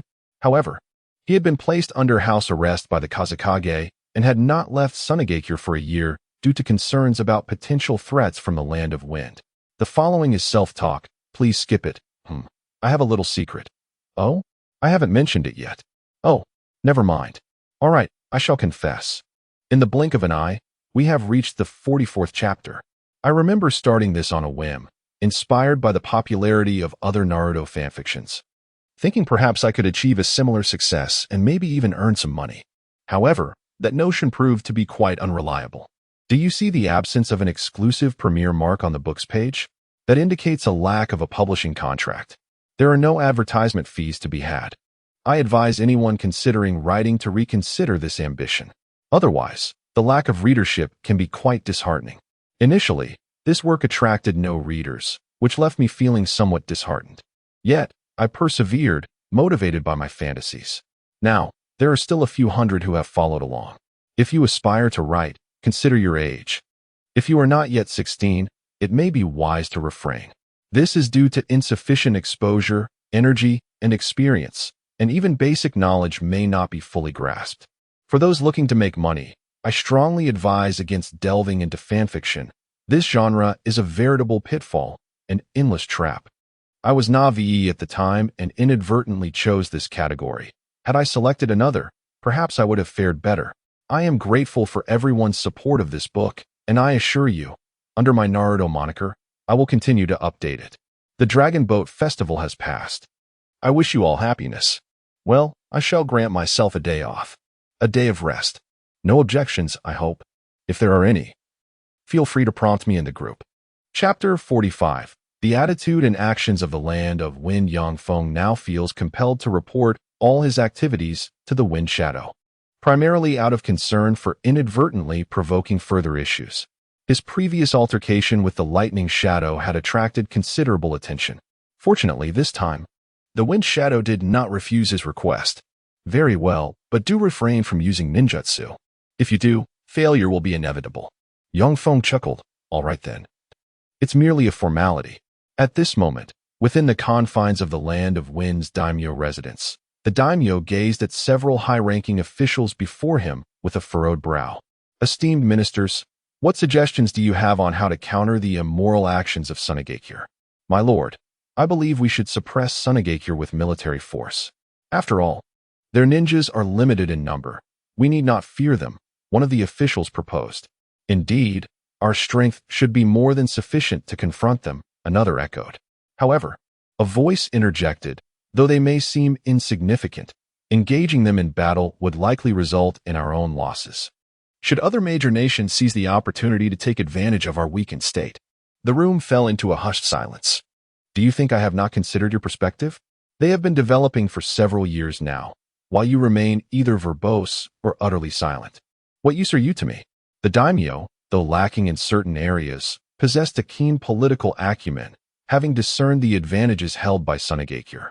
At present, the Wind Shadow served as the principal leader, with elite ninjas designated as advisors, engaging in political discussions that were far more efficient than the cumbersome communication often muddled by intermediaries. The Land of Wind, despite being the least favorable environment on the continent, had witnessed significant changes in Sunagakure. Resources, for reasons unknown, had become inexplicably abundant, leading to an unusual prosperity in trade with Konoha. On the surface, it appeared that Sunagakure had surpassed the Land of Wind in wealth, despite its territory being but a fraction of the latter's. Fortunately, I have recently devised a strategy to address their rebellious behavior, the daimyo remarked with a smile. Previously unperturbed by Sunagakure's defection, he now deemed it unnecessary to continue supporting a village of questionable utility. With their newfound wealth, he began to plot. Meanwhile, Yang Feng savored three-color dango, relishing a moment of leisure after enduring a year of grueling political training imposed by the Wind Shadow. He had little choice but to comply, as rejecting the trial was out of the question, despite his evident disinterest in the Wind Shadow's affairs. "Ah, there you are, Yang Feng," exclaimed Daimaru, who arrived to find him seated on a bench by the roadside, grinning. "Is there something you need?" Yang Feng inquired. "Not particularly. Just checking in to see how your training is progressing," she replied. "It's going quite well," Yang Feng responded nonchalantly. "Though you, on the other hand, have yet to master your wind release techniques. Slacking off won't do." "Well, as a support-type ninja, I believe the focus should be on the men honing their strength," she retorted playfully. "Besides, aren't you the one who sent the great Madara flying?" Yang Feng fell silent, though he refrained from voicing his thoughts. He did not regard her as a genuine threat. "Continue with your training, and ensure you excel in your wind release support. By the way, let me try out your weasel's summoning contract." "Hey, the weasel might not appreciate your casual demeanor, especially since its master is quite serious. Come on, we're all wind release ninjas here. What does it matter? Just hand it over," Yang Feng urged, extending his hand with a smile. "Honestly, you must treat it well. It's rather delicate," she admonished. "Rest assured, I only summon it occasionally to unleash a skill or two. I'll take good care of it. If I'm injured, it will remain unharmed," he assured her. As the Chunin exams approached, Yang Feng noticed something amiss in the village, an influx of AB grade creatures. In the ninja world, aside from summoned beasts, only humans could possess such classifications. Were they here for reconnaissance? That seemed unlikely given their numbers. Perhaps they were here to cause destruction? In this phase, other ninja villages had no reason to send such forces, leaving only the people of the Land of Wind as suspects. "If you send someone, I shall do the same," he thought to himself. How audacious of the Land of Wind to act so defiantly before our Sunagakure. "Once this matter is resolved, I shall ensure your foundation is shaken," he declared, contemplating the grain stores. "Several 100,000. Will that suffice?" "It should, but if it doesn't, we can always plant more. Our current efficiency is remarkably high. Leave it to me. If it's insufficient, I will handle it myself. Oh, and this is confidential. Ensure it remains undisclosed, or your family's safety may be compromised." "Of course, you can trust me. I am known for my discretion," he replied earnestly. Yang Feng smiled, choosing not to elaborate further, as he had merely mentioned it casually. He departed for the Sunagakure Ninja Academy. "Children, today we are honored to have Daimaru-san guiding you in your physical training," the Sunagakure teacher announced with a smile, her admiration for Daimaru evident. "I've heard from my father that Daimaru has earned the title of Star of Sunagakure at a young age," one eager child exclaimed.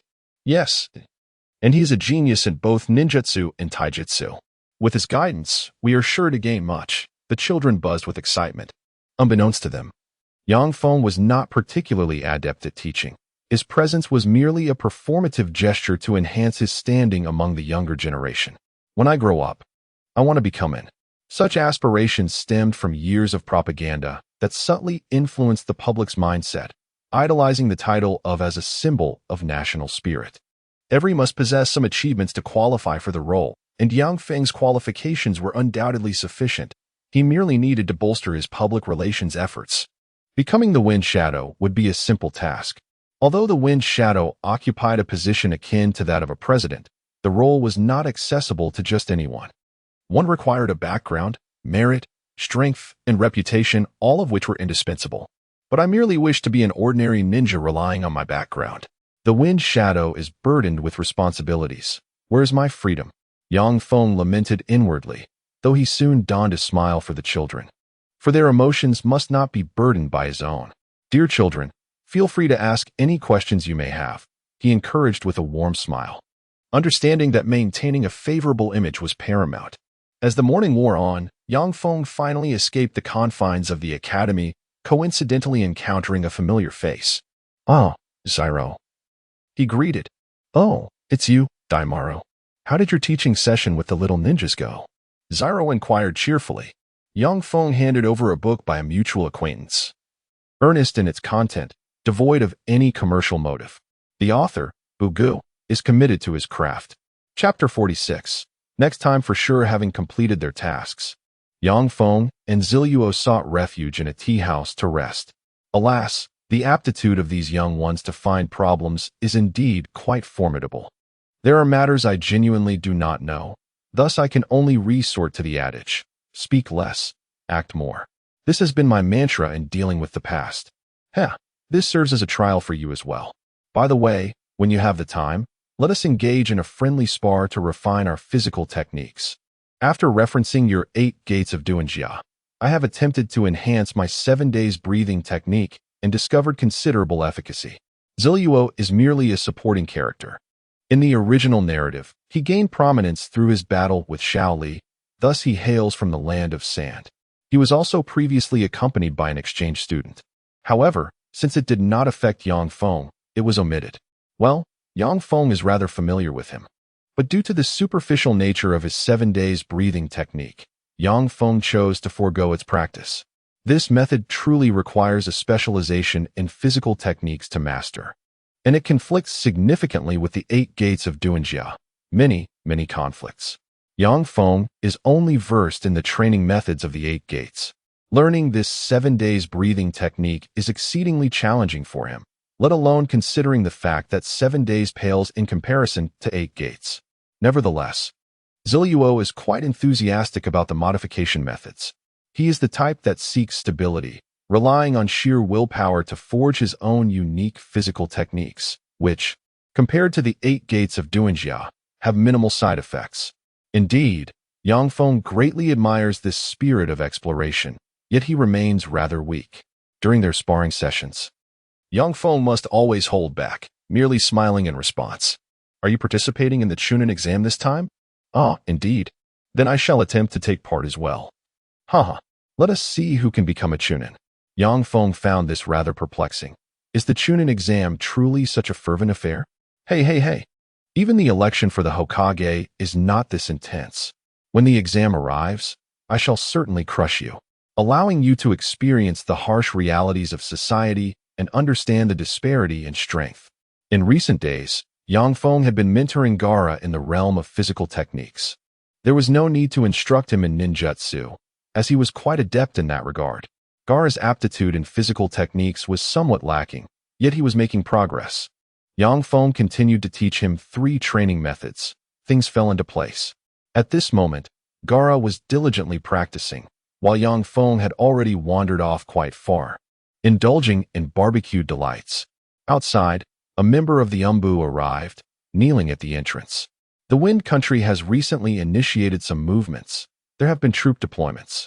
They are publicly announcing it as a drill, but since it is not at the border, other countries have not taken notice. Well then, what else? The feudal lord of the Wind Country wishes to attend the Chunin exam and is currently negotiating with the Kazekage. As expected, they lack both strength and intellect.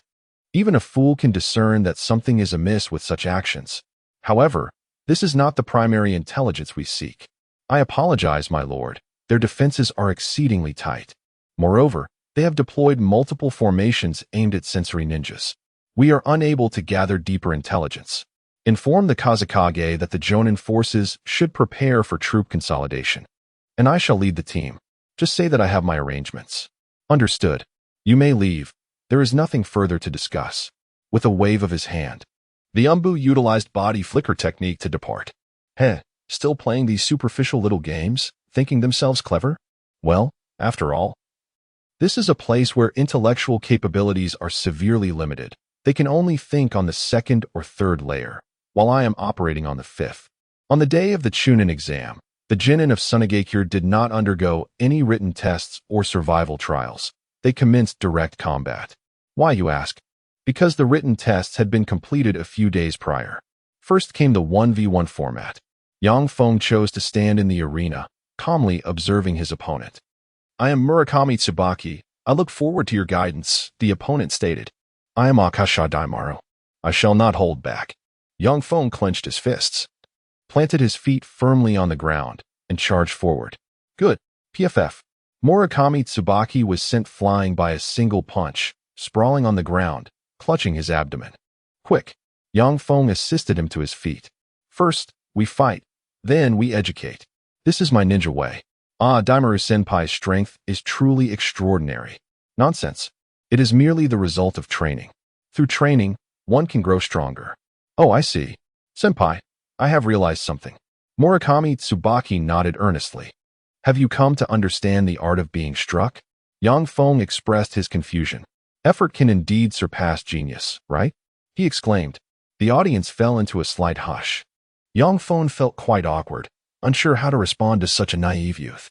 After all, his prowess stemmed from fortuitous advantages. Ah, yes. As long as you put in the effort, you will surely become stronger. He refrained from mentioning surpassing others. That seemed far too unrealistic. After all, look at Shaoli, the hard worker. Has he not only just opened 5 gates? Daimaru. A fan club in the audience waved large banners in support of him, predominantly comprised of female admirers. Why are we doing this? It's so embarrassing. Yang Feng forced a smile and waved at them before hastily retreating. His embarrassment had reached a critical level. Hello. I am Kuroda Saori. Senpai, I am your fan. The girl exclaimed excitedly. Yang Feng found himself in a predicament. With a female fan, he could not afford to go all out. How could he cleverly dissuade her? Hello. Please feel free to use any techniques you have. Do not worry. I will not be injured, and I will assess your abilities to determine your qualification for becoming a Chunin. The Chunin exam operates this way. It is not merely about winning. That is only part of the strength. One must also consider various aspects of performance in battle. Yang Feng rendered their chances of victory negligible and had to personally gauge their caliber. The Kazekage watched keenly from the VIP section, while the feudal lord appeared somewhat anxious.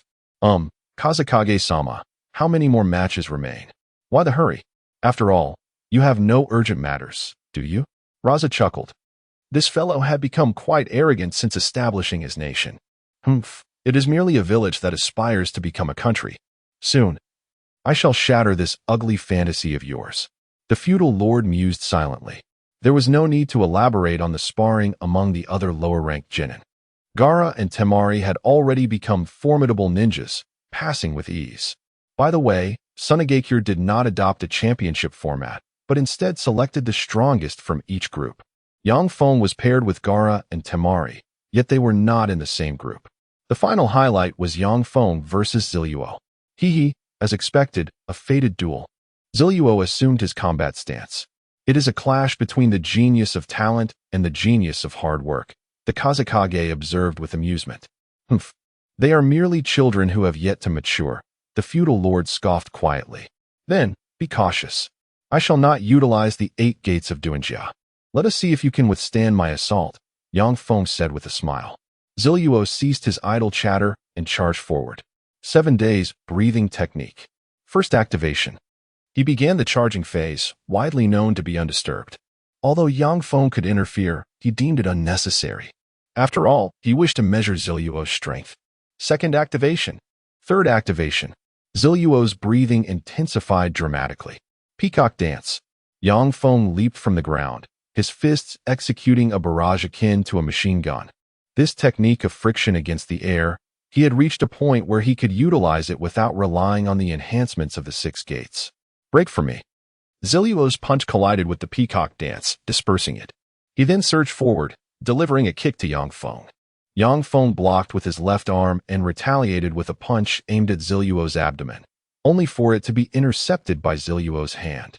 Yang Feng's left arm deftly grasped Ziluo's leg, using immense strength to spin Ziluo's body midair. Ziluo's other hand was not idle. Chakra coalesced throughout his being, and he retaliated with a punch aimed at Yang Feng's foot. Just at that moment, Yang Feng released his left hand, retrieving a robust white cloth strip from his waist pouch. With a swift motion, he bounded around Ziluo and, employing immense strength, hurled him towards the ground. Damn it! Such words invoked the fourth activation. Ziluo broke free from the cloth strip, adjusting his body to land gracefully. He immediately launched a punch towards the descending Yang Feng.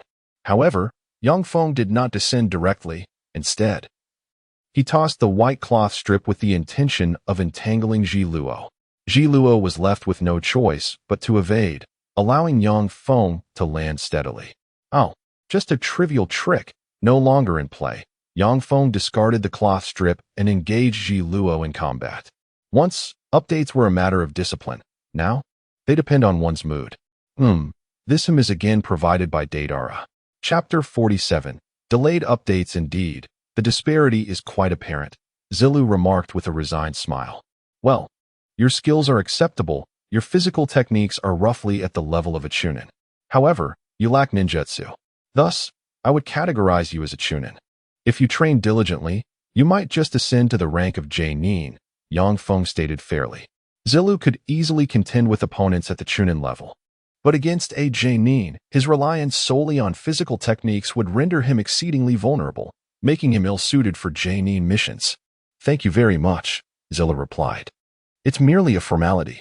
No need to take it to heart. Yang Feng, acting as a half-examiner, maintained a level of impartiality in his assessments of their capabilities. However, your physical technique has a significant flaw, your excessive oxygen intake. If your opponent employs toxic gas, you would be in dire straits. You should consider improvements, perhaps by installing a gas mask. The Wind Shadow stood up and proclaimed, the chunin exams are hereby concluded. Speaking of which, Daimyo, do not conceal your arrangements from us. We are, after all, ninjas. I never expected the Wind Shadow to see through it so clearly. General Ikeda, make your move. Yes. The bodyguards of the daimyo drew their swords, raising them high. Silver Tiger Squad, move out. Numerous soldiers emerged from various locations. Wind Shadow, with your mere few ninjas, how could you possibly defeat my army? My main force is still behind. I advise you to surrender now, or you may find you have lost your only opportunity. The daimyo gazed down at the troops with arrogance. Oh, you dare to be so brazen in my presence? I certainly have a backup plan. Senior Feiyu Qianren, please make your presence known. An elder in the audience rose and walked forward, his aura restrained and chakra exceedingly dense. Wind Shadow, your Sunagakure has disrupted the balance between nations, and I act out of a sense of righteousness. Is it really you? Feiyu Qianren, did you not perish in your duel with Mitsuba 20 years ago? Wind Shadow began to tread cautiously. This individual was once a figure who could contend with the leader of the Iron Country, Mitsuba, and 20 years ago, he was no less formidable than he is now. If he wasn't careful, he could find himself outmatched. Damaru, what is happening? Zilu expressed his confusion. Can you not see? It is quite evident that the Land of Wind seeks to stir up trouble. Yang Feng replied with a smile, forming hand signs. Body flicker technique. Shadow clone shuriken technique. Yang Feng utilized chakra to manipulate several shuriken, launching them towards the soldiers on the field. Although they were elite forces from the Land of Wind, they were merely mediocre chunin-level opponents. Under the precise manipulation of puppet strings, it took less than a minute to annihilate them. This person seems quite formidable. I should switch bodies, Yang Feng contemplated while gazing at Feiyu Qianren, employing ninjutsu to execute the Flying Thunder God body switch technique, swapping his position with his clone and returning to the scene. Initially, his main body had gone to the border to eradicate the forces of the Land of Wind. However, upon reflection, it seemed unnecessary. With the third Wind Shadow, an infinitely chakra-endowed shadow-level contender present, there was little need for concern. Although there was little sand iron to utilize, sand iron was merely a bloodline limit, and he could also employ wind and earth release techniques. A large number of soldiers from the Land of Wind rushed to the borders of Sunagakure. Noticing a lack of scouts in the vicinity, they prepared to advance. "Captain, there's someone ahead," a soldier exclaimed. They all turned their gaze to see a figure clad in a black cloak, his complexion pale, with sunken eyes and entirely black scara. Wind release, great breakthrough. The third, obeying Yang Feng and Apos' clone and Apos' commands, began to unleash an infinite barrage of wind release techniques. Knowing that his current state was endowed with unlimited chakra, the destructive power was immense, the range extensive, and the supply inexhaustible. Such a weapon of war could scarcely be described. Little did he expect that continuously releasing ninjutsu would feel this exhilarating. The third had never considered this sensation before. After all, he was a deceased being, experiencing various sensations through this artificial body in a rather unreal manner.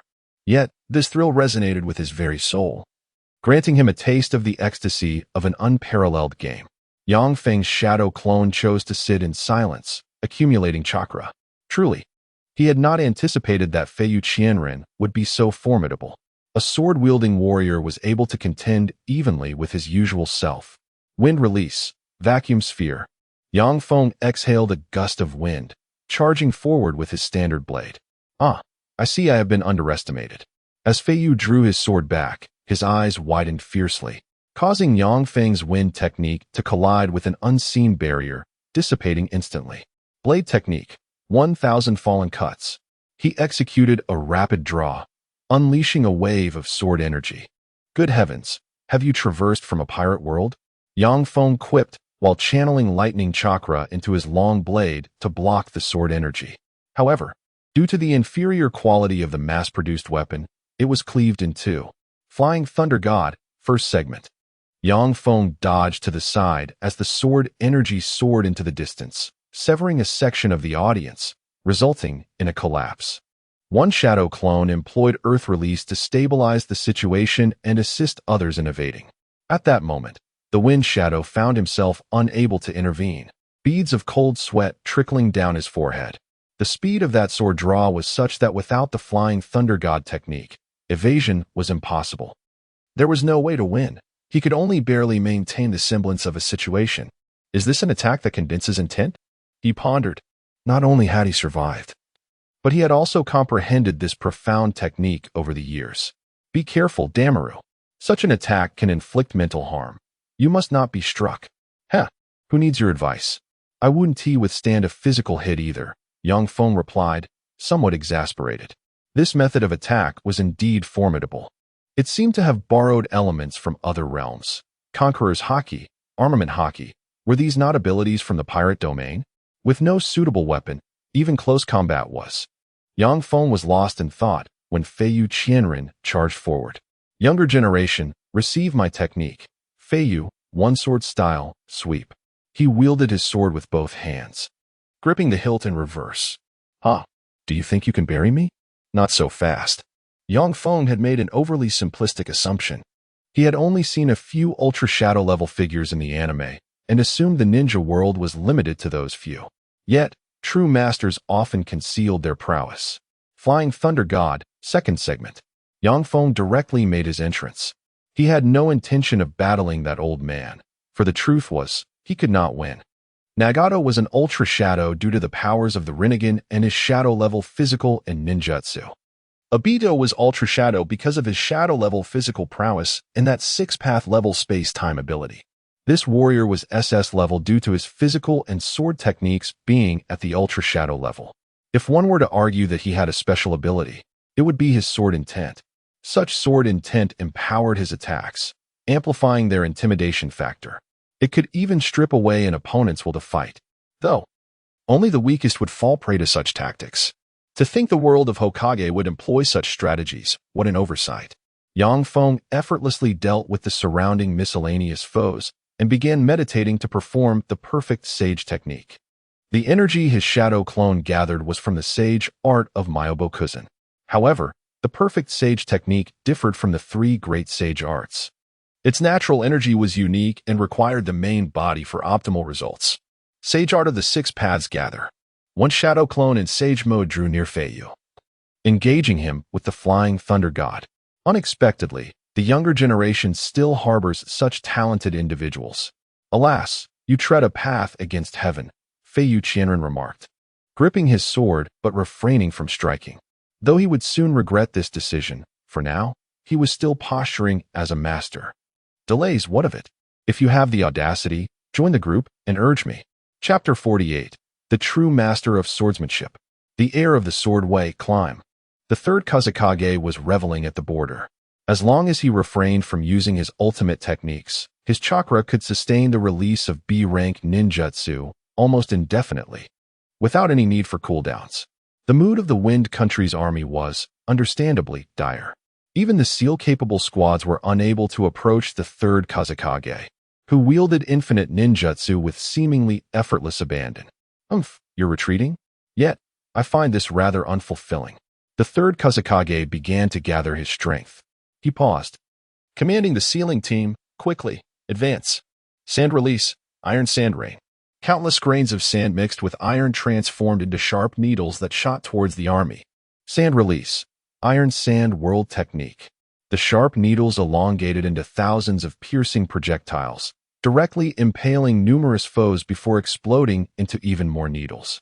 The Wind Country's forces at the border numbered over 5,000 mid-level ninja, yet the third Kazekage effortlessly obliterated 500 with a single move. This was no mere display of human strength. What kind of being were we truly battling? Some soldiers sat in despair, paralyzed by the overwhelming power. Such a monster. I will. A general grasped his treasured sword and charged at the third Kazekage. This ridiculous ninjutsu. I shall cleave it. He swung his sword, shattering the iron sand. The third Kazekage regarded him coolly, extending his hand and unleashing the infinite wind release cannon. Is that all? You seem to be the younger generation of Xiaohe. After so many years of swordsmanship, you've yet to achieve anything substantial. A warrior who relies solely on their weapon cannot truly become powerful. Can we have a fair duel before you speak such words? General Xiaohe thought, struggling to evade the cutting winds. His stamina was waning. Initially, he had not recognized who this was, but upon closer inspection, was it not the third Kazekage, a legendary figure from decades past?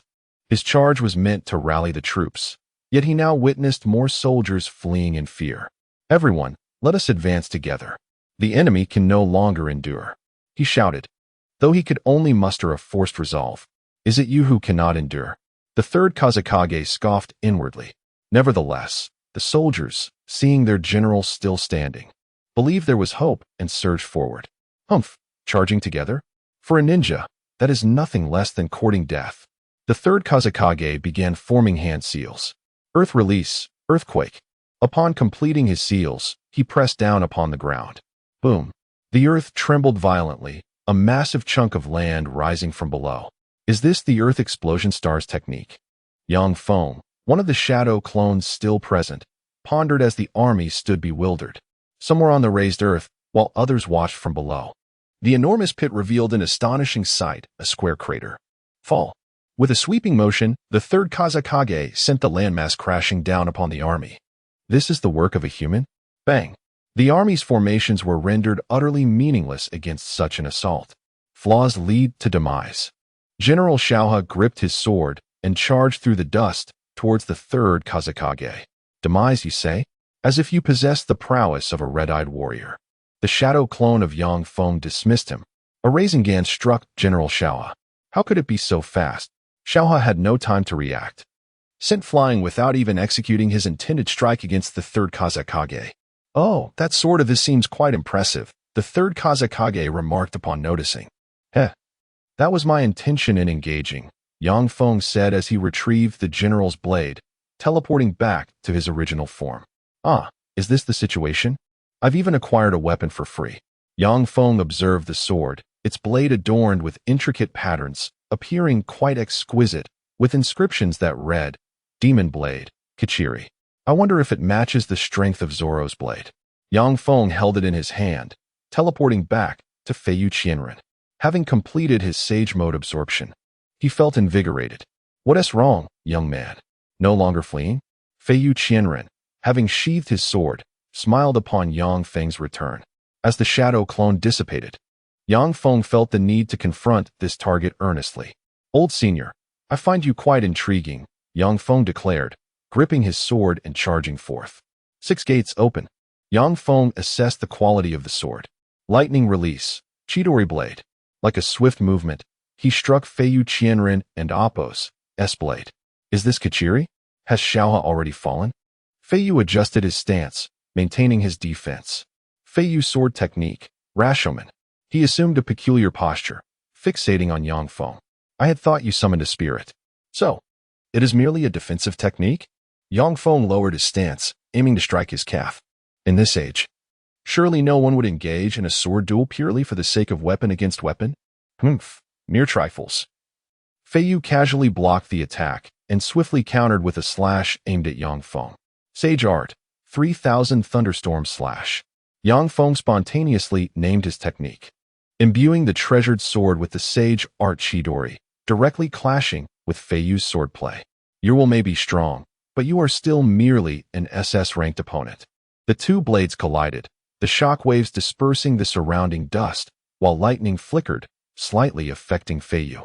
Your swordsmanship is lacking, Feiyu retorted. Though his hand was charred black from the electric shock, he still resolutely shouted, Sage techniques are not easily endured. The Chidori's electrical currents traveled along the blade, inflicting some latent damage. My apologies, but I have yet to unleash my full strength. Yang Feng smiled as he formed seals, completing them in a second. Sage Art, Chidori Vortex Slash. Merging lightning release and wind release, he infused this technique into the blade, causing it to undergo a transformation. Demise. Feiyu sensed he could not block this move and adjusted his technique. Feiyu Flow Sword Technique, Q-God Slash. A powerful sword intent infused with his technique surged forth, targeting Yang Feng with an overwhelming aura, as if he would be struck no matter where he moved. Now, you cannot escape with your space-time ninjutsu. The distance between their blades had narrowed significantly. Haha, finally a challenge worth anticipating. Feiyu chuckled, then was left dumbfounded. Yang Feng appeared calmly behind him, striking with his sword. The attack Feiyu had initiated, being a locked skill, abruptly rebounded against himself. The force propelled backward, and as Yang Feng's blade struck Feiyu, the latter's own attack inadvertently delivered the final blow, leading to his demise. By the heavens! Yang Feng sheathed his sword, picking up a specially crafted shuriken that he had thrown to the ground during the skirmish. The warrior's attention had been solely on him, neglecting any weapons that were not aimed at him. In a sense, he had fallen victim to his own lack of awareness. This technique is rather lackluster. I had expected it to directly seal my space-time transfer with Flying Thunder God. Is this all? It even led to your own downfall. Curse you, despicable ninja. Feiyu Qianren gasped. Is that it? Your final words? Yang Feng mused, relishing the advantages of the game, where at least one's locking skills would not backfire. The third Kazekage, who had hitherto remained cautious, also chuckled. Meanwhile, the daimyo lamented. Without Yang Feng, it was conceivable that this warrior alone could have turned the tide. Reflecting on Nagato's prowess, a single Six Paths clone could easily dominate Konoha. This warrior, lacking Nagato's Rinnegan power, was even more formidable. Oh, this Sage mode truly enhances my capabilities tremendously. I can maintain it for a while longer, though it still feels somewhat insufficient. Yang Feng, with a tinge of reluctance, began to clear the remaining soldiers. Before long, the daimyo's forces were nearly purged, and the border situation was beginning to stabilize. Uncle Windshadow, I believe we should seize the momentum and directly conquer the Wind Nation. Indeed, let us pursue. Chapter 49. The Fall of the Land of Wind. Yang Feng commenced the grim task of collecting the fallen. This warrior possessed formidable strength, being of the Super Shadow level. He resolved to retain some of the organization's remnants for future use. Although this warrior specialized in sword intent and might resist control through sheer will, he could still be summoned as a shield. Additionally, he noted the sword at his side. Yang Feng had already acquired one, yet such valuable items were always in demand. Was this the Muramasa? The name seemed vaguely familiar to him.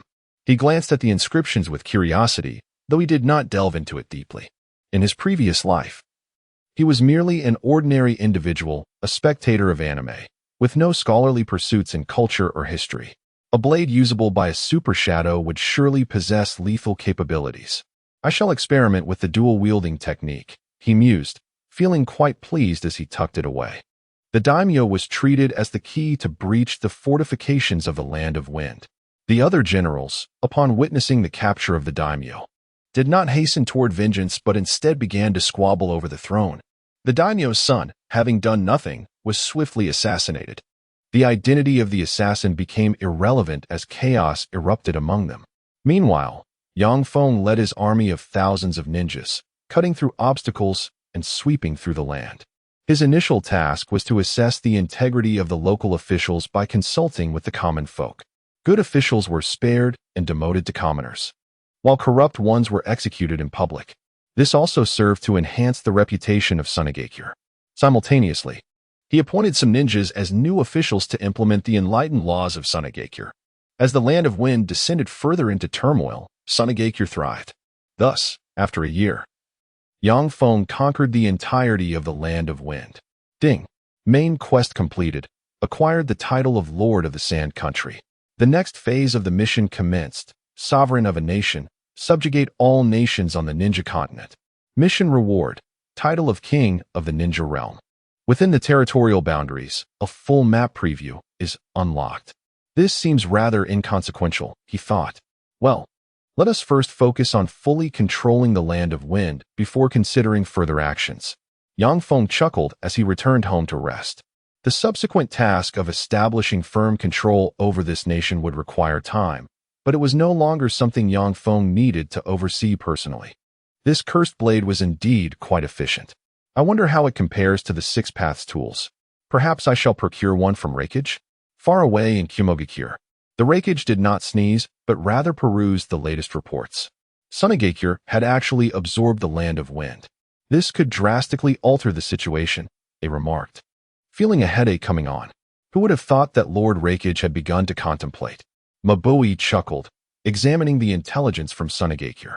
It was hard to believe that their new policies were superior to those of the Land of Wind and were genuinely beneficial to the common populace. Although they aimed to construct a ninja-led nation, the rights of ninjas were not excessively superior to those of ordinary citizens, and their privileges were relatively limited. This was simply too advanced.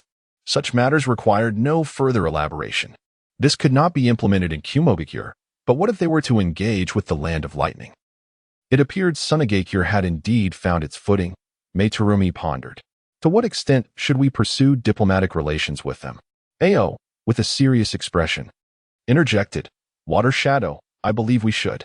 Silence, or I shall have your head, Meitarumi replied with a smile. She had long grown weary of Ao's constant attempts to assert his authority over her, despite his being a mere elder. Just because he had participated in a few more battles did not grant him the right to flaunt his seniority. She planned to replace him with a young, handsome advisor, far preferable to this nagging old man. In any case, it was prudent to cultivate a favorable relationship with that young man from Sunagakure, she mused. Ao nodded in agreement. Sarutobi of Konoha had already adapted to the miraculous abilities demonstrated by Sunagakure. He was envious. The shadow of their village commanded both respect and achievements. Meanwhile, his own reputation among the populace was deteriorating. Recently, voices advocating for the election of a new Hokage had emerged among the Jonin. Alas, I strive for the sake of Konoha's glory, yet why can they not comprehend my efforts? He sighed. Once, 5 great ninja villages existed. Now, only 4 remained. The remaining villages watched Sunagakure with envy, yet none could muster the strength to confront a powerful nation's army. The military of the Land of Wind boasted 10,000 ch-nin, with 5,000 deployed to the border and another 20,000 on the way. Such forces would have constituted a grand-scale war even during the first 3 ninja wars. Only by uniting all 5 great ninja villages could they muster such numbers. Yet, Sunagakure had effortlessly annihilated those 25,000 troops. There were no witnesses, as anyone entering the desert regions was swiftly captured, leaving no escapees. Jiraiya felt a sense of relief upon hearing the news. Daima, you have indeed put your methods to the test. Let me witness how far your ideals can soar. Only Tsunade, after some silence, remarked, quite impressive. As a ninja equivalent to a village without a village, she had spent the last few years in idleness. Occasionally, she would engage in high-stakes gambling, depleting her resources, only to undertake missions to earn some money before gambling again. In truth, she had no savings left. With such great achievements, she wondered if anyone could lend her some funds. All right, it's decided. My next destination is Sunagakure. No, the land of sand. Tsunade declared with a flourish, choosing to head in that direction. In the meantime, Shizun clutched her piglet, feeling distressed due to the long journey ahead, especially since they lacked funds and could only walk. Lady Tsunade, perhaps we should reconsider? The distance is quite considerable. Really, Shizun, you're not being straightforward. I remember you were quite interested in Daima. You've been single for quite some time. Why not seize the opportunity to find some support? Tsunade teased, extending her pinky finger in a gesture understood by all. That is certainly not the case. Besides, he is merely 16. Ah, I was just jesting.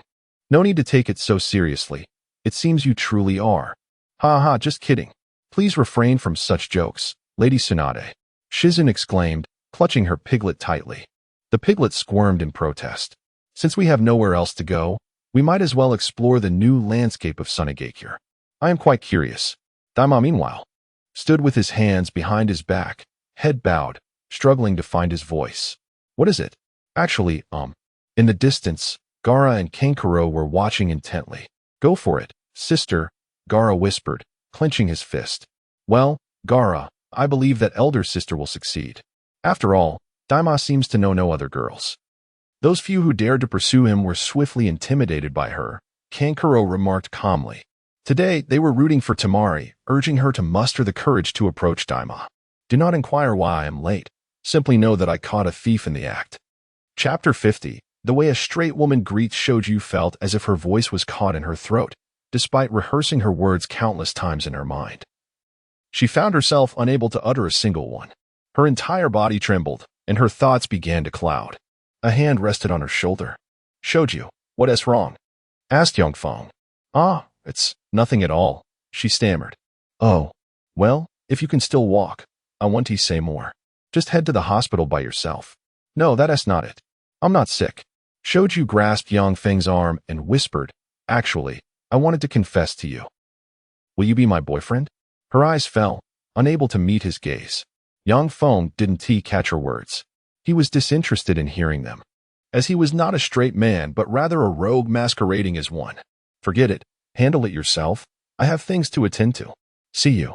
With his hands in his pockets, he strode away with the swagger of a typical straight man. From a distance, Gaara observed the scene clearly. Sister, it seems you have failed, he remarked. Is that true? I never expected it would turn out this way, Kankuro replied, finding it hard to believe. Given how close he thought his sister and Daimao were, Shoju herself found it hard to accept. After mustering the courage to confess, she was met with indifference. With her head bowed, she walked away quietly. It seems my sister is quite despondent, Gaara noted. Hey, brother, don't add fuel to the fire, Kankuro warned. What are you two doing here? Yang Feng reappeared before them. Daimao, we. Kankuro stuttered, feeling nervous. Why didn't you accept Shoju's confession? You've known each other for years. Well, kid, you've got guts to say that, Yang Feng chuckled. I see no harm in telling you. I only regard her as a friend. I have no intentions of being lovers, got it?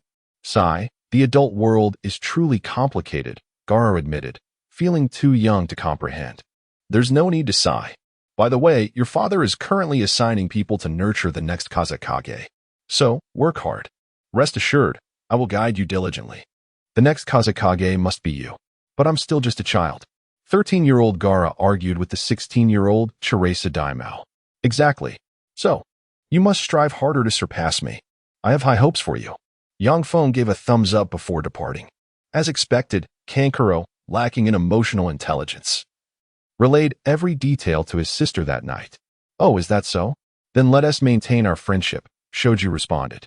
Clearly unhappy, but realizing there was no point in saying more.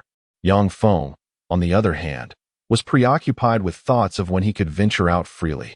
The restrictions imposed by the Kazekage were stifling. After contributing significantly to the village's development for quite some time, He found it increasingly intolerable and resolved to seek permission to leave. What's this? Have you grown tired of staying in the village? Forgive me, Uncle Kazakage. I wish to learn some jutsu from Jiraiya-sensei. I haven't had time to train due to numerous responsibilities. Now, I kindly ask for some time to enhance my skills. Yang Feng adopted a sincere demeanor. That is acceptable. However, you should still take a bodyguard with you. I must decline, Uncle Kazakage. Do you think there is anyone in Sunagakure capable of being my bodyguard? Yang Feng raised his hands in exasperation. In the end, Raza acquiesced, realizing there was no real need for a bodyguard. After all, even a skilled warrior had fallen to Yang Feng's cunning. Once Yang Feng departed, Raza began to contemplate. Am I perhaps being overly protective? This child truly doesn't seem to require it. In a cruel twist of fate, he was right. Yang Feng had never needed protection. The moment he left Sunagakure, only those with ulterior motives would require a bodyguard, one of superior caliber. Well, let us see how Naruto is doing in Konoha. He should be graduating soon. Time indeed flew by. Eventually, Yang Feng reached the main storyline. Rather than utilizing the Flying Thunder God technique to arrive in Konoha, he chose to walk, albeit at a swift pace, adopting the hurried gait of a ninja. Ah, how refreshing! Exclaimed one of his shadow clones. Hey, main body. Why did you summon us? Is there some work to be done? Alas, as my shadow clone, you misunderstand me. This is quite disheartening, the main body replied, somewhat resigned. Are you suggesting we are here to rest? Well, with a summoning technique, one shadow clone conjured a celestial dragon, taking a seat upon its back. This was a stark contrast to the other clones and the main body, who were running below. Indeed, as expected of my clone, it has devised a splendid solution. The main body smiled and leapt onto the dragon, only to awkwardly discover someone else was already seated there. Long time no see, Daimao, the girl greeted with a smile. You are. Oh, Uchiha Muichi. Ah, Uzumaki Muichi, right? Yang Feng hesitated, unsure, as she was merely a passerby. His desire to assist her was merely a fleeting impulse. Exactly. I've been honing my jutsu on the island these past few years. Now, I can be of service to you, she pleaded earnestly. May I accompany you in your training? Of course, but everything must adhere to my commands. By the way, did you come here because you were with the celestial dragon? Yes. Yang Feng chuckled, realizing that this young girl had indeed grown somewhat isolated on that remote island. Hence her desire to accompany him. However, she was no burden. Being from the Uzumaki clan, she was undoubtedly more adept in sealing techniques than he was. Hey, main body. How can you use my summoned dragon to flirt with a girl? That is quite unethical. Come now, it's still my shadow clone. Surely you know me well enough. Yang Feng reclined on the dragon's back, resting his head on Muchi's lap. A knee pillow, how novel. Yang Feng murmured softly, his eyes closed. This was indeed a term from his previous world. Though Muchi's face flushed, she did not resist. Having endured far worse experiments, this minor intimacy was inconsequential. Yet, being a girl, she still felt shy. Her age was quite similar to Yang Feng's, so she felt a certain fondness towards him, the only peer she had encountered. After all, it was widely known that those of the Uzumaki clan often grew up in orphanages, and she had seen very few people at the base. As Yang Feng drifted into slumber, the celestial dragon soared towards Konoha. The shadow clones lounged atop the dragon, savoring their leisurely time. These clones were mere ephemeral constructs. Typically, shadow clones exhibited a variety of personalities, reflecting facets of their creator's character. Much like Naruto, who could produce several distinct clones, Yang Feng was no exception. Fortunately, none of his clones were plagued by suicidal thoughts. The personality of each clone did not directly affect them, but the longer they were summoned, the more pronounced their characteristics became. Chapter 51. Silver Light. In any case, the shadow clones, tirelessly occupied as they were, could now indulge in a moment of leisure. Oh, to my surprise, despite their less than attractive appearance, the fur on their backs is rather endearing. The skin of the ancient dragon is quite soft and comfortable, reminiscent of mink. Regardless, Yang Feng found it quite pleasant. Ah, have we arrived at Konoha? Yang Feng drowsily opened his eyes and surveyed his surroundings. It was a forested area. This, I do not know. Neither I nor the ancient dragon have journeyed this far before. Are the shadow clones also indulging in slumber? Sigh. I hope they haven't flown off to another nation. Shadow clone jutsu. Release. Yang Feng opened the map and observed it for a while, falling into silence. He sensed the flying thunder god Kanai and covered his face with his hand. What is it, my lord? No, we have not arrived at Konoha. We have taken a wrong turn and ended up on another continent. Another continent? Are there other continents? Vortex Moku inquired, her curiosity revealing her naivety, for otherwise she would not have ventured out to explore. In fact, this is my first visit as well. Sigh. In this age devoid of navigation aids, finding one's way is truly challenging.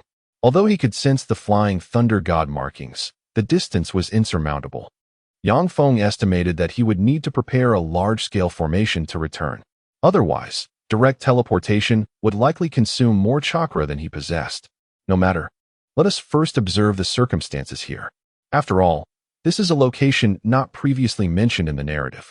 Yang Feng scrutinized the map and identified a region abundant with high-level creatures, directing the ancient dragon to fly toward it. My king, trouble is at hand. A gigantic monster with wings is soaring above. What should we do?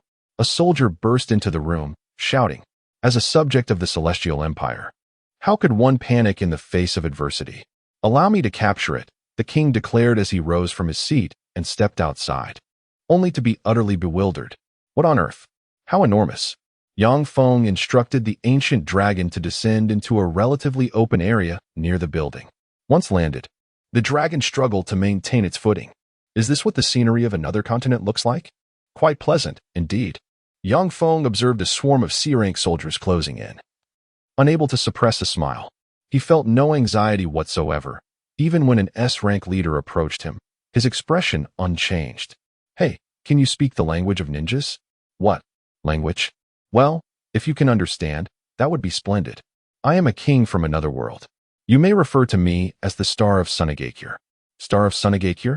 Yang Feng had no interest in engaging in equal conversation with the inhabitants of this foreign land. Instead, he opted to display his might. He signaled for the ancient dragon to soar in the sky for another couple of laps, showcasing its imposing presence. Vortex Moku promptly jumped down, disinterested in flying alongside the ancient dragon, as her piloting skills were lacking. The dragon's flight was dizzying. Yang Feng did not intend to intimidate excessively, but merely inquired, "What is the name of this place? How many nations are there? Approximately how many inhabitants?" The king, still gazing at the flying ancient dragon, mustered his courage to respond. "There are 3 nations, the nation of the setting sun, the nation of the twinkling stars, and the nation of the eclipsing moon. I govern the nation of the twinkling stars, which has a population of around 700,000, while the other 2 nations are somewhat less populated."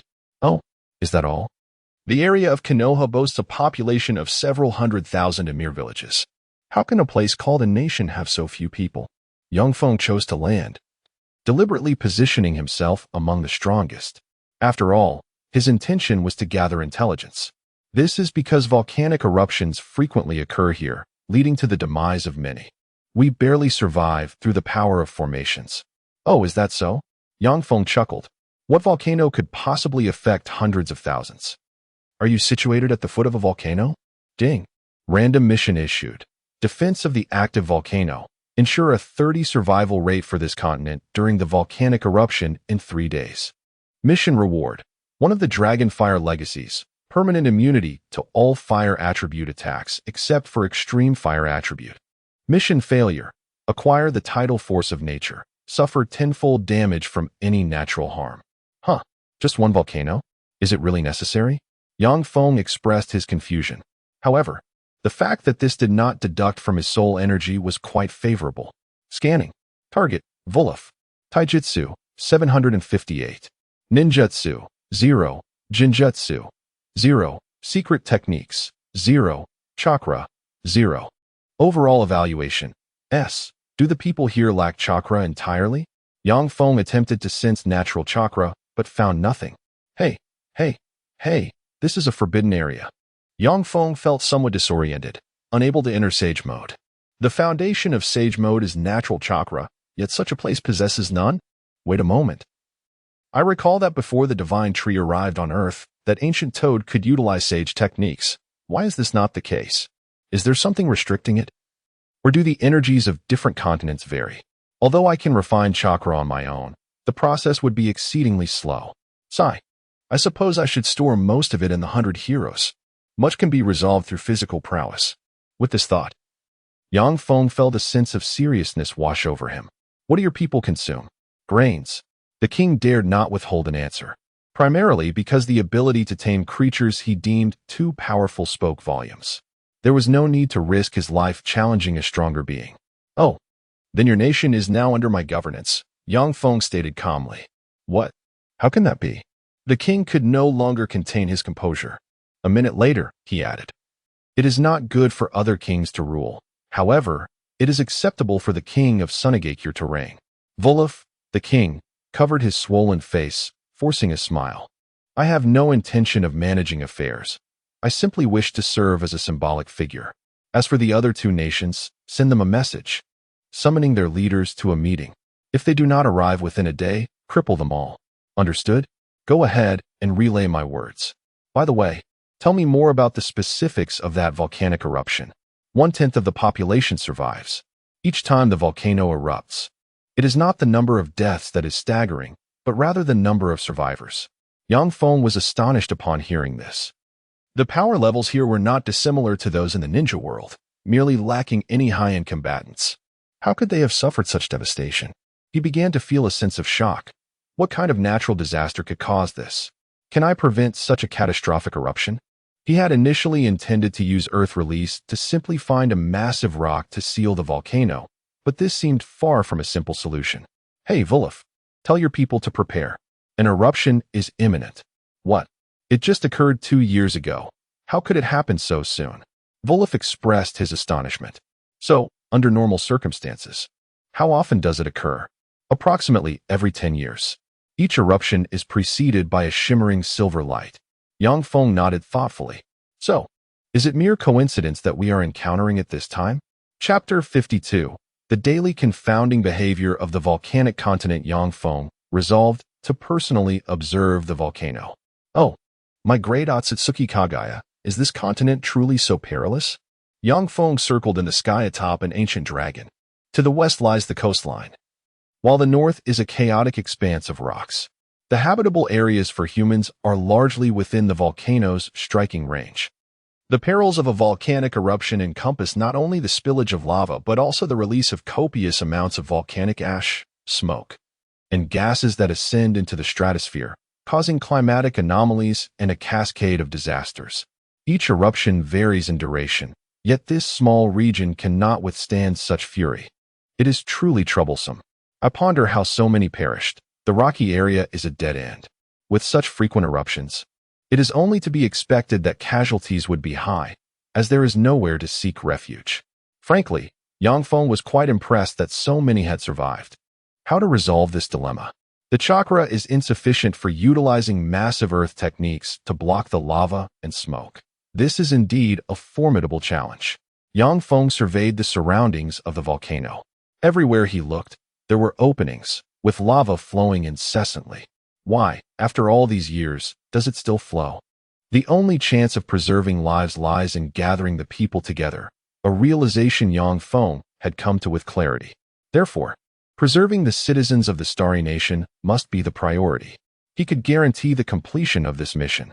Although the penalties for failure were not excessively severe, the rewards were undeniably enticing. As for the other two nations, if salvation were possible, it would be prudent to extend aid.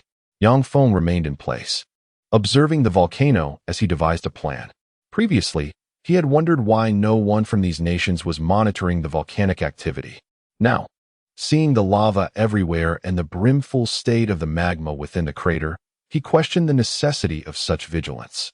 The leaders of the other two nations were intrigued by the news of a summit called by Flav, the leader of the Starry Nation. All three nations faced the threat of volcanic eruptions, leaving little room for war. They were barely managing population control. They had not anticipated that the meeting could lead to conflict. However, attending the meeting posed no harm. Perhaps it was a matter of great importance. With this mindset, They made their way to the Starry Nation. The two leaders were well aware of the volcanic predicament. Presently, two representatives from their nation had arrived, declaring that an eruption would occur in 2 days. How is that possible? It has only been 2 years, the ruler of the eclipsed moon nation said, trembling slightly with laughter. Do you believe I would jest about such matters? The descending lava will devastate vast swathes of human habitation, farmlands, forests, all obliterated. The term volcano has become a taboo on this continent, and no one dares to treat it lightly. Do you have any evidence? Inquired the ruler of the setting sun nation. Power itself is the evidence. That man defeated me with ease using but one hand. Flav still bore the scars of that encounter. For being vanquished so swiftly had wounded his pride. In that moment, he had fallen to the ground, scarcely comprehending what had transpired. Yet, he was unaware that Yang Feng had employed immense strength. Otherwise, it would not have been so exaggerated. In this chakra-less realm, ninjutsu proved exceedingly convenient. They urged me to prepare my people, Flav continued. I have organized them accordingly. As we are all human, I remind you as well to prepare. The truth is easily discerned. One need only observe whether the volcanic flowers have produced seeds. The volcanic flower is a plant unique to this continent. Its original species now obscured by time. Presently, it exists as a product of environmental adaptation. Prior to an impending eruption, the volcanic flower encases its seeds in an extraordinarily hard, heat, and corrosion-resistant shell, capable of withstanding immersion in lava. Only after the eruption subsides will it break free from its shell to propagate, serving as a form of volcanic early warning system. After inspecting the volcanic flowers, they discovered that indeed, seeds had formed. In that case, I shall return home immediately to issue preparations, the ruler of the setting sun nation declared, ready to depart. So shall I. However, Flav interjected, wait. I summoned you not merely to convey this news, but also because that man intends to gather you for a meeting. What meeting? A futile endeavor. It would be wiser to focus on planning. At this moment, Yang Feng returned from his reconnaissance, observing the three engaged in heated debate, and could not help but chuckle. Am I the cause of your quarrel? There is no need for such discord. You are the outsider, are you not? We thank you for your information. But you lack the standing to summon us. The ruler of the setting sun nation was abruptly silenced as Yang Feng delivered a powerful punch, sending him crashing to the ground. A mere supporting character, speaking so much? Yang Feng regarded the ruler of the eclipsed moon nation with a cold smile. Comply or perish. I surrender. The ruler knelt, recognizing the precariousness of his situation. With only 2 days until the eruption, any refusal to heed warnings could lead to dire consequences. Even while prostrate, the ruler of the setting sun nation grasped this truth. Excellent, very astute. Yang Feng instructed them to mobilize their citizens. He had devised a plan to mitigate casualties, potentially ensuring everyone's survival. Hey, Flav, how long is the volcanic eruption expected to last? Approximately 1 day. But the environmental impact will persist for a month. Your food supplies must be insufficient. Indeed, that is a concern. Very well, I shall devise a solution. Yang Feng, feeling somewhat at a loss, decided to employ a forbidden technique. Reanimation jutsu. He summoned a coffin to speak. My apologies. But to summon you in your prime is beyond my control. Yang Feng inserted a cursed seal into the back of the reanimated body's head before it fully awakened. Behave yourself. Heh, does this not seem somewhat imposing? After all, I am controlling an SSS class figure. Ah, where is this? Oh, the first Hokage. Yang Feng grinned as he donned a Konoha headband from his storage scroll. We have awaited your arrival for quite some time. This is reanimation, the forbidden technique of Tobarama. My apologies for disturbing your eternal rest, but due to our recent agricultural failures, we require your ninja techniques to enhance production. Oh, is that so? Yet, this does not appear to be the Hidden Leaf Village. Young one, this is another continent. I was dispatched by Lord Third Hokage, Sarutobi Hiruzen, to assist with production. Yang Feng smiled broadly, knowing the first Hokage was the easiest to deceive in the reanimation jutsu. I wonder if the first Hokages would release can aid in crop growth. It surely can, right? Ha ha ha. Such trifles are certainly within my capacity. Though it seems this body cannot channel my full power. My apologies, first Hokage. I have yet to procure a more suitable vessel.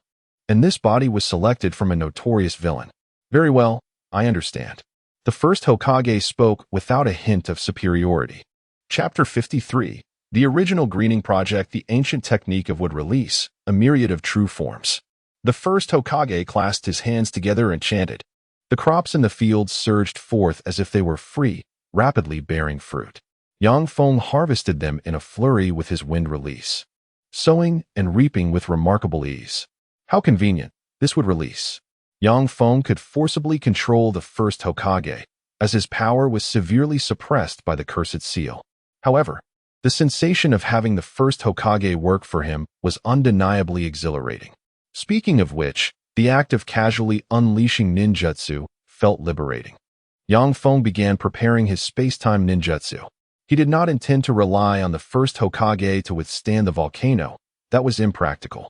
Although his wood release was relatively resistant to fire, magma was another matter entirely. With a decisive gesture, he activated his technique, space-time ninjutsu, flying Raijin transformation technique.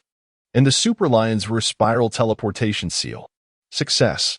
Yang Feng successfully deployed a multitude of cursed seals, teleporting his essence directly back to the ninja world continent. Upon his return, he immediately proceeded to Rain Village, seeking Nagato. Conan was perplexed upon seeing Yang Feng, considering they had lost contact for 3 years. I'm looking for Nagato. Do not obstruct me, he asserted, pushing past her and entering to speak with Nagato. Nagato, there is a monumental project that requires your assistance. Let us not waste time. I'll take you there, Yang Feng said, casting a glance at the masked man nearby and smiling slightly. He took him along, and they vanished using flying Raijin. The masked man was left bewildered, taken away without warning. Wait, where are you taking us? He exclaimed. Yang Feng replied with a mysterious smile, it's to save lives from peril. Nagato, puzzled, asked, why don't you handle it yourself? Time is of the essence. Masked man, prepare yourself and leave a Kimui mark. I will need your Sharingan as a teleportation gateway, Yang Feng instructed. Hey, what are you planning? Don't you have flying Raijin? I can't teleport that many people, Yang Feng clarified. I merely require your Kimui space. With that, he focused on setting up the teleportation array. Copying ninjutsu, he utilized his space-time ninjutsu, flying Raijin transformation technique, and the Super Lion's Roar spiral teleportation seal. Success. Yang Feng efficiently executed the cursed seals, and in a brief moment, he left behind 10 shadow clones to ensure the continuity of Sage Mode. Perfect, the plan is unfolding, he thought as he and the masked man along with Nagato successfully teleported to the volcanic continent. Upon seeing the locals busy relocating crops, he was taken aback. What is this place? Why are there so many children? This is another continent. They have an active volcano over there. Yang Feng pointed toward the bubbling magma. It erupts every few years, so the population is small, relying on family planning to grow. Unfortunately, the eruptions have been too frequent for population growth. Nagato. The volcano will erupt in 2 days, and I will need your assistance. As for the masked man, your task is to protect the people. Hey, stop calling me masked man. I'm not wearing a mask anymore. He protested, though he had no objections to Yang Feng's assignment. His mindset was gradually returning to normal, allowing him to reclaim a semblance of his former kindness. Yang Feng began devising plans. First, he called upon the third Kazekage and the first Hokage to construct an earth platform at Rock Hill, large enough to sustain nearly 200,000 people. Fortunately, the supply of food was relatively stable. However, when he sought to utilize the first Hokage's powers, he discovered he was too fatigued from farming. I can't do it. My chakra hasn't recovered. The first Hokage slumped weakly to the ground, the atmosphere turning grim. Indeed, the Edo Tensei consumed natural chakra, and there was none available here for infinite recovery. With a sigh, Yang Feng realized he had no choice but to rely on sage techniques. He could not exploit flying Raijin excessively, as each setup consumed considerable chakra, and he was running short on time.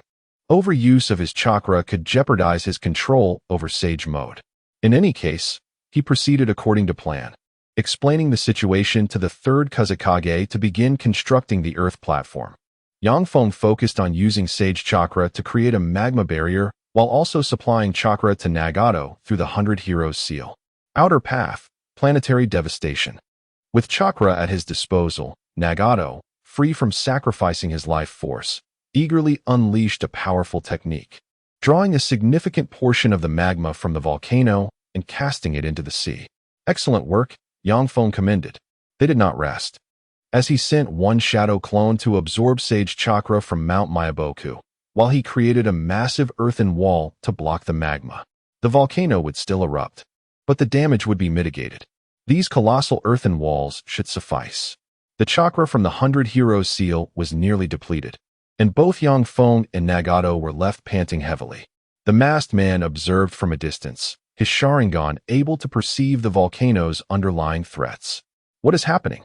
There is an immensely powerful chakra beneath the volcano, imperceptible to sensing techniques, yet visible to the eyes.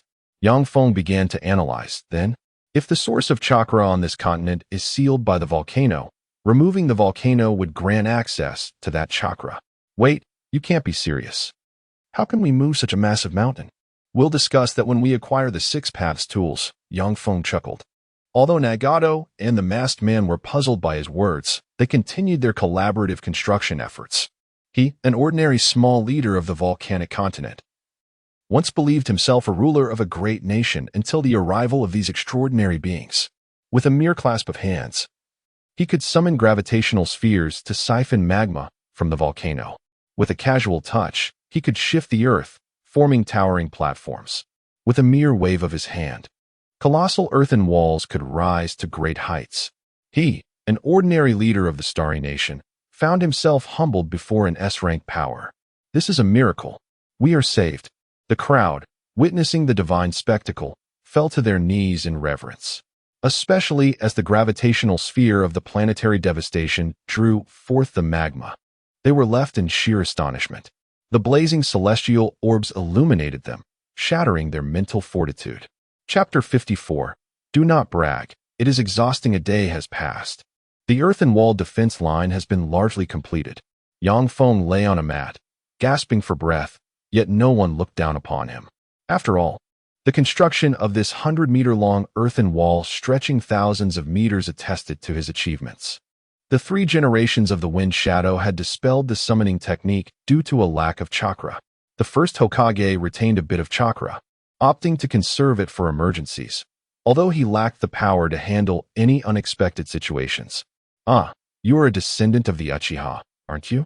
Ha ha. It seems that Konoha is indeed developing well. The first Hokage, Senju Hashirama, remarked with a smile to the masked man. Heh, of course, senior. Our Uchiha clan is currently responsible for the protection of Konoha. We are all top-notch security personnel, he replied with a hint of sarcasm, though the first Hokage failed to perceive it. Nagato and Uchiha Obito donned Konoha's 4 head protectors, all of which Yang Feng had provided. His storage scroll contained 4 head protectors from the 5 great nations, with Konoha being the most abundant. Such symbols of identity were naturally to be acquired in plenty. Nagato observed Obito receiving the first Hokage's greetings and couldn't help but smile, drawing his attention. Ah, is this child from the Uzumaki clan? Is that the Rinnegan? I've never seen it in person, Senju Hashirama exclaimed, abandoning his Hokage demeanor to examine the Rinnegan's design. Seizing the opportunity, Obito distanced himself and approached Yang Feng. Is this first Hokage truly a fool? Don't you think that question is rather foolish? He chuckled. Look out. Naruto is directly forming a Rasengan to press against Kakashi. Whoa, who did he learn that from? Kakashi exclaimed, bewildered, as the Rasengan impacted his abdomen. With a puff, the shadow clone dissipated, revealing the real Naruto stepping out from behind a tree. Wow. It seems I can't underestimate you after all. I must say, you truly are your father's child, Kakashi remarked, lowering his hand that had held the intimate paradise. From now on, I will be serious. Whoa! Naruto emerged from the ground, seizing the bell. Kakashi stood dumbfounded, as did the lurking Uchiha Sasuke and Haruno Sakura. Is it over? What just happened? This guy actually used this method. Sasuke gritted his teeth, pondering why he had never thought of such a tactic. Yosh! Kakashi-sensei, I won. Awesome! Naruto cheered, brimming with excitement. Kakashi was equally delighted, for this was the child of his teacher. He couldn't help but feel joy upon seeing how remarkable Naruto was, especially given how well the village had kept the matter confidential. Kurama, thank you for that chakra. If you had lost, it would have been quite embarrassing for me. The Ninetails said, raising its head, though its lips curled upward slightly. Such speed is truly impressive. I was quite serious just now, Kakashi mused. Well, there are only 2 bells, and although you took both, who will you give the other to? Kakashi teased, holding up Intimate Paradise. Ah, this, Naruto. Having grown indifferent towards Sakura due to young Feng and Appo's cynical psychological lessons, still felt a pang of jealousy towards Sasuke. Hee, I will give it 2. I must remind you, if you give one to someone, the other will have to repeat the year, you know. Kakashi, while pretending to read, kept an eye on Naruto. What? How could that be? Oh, got it. Without caring for anything else, Naruto swiftly broke the bell in half and handed pieces to Sasuke and Sakura. Hee. This way, everyone has a bell. Kakashi fell silent. If you choose ninjas using such a method, I will beat you up the next time we meet. Yang Feng had said 3 years prior when he left Konoha. Treasure your companions, and the desire for victory is not in conflict, Yang Feng had once stated. His meaning was that this was not a life or death crisis, and it was impossible to discern whether one cherished their companions in such a scenario. Kakashi, upon hearing this, began to overthink it. Indeed, only those who understand the value of their companions while upholding principles are true ninjas. Kakashi's eyes glistened with tears. Far away on the volcanic continent, Yang Feng snapped his fingers, not to sneeze. Finally, the project was complete. Hey, masked man, use your abilities to take me back. Oh, and bring the first Hokage along. He has no chakra left and needs to replenish. Hey, so stop calling me masked man. I am Uchiha Obito. Obito fumed as he grabbed Yang Feng by the collar. The first Hokage chuckled. Ah, the friendship of youth is truly delightful. Kamui. Yang Feng landed in the rain village. Feeling the natural chakra and smiling, what a convenient ninjutsu. Hey, be careful or I'll trap you inside until you starve. Alas, what a pitiful child. Awakening the Mangeki at such a young age, Hashirama sighed, feeling the restoration of chakra, his tone no longer as feeble as before. But this is merely the beginning. Obito replied irritably. All right, enough chit-chat. The preliminary preparations are nearly complete. Let us restore our chakra and prepare for the true challenge. Yang Feng settled into a meditative position, with 2 shadow clones maintaining the scene to prevent any unforeseen incidents. Once his chakra had sufficiently recovered, Yang Feng utilized Obito's space-time ninjutsu to return to the volcanic continent. Although the Flying Thunder God technique could not exploit bugs, the Kamui space could. At this moment, the volcano was beginning to show signs of instability. First Hokage, please assist in protecting the civilians. We will handle the volcano. Understood. Leave it to me. I have confidence in this, Hashirama replied. That is good. Nagato began forming hand seals. Outer path, heavenly life technique. Lava was once again drawn out and cast into the distant sea. Other noxious gases released due to the eruption were swiftly dispersed by Yang Feng's A-rank wind release technique. Then, the true sea of magma beneath the volcano erupted. Earth release, shaping earth array. Yang Feng unleashed his self-created S-rank ninjutsu, using specialized domino pieces to block the torrent of lava. Seeing this, the first Hokage hastily employed water release to extinguish the flames. Hey, use earth release. Water release is ineffective. Yang Feng called out helplessly. Oh, I understand. Before long, the first Hokage collapsed weakly onto the ground. At this moment, the people of the continent were primarily gathered on the rocky outcrop. Originally, the marsh beneath the outcrop made it impossible to survive for long. However, after being transformed by earth release, it could now provide temporary refuge. Answer: because Sasuke's clothing is expensive. After all, he is the heir to a clan's legacy, and thus, his clothing is bound to be superior to Naruto's tattered garments, which he has worn for who knows how long. While Naruto can easily burrow through the earth in his ragged clothes, Sasuke might find it difficult to compromise on appearances. Chapter 55. The Kirin that smooths the volcano. Cough. I can no longer summon the Daidara star. My chakra is insufficient. Nagato admitted defeat as well. Maitsutsuki Kagaya. I knew I couldn't rely on the two of you. Yang Feng commanded a shadow clone to protect the populace while his main body utilized earth release techniques to suppress the volcano. Almost. Abito. What is the situation below? The magma is nearly depleted. Good, let us begin. Yang Feng started to gather energy and form seals. Abito, unleash fire release towards the sky. A colossal dragon of flames. Speed. Fire release. Great dragon fire technique. Abito was uncertain of Yang Feng's intentions, but he complied. After all, they were here to take action. The sky, initially shrouded in clouds of chemical gases from the volcanic eruption, gradually coalesced into dark clouds, expanding in size. Yang Feng unleashed the Chidori sharp spear towards the heavens. Positive charges attract negative charges. Let us proceed. Kirin. Sage Art. Lightning release. Storm Kirin. Yang Feng directed the Chidori spear towards the volcano. Fortunately, despite the lack of chakra, the natural lightning could still be harnessed. The volcano? The Sage technique. Lightning Kirin emerged from the clouds, hurtling towards the volcano. It struck with a mighty explosion. Boom. The crater was blasted open, and the magma flowed away nearly entirely. Yang Feng expended considerable chakra, but still had strength left. He and Abito approached the volcano's mouth. Looking below, the magma had almost vanished, leaving only residual heat. Rain began to fall from the sky. Yang Feng landed atop the ancient dragon, descending into the magma. Although the volcano had erupted, it did not lead to a greater explosion, as the magma was limited. It typically flowed back underground, and the energy supply beneath sustained its eruptions. Thus, was this a man-made volcano? No. It appeared to be a natural dormant volcano. Yet, due to an unknown reason, the chakra below had been suppressed, allowing the chakra's energy to cause the volcano's cyclical eruptions. Is this natural? Abito found it hard to believe. Despite the incredulity, it was evident that the chakra here was sealed for some reason. Now, it was time to release it. Although the magma had diminished, being trapped below was not favorable. Yang Feng unleashed a massive Rasengan, breaking through the outer shell of the volcano, revealing the final layer of magma. This is it. Can your Kamui absorb this magma? How could that be possible? My eyes would be burned. A useless ability. Yang Feng prepared to form seals.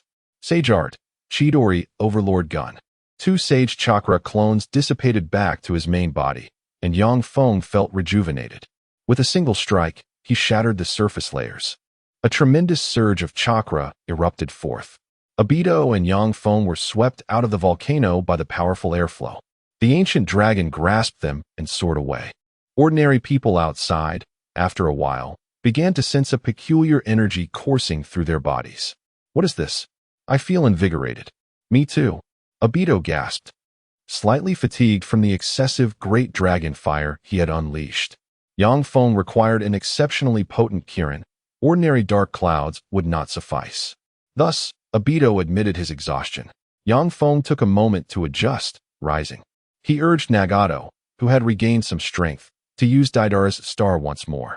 He provided chakra to Nagato, who could absorb Yang Feng's chakra thanks to his 6 paths ability, specifically the Hungry Ghost Path. Not every sage technique could be absorbed at will.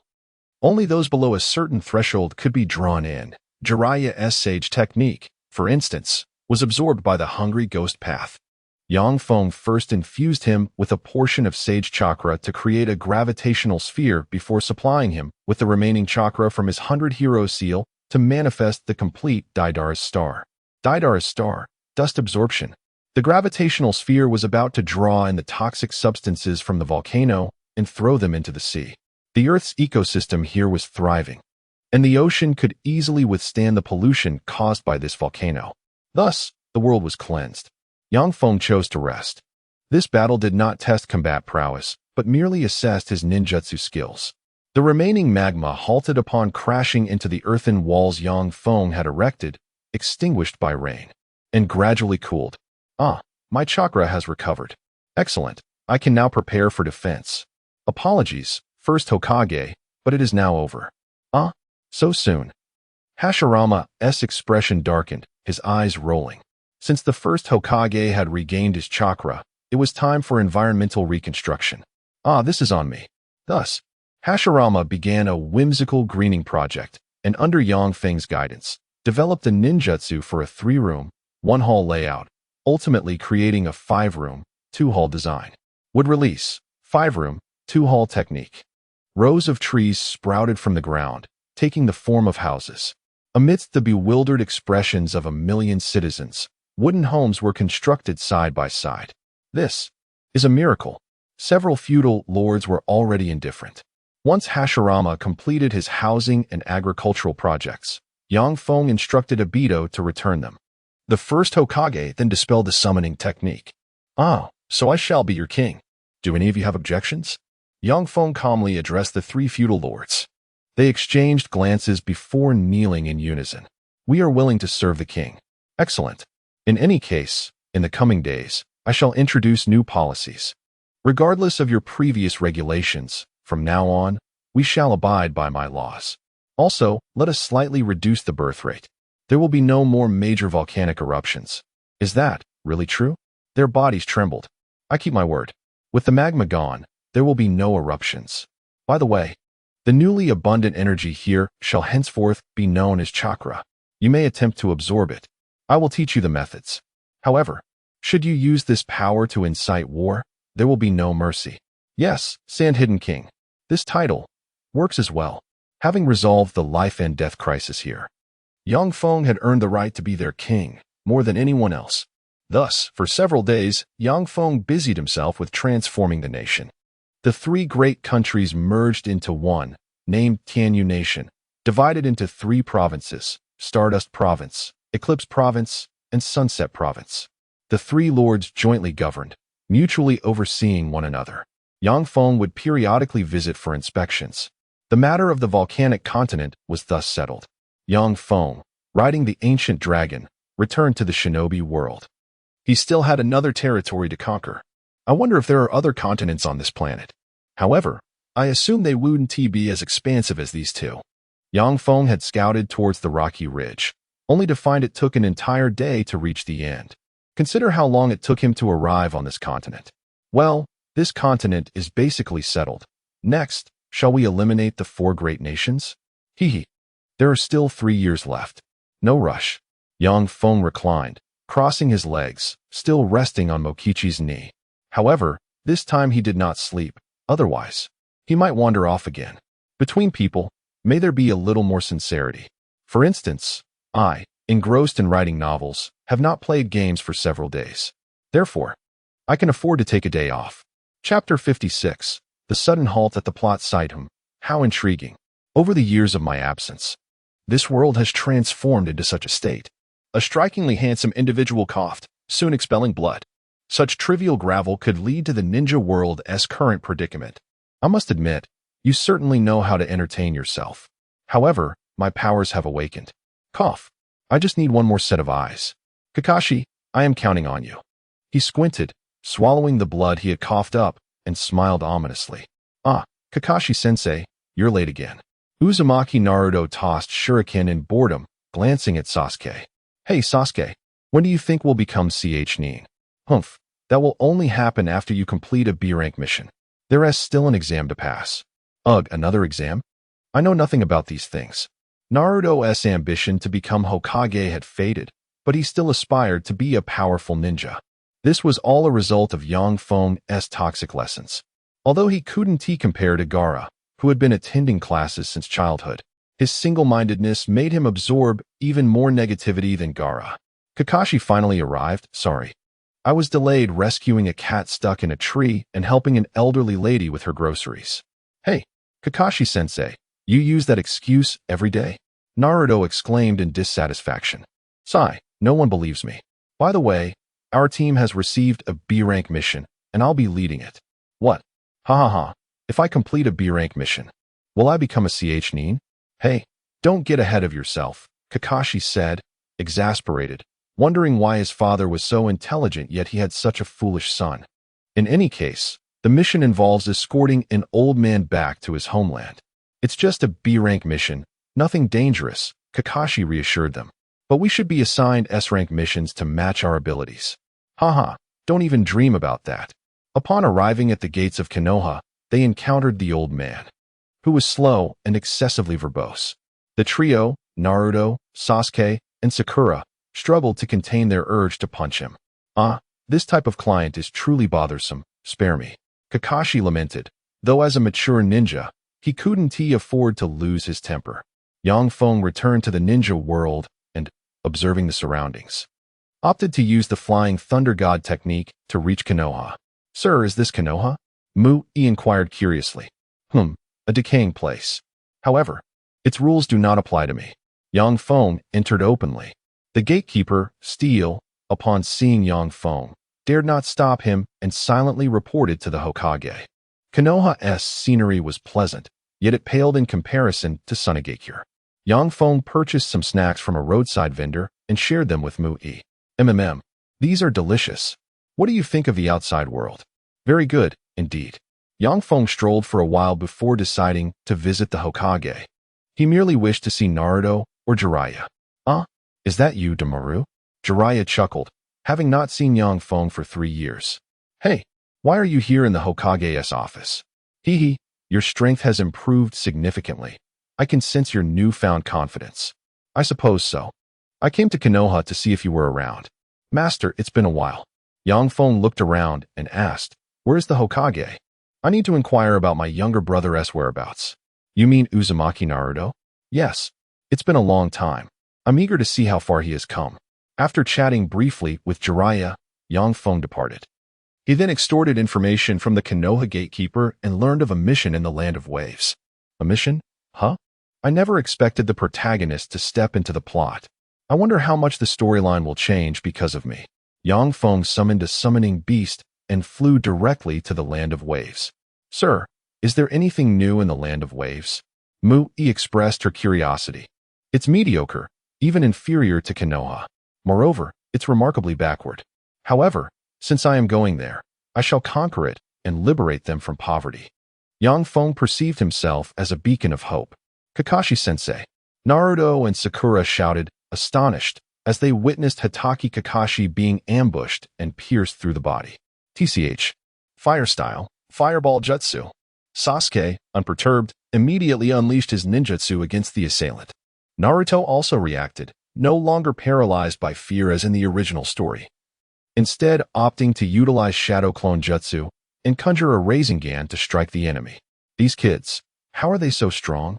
A Nin performed a series of hand seals to cast Earth style, barely blocking the fireball, but was ultimately overpowered by the Rasengan, sent flying far away. The clone dissipated, and Kakashi emerged from behind a tree, satisfied with Naruto and Sasuke's performance. He also acknowledged Sakura, who, despite her fear, remained vigilant by the old man's side. My students truly are a source of comfort. Kakashi felt a sense of relief. Suddenly, he glanced down. A massive blade had just narrowly missed him. This is an elite ninja. Their speed, power, and stealth capabilities are astonishing. Kakashi struggled to sense the impending attack with his Sharingan. He swiftly retreated and turned to face a masked ninja. Really? That fellow didn't inform me I would have to face an elite ninja, the masked ninja grumbled. Kakashi began to sweat. He was overly concerned about handling this ninja himself, but he was currently responsible for 3 genin. Even though they were exceptional, they were still merely genin. Hey, everyone. Gather together and be on guard. Sasuke and Sakura clustered around the old man, while Naruto lagged behind. Kakashi-sensei, are you alright? Hey, you little brat. Pay attention. That's an elite ninja we're facing. You can't rely on my strength, so don't be reckless. The Ninetales couldn't help but remind him. Oh, right. I understand. Naruto quickly retreated. Kakashi couldn't recognize the masked figure. Oh, you don't recognize me? I've heard of you. The copy ninja, Hatake Kakashi. With that forehead protector, you must be a rogue ninja from Kirigakure, Zabuza? To encounter someone of your caliber on this mission. That meager bounty won't suffice. It seems I'll need to raise the stakes. I'm the one who has underpaid here. Dealing with a monster like you for a B-rank mission's reward is absurd, Kakashi lamented. In the world of ninja, conflicts over missions only lead to one outcome. Either you die, or I do. Chapter 57, Brother Bai and Sister Bai? Water Release. Mist Concealment Technique. Zabuza, with a swift hand, completed the hand seals, causing the surrounding mist to disperse. Kakashi promptly activated his Sharingan, yet the mist, infused with chakra, proved difficult to penetrate. Wind release. A kunai flew toward him. Kakashi halted his hand seals and opted to dodge. This situation was indeed troublesome. Was this the silent assassination technique of the Mist Village? Zabuza remained calm. Within the mist, his perception was only slightly hindered, allowing him to clearly discern Kakashi's movements as he searched for an opening, aiming for a decisive strike. Rasengan. Naruto unleashed a jutsu from behind, dispersing a portion of the heavy fog. Kakashi's visibility significantly improved. Seeing the results, Sasuke quickly formed hand seals. Fire release, grand fireball technique. He vaguely spotted a figure within the mist and directed his jutsu towards it. Zabuza, unfazed, evaded the grand fireball with ease, then performed his hand seals to cast another jutsu. Water release, great waterfall technique. A torrent surged from beneath him, heading straight for Kakashi, who also charged forward. Water release, water prison technique. It ensnared Kakashi's body directly. This was dire. Kakashi had attempted to evade, but Zabuza was swifter. He found himself unable to perform hand seals now. Kaibai, Ninetales mode. Naruto and Appo's body began to radiate light as chakra formed a layer around him, enhancing his speed and strength. Super Rasengan. He hurled a shuriken towards Zabuza. Water release, water clone. A clone of Zabuza emerged from the waterfall, wielding a large sword to strike at the Rasengan. Crack. The decapitating blade shattered, exploding into fragments. Unexpectedly, this little brat was quite formidable. Zabuza's clone quickly formed hand seals again. Water release, water gun. He pointed his index finger towards Naruto, shooting a stream of water in his direction. Fire release, Phoenix fire technique. Sasuke immediately countered the water gun attack with his fire technique, simultaneously impacting Zabuza's clone, nearly obliterating it. At that moment, a gust of wind swept down from above. The group looked up to see a bizarre creature descending. It seems I've arrived at the perfect time. Feng grinned as he leaped off his mount, calmly surveying the situation. It was this guy? Sasuke Uchiha felt a surge of contempt, but knew he was not yet a match for him. Hey, Brother Damaru, you're here? Naruto excitedly waved at him. Feng reciprocated the gesture, smiling at the golden aura surrounding Naruto. He realized Naruto was no longer the child he once was. The bond with the Ninetales appeared to be quite harmonious. Feng's gaze shifted to Kakashi, who was trapped in a pose reminiscent of his anime counterpart. And he couldn't help but chuckle. Zabuza felt increasingly anxious. Given his skills, this individual was at least a Nin. He sensed that victory was unattainable today. There was no choice left. Water release, mist concealment technique. Zabuza ceased maintaining the water prison and directly utilized the mist technique to escape. This is all too clear. Feng dashed forward, landing a punch squarely on Zabuza's face, knocking him to the ground. To attempt an escape in front of me is to underestimate my abilities. In the shadows, Haku, unable to bear the sight, donned a mask and emerged from the forest, producing 3 sunban to pierce Zabuza's body. I apologize, but this is a rogue ninja from the Mist Village. Please cease hostilities. We will handle his retrieval, Haku stated as he sealed Zabuza's body with a sealing technique. Kakashi, unfamiliar with the Mist Village's Umbu protocols, assumed Haku was indeed a member of the Umbu and chose not to intervene. What about the matter of him attacking my little brother? What about the mental damages? The medical expenses? My travel costs? Please return to the village. The Mist will have a dedicated individual to compensate Konoha, Haku replied, though internally anxious, striving to maintain composure. So you think you can just hit me and run? Who gave you the audacity? Madara? Feng sneered, conjuring a small wind release Raisin Shuriken and launching it at Haku. Ice release. Ice crystal wall. The shuriken detonated, obliterating the ice technique and sending Haku staggering back. Feng advanced, removing Haku's mask. What the? Countless dreams of Hokage dashed. Officially announced male. Haku's appearance was. Feng was utterly perplexed.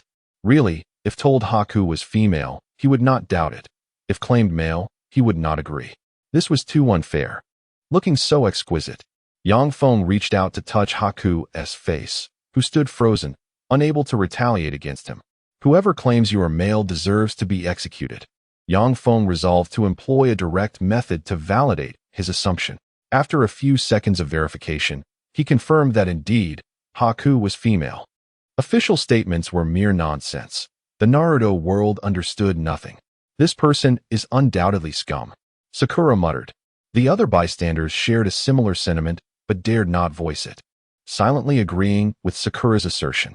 So, you are not Umbu from the mist. Which village do you belong to? Yang Feng's demeanor turned serious. He exerted considerable effort to maintain a more favorable image. I am from the mist. You are not from the mist. Don't deceive me. Haku, feeling helpless, could only explain her relationship with Zabuza and knelt, pleading for Yang Feng to spare him. Oh, whatever. Yang Feng showed little interest in eliminating two ninjas with no personal stakes involved. Thank you for your mercy. Haku's forehead struck the ground, and she swiftly carried Zabuza away. Next time you undertake a mission, ensure you clarify your targets first, Yang Feng offered a kind reminder. The lingering mist dissipated as Yang Feng utilized wind release. What happened? Kakashi, to find yourself in such a predicament? Yang Feng chuckled. I apologize. This time I was careless. Kakashi retrieved his beloved Ika Paradise from his pocket and began to weep. No way. This is a limited edition special, a rare version, all gone. Thus, Kakashi was genuinely sorrowful. Observing him, Yang Feng smiled slightly and produced a book from his chest, handing it to him. This is from Jiraiya-sensei. It's an unpublished version of Ika Paradise. Yes, this is absolutely a rare item. Yang Feng held little interest in the book, deeming it filled with lowbrow humor, merely catering to those in the ninja world who had never encountered grand spectacles. No way. Kakashi's eyes glistened. Such a precious item. Is it truly for me? Indeed. If you don't want it, I can give it to someone else. Though, there's no one else who would want it. Kakashi snatched the book eagerly, flipping through its pages. Yang Feng then greeted the trio. So your mission was to escort this old man? My apologies. Your mission has concluded early. Our sand village has discovered that a coup is imminent in the land of waves, and I am responsible for eradicating the opposing forces there. Yang Feng began to fabricate a tale. First, we will clear out the parasites that have been lingering there. I believe one is called Kato. If I recall correctly, Yang Feng ruminated but found the memory of such minor characters rather vague. Chapter 58, The Roar of the Lion, Second Form, Flying Thunder God Transformation. Spiral Shuriken, you have already begun to grasp a portion of your power, Naruto, Yang Feng remarked. Uzumaki Naruto insisted on accompanying Yang Feng to the land of waves. Kakashi, feeling somewhat helpless, noted that this mission involved elite jonin and was classified as an S-rank task. They should have canceled the mission and returned to Konoha. Well, I suppose I will accompany you just this once, Kakashi conceded. However, speaking of which, Uncle Dazna, the reward for this mission is insufficient to cover the escort. This is related to their assault on you. Perhaps they intend to kill you, and I am merely. Yang Feng pressed a kunai against his neck. Old man, hesitate any longer, and I'll end you. I am, after all, the escort target. Dazna's voice trembled. His previously confident demeanor vanished. Humph, the escort target? I am from Sunagakure. The escort target of Konoha has nothing to do with me, Yang Feng remarked, drawing a cross on his face, nearly inducing a heart attack in Dazna. From the original narrative, it is evident that Dazna belongs to the type of commoners who look down upon the ninja profession. Yang Feng was indifferent to his tragic status. There were many more tragic figures in the ninja world. To lack ability yet scorn others is the greatest form of incompetence. He remembered Dazna had a rather arrogant grandson who had once boasted before him. He would make a point to teach him a lesson.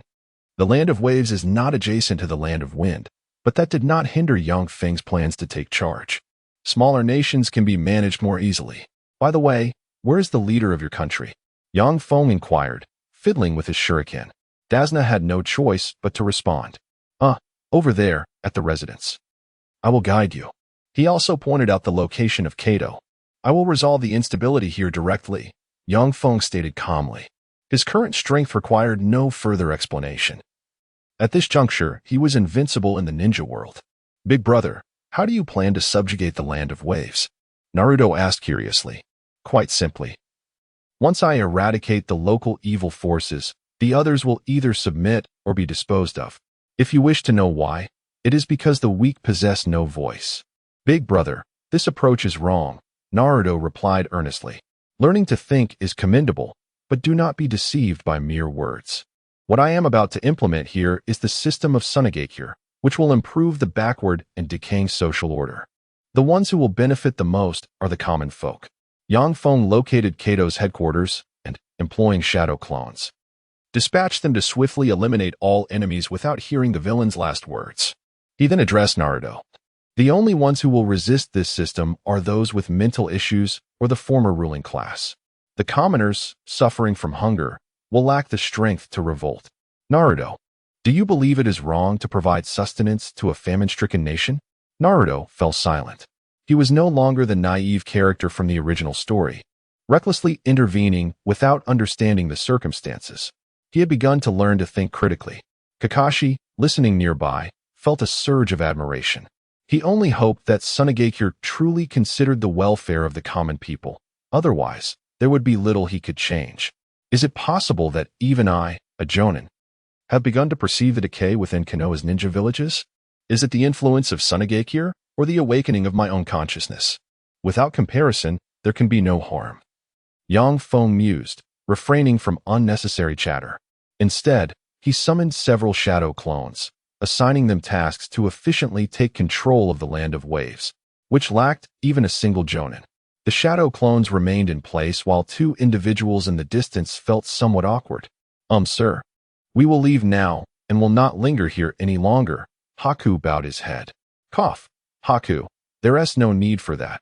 Zabuza, just regaining his senses, felt discomfort watching Haku bowing in submission. I am a ninja of the sword. Enough with the melodrama. Are you still part of the 7 ninja swordsmen? I have dismantled your sword, the shadow clone retorted, somewhat exasperated, as he merely executed his task. If you have nowhere else to go, you may join us in Sunagakure. For ninjas like you, there is still hope. If you refrain from causing trouble, you may be absorbed into our ranks. Really? Haku was somewhat skeptical. Do you think I would waste my time deceiving low-tier warriors like yourselves? Don't overestimate your worth. So, will you accept? I understand. We agree, Haku replied promptly. They were both rogue ninjas. In the past, no one would have considered accepting individuals like them. Yet now, the world had changed. The ninja realm had transformed. We await your orders. Zabuza remained silent, having nothing further to say. He was now a mere shadow of his former self, practically a half-wreck. Moreover, the conditions offered by Sunagakure were quite appealing. At least they were not seeking to capture them and return them to Kirigakure. Well then, that is settled. I will give you a headband. Discard your rogue ninja headband. Yang Feng's shadow clone rummaged through his pocket and then, in silence, utilized Flying Thunder God to teleport back to his original body to retrieve the Sunagakure headband before returning to hand it to Haku. I will inform Sunagakure to receive you. You can head straight to Sunagakure, the clone stated before dissipating. As it was not specifically a clone for Flying Thunder God, it possessed little chakra. Was that a clone? I couldn't tell at all, Haku expressed surprise. Zabuza, being an elite Jonin with sharper insight, also failed to discern any flaws. All right. Let us first seek a place to heal, Haku said as he carried Zabuza in search of a quiet spot to recover. Kakashi led the trio, refraining from aiding Yang Feng in executing his plan. Naruto wished to assist in combating the evil forces, but was stopped by Kakashi. They are ninjas of Konoha, and this is a war of Sunagakure. Although only one person has mobilized, Konoha must not interfere recklessly. This is a matter of national stance, and it is essential to draw a clear line. Yang Feng summoned a hawk, binding intelligence to its leg before sending it off. It would likely take a few days to arrive. I shall linger here for 2 days, Yang Feng smiled. Everything proceeding according to plan. Muichi, this child is also from your clan, Yang Feng remarked. But he doesn't and Appos. Have red hair, Muichi replied, puzzled. Because his father and Appos' genes are too dominant. The Uzumaki genes have had no impact, Yang Feng chuckled. Hello, little brother, My name is Uzumaki Muichi. Oh, does that mean the elder sister and I are family? Well, sort of. After all, there are hardly any members left in the Uzumaki clan, Muichi sighed. She had only seen Naruto and Nagato. She had never encountered anyone else. In truth, Orochimaru had another disciple, Konan, but Yang Feng saw no need to seek out his master for her. Konan had grown substantially under Orochimaru's tutelage, enjoying a better life than in her childhood. The Uzumaki clan was indeed a tragic tale. Yang Feng strolled through the streets of the Land of Waves with Kakashi and his group. Though the streets were desolate, there were still food stalls around. Hey, hey, hey.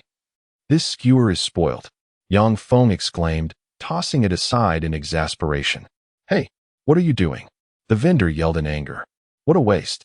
Exactly, just exactly. The people on the street echoed in condemnation. Yang Feng remained unfazed. Witnessing this scene, Naruto began to ponder anew. Has this country fallen into such dire poverty? He was perplexed as to how it had come to this. Is it not possible to coexist peacefully, producing abundantly to ensure everyone is well fed? No, people's thoughts differ. The existence of violence, coupled with the outbreak of war, makes even the most fundamental issues difficult to resolve. Naruto felt as though he had gained some understanding. Why is this kid lost in thought? Yang Feng observed Naruto with curiosity. I'm sorry, but I cannot assist with that. Chapter 59, The Plot Harvester 1. 0 Huh? What if I'm merely squandering? Yang Feng tossed the barbecue onto the table and departed with Naruto and the others. Of course, he had paid for it. The barbecue vendor, seeing the remnants left behind, spat on the ground and consumed the leftovers himself. This guy truly knows how to flaunt his power, Sasuke observed coldly, reflecting on his inability to best Yang Feng in reality, channeling his frustration into motivation for training instead. There is nothing worthwhile to explore here. You might as well return, Yang Feng remarked with a smile. Kakashi nodded in agreement. Their mission was essentially complete, and they needed to report back. Although it felt like a loss, it was still a necessary task. Lord Damaru, the Wind Shadow has sent us to assist you, several elite shinobi reported upon arriving in the Land of Waves. However, we lack sufficient manpower, Yang Feng noted skeptically. While the Land of Waves was not particularly vast, it was not something a handful of individuals could govern. We are merely here to observe the situation. Very well, he replied, recalling how Kato's ragtag forces had already been obliterated by him. This nation had little to offer in terms of combat power, and Yang Feng considered his conquest an act of charity, opting to withdraw entirely. Ah, freedom at last. This operation should raise suspicions among the great nations. Thus, it is imperative to press on and subjugate a major power first. Perhaps the Land of Lightning. Although it is quite distant, the Raikage is overly arrogant. It would be satisfying to annihilate him, Yang Feng thought with audacity. At this juncture, there should be no significant plot developments, right? Yang Feng pondered this question as he journeyed towards Star Hidden Village on his ancient dragon, relishing his newfound freedom. He thought of claiming the star that emitted radiation. Ding. Random task completed. Reward: permanent immunity to lower-tier flames from the ultimate fire. The notification chimed. The period of volcanic hazards on the volcanic continent had truly passed. Yet, this ability seemed of little use to Yang Feng. Star Hidden Village. A stronghold where the mightiest combatant was merely an elite jonin, was not only lacking in strength but also excessively pretentious and reclusive. Yang Feng contemplated whether to assist them with their toxic gas issue but ultimately decided against it. After years of adaptation to their environment, it was possible they would not appreciate his help. Thus, he resolved to employ a more forceful approach, subduing them first before brazenly seizing the star, subsequently offering assistance to those with a favorable disposition and disregarding the rest. While contemplating this villainous strategy, Yang Feng had no intention of taking their possessions without recompense. At that moment, Star Hidden Village was still engaged in a harmonious yet toxic atmosphere of cultivation. Yang Feng soared directly over the toxic gas barrier on his ancient dragon, arriving in the village. What he beheld was a dismal sight indeed. Upon noticing Yang Feng, a villager immediately raised the alarm. Yang Feng remained still, consulting his map. So, this star is classified as S rank. It doesn't appear to be of the same quality as a charging gemstone. Alas, It is not that impressive, he sighed. Before long, a group of star ninjas approached, and from his initial observations, they appeared to be a team of lower-ranked ninjas. Halt! Who are you? One brandished a machete, pointing it at Yang Feng. Where is your leader? Bring him forth for discussion, Yang Feng commanded, unleashing a gust of wind that knocked the others to the ground, leaving one to flee and inform his superiors. Before long, a leader accompanied by several chunin arrived. Humph! Are you the invader plotting to seize the star? Akahoshi declared, performing the peacock technique and transforming into a bird to attack Yang Feng. The technique, while visually appealing, was easily countered as Yang Feng extended his palm to absorb the blow. The strike was on par with an elite jonin, yet it was still rather weak, failing to unleash the true power of the star. It must be noted that the star of Star Hidden Village was indeed a fragment of a celestial meteorite, containing formidable energy. Relying solely on its power to achieve the level of a jonin was overly diminishing. After a few exchanges with the peacock technique, Yang Feng lost interest. Its utility was too trivial for his needs. How disappointing. I had hoped for a formidable guardian, he mused. Wind release, gale palm.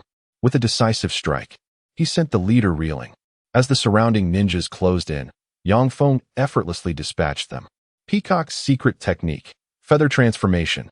Akahoshi, unwilling to accept defeat, struggled to unleash his secret technique. A pathetic A-rank fighter seeking trouble, Yang Feng initiated a spiral sphere, severely injuring him.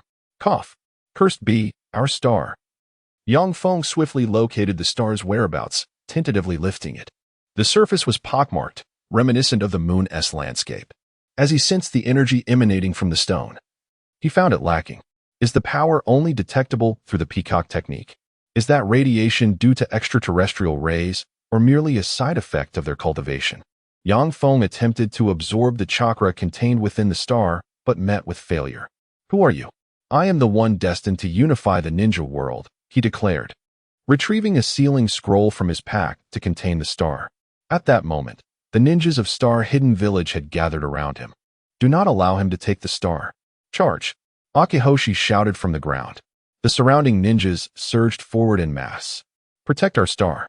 Yang Feng calmly deflected their various assaults.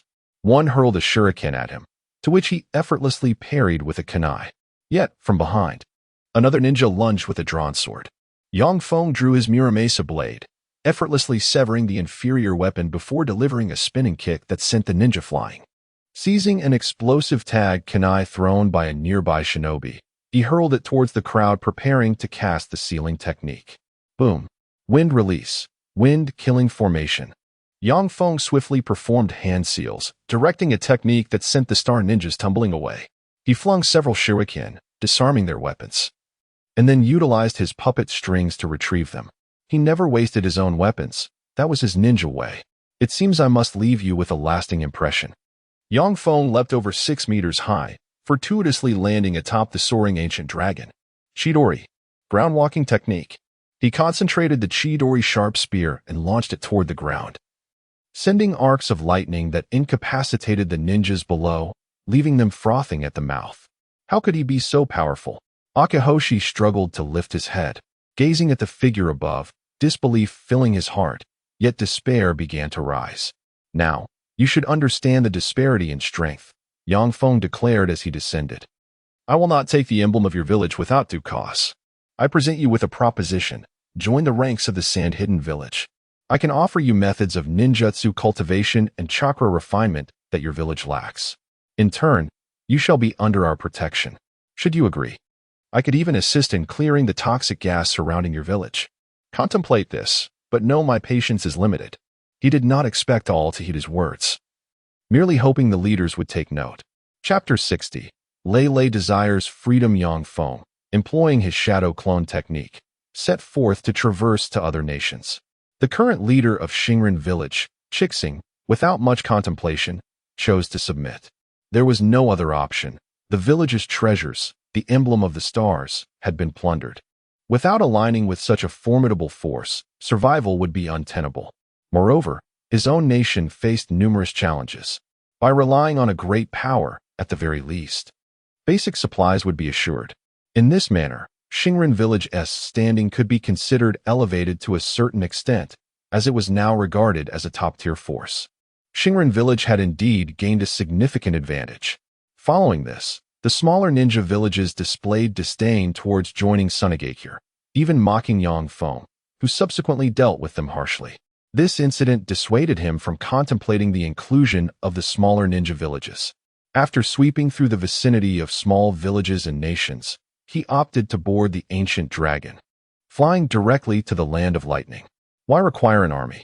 I alone suffice, Yang Feng confidently declared, resting his hand on the Mura Mesa blade. However, only Mui, who had never witnessed such grandeur, was present to hear him and believed his words. By the way, this summoning scroll still functions, right? Yang Feng inquired as he inspected the Edo Tensei summoning scroll. Yes, it is intact. My lord, are we to launch an assault on that nation? Mui asked. Indeed, one could say that. After all, to reshape this world, we cannot afford to delay, he replied, instructing Mui to remain atop the ancient dragon, prepared to assist him as he boldly approached their adversaries. This was a massacre orchestrated solely for Yang Feng's mission, akin to Madara's feelings when confronting the Ninja Alliance. He had no intention of indiscriminately annihilating everyone like Pain. After a moment of contemplation, he formed hand seals and shouted, "Hey, citizens of the Land of Lightning! I am the envoy of Sunagakure, here to conquer your nation. Should you choose to surrender, I will accept your submission immediately. If you resist, I shall await you atop the mountain before me. Come with as many as you can muster within a day. Should you fail to declare your intentions, I will forcibly annex the Land of Lightning, and the casualties will be unpredictable." Yang Feng utilized his wind-release jutsu to amplify his voice, ensuring it echoed throughout the vicinity, reaching the ears of the villagers of Yunhidden Village. After finishing his proclamation, he ascended to the high mountains west of Yunhidden Village. I suppose this counts as a solitary quest for supremacy, he mused, unable to suppress a smile. He sent a voice message to avoid conflict in densely populated areas, never expecting that a single declaration could lead to a nation's surrender. Before long, troops arrived at his location, and as anticipated, the first group consisted of those seeking to lecture him. Are you not the renowned Chisha Daimaru of Sunagakure? Are you jesting? Who would dare impersonate me? Yang Feng seated himself upon a stone, observing the foolishness of the newcomers. Well, as representatives of a great nation, even with our differences, we should engage in negotiations led by our leaders. It should not come to this. I recall that Yunhidden Village previously attempted to assassinate me. Is that not enough? Do you believe the Land of Lightning has the right to question me? That was the unauthorized action of the Raikage. It had nothing to do with us. Enough. I have no desire to engage in idle chatter with you. Instead, summon your army. Continue your prattle, and I may very well eliminate you first. Please, remain calm.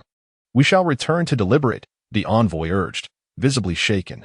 Though he was a general, facing a ninja capable of besting the Raikage left him feeling intimidated.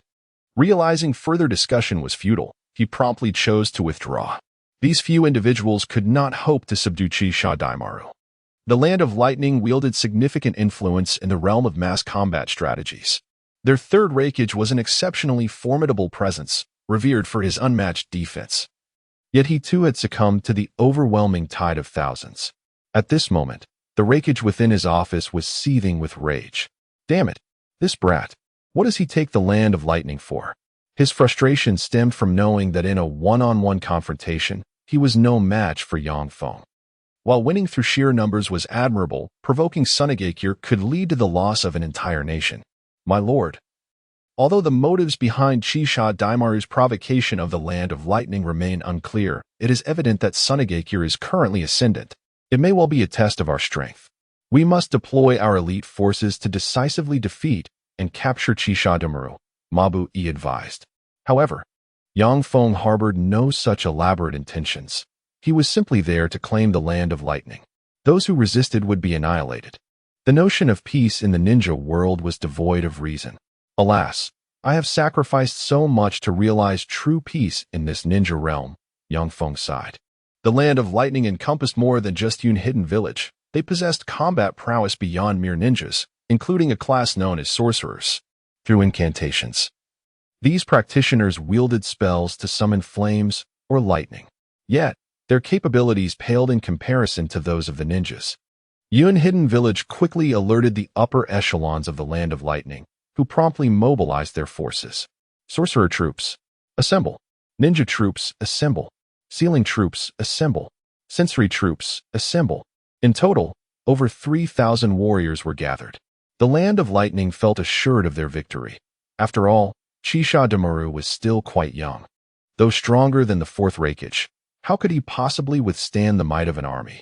Yang Feng gazed down the mountain, observing that their forces were nearly assembled, and he prepared his body for action.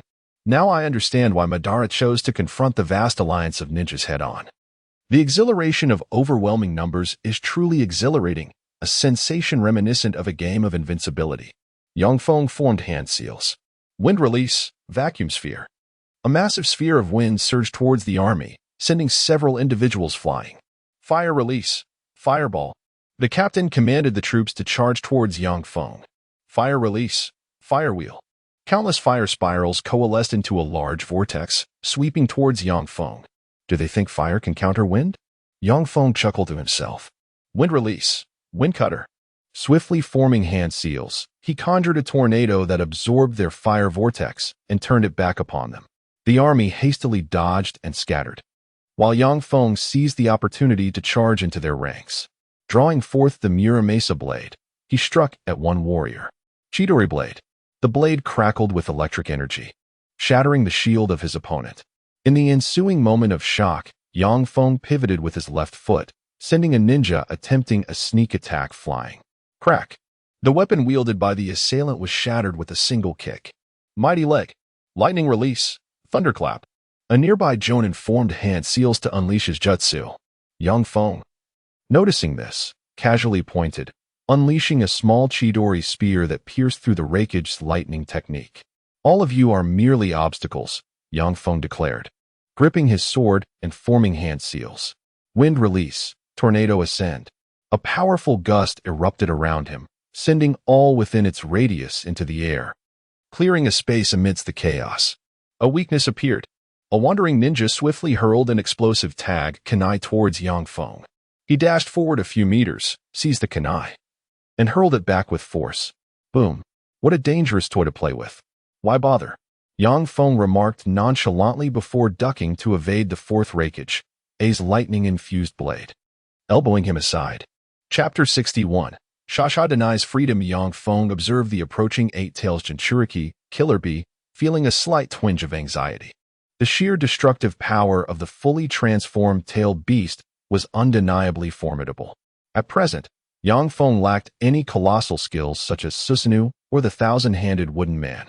Bringing him down would demand a considerable amount of chakra. Employing the second stage of Flying Thunder God, Yang Feng hurled a kunai and swiftly evaded to the side.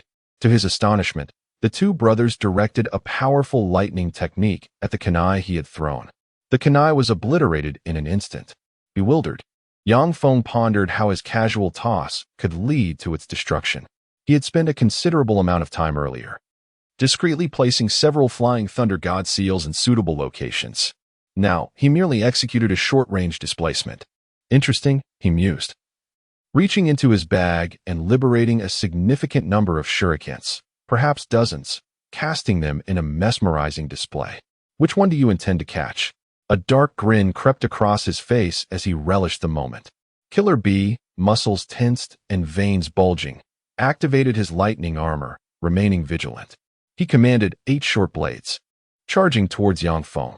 Foolish brat, attempting to put on a show? Watch as I knock you out, he declared confidently. Upon inspecting the shurikens, Killer Bee noted the absence of seals. With unwavering resolve, he continued his advance. In the third stage, Yang Feng materialized atop a kunai devoid of seals. The seals were concealed within the kunai's core, a special version he had commissioned. Tail beast piercing. Killer Bee's octopus-like appendage emerged from behind, grasping a ninja blade to thrust upward at Yang Feng. My experience is unparalleled. You, little brat, will soon learn your limits. Yang Feng, however, remained unflappable as he unsheathed his Muramasa to counter the incoming strike, the clash resulting in a direct thrust to Killer Bee's kidney. You believed you were on the 3rd layer, but I am on the 5th, Yang Feng scoffed. Beneath Killer B's feet lay a flying thunder god mark, slightly embedded in the ground. Idiot, this is the fourth stage of flying thunder god. Yang Feng promptly vacated his position as the fourth Raikage charged at him. Still not learned your lesson? Yang Feng concentrated his power into his left fist. Super strength fist. His punch collided with the approaching Raikage's arm, causing both to stagger back. Though the Raikage clutched his arm in pain, likely sustaining another fracture. Fire release, scorching wave. An elite ninja unleashed a torrent of flames in Yang Feng's direction as he retreated. Yang Feng activated his lightning armor, withstanding the onslaught. Wind release, gale lock. Yang Feng noticed the advancing black lightning and swiftly switched his Muramasa to his left hand, forming seals with his right. Senjutsu, lightning release, thousand birds slash. In a fleeting moment, he activated a perfect sage mode, albeit in an instantaneous, uncharged version. Darui, get out of the way, the Raikage shouted. Yang Feng surveyed the scene. The sheer number of combatants hindered their efficiency, preventing the full expression of their abilities. After executing his strike, Yang Feng opted to break free from the crowd and locate the ceiling team. Darui, struck by Yang Feng's attack, fell heavily to the ground, gravely injured. His status as merely an elite jonin with wind release capabilities did not afford him any substantial advantage. Found it. The ceiling squad. Yang Feng identified his target and charged into their ranks. Giant Rasengan. He launched an assault on the team, disrupting their formation. The ceiling team, already numbering only a few dozen, found their structure shattered. Yang Feng intended to proceed further when he suddenly felt his movements hindered. Lightning release, thousand thunder seals. Some ninjas unleashed sealing techniques, binding Yang Feng in place with electric chains. This ninjutsu, a type I have not encountered before, yet it piques my interest. Seated atop an ancient dragon, Uzumaki Maki swiftly cast a sealing technique to aid Yang Feng in breaking free. 6 gates open. With enhanced physical prowess, Yang Feng shattered the bindings and surged forward, utilizing Flying Thunder God to decimate the sealing team almost entirely. Now then, let's proceed. Impure World Reincarnation. From the ground, several coffins emerged. The third Kazekage, Deidara, and Sasori were summoned. The remaining combatants were deemed unnecessary. These 3 would suffice to conceal their identities. They donned red cloaks reminiscent of kabutos. Are they puppets? The fourth Raikage inquired solemnly. No, though unfamiliar, the coffins suggest this is a forbidden technique from Konoha. The impure world reincarnation, passed down from the second Hokage, he deduced. Having completed the summoning, Yang Feng leapt into the air, landing atop the ancient dragon. What is this? How did he escape? A puzzled AI remarked. Though under control, one can still execute one's art, Deidara retorted. Are we merely here to shield you? For your superficial artistry? He expressed his dissatisfaction, yet both remained firmly under the influence of the seals, unable to resist. Sasori? It has been ages, the third Kazekage addressed him, harboring no animosity. Having come to terms with his past, you are the third Kazekage. It appears you two have been reincarnated, Sasori noted. No, I am no one's puppet. I am the third Kazekage. My involvement was initially unnecessary, yet my will prevails. This is for Sunagakure, and that suffices.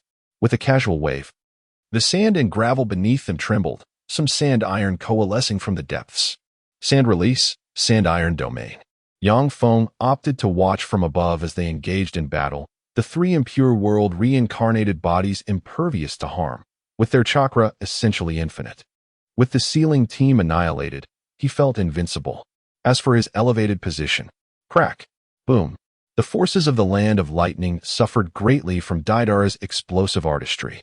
After observing for a while and contemplating, Yang Feng began forming control seals, instructing the ancient dragon to soar higher.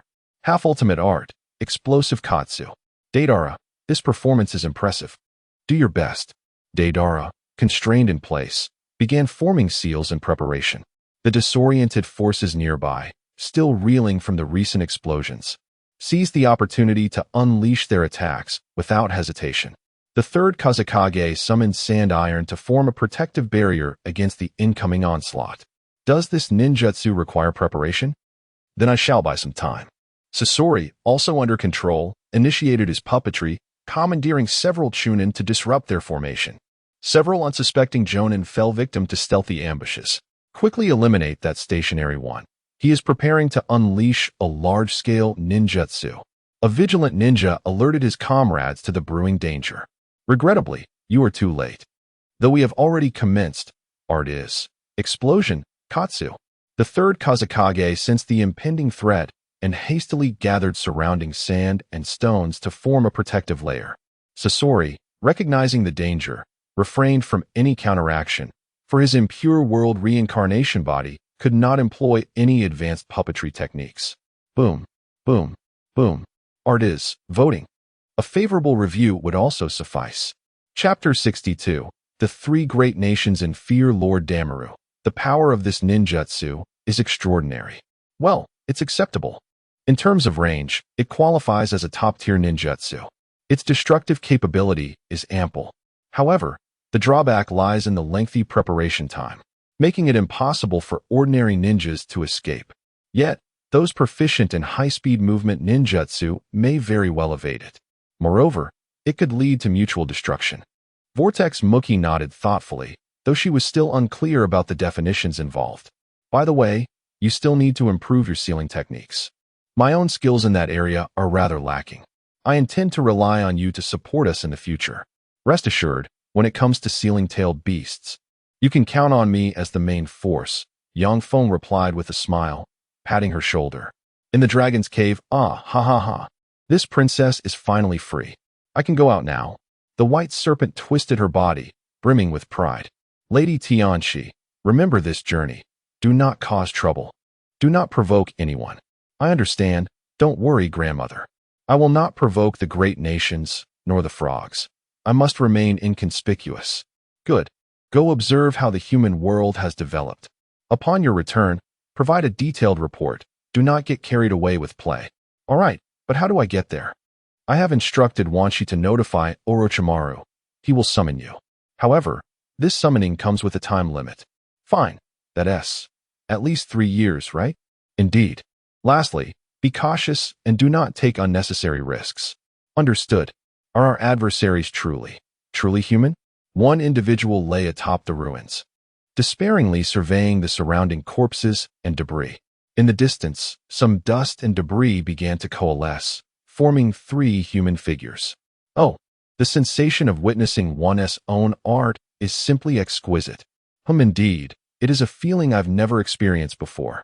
Quite marvelous. Scorpion extended his hand, gazing at the gathering palm, feeling somewhat sentimental. Given our current state, it seems there is little point in continuing. After all, our objective is subjugation, not slaughter. The third Kazekage pondered, utilizing sand to create a platform from which he ascended. At that moment, Yang Feng was descending. He knew that the explosion could not have annihilated the entire force. Furthermore, he had observed that the barrier troops had employed some tactics. Thus, he formed hand signs and called out loudly, "Hey, defeated foes, I advise you to surrender promptly. Otherwise, we of the Sand Village will unleash our true forces to obliterate your remnants. Surrender, and we shall release some fire techniques into the sky. Refuse, and we shall unleash lightning." After a few minutes, a faint flame flickered into the air from afar. The Land of Lightning was utterly defeated. Following this, personnel from the Sand Village were dispatched to assume control of the Land of Lightning.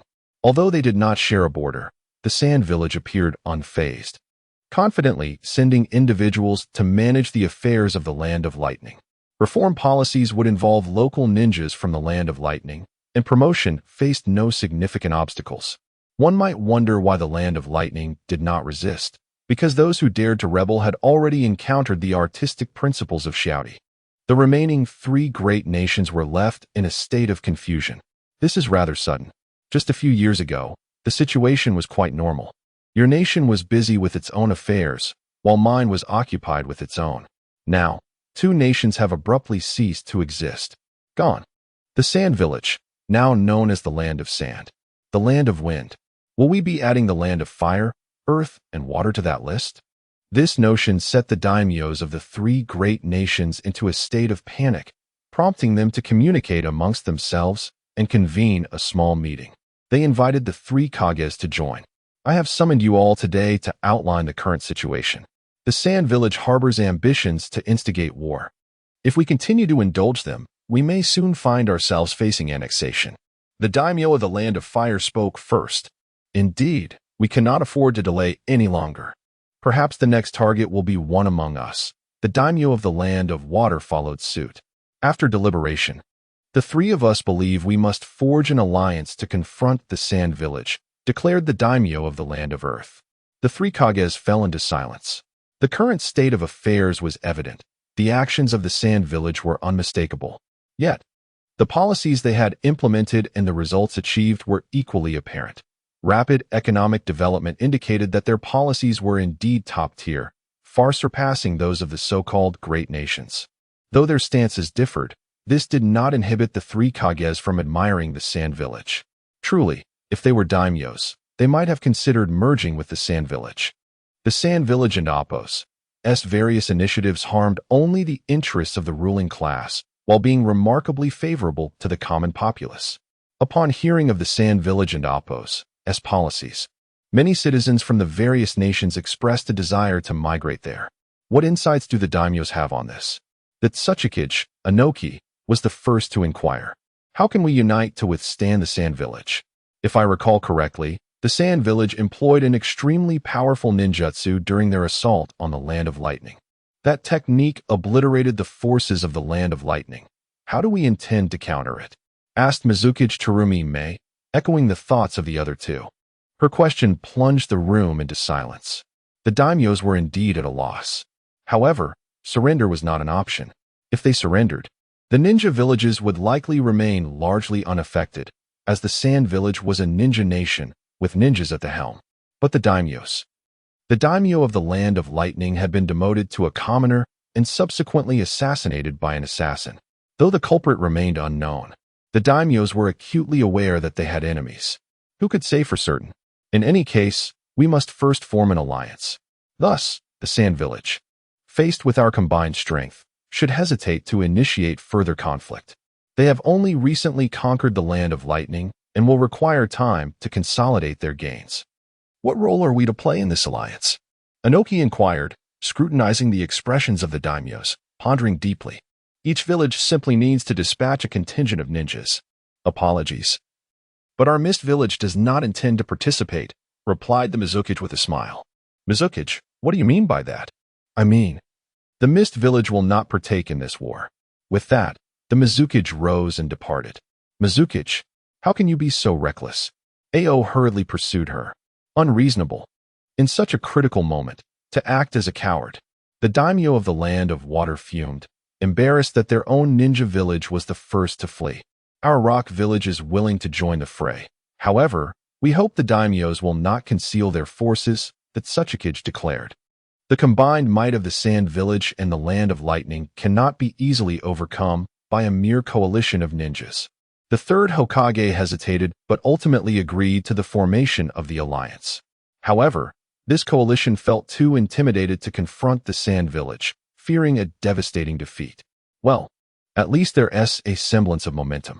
Chapter 63. The Water Shadow is still on the way. Kagami Mei utilized a water clone to return to the village, while her true self discreetly ventured towards Sunagakure. She was merely a water shadow, wishing for the prosperity of the Mist Village. However, the present situation reflected the discord between Sunagakure and other great nations. A decision had to be made. Kagami Mei comprehended the gravity of the matter. The three major nations of fire, water, and earth were steeped in political decay and disorder, frequently inciting wars. In contrast, Sunagakure was flourishing with policies vastly superior, driving a rapidly growing economy. Although their military might was somewhat lacking, it was evident that Sunagakure held the upper hand. The allied forces would never directly assault Sunagakure. They were even entangled in deliberations over who would lead the charge. Kagami Mei chose to abandon the Land of Water and align herself with Sunagakure. Her intent was clear, to directly approach Sunagakure and have the Mist Village attach itself to this rapidly growing tree. Unbeknownst to her, Yang Feng was undergoing inquiries from Temari. Since Yang Feng had returned to the village with Uzumaki Muki, Temari grew anxious. Previously, her single status posed no threat, allowing her to bide her time. But now he was bringing back companions? Temari, you are overthinking. She is merely my attendant. Attendant? Then why were you lying on her lap when you returned? It's because of my cervical spine issues. Now that we're done, I'll report to the Wind Shadow. Yang Feng dismissed the matter, deeming it trivial. Mookie felt lost. She was just an ordinary summoning beast caretaker. Why was there so much fuss? Yang Feng then approached the Wind Shadow, proposing to expedite the conquest of the remaining 3 nations. The Wind Shadow strongly disagreed, deeming the approach too hasty. The inhabitants of the Land of Lightning had yet to fully acclimate. More importantly, there was a shortage of personnel. If it's combat power, I believe we possess ample strength. However, we might explore alternative methods. Yang Feng pondered for a moment before devising a plan. He exited the Wind Shadow's office, fetched pen and paper, and began drafting a letter intended for the shadows of the Hidden Leaf Village. Esteemed Earth Shadow, we of Sunagake in essence. Should we succeed in our grand plan, we would consider the Earth Shadow as a council member, establishing a collective governance among several shadows. This would essentially create a parliamentary system, albeit with a few more presidents. Yang Feng's sole aim was to fulfill the main quest, harboring no ulterior motives. Thus, he merely required the system's validation of his leadership. Damn it. Clarify things. Temari confronted Yang Feng. She is merely my summoning beast caretaker. Oh, a professional caretaker, you say? Why the excessive inquiries? Do you wish to become a caretaker yourself? Yang Feng casually drew his summoning beast, the ancient dragon, closer to Temari, who quickly recoiled in fright. What an ugly summoning beast, it's hardly appealing. Yet its power is sufficient, and that is all that matters, Yang Feng chuckled. The ancient dragon possessed strength at least on par with a shadow, capable of numerous ninjutsu, although typically unnecessary. Gaara observed Yang Feng's return, expressing a desire to accompany him on his next outing, but was met with a harsh refusal. Yang Feng typically ventured forth for battles, rendering personal excursions impractical. Bringing Mookie along would allow him to forego sealing techniques, but could he rely on Gaara's absolute defense for protection? Yang Feng could subdue the One-Tail himself. It was time to consider consulting Orochimaru about the tailed beast extraction technique, especially since the One-Tail resided within Gaara. This element was irreplaceable. After several days of contemplation, Yang Feng resolved to seek out Orochimaru. Hey Dad, do you think this girl is my son's girlfriend? How should I know? Go ask him, why question me? Consequently, Orochimaru's mother summoned Yang Feng to inquire about the situation. The girl you brought home to stay, where is she from? In that regard, she would be from the land of whirlpools, specifically the Uzumaki clan. However, she is now without parents. So I allowed her to reside in Sunagake as my summoning beast caretaker. And what is your relationship with her? Quite good, but do not overthink it. I am merely her superior, nothing more. Your thoughts are transparent to me, Yang Feng stated, affirming he was not oblivious to her intentions. Well, you are of age now. It's time for you to find a girlfriend. I think Temari would be a good match, as she frequently visits our home. Enough worrying. I am well aware of my situation. Within 3 years, I shall find a girlfriend. Is that satisfactory, mother? That is all I need to hear. Yang Feng chuckled lightly, for he was not someone to be easily swayed, merely lacking anyone who genuinely captured his heart, and indeed, there were no potential suitors. For now, Mookie had no place to stay, so she remained in Yang Feng's home. Lady Tsunade, we have arrived in Sunagake. It's time to cease our gambling. We have already delayed for too long. Look, the Land of Lightning has been subdued by Sunagake. What is the rush? Regardless, it's of no concern to us. Even if Konoha were destroyed, it wouldn't matter, Tsunade replied nonchalantly. Since leaving there, she had become a stateless individual. Lady Tsunade. All right, let us proceed quickly. Keep up, Shizune. Tsunade struck a pose before sprinting away. Shizune, carrying Pakin, was left bewildered. She truly couldn't keep up. Meanwhile, Yang Feng, who was idly at home, received news of 2 groups approaching, seemingly seeking refuge in Sunagake. Zabuza? Oh, understood. Yang Feng waved off the messenger and decided to investigate. Upon arrival, he sensed something amiss. It was indeed 2 groups. Tsunade sat there, rather audaciously, while the station ninja at the entrance hesitated to speak. After all, she was reportedly the master of the esteemed Durui. Nearby stood two individuals adorned with Sunagakure headbands, claiming to be defectors sanctioned by the great Darui. Their identities were uncertain, hence they were temporarily denied entry. Zabuza felt disheartened. He was merely seeking refuge and had no authority to speak. By the way, what is this assessment period? Must we be observed for a year and a half? He inquired of the station ninja. We're not certain either. At that moment, Yang Feng arrived. Spotting Tsunade and Shizun, perplexed. Master, why are you here? You didn't inform me. I could have arranged a feast in a gaming venue. That's unnecessary. I merely came to see you and, incidentally, to explore this place, as I have never been here before. Tsunade smiled as she stood. Long time no see, sister. Yang Feng greeted. Upon noticing Zabuza and Haku, he personally led them to complete the identity paperwork for Sunagakure. In Konoha, 3 jonin were required for stable residency. However, in Sunagakure, Yang Feng's mere application sufficed, proving more efficient than the wind shadow. You are somewhat aware of the current situation, yes? In summary, we may engage in war with the 3 major nations at any moment, and you will find yourselves on the battlefield. Zabuza, being an elite jonin, would undoubtedly serve as a team leader. But you, I cannot guarantee where you may end up in this perilous squad. May I apply to be in a team with Haku? Certainly, but the salary will be reduced. No problem. Chapter 64, The Plot Harvesters 2:0 Thus, your arrangements have been finalized. As for your accommodations, the other ninjas will make the necessary arrangements for you. Yang Feng bid them farewell and began to receive Tsunade.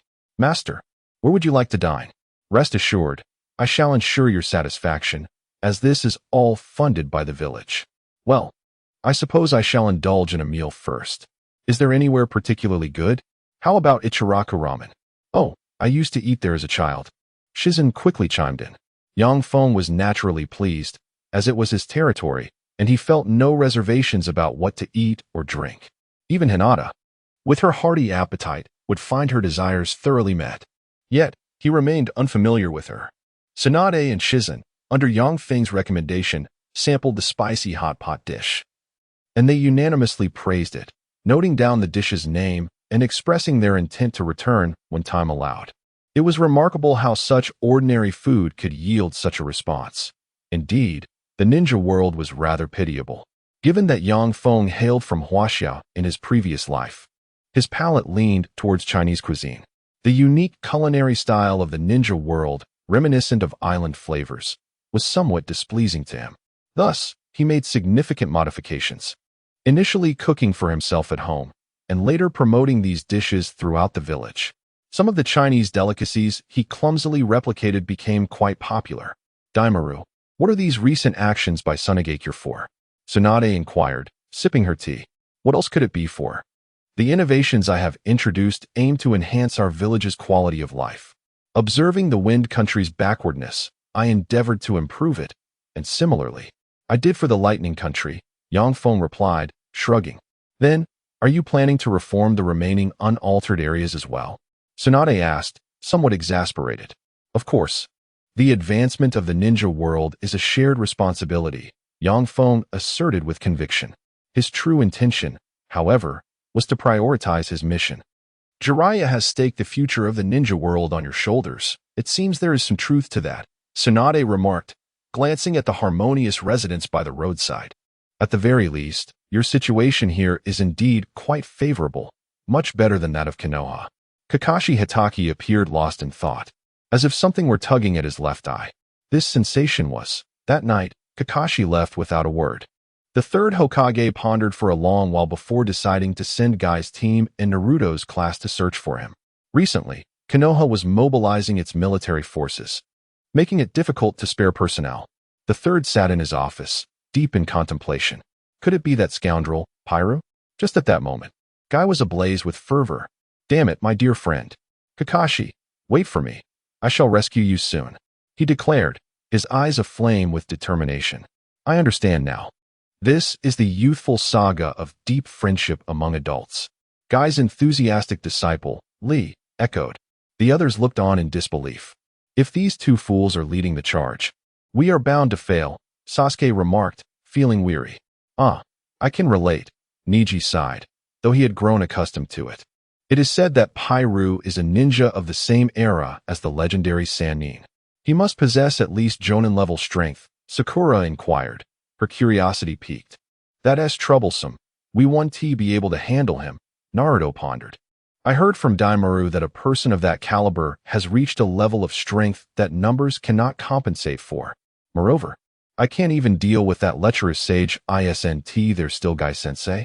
No, the level of the Sannin is not something an ordinary Jonin can compare to. However, if he were to utilize the Forbidden Eight Gates technique, perhaps Sasuke began to calculate their chances of victory. He believed that if Kakashi had not lost his ability to resist, the combination of Gai and Kakashi might just suffice, with their lower-ranked ninjas providing support.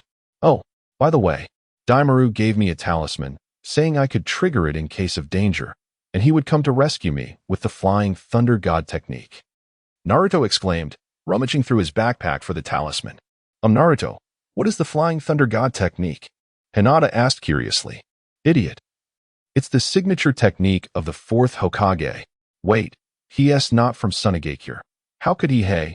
Because he is the disciple of the lecherous sage, who is also one of the Sannin. Meanwhile, Pyru was observing Kakashi's Sharingan. Well, this control seal still seems effective. Not bad. Kakashi, now you shall use your left eye. Kakashi's body trembled as he drew a kunai from his pocket and lunged at Pyru.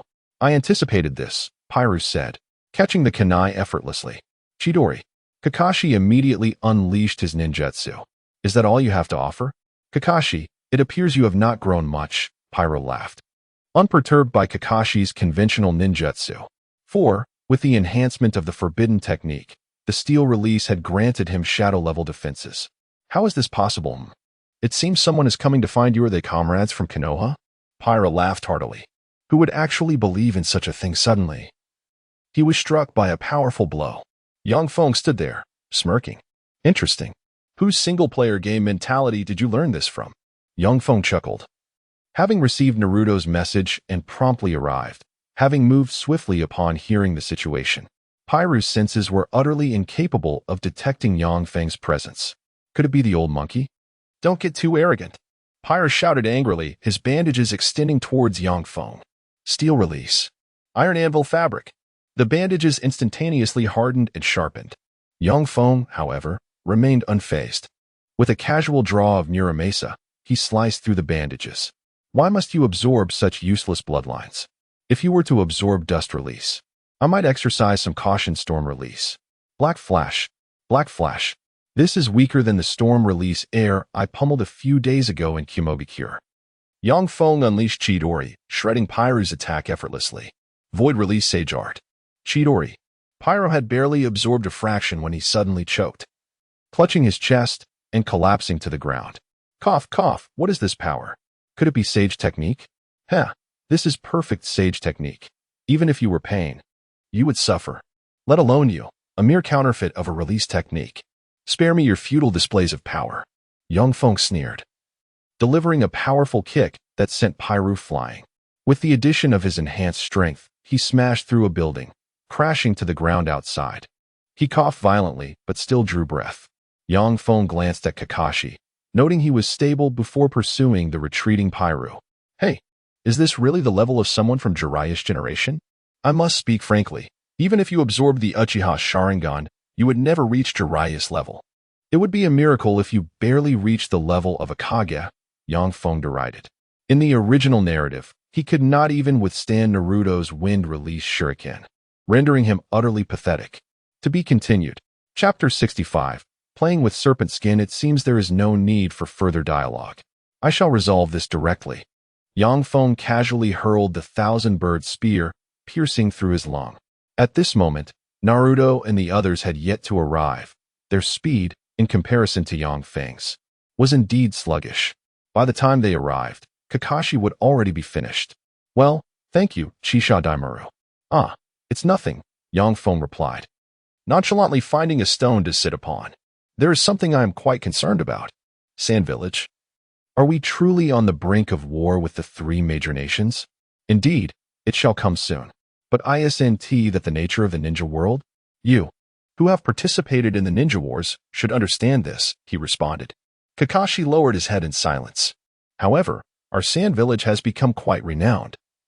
You must have realized our nation's developmental direction. That is indeed stronger than other nations.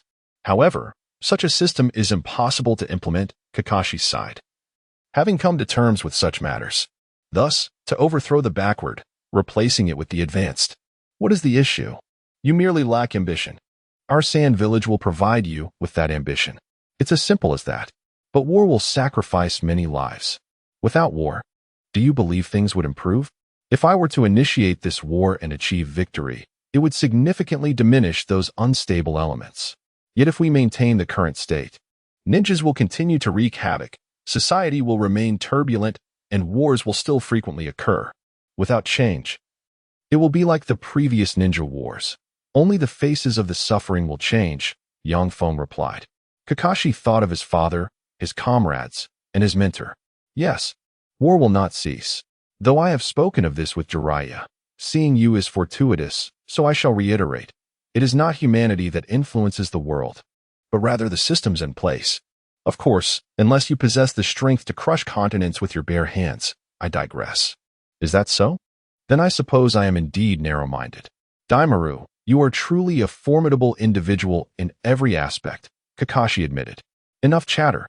Your old partner and disciples have arrived, Yang Feng said, glancing in their direction. Guy was sprinting wildly. Upon seeing Yang Feng, he kicked without hesitation. Youth. Such righteousness. Righteousness my foot. Unbelievable strength.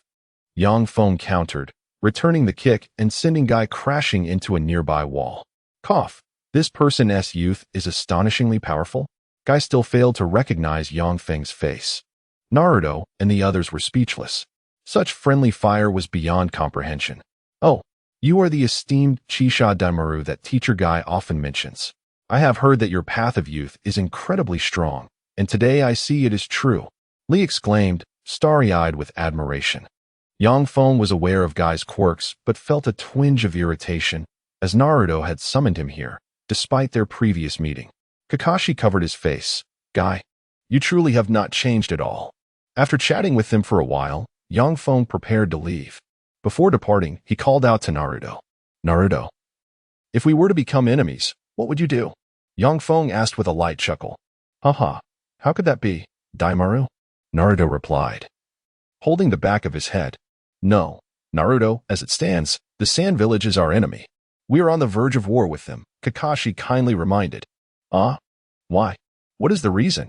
Because of interests. I wish to protect the interests of the Sand Village, while you of Konoha wish to safeguard Konoha's interests. Heh, Naruto. The ninja world is filled with such contradictions. Yang Feng placed his hand on Naruto's shoulder. Though you will surely lose, if you surrender in advance. I shall spare your life. Daimaru, no more discussion. I must take my leave now. And you too, Kakashi. It is not too late to plead for mercy.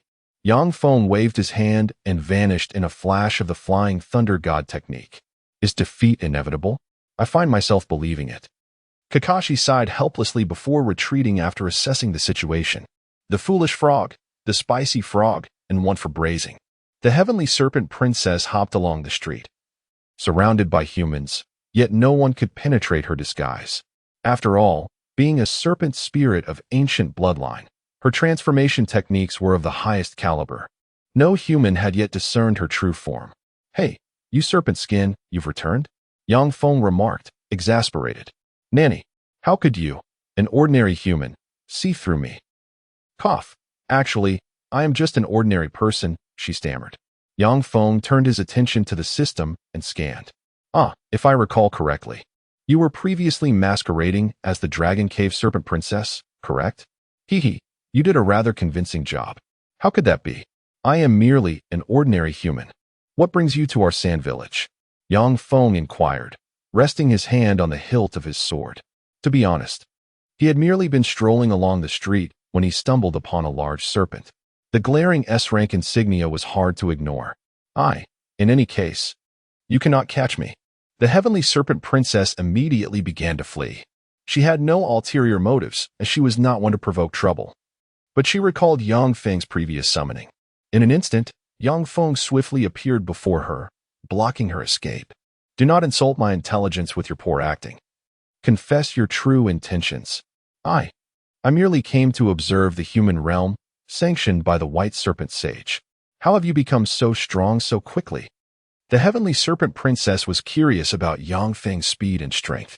Indeed, only a few years had passed, which was nothing compared to her millennium as a frog or serpent. I have only cultivated for 300 years, she protested. Oh, you were sent to observe the human realm? In that case, I can find someone to show you around. However, should you dare to act maliciously, you will face dire consequences. I need to keep an eye on you. How infuriating. I am the princess of the Dragon Cave, but you are not there now. Do you understand, Serpent Skin Freak? What a dreadful title. Do not demean my race. The Heavenly Serpent Princess was furious and attempted to cast an illusion. Behold, let me demonstrate my strongest illusion. Sorry, but don't bother naming the technique. It would be awkward since it has no effect, Yang Feng chuckled. He was immune to such minor illusions under the influence of Tsukuyumi. Is that all you have? Even your S rank means nothing. Curse you. Then I shall revert to my original form. Yang Feng delivered a powerful punch to her head. Silence. How dare a summoning beast be so arrogant? If you continue to court disaster and incite panic in the city, I will roast you and feast on your flesh. The Heavenly Serpent Princess was left bewildered. This power was clearly sage art, and remarkably distinct, an unprecedented chakra of sage arts. She felt a mix of curiosity and fear. Indeed, it was proven that she could not contend with this human possessing sage powers. If she continued to provoke, she might truly end up roasted. The little serpent was being pummeled. If no one joins, I shall refrain from adding more. By the way, my strength is nearing its limit. 3 updates are too challenging for me. Chapter 66, The Lost Ruins? Just a lack of greening engineer's S-class rogue ninja Uchiha Itachi is engaged in an online lecture. Yet a Sharingan cannot grant him unbounded freedom. For instance, he currently finds himself at the mercy of a man who wields considerable power over him. Itachi, your Manjiki is still not sufficiently refined, Nagato remarked with a hint of amusement. Although you have fused with the white Zetsu cells, there are still some aspects that remain somewhat awkward. Cough. Your abilities are troublesome in their own right. Even Tsukuyumi can be negated, and Amaterasu is outright repelled, Itachi replied, visibly strained.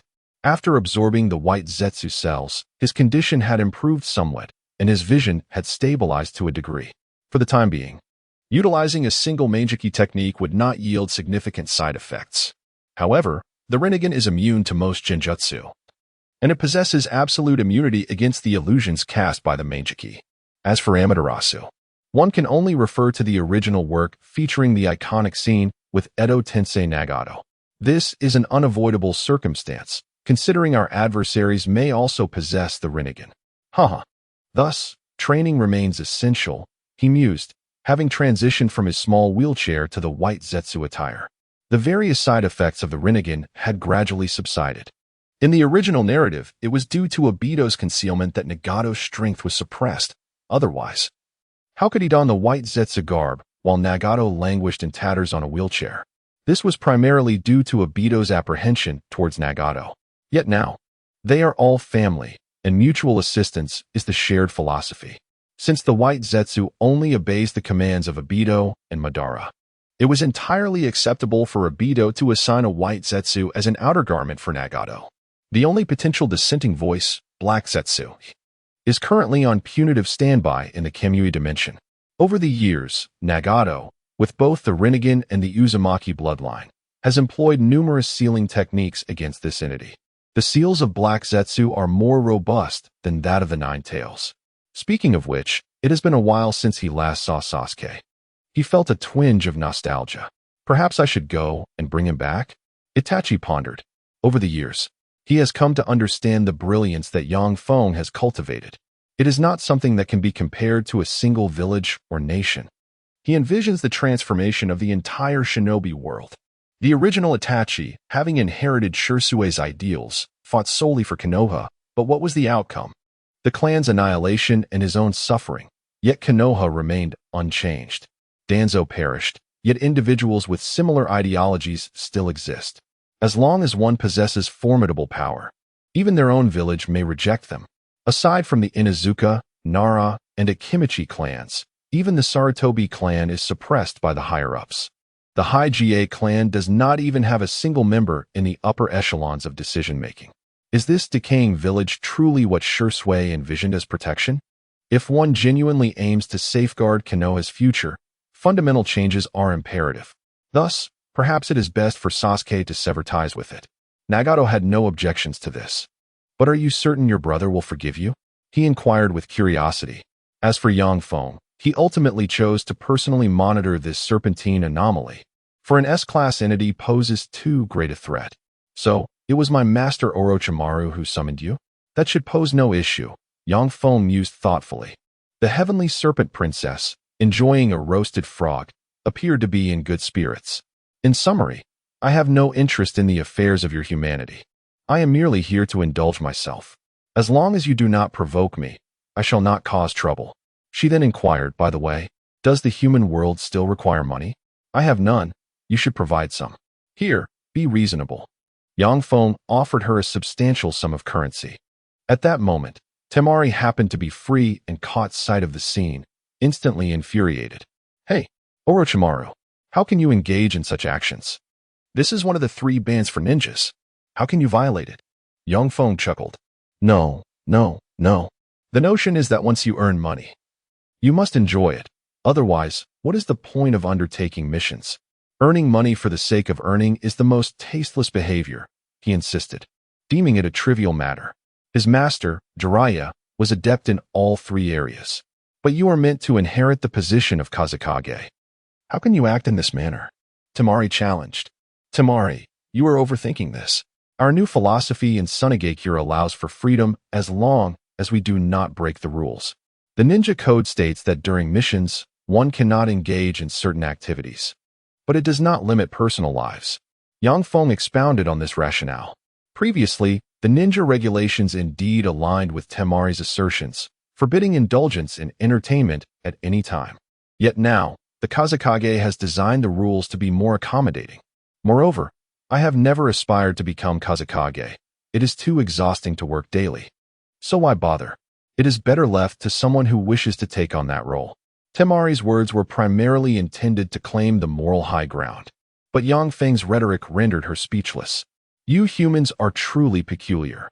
You have so many rules, the heavenly serpent princess noted, continuing to relish her roasted frog. Are you not human yourself?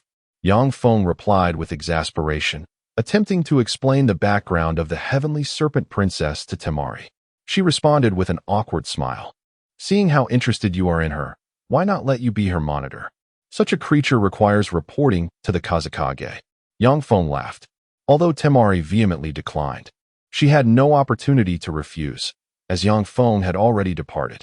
He also added both Temari and the heavenly serpent princess to the team system to prevent the serpent from suddenly engaging in mischief that might harm Temari. As for the serpentine anomaly, it was of little concern for now. The predetermined plan could now be set into motion. Yang Feng gathered his belongings and equipped himself with the Uzumaki wooden artifact, preparing to embark on his journey. The ruins of the ancient city of Lulan awaited him.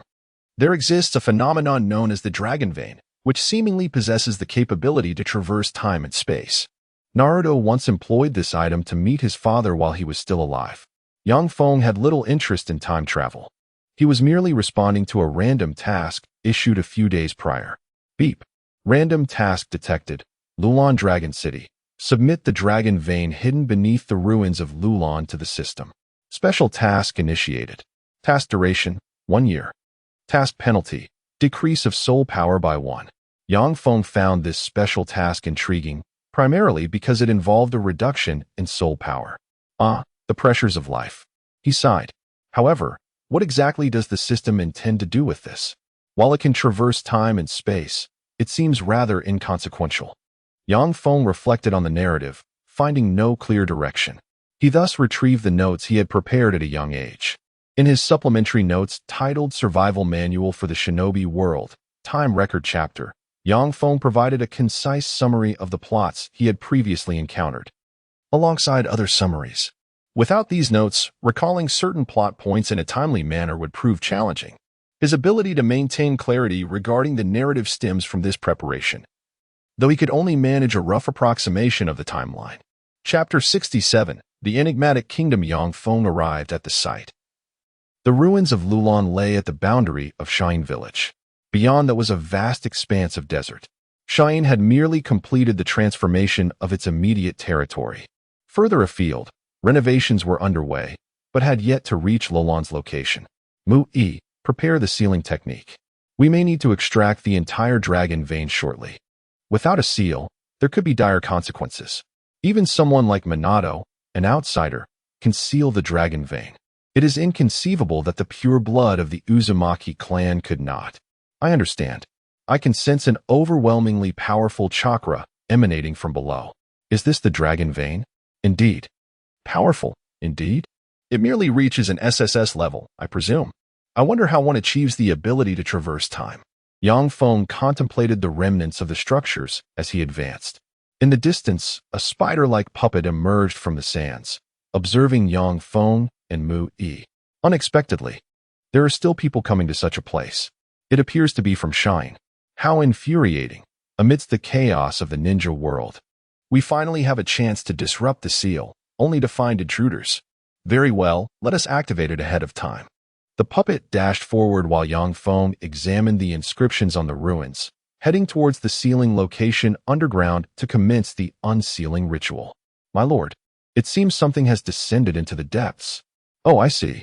This puppet is not a living entity, making it undetectable on the map. However, I possess some degree of perception. Still, I have no interest in the puppet. What was the name of the boss here again? Never mind. It is merely a minor threat.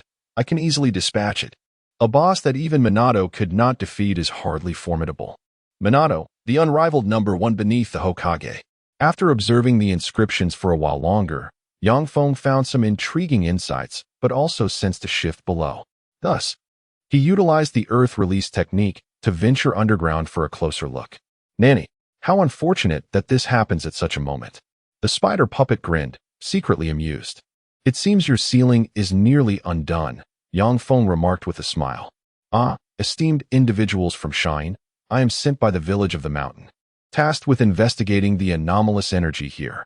I hope we do not obstruct each other. You have compatriots? Yang Feng casually glanced around. Then, where are your companions? Ahem. My friend, this ruin is, in fact, a historical heritage of our village.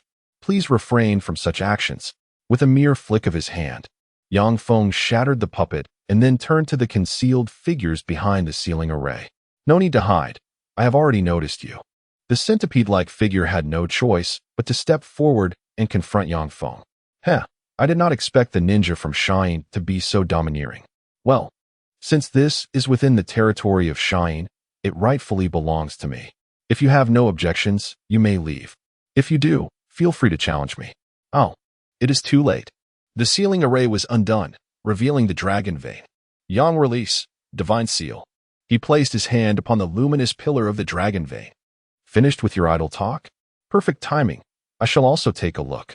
Yang Feng remained calm, grasping Mu-Yi's hand and employing wind release ninjutsu to shield her. Then, the dragon vein was activated by the centipede. Accompanied by a burst of white light, they were all drawn into the time-space tunnel opened by the dragon vein. Yang Feng realized a time travel event would occur, thus he concentrated to maintain his consciousness.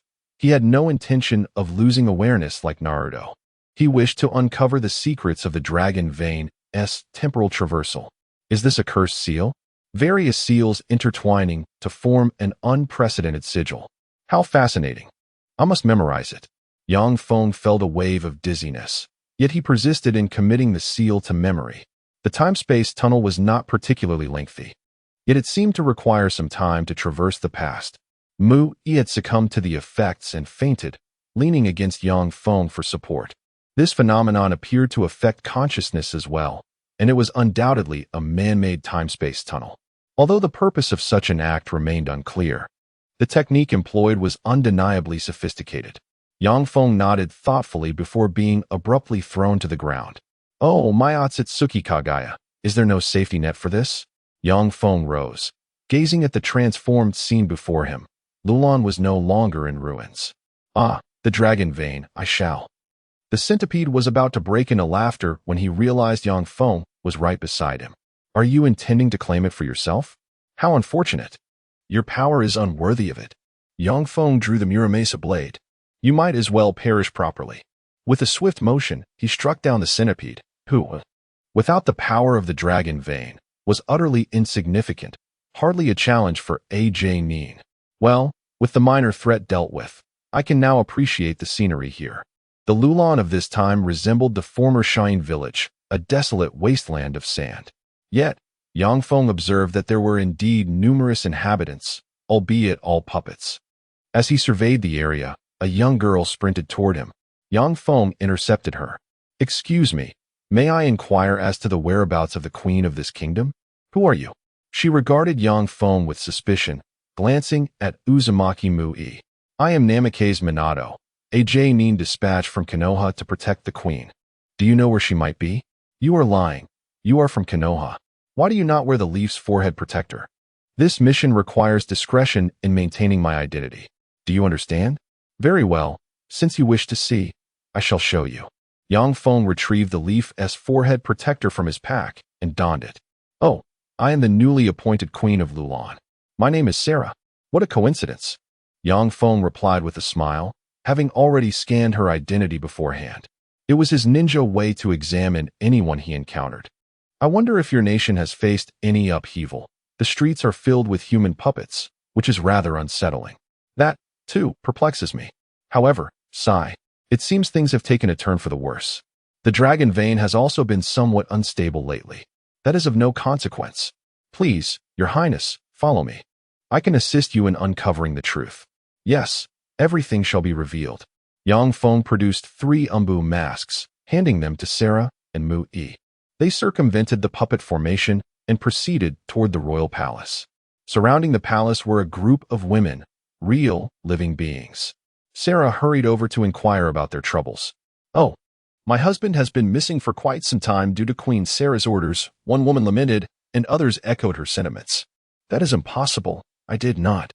Yang Feng swiftly covered her mouth, fearing that if she spread the word, they would soon be discovered. Leave this matter to me, Yang Feng whispered in her ear, causing the princess, who had never had any intimate contact with a man, to blush profusely. CP, coupling, is not possible, not in this lifetime. It merely serves to tease your appetites for forbidden scenarios. Of course, if the silver tickets are sufficient, anything can be discussed. Chapter 68. Grant me a first generation, and I shall return you a land. Lightning release, lightning Feng. Yang Feng formed seals to unleash his ninjutsu, disarming all the soldiers. He then instructed Mu-Yi to cast a few elementary illusions to render them unconscious. These soldiers were mere mortals, and he had no intention of causing them harm. It is worth noting that the enemies here are but puppets. Thus, why did the fate of Lulan ultimately shift, leading it to become a wasteland? Yang Feng pondered this perplexing matter. His investigation revealed a final answer. A powerful explosion had razed it to the ground. Yet, with Yang Feng present, such an occurrence seemed implausible. With a map in hand, he would be acutely aware of anyone approaching the dragon vein. How did Naruto manage it? What is it that you wish to show me, Feng? Sarah's cheeks flushed as Yang Feng grasped her hand. Nothing much. Just taking you to observe what your loyal minister is currently up to. And Lushan, a name that speaks of an eternal loyal minister. At that moment, and Lushan was busy modifying his equipment and his puppet army. Is that even possible? Sarah was incredulous. A colossal puppet factory existed within the royal palace. She had never heard of or seen such a thing. Your Highness, do pay attention. Yang Feng utilized puppet threads to connect to a portion of the puppets, sending them mindlessly crashing towards Lushan. No. Lushan reacted swiftly, employing his puppet technique to reclaim control over his puppets. His specialized puppet mastery was beyond Yang Feng's casual learning. How intriguing. Even the princess has come. Lushan said with a smile, maneuvering his puppets toward her. Wind release, spiraling shuriken. Yang Feng gathered chakra in one hand and hurled it forward, obliterating a significant number of the puppet army. Princess Sarah, I trust you now comprehend the true nature of your loyal minister. Upon seeing Yang Feng's Konoha forehead protector, and Lushan couldn't help but chuckle. Ah, a hound from Konoha? Perfect. My puppet army is about to march forth, first to conquer the land of wind, and then the land of fire. Such endless endeavors, I wonder. Can the dragon vein withstand such extravagance? After all, it hasn't yet reached the level of the Sage of Six Paths. It is merely an SSS-ranked treasure. A small team of a few individuals burst through the grand entrance, momentarily bewildered at the sight of Yang Feng battling in Lushan. Hey, that person over there is wearing a Konoha forehead protector, remarked one of the men in sunglasses. Greetings, are you seniors from Konoha? I am Uchiha Sasuke, having traversed from the future due to the power of the dragon vein. Yang Feng spoke with a steady heart and an unflustered demeanor. An Uchiha clan member? And wearing an A&B mask at that. Wait, the legends say the dragon vein possesses the ability to traverse time. Could it truly be so? Exclaimed a stout man with a spiky hairstyle. Uchiha Sasuke, is it? Pleased to meet you. I am Feng Minato. Oh, I recognized you at first glance. To avoid disrupting the future, I shall refrain from elaborating further. However, I can offer a spoiler. Your face will grace the Hokage rock. Yang Feng smiled, despite being masked.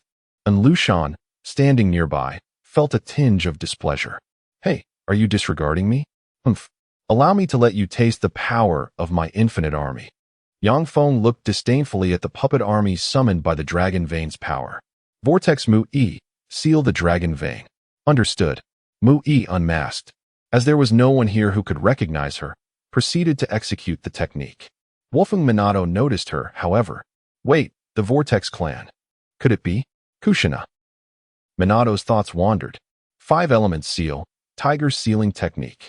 Mu-Yi's hand gestures transformed into the tiger seal. Long chains extended from her abdomen, rushing forth to envelop the dragon vein. The movements of the puppet soldiers began to slow and ultimately halted. Ah, what is this power? How is it possible to subdue my army? And Lushan, in a fit of rage, commanded several spider-like puppets to charge at Mu-Yi.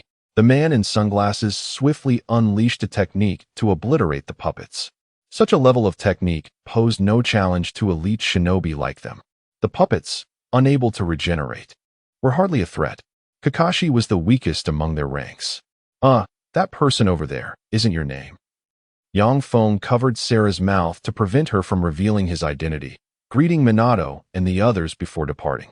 He indicated that he was compelled by circumstances to conceal his true name, being a traveler from the future. So, what becomes of me in the future? To be honest, Lulan is reduced to a wasteland. Yang Feng stated solemnly. Actually, I hail from Sunagake here and was dispatched here for investigation, only to inadvertently fall into the dragon vein and traverse to this time. My name is Adagawa Konan. Impossible. Lulan becomes a wasteland in the future? She expressed disbelief. The environment here is exceedingly poor, leading to such a fate. Allow me to find a way to help you improve it. Perhaps the future could change. With the mission of Lulan completed, Yang Feng announced his intention to harness the power of the dragon vein to return. Minato and the others also completed their tasks and prepared to retreat. Hehe, Feng, it seems from this junior's words that your visage will be carved into Hokage rock. Which means you have become Hokage, the stout man remarked. Well, it's not that significant. However, indeed, this junior is quite formidable. His strength may have already reached the level of AJ Nin. No way, that can't be true. When we entered, the puppet army was decimated. And that was an extraordinarily powerful technique. Although we missed the release, judging by the damage radius and the expression of that youth, it seemed to bear no significant burden on him. Sigh, Uchiha truly produces remarkable talents, the man in sunglasses lamented. I wonder if he knows Obito? Kakashi pondered. As at this moment, he had yet to inherit Obito's Sharingan. Haha, to be honest, I am more curious about that girl, for judging by her hair color and surname. Feng, could it be that you are married in? Haha, your daughter has been swept away by the Uchiha. His teammates began to mercilessly mock him. Hey, do not take the jokes too far. Who can predict the future? Feng Minato felt a bit embarrassed. In any case, let us hurry back to the village to report. Yang Feng, however, did not rush back. Instead, he utilized the reanimation jutsu to summon the first Hokage. This time, with no regard for sentiment, he forcibly controlled him, not allowing even a moment for his consciousness to recover. I wonder what impact my actions in the past will have. He mused, intrigued. Yang Feng directed the first Hokage to perform would release ninjutsu. Would release. True. Advent of the tree world. A forest erupted around the city of Lulan. The citizens of Lulan stood in stunned silence. Water release. Great waterfall technique. The first Hokage, now a mere tool, executed another ninjutsu, conjuring a river as well. Now, does the environment of Lulan not feel vastly improved? Yang Feng smiled. This is a miracle? Sarah, standing atop a height, gazed at the forest's splendor, momentarily lost in reverie. Chapter 69, The Plot Harvesting Emperor, 3. 0 Thank you, Conan. Sarah sobbed as she embraced Yang Feng. It's nothing. Yang Feng attempted to push her away, but her grip was too tight. Subsequently, Mu-Yi unsealed the dragon pulse, allowing Sarah to harness its power to transport Yang Feng back. Farewell, Star of Sunagakure. In the future, I shall visit you in Sunagakure, as long as you are happy. A beam of white light emanated from the dragon pulse, enveloping Yang Feng, and it seemed as if the entirety of Lulan City could perceive this light. When Yang Feng opened his eyes again, the ruins of the ancient city of Lulan. Wait a minute. What the hell? Where are the ruins? Yang Feng turned his head to see Sarah standing in shock. The people of Lulan were equally bewildered. It appeared that nothing had changed, yet the clouds above had shifted, and the distant scenery had transformed. Yang Feng spotted the distant Earth Square formation and sensed his flying thunder god mark. Wait, could it be? The dragon pulse has transported the entire Lulan city here. Yang Feng activated the flying thunder god to return to the village. Upon seeing the familiar streets, he then used the technique to teleport back to Lulan City. Sarah, I have unfortunate news and good news for you. What is it? Did the dragon pulse fail? No, the bad news is that the dragon pulse succeeded, but it succeeded too much. The ancient city of Lulan has been entirely transported here. The good news is that you have all safely arrived, and this era is better than your time. Sarah did not comprehend the meaning. To put it simply, you have traveled to the future. What? Sarah was taken aback, yet she was at a loss for words. In any case, it doesn't matter. The current Sunagakure is powerful enough to protect your Lulan city. Moreover, the environment has significantly improved. I shall take the liberty of allowing you to join the forces of Sunagakure. Well, actually, I have never left Lulan City, so I am relying on you, Conan. Actually, my real name is Chisha Daimaru. Sarah, previously, I concealed my name due to the time travel, but now there is no need. The ordinary citizens working in Lulan's puppet factory were also released. Yang Feng instructed Sarah to explain to the populace the reality of the minister's rebellion and their time travel. Lulan should send a few people with me to Sunagakure. This way, it will be easier to explain. Alas, it is a pity. The dragon pulse has exhausted its energy by transporting such a large city. Yang Feng felt that this trip had been in vain. By the way, what was that thing called, Wu? It seems to be of no use either. So weak that even Sage Mode Naruto can't defeat it. Well, I suppose I shall retrieve it for study. Having rare free time, he could not remain idle. The people of Lulan quickly accepted the fact of their city's transportation. They were already quite insular, so this situation posed no significant issue. As the queen, Sarah was not targeted. However, since Sunagakure directly dispatched personnel to manage Lulan, she was now merely a figurehead. Water release, water barrier, water release, 1,000 kill water flight. With the clash of ninjutsu, water splashed everywhere. Zabuza, my training is still insufficient. Fine, I shall continue tomorrow. I have matters to attend to. Zabuza shouldered his executioner's blade and departed. He was still in a probationary period as an outsider, needing to complete the tasks assigned by his superiors. Yang Feng chanced upon Haku training and pondered for a moment, deciding to send her to accompany the Heavenly Serpent Princess. After all, allowing Temari to monitor this S-class creature alone was quite dangerous, and Haku, at present, possessed the strength of a Jonin. Yes, I will ensure the task is completed. This was an easy assignment since the transformed spirit beast was relatively docile, and the likelihood of it going berserk was low. Your primary responsibility is to protect Temari. If the serpent attempts to cause trouble, have her send me a message. Understood. Haku donned her mask and proceeded to Temari's location, where she was enjoying ramen with the Heavenly Serpent Princess. This is delicious. This flavor is unprecedented and unheard of. The Heavenly Serpent Princess relished her spicy hot pot while sipping cola, feeling that her serpentine life had reached its zenith. Yang Feng continued to ride his ancient dragon in search of his target, accompanied once more by the vortex Mu-E. After all, he could defeat that monster but could not capture it.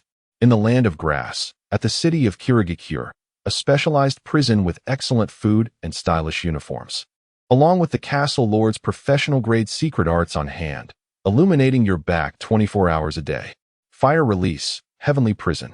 The hand seals were pressed against the prisoner, converting fire release chakra into a chain-like form to bind the criminal. All right, the new batch of prisoners has been subdued. Take them away, Wu Wei said calmly. Not enough chakra. The box requires more. Yang Feng observed the small prison city with indifference. The people of Kusagakure have decent architectural skills. It's a pity I have no interest here, and there isn't a good person among them. Thus, I shall simply eliminate them. The ancient dragon descended from the sky, while Yang Feng simultaneously unleashed wind release. Wind release, vacuum fireball. This combined ninjutsu obliterated one of the buildings in the city, drawing the attention of all its inhabitants. What's that monster in the sky? Someone pointed at the ancient dragon, shouting in terror. Is this the bliss box? An SS-class item? Quite intriguing. Yang Feng leaped down from his mount, landing gracefully on the ground, unfazed by the approaching guards. Who dares to attack our Kirigakure? A soldier brandished a spear, trembling yet exuding an air of determination. You insignificant fish, don't waste your time. Just summon your lord to speak with me. You are unworthy. Yang Feng stood calmly, emanating an aura that left the ordinary guards frozen in place. The murderous intent once felt by Kakashi, even with his Sharingan, was now insignificant compared to Yang Feng's current strength, rendering these lowly shinobi utterly powerless. Yang Feng advanced unperturbed, as he did not require guidance, for the map's indication allowed him to see the location of the bliss box. The Lord of Kirigakure was neither blind nor deaf. He was aware of the explosion in his city and rushed over immediately. Upon seeing Yang Feng, he halted in caution. Yang Feng regarded the pale-faced lord with disdain.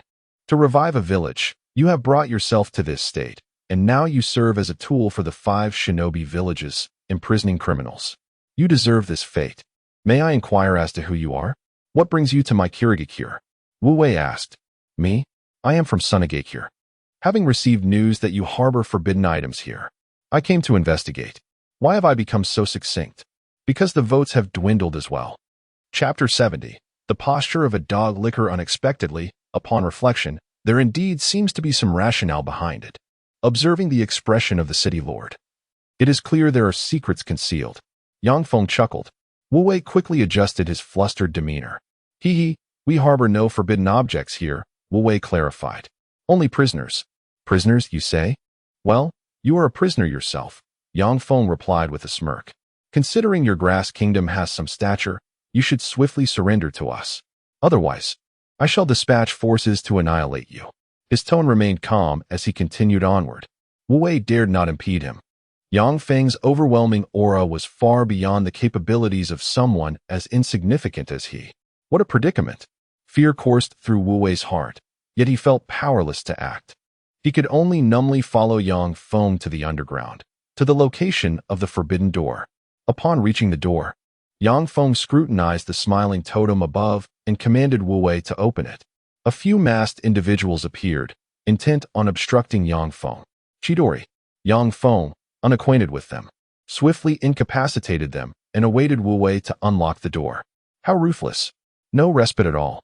Wu Wei lamented internally, yet he could only obediently hasten to open the door, fearing Yang Feng's displeasure might lead to his own demise.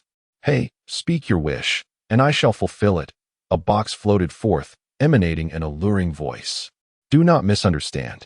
This sound merely possesses a certain illusionary enhancement, not genuine temptation. Is this the reward? It seems rather unimpressive. Yang Feng charged forward to seize the box and opened it. A strong suction emerged, drawing in the surrounding chakra. Is this the extent of its absorption speed? Activating Sage Mode. Yang Feng allowed Wu to absorb the chakra, knowing that the perfect Sage Mode could absorb freely without utilizing his own chakra. Ah, such a generous master. Pray, what wish do you desire?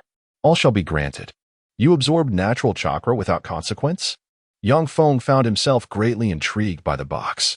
Even the Sage of Six Paths once wielded such power. Speak your wish. I shall grant it. The box continued to weave its illusions. Yang Feng, however, wore a joyful smile as Sage chakra willingly flowed into it. Ah, this sensation. My power has increased. Such a vast reservoir of chakra. Might it be possible to cultivate a substitute for a tailed beast? He continued to input chakra. The box did not enlarge, yet a sinister aura wafted from within. The city Lord Wu recoiled in shock. Is this the creature that devoured the pure? How vile! Return him to me. He charged forward, attempting to perform ninjutsu. Ah, is that the child? His flesh indeed makes for excellent sustenance. Yet, despite your trust as a father, you offered him to desire. Truly pitiable. Wu Wei's assault was effortlessly dismissed by Yang Feng, who then swiftly ended his life. Sacrificing one's own son while blaming others for the injustice. How truly backward and ignorant. Wu expressed curiosity towards Yang Feng. Pray tell, my new master, is there anything else requiring my assistance? Not particularly, but your ability to absorb sage arts has piqued my interest. Henceforth, you shall heed my commands. It seems I cannot read your inner thoughts. Wu remained wary of this. Previously, it had discerned the intentions of the Sage of Six Paths, Otsutsuki Kagaya. Yet this man eluded its insight entirely. No wonder. After all, I am not of this world. Even the will of the world cannot perceive my existence. Let alone this ordinary little monster, despite being one of the Six Paths' weapons. Rather than having you fulfill wishes you cannot accomplish, why not propose wishes for me to realize? Speak, O lamp. No, joyous box. Wu, Yang Feng casually remarked. What is it? Such a master exists?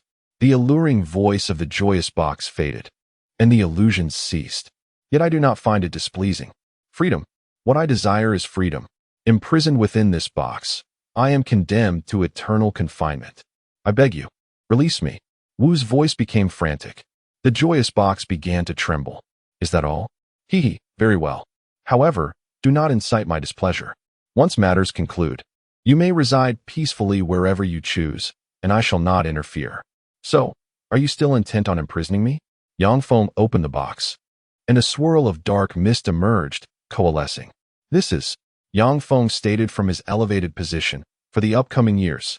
You shall follow my commands for a while longer, and then you may attain everlasting freedom. Should you disobey, the power I grant you can be retracted. Do you understand? After all, you are considered one of the most intelligent summoning beasts. Understood, After being confined for so many years, this is a trivial matter. I am curious. How were you sealed in the first place? Oh, I inadvertently uncovered the scandal of the two sons of the Sage of Six Paths and disseminated it. The Uzumaki clan pursued me and sealed me. As I am an immortal weapon, they were unable to kill me, Wu replied boastfully. What scandal? Well, actually, those two brothers fought because they had communicated too little and had significant misunderstandings. It was only when they were on the brink of death that they realized it was all a misconception.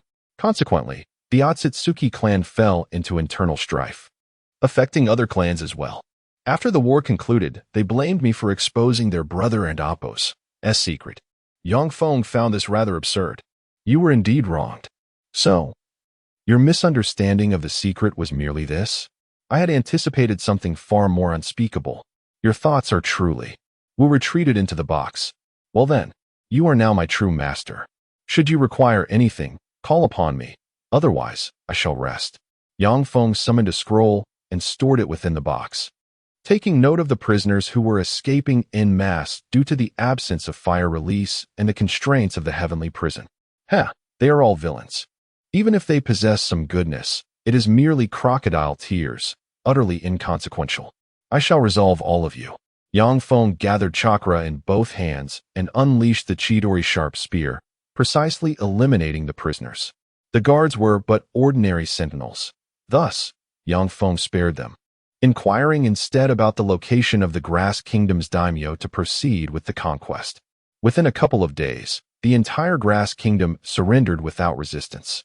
The disparity in combat strength was overwhelmingly vast. There was no need to fight. Moreover, since even the mighty Land of Lightning had capitulated, their surrender was not particularly shameful. Chapter 71. Research projects the sand-hidden ninja had grown accustomed to Yang Feng's style of unilateral control over nations. They swiftly dispatched personnel to seize control of the Land of Grass and immediately initiated policy reforms. Although the ruling class harbored their silent chuckles, they maintained a veneer of compliance. They had transformed from impotent nobles into equally powerless commoners. Yang Feng, unwilling to squander time in such a small nation, promptly returned to his village before heading to the Sound Ninja village. He contacted Orochimaru through Yakushi Kabuto, informing him that the old base remained intact and urging Orochimaru to resume his technological developments. He entrusted him with the research project concerning the extraction of tailed beasts. Holding great admiration for Orochimaru's scientific prowess, confident that he would meet the expectations placed upon him. Orochimaru, I once conducted experiments on the extraction of tailed beasts using the previous 8 tails Jinchuriki from the Cloud-Hidden village. Although my results were somewhat lacking, having only extracted a significant portion, I nonetheless grasped the critical elements of the research. Orochimaru proceeded to speak in complex terms, discussing concepts such as genetic compatibility and the influences of chakra pathways. Yang Feng, feigning interest for a time, could no longer restrain himself and stood, saying, "Then, Master, I shall leave this matter in your capable hands." "Certainly. I have also studied the white Zetsu cells you mentioned and found them to be more effective than the cells of the first Hokage, exhibiting remarkable compatibility. In fact, anyone could control them without the risk of the backlash typically associated with the first Hokage's cells. My examination of its genome revealed certain key regions with higher activity than those of the first Hokage's cells, making them suitable for use as organ or limb replacements." Yang Feng's interest peaked. "Is it possible to cultivate white Zetsu in large quantities?" "Yes, that can be achieved, but it will require time for research." "What do you intend to do with them, Orochimaru?" "I was contemplating that these white Zetsu could even serve as a form of armor to enhance a ninja's combat capabilities. If mass production were feasible, it would be immensely beneficial. However," Orochimaru replied with a chuckle, "I fear that may not be possible. My observations of these white Zetsu cells indicate that only the one you brought, known as Akatsuki, possesses the strongest activity and compatibility with other bodies. Such a caliber of white Zetsu could indeed be utilized as battle attire. Your proposed method, however, is unfeasible." "Very well," Yang Feng conceded. Just then, Kankuro entered the room with tea and noticed the change in expression on Yang Feng's face as he stood beside Uzumaki Mui. "Orochimaru. This is currently my strongest Uzumaki clan member, Uzumaki Kankuro. Her abilities far surpass those of Mui." "Really?" Orochimaru inquired, intrigued. "Through skin contact. She can transfer chakra by biting her own arm and even heal physical injuries," Kankuro explained. "Oh, but in terms of sealing techniques, Mui is still superior, I presume?" "No, Kankuro's sealing abilities are formidable, and with proper training, she could potentially bind the 9 tails." "Master, Mui can already achieve that. However, she still has much to learn in medical ninjutsu. May I ask, is this person of the same bloodline as I?" Kankuro inquired curiously. "Indeed. You are both Uzumaki clan members, though there appears to be no blood relation. She hails from the land of water, while you are from the land of grass," Yang Feng explained casually, taking a sip of tea. He found himself no longer anxious about Orochimaru's intentions, even feeling emboldened enough to enjoy tea. "This tea is crafted from snake venom, yet it is completely non-toxic," Kankuro added, adjusting her glasses. "How about having such a powerful Uzumaki ninja by your side? Your concerns regarding healing and sealing would nearly vanish." Orochimaru tempted Yang Feng. "That is unnecessary. My recovery abilities are quite strong, and very few can inflict harm upon me. It would be better for Kankuro to remain here and enjoy life." Kankuro looked at Yang Feng, feeling somewhat touched. At merely 13 years of age, She had recently been taken in by Orochimaru and often recalled her painful past. Yet, it seemed that this individual understood her inner demons. Though it was but a small consolation, she felt moved. Aside from Lord Orochimaru, he is the first person to show such concern for me. She was merely overthinking. Yang Feng's words were spoken casually, and her resonance with them stemmed from her own imagination. Nearby smaller nations had begun choosing to submit to the Sand-Hidden Village, while others opted to form alliances with the three major nations. How will your Sand-Hidden Village respond? Orochimaru inquired. This is not a significant concern. With the power of Edo Tensei, numerical superiority is not an issue, Yang Feng replied confidently. I will handle the high-level combat forces, while the regular troops will be managed by the Edo Tensei army. The Sand-Hidden Village merely needs to maintain its defense lines. Given our strength, we are more than capable of managing such a situation.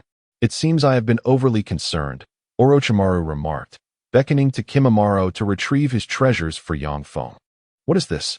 Yang Feng asked, examining the remnants of certain powerful individuals. You may use these remains to perform forbidden techniques. Among them, even the remains of Tsunade's lover, Kato-dan, are included. Do you have the remains of Uchiha Madara? What? That man. I have not found his remains. However, given his strength, it seems unlikely he could be contained by Edo Tensei. It is merely a matter of not having found the right method. If Master manages to locate his remains, please procure a sample for me. I possess a means to fully control him. Understood. Yang Feng continued to peruse the snake lair for secret techniques and tools before departing. After all, as his master, this exchange could hardly be considered exploitation. It was merely the passing of knowledge. He did not linger and returned directly to the Sand-Hidden Village, preparing the formation for Edo Tensei. Although the task was rather tedious, the potential rewards were substantial. An eternal motion machine. What? There's even a Sharingan, Yang Feng exclaimed, examining the small glass vial containing the Sharingan eye. Uchiha Azuna, creator of Izanami. Extremely powerful. Use with caution. Master Orochimaru, do you believe I would implant this eye? Huh. I am not one to enhance my strength through external means. The Flying Thunder God Kanai seemed to echo his sentiment, while Chakra itself seemed to express approval. The Edo Tensei technique communicated. Please activate the microphone for communication. This cannot be used. Then I shall utilize it as material for Edo Tensei. This ninja appears to be a female ninja with strength that likely ranks at the level of the second Hokage, though perhaps not as powerful. Otherwise, Uchiha would not have suffered such indignity. It has been a while since I indulged in trivialities at the end. Well, just a casual share. There will be red envelopes in the group. Come and take a look. Chapter 72, Susanoo and the Reanimation Jutsu. Yang Feng offered a mountain bandit he had just captured as a sacrificial offering, summoning Uchiha Chiri through the Reanimation Jutsu. He had already utilized the other materials and completed the summoning. Unlike Orochimaru, who summoned when needed, Yang Feng preferred to conduct thorough tests in advance to avoid any embarrassing mishaps during battle. The Reanimation Jutsu was successfully executed, and a purple-haired beauty emerged. Her eyes fluttering opened to see Yang Feng. She expressed her confusion. Where am I, young man? How old are you to address me so? I recall dying at the hands of the second Hokage's subordinates when I was 23. What time is it now? It is the era of the third Hokage. The second Hokage has passed away, and I have resurrected you using the Reanimation Jutsu. Was that a forbidden technique of his? Playing with the souls of the deceased for amusement. Uchiha Chiri activated her Mangeki Sharingan, feeling no burden on her body. Calm down. I am not one of those discordant shinobi from Konoha.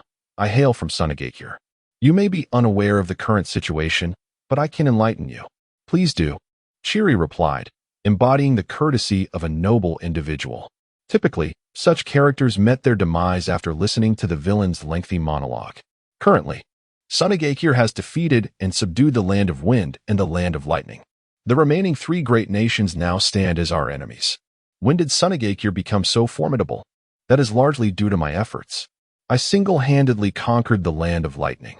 As for the Land of Wind, their daimyo sought to eliminate us due to our rapid development, which led to our counterattack. By the way, Your Uchiha clan has been annihilated under the oppression of the second Hokage's will. What? How could such a thing happen? Her confusion deepened. We were one of the founding families of the village. Even if we faced suppression, it should not have been so blatant. Indeed, it was quite overt, relying on the threats from within the Uchiha clan itself. Now, only 2 members of your clan remain. In time, I shall introduce you to them. Sigh, has true peace still not arrived? The Izanami you created has its limitations, only capable of saving a single individual's eyes. Its significance in this era is minimal. Yang Feng observed Uchiha Chiri's eyes.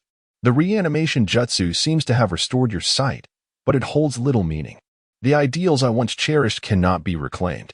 No, I shall achieve them. What you long for is peace, is it not? Once I conquer the entire ninja world, an era of peace will dawn. Do not underestimate the strength of Sunagakure today. Allow me to elaborate, and you will understand why. I am all ears. After an extensive 10-minute discourse from Yang Feng, Chiri was persuaded and resolved to assist him in realizing a unified peace. My Manjiki capability is illusion-based, capable of transforming illusionary damage into tangible attacks. It appears I can now wield it at will. Can you use Susanoo? Try it out. This ocular technique should typically impose a significant burden on the body, yet the reanimation jutsu seems to have alleviated that. Very well, I shall attempt it. Susanoo. A dark Susanoo manifested, lifting Chiri aloft, though it was merely in its initial skeletal form. Despite having a clear understanding of its usage, she had only practiced it once. Uchiha Chiri awkwardly controlled the Susanoo, which stood 5 to 6 meters tall in its rudimentary form. Your towering form is rather conspicuous, isn't it? And quite impressive. Yang Feng admired, though he felt envious of her ability. However, he could not fathom the idea of implanting another's eyeball into his own. Ah, it seems my understanding lacks depth. Yang Feng sighed in resignation. Uchiha Chiri attempted to relax the constraints of Susanoo, inviting Yang Feng to enter. This is Susanoo. Can it be further enhanced? I recall reading about a complete form that can fly. I shall do my best. She began to harness the power of her Sharingan to strengthen Susanoo. Fibers entwined around the skeletal frame, forming skin and then manifesting into armor, though it lacked wings. What? Even Kakashi's half-baked version had wings. And yet, your noble bloodline lacks them? Who is Kakashi? Ah, just a ninja who pilfered a single eye from his late brother. Nothing to concern yourself with. Upon reflection, she noted that Itachi's Susanoo did not fly either. But wait, Madara's Susanoo had wings. Nevertheless, yours is still quite aesthetically pleasing. It has that flair, though it seems to lack a divine pairing. Yang Feng smiled at this observation. Ah, divine pairing? Is that the vast gulf between free players and those who invest heavily? Yang Feng instructed her to retract Susanoo and don a mask to conceal her identity as a reanimated individual. The mask was reliable, featuring a slit for the eyes, practical and discreet. For the time being, stay by my side as a temporary aid. Yang Feng utilized the Flying Thunder God technique to return to Sunagakure. Ding! A random mission was initiated. The priestess's destiny. Completely lift the curse surrounding the ruler of the land of demons. Mission reward. Blessing of the priestess. Applicable in any world to convert all light-based abilities. Mission failure penalty. Soul power reduced by 1. Oh, I see. It pertains to the demon called Chime Wurong. It seems to be bound to the priestess. How on earth am I supposed to lift such a curse? With a heavy heart, he set forth towards the land of demons, accompanied by Muki and Shiri. There was no ulterior motive, just the belief that strength in numbers might break the curse. No vegetables for me. I want meat. Zihuan pouted, pushing her bowl away. Milady priestess, I understand your preferences, but consuming only meat can adversely affect your health. The servant replied helplessly. He was merely an ordinary steward serving the little priestess. The priestess was untouchable, neither to be scolded nor reprimanded. Furthermore, overeating meat can lead to weight gain, and then you might struggle to ascend the stairs, not to mention your ceremonial garments may no longer fit. Hesitating, Zihuan picked up her chopsticks and took a few bites of vegetables. Just then, someone entered. Report, Milady priestess. A messenger from Sunagakure has arrived. How shall we proceed? Perhaps you could take the lead, master? Chapter 73, the maiden's heart overflowing. No need. Let them in. Sighing, the host remarked, given the current situation, it is best for the high priestess to personally guide our future. The host of the demon country removed his identity hat and placed the high priestess's exclusive emblematic hat upon Zywin's head. High priestess, please pause your meal for now. The visitors from Sand Hidden are 3 in number, a guard informed. The host interrupted. To interrupt the leader's speech will surely result in a kick upon entering tomorrow. Zywin's demeanor reflected reluctance. I do not wish to converse with those strangers. Surely, you could handle this. No, High Priestess, the influence of Sand Hidden is currently too vast. A slight misstep could spell doom for our demon country. This matter requires your utmost caution. Indeed, I understand. However, you must assist me in speaking, Zywin's requested. Naturally, Feng entered the room, observing the modest palace of the demon country, which seemed even less impressive than Ghost Lantern City. What a backward place, he mused. Glancing at Zywin's. Scanning target, Zywin's Chi-Mei. Ninjutsu, 0, Taijutsu, 1054. Illusion Technique, 12. Secret Technique, 19764. Chakra, 54977. Overall Evaluation, SS Level. My dear Tsutsuki Kagaya, behold this imbalanced value. It resembles the moral values of my teacher Jiraiya. Such a stark contrast is hard to fathom. However, with Chi-Mei's augmentation, such power is not entirely surprising.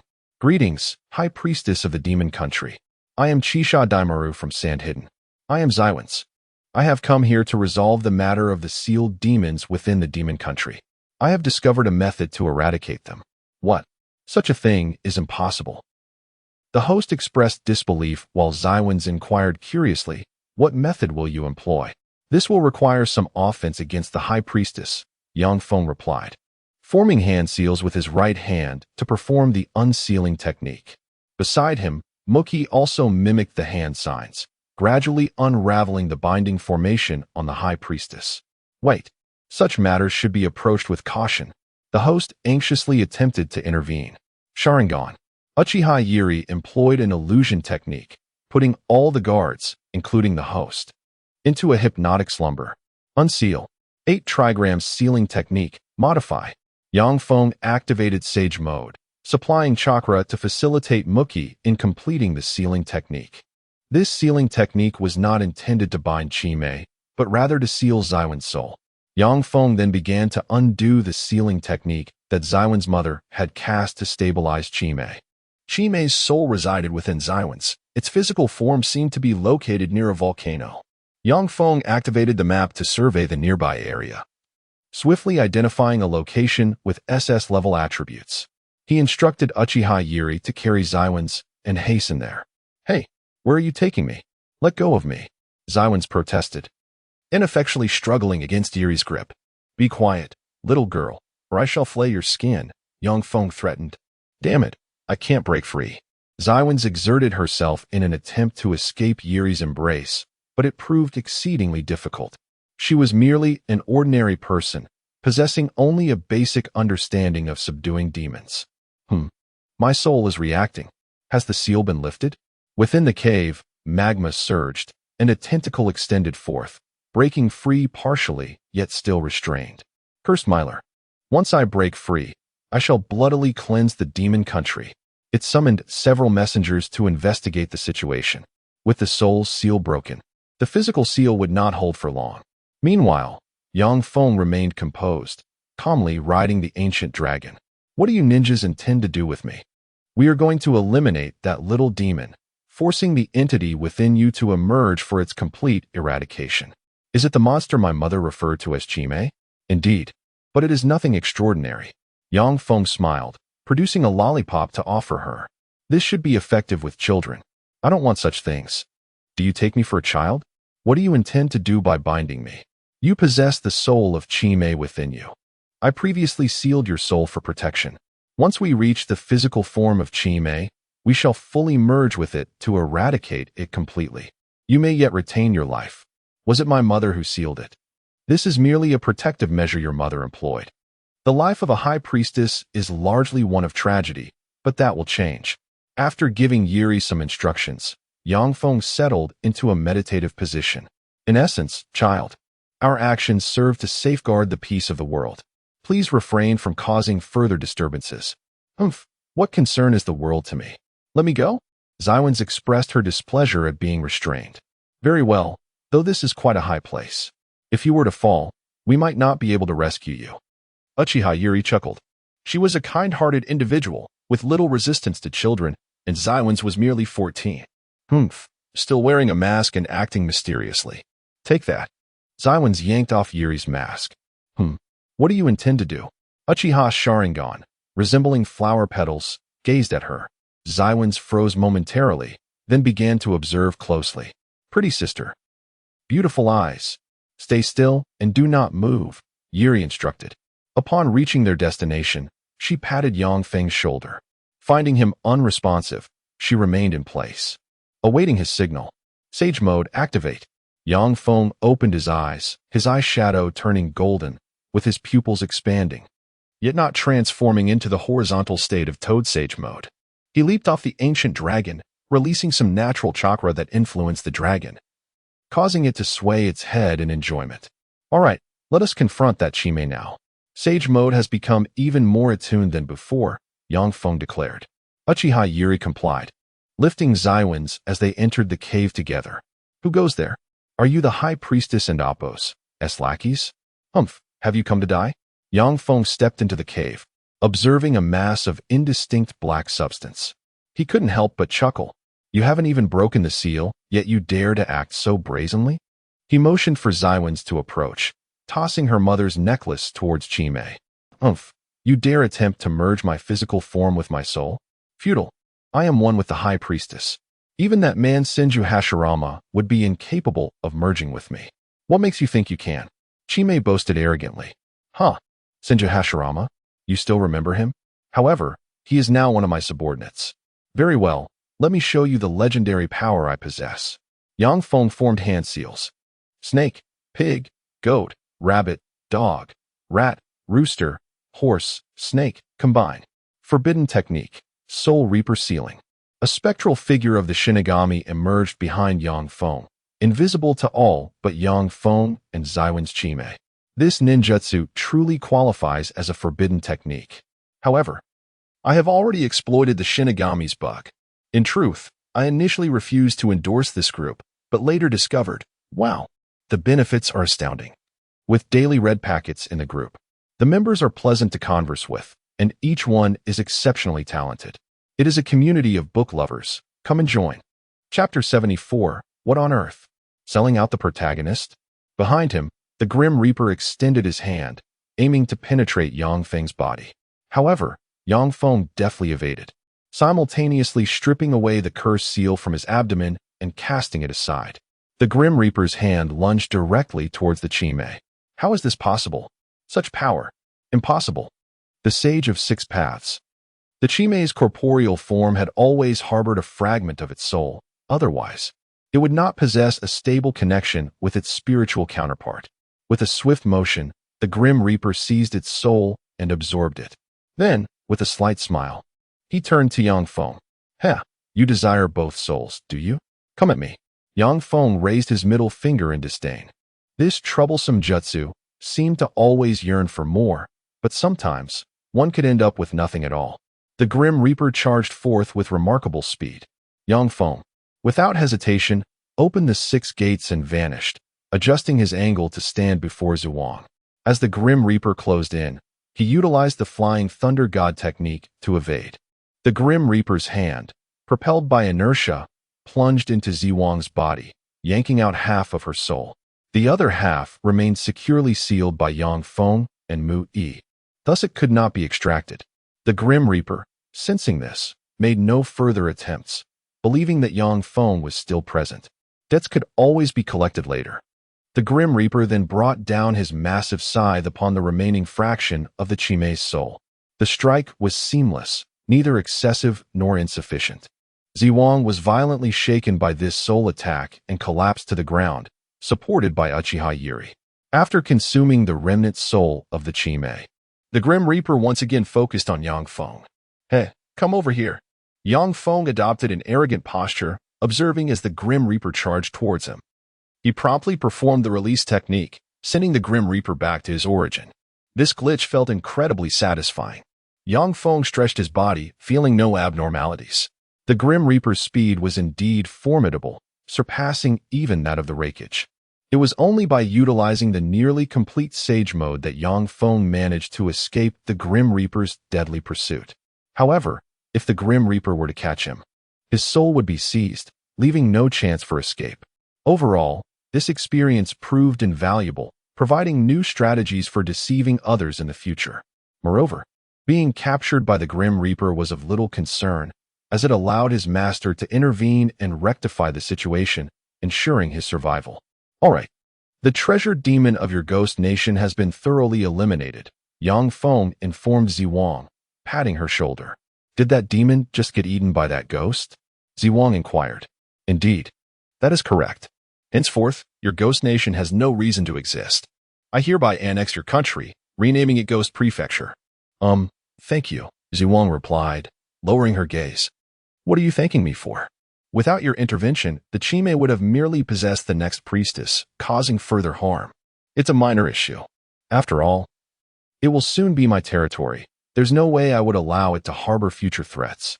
Yang Feng observed several belevel creatures approaching on the map, piqued by curiosity. After a brief wait, they arrived. Damn it, Lord Chime. We can no longer sense his presence. Fish 1 exclaimed. Did that priestess do this? Kill her. Fish 2 shouted. We must not let her escape. Fish 3 added. Is this a joke? Might Tsutsuki Kagaya? Yang Feng unsheathed the Muramasa and dispatched them all. All right, children. Best not to witness this, Yiri said, covering Ziwang's eyes. The group then retreated. Ding. Random task completed. Reward acquired. Blessing of the priestess. All light attribute abilities can be universally transformed across worlds. With skepticism, Yang Feng extended his hand to test the reward. Might Tsutsuki Kagaya, this is splendid. Very good. He effortlessly conjured a sphere of light, requiring no hand seals and having no cooldown, effortlessly manifesting through thought alone. How do you possess the light release technique? Ziwang inquired. Intrigued. This is known as Yang Release. You may refer to it as Yang Release. Its scientific name is Flash Release, also called Blinding Flash, in the Land of Fire. They call it the Healing Sage, whereas in the Land of Water, it is known as the Eye of the Demon. In essence, its true name is magic. Understand? Do not misremember. So, what is this? Ziwang responded, exasperated. The explanation left her feeling quite vexed.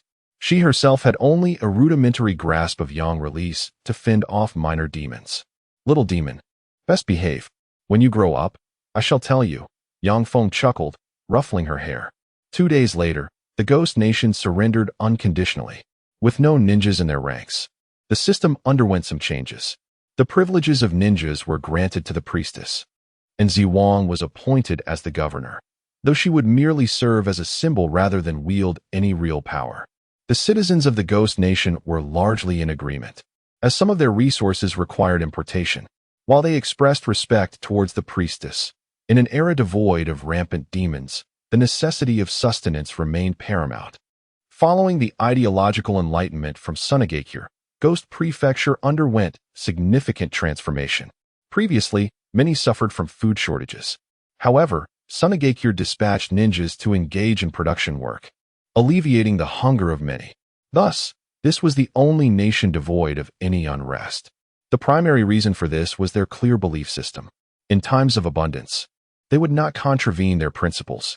Once, the former leader foresaw that Sunagakure would become immensely powerful, even contemplating a marriage alliance between the priestess and the Akasuna clan. In terms of status, Akasuna Daima was indisputably the next Kazekage, and his prowess was unquestionable. Meanwhile, the Chime pondered the essence of demonhood within the Grim Reaper's belly. The priestess, as the representative of Ghost Prefecture, ventured to Sunagakure to meet with the Kazekage. Even the Kazekage viewed this matter favorably. Well, can we at least get the parties involved to agree first? Yang Feng remarked, somewhat exasperated, yet unable to refuse. To force individuals devoid of any feelings into a union was not a marriage, it was abduction. Arsuna remained composed, stating, You see, Daima, You've been exceedingly busy lately. While the idea is commendable, one cannot hastily achieve greatness. Therefore, I propose we use this marriage as a means to ease your mind. Once the situation stabilizes in 2 years, we can explore the ambitions concerning the ninja world. What do you think? No, I must decline.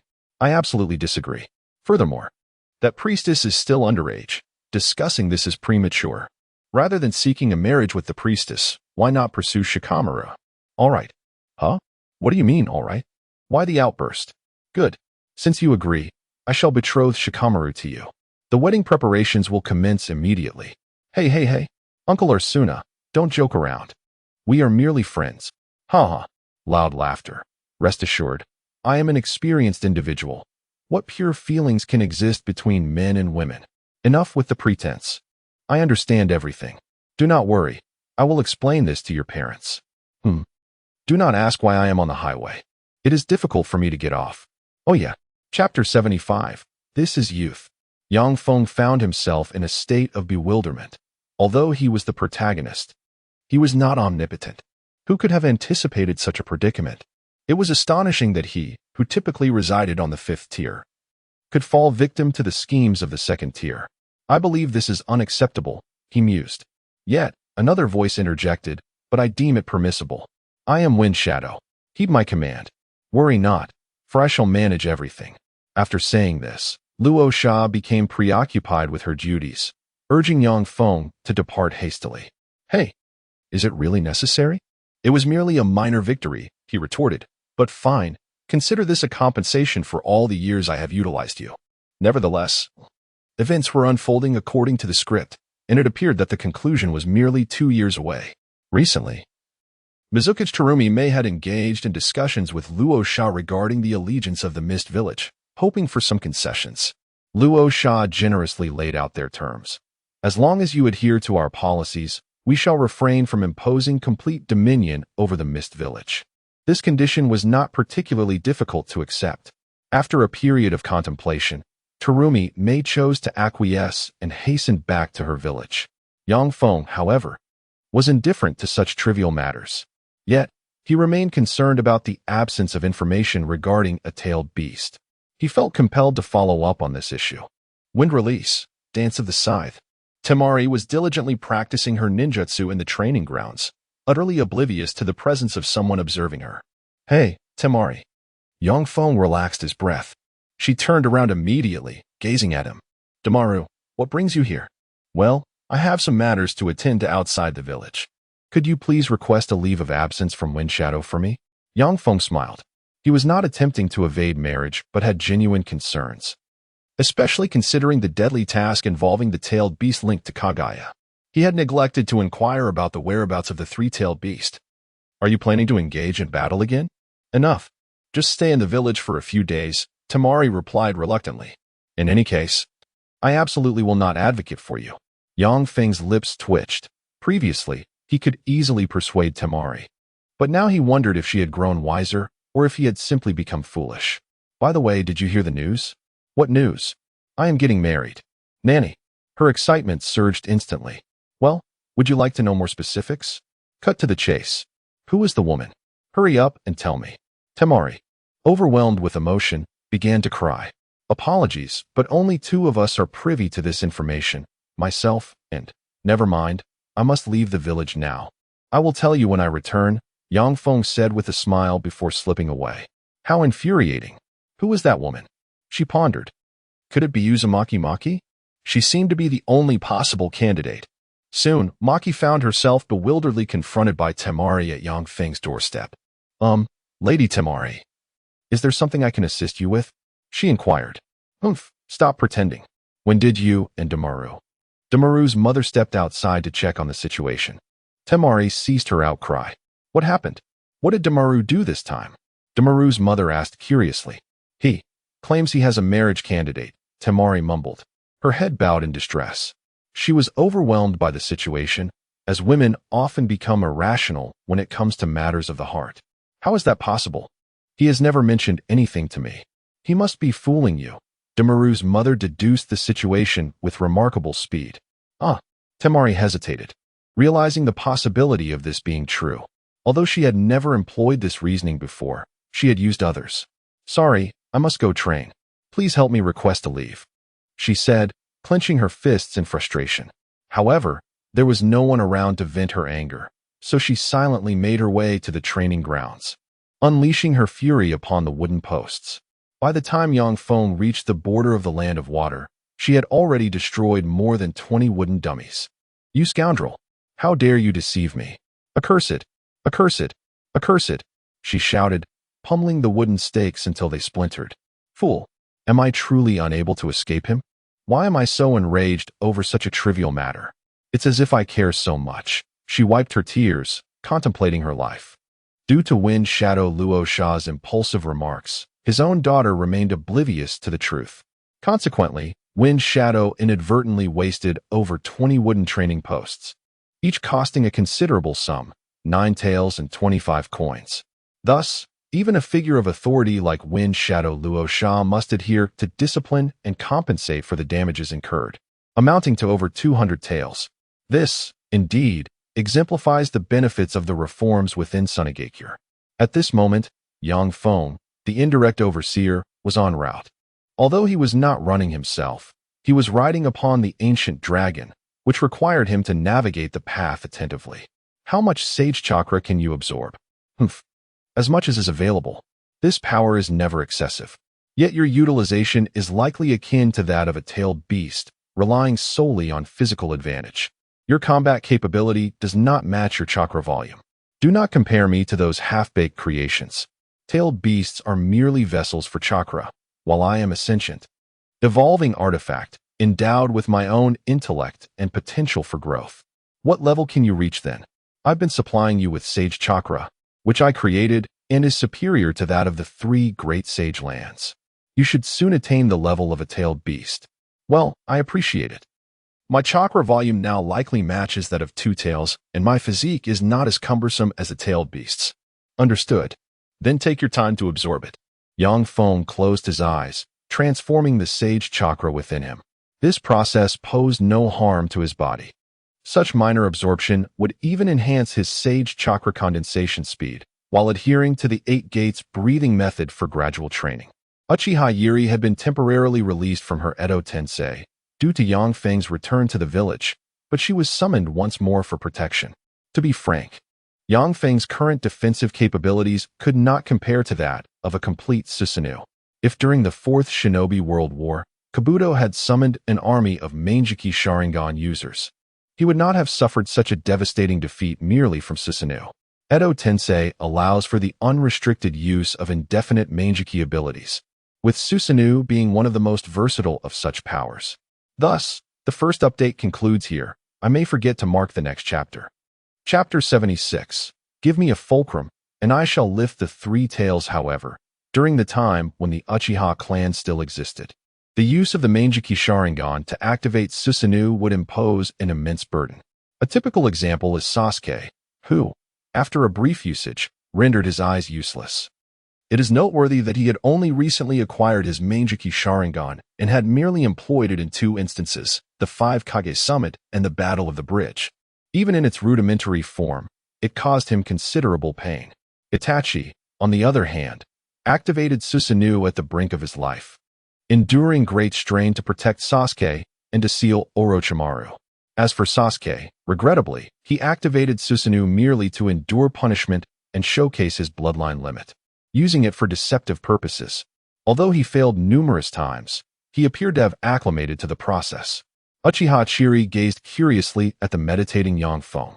What kind of experiences has this man undergone? He has achieved a stature comparable to that of the 5 Kage at such a young age. Such power is something even the first Hokage could not attain. How has he cultivated such capabilities? In truth, her question has a straightforward answer. Feng relies on his formidable external training methods, aided by the 8 gates, allowing him to push his limits in combat. He can even contend with Nagato without resorting to sage techniques. Scanning data. Target, Feng. Taijutsu, 1578. Ninjutsu, 933. Jinjutsu, 1000. Jinjutsu value includes immunity to illusions. The supporting characters possess titles. Secret techniques, 4578. Chakra, 8434-75184. Overall evaluation, SS. Upon activating Perfect Sage Mode, he reaches a level above SSS. Moreover, he possesses a system that seldom reveals itself, a combat assistance feature that provides insights into his opponent's attack patterns, directions, abilities, ninjutsu cooldowns, remaining chakra, and more. Yang Feng does not need to concern himself with enemy attacks, as the assistance feature can predict and alert him to most incoming strikes, enabling him to evade and devise countermeasures. Even the lightning shadow, known for his speed, cannot anticipate his movements at peak velocity, yet Yang Feng accomplishes this with ease. Thus, Yang Feng is not merely a mindless user of external aids. He employs advanced technology that is approximately 3,000 years ahead of the shinobi world. What should I do? How should I approach this world? Yang Feng pondered as he meditated. He has been in this world for 17 years. A few years prior, he defeated the Masked Man, Uchiha Obito, completing an SSS-level search mission and earning the opportunity to leave this world. After fulfilling Kagaya's task, he could choose to depart. However, after spending so many years here, aside from his unchanged personality, every other aspect of his life has transformed dramatically. Of course, his gender remains unchanged. If he were to make a decisive choice to leave, he would find it impossible. Unconsciously, he has developed a dependence on this place. Here, there are those who care for him, love him, and respect him. The thought of returning to a world devoid of loved ones is truly unappealing. Without hesitation, he chose to remain in the Naruto world, surrounded by familiar faces, relatives, friends, and companions. There is no compelling reason to venture into another world. After all, the destination of this opportunity for transmigration remains uncertain. Chiri, where have we arrived? Perhaps, on the borders of the land of water, Uchiha Chiri replied. The surrounding environment was a marshland. Upon hearing this, Yang Feng opened the map for inspection. The land of water does not boast many formidable ninjas. That AAA level should be Mizukage Terumi Mei. The weakest Kaguya, Rosa, has successfully bid. In the distance is an S-level creature. Yang Feng felt intrigued. Suspecting this to be the original Three Tails, he instructed the ancient dragon to fly in that direction. The ancient dragon's stamina remains impressive, having traversed continents before. This shorter distance was trivial. What is the objective of our journey? Uchiha Chiri inquired. One of the 9-tailed beasts, the Three Tails. Since we have nothing better to do, we might as well capture one and keep it for ourselves. Additionally, I intend to conquer this land of water. With its lack of high-level combatants, I alone can manage. But your methods might result in many casualties. Uchiha Chiri expressed her reluctance.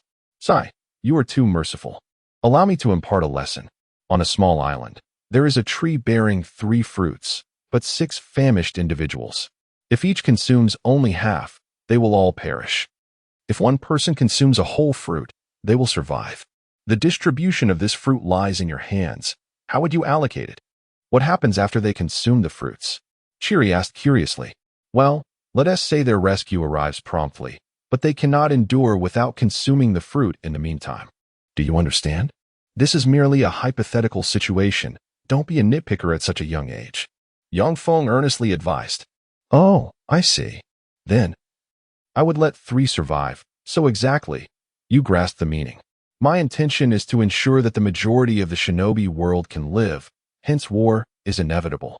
Otherwise, true peace cannot be attained. Very well, I shall heed your counsel. Guarantee you already following my orders? Damaru, have you mentioned the concept of a nitpicker? At this moment, a gentle and endearing giant turtle with 3 tails rested in the water, occasionally opening its massive mouth to swallow a few fish. The level of its contentment in life was remarkable. Suddenly, a golden sphere descended from the sky. The 3 tails gazed curiously at the sphere, which appeared to be of considerable size. Sage Art, Super Ultra Big Rasengan. Yang Feng thrust the Rasengan into the lake. The surface erupted violently, scattering water in all directions, instantly reducing various fish and aquatic life to ash. The 3 tails, bewildered, was struck by the colossal sphere as it emerged from the depths. It is worth noting that this poor creature had only just surfaced. Of course, Despite the grandiosity of this technique, the lake is still a lake, and its vastness means that the sphere only caused significant destruction within a 100-meter diameter area. Other regions were merely splashed by the rippling waters, which reached a height of 5 to 6 meters. This technique seemingly requires considerable control. Just how much control is necessary to condense such chaotic chakra into a spherical form? Uchiha Chiri mused with curiosity. The Rasengan becomes increasingly difficult to control as its size increases. However, Yang Feng's control over this fundamental technique remains effortless. I seem to have forgotten something important. Thank you for the supply. A second update. Chapter 77. Bullying the tailed beast. He presumably expended over 1,000 chakra to create this Rasengan, merely to test his own strength. It seems quite satisfactory. The power is impressive indeed. Furthermore, infused with sage chakra, this Rasengan automatically absorbs the surrounding natural chakra as a source of energy, resulting in an even greater explosive force. Yang Feng clapped his hands, then descended to assess the situation of the three tails. A wave of water surged towards Yang Feng at an astonishing speed. Uchiha Yuri reacted promptly, unleashing a fire technique to counter the water wave. However, Yang Feng was already out of its attack range. Flying Thunder God technique. Too slow. Despite its considerable power, Yang Feng cast a sidelong glance at Yuri, who failed to block the water wave. Not bad at all. My apologies. No worries. After all, it is a tailed beast. Hold off for now. Let me hone my skills and gather some experience in dealing with such colossal creatures. As Yang Feng spoke, he charged towards the three tails. Chidori Blade. Muramesa. Yang Feng struck the top of the three tails' head with a single blow. Duong. Only a faint mark was left on its thick skull. Your defense truly lives up to your shell. Water Release. Water Iron Cannon. Not too shabby with the ninjutsu. Yang Feng observed as the three tails opened its mouth to unleash a water cannon, chuckling as he sidestepped the attack and landed on the water's surface. Lightning Release. Chidori Stream. The lightning surged across the water's surface towards the three tails, striking it. Be careful. Ninjutsu is ineffective. Uchiha Yuri, using his Sharingan, quickly warned as a tail extended from behind the beast, lunging towards Yang Feng. One sword style, II slash. Yang Feng casually called out the technique, unleashing a strike with his demon blade towards the tail. Realizing the attack was futile, the three tails promptly submerged itself, swimming away. Trying to escape? Go ahead if you can. Yang Feng formed hand seals and performed shadow clone jutsu. The clones simultaneously unleashed Chidori into the water. Although the electrical current inflicted some internal damage on the three tails, it did not hinder its speed of escape. Here comes Super Rasengan Lion's Roar, Golden Flash version.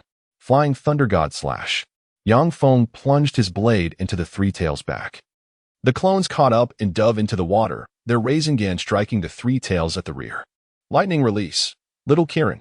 Yang Feng utilized his Sage Chakra to directly perform Lightning Release, Kirin on the spot. Although the power was diminished and the chakra consumption increased, it remained a highly effective technique. However, this move resulted in the destruction of his clones, while his main body, clad in lightning armor, remained unharmed. The shell of the three tails was left with a noticeable dent. How dare you injure me? I am Isabu. The three tails appeared furious, twisting its body to fling Yang Feng away. It then began to spin, generating a water vortex. What? My great Otsutsuki Kagaya. Does this turtle possess such a remarkable skill? Unprecedented. A marvel of the ages. Yang Feng was even tempted to take a picture. The suction of the water vortex was tremendous. Yet Yang Feng utilized wind release to counteract the pull. Observing the three tails Isabu's performance, he said, "Come on, show me what other skills you possess. I wish to learn from your experience to avoid being as foolish in battle as you." After a brief spin, the three tails ceased its movement and began to gather Tailed Beast Bomb. Oh, finally, the legendary Tailed Beast Bomb is here. Haha, I've been eager to try this technique for quite some time. A true man must endure a Tailed Beast Bomb at least once. Yang Feng commenced gathering chakra. The three tails was charging, and so was he. Sage Art, Wind and Lightning Release. S-Class Ultimate Technique. Absolute Thunder Flash Slash. Yang Feng gripped his sword with his right hand and formed seals with his left. The chakra of wind and lightning release enveloped the Muramasa blade. This technique was born from his own ideas, relying on the blade's material to withstand powerful ninjutsu. Otherwise, any other sword would have shattered long ago. Yang Feng raised the hilt as the Three Tails Isabu completed its tailed beast bomb. Flash. Explode. The blade collided with the massive tailed beast bomb, distorting the surrounding air. Crack. The tailed beast bomb split in two. Before the Three Tails could express shock, it was struck by the sword on its shell, resulting in a significant gash. The two halves of the tailed beast bomb flew apart and exploded, sending water splashing high into the air, reaching approximately 100 meters. The Three Tails, unable to struggle further, collapsed onto the surface of the river. It is well known that tailed beasts can speak. However, the Three Tails found no one worthy of its words. It had no more opportunities, as Yang Feng was contemplating how to transport it. This is troublesome. Its massive size makes it impossible to move using conventional methods. Yang Feng observed the Three Tails and noted its height of merely 30 meters. Something seems off. How can a tailed beast be this small? Given its storyline 2 years from now, it should be. Perhaps its chakra has not fully recovered? Yang Feng pondered. He summoned Daedara, instructing him to transport the Three Tails according to the original story's method. How infuriating. My art is being exploited here. It's simply intolerable. Daedara gritted his teeth. Yet, he could barely control his own body and had no choice but to comply. It seems you cannot truly grasp the essence of art, Yang Feng calmly remarked. Enough with the nonsense. True art is instantaneous release. No, you are the least qualified to say that. Your self-detonation technique is not an instant explosion. It requires considerable charging time. I merely dodged it without effort. How infuriating. Haha, you think the results of your explosions will be remembered by the world? Yet, they pale in comparison to the impact of a single war. The Third Great Ninja War, who doesn't know of it? But who remembers the destruction caused by those ninjutsu? Daedara was momentarily taken aback, his expression blank. True art is art that benefits humanity. The first Hokage founded Konohagakure, birthing the ninja world. Although wars still exist, it is far more peaceful compared to the Warring States period. This is true art, not your low-quality product disguised as art achieved through emptiness. Moreover, art is ideological. By your definition, art equates to mere explosions. Others will merely regard you as a fool. Yang Feng asserted. Then, is my art not valid? Daedara, swayed by Yang Feng's rhetoric, fell into a degree of self-reflection. Of course it's not valid. If you wish for your art to be remembered, it must benefit humanity rather than cause destruction. What must I do to? Daedara, now thoroughly intrigued by the concept of art, asked with great curiosity. Well, first you must broaden your horizons. Ahem, Yang Feng struggled to find the right words. It was indeed quite awkward.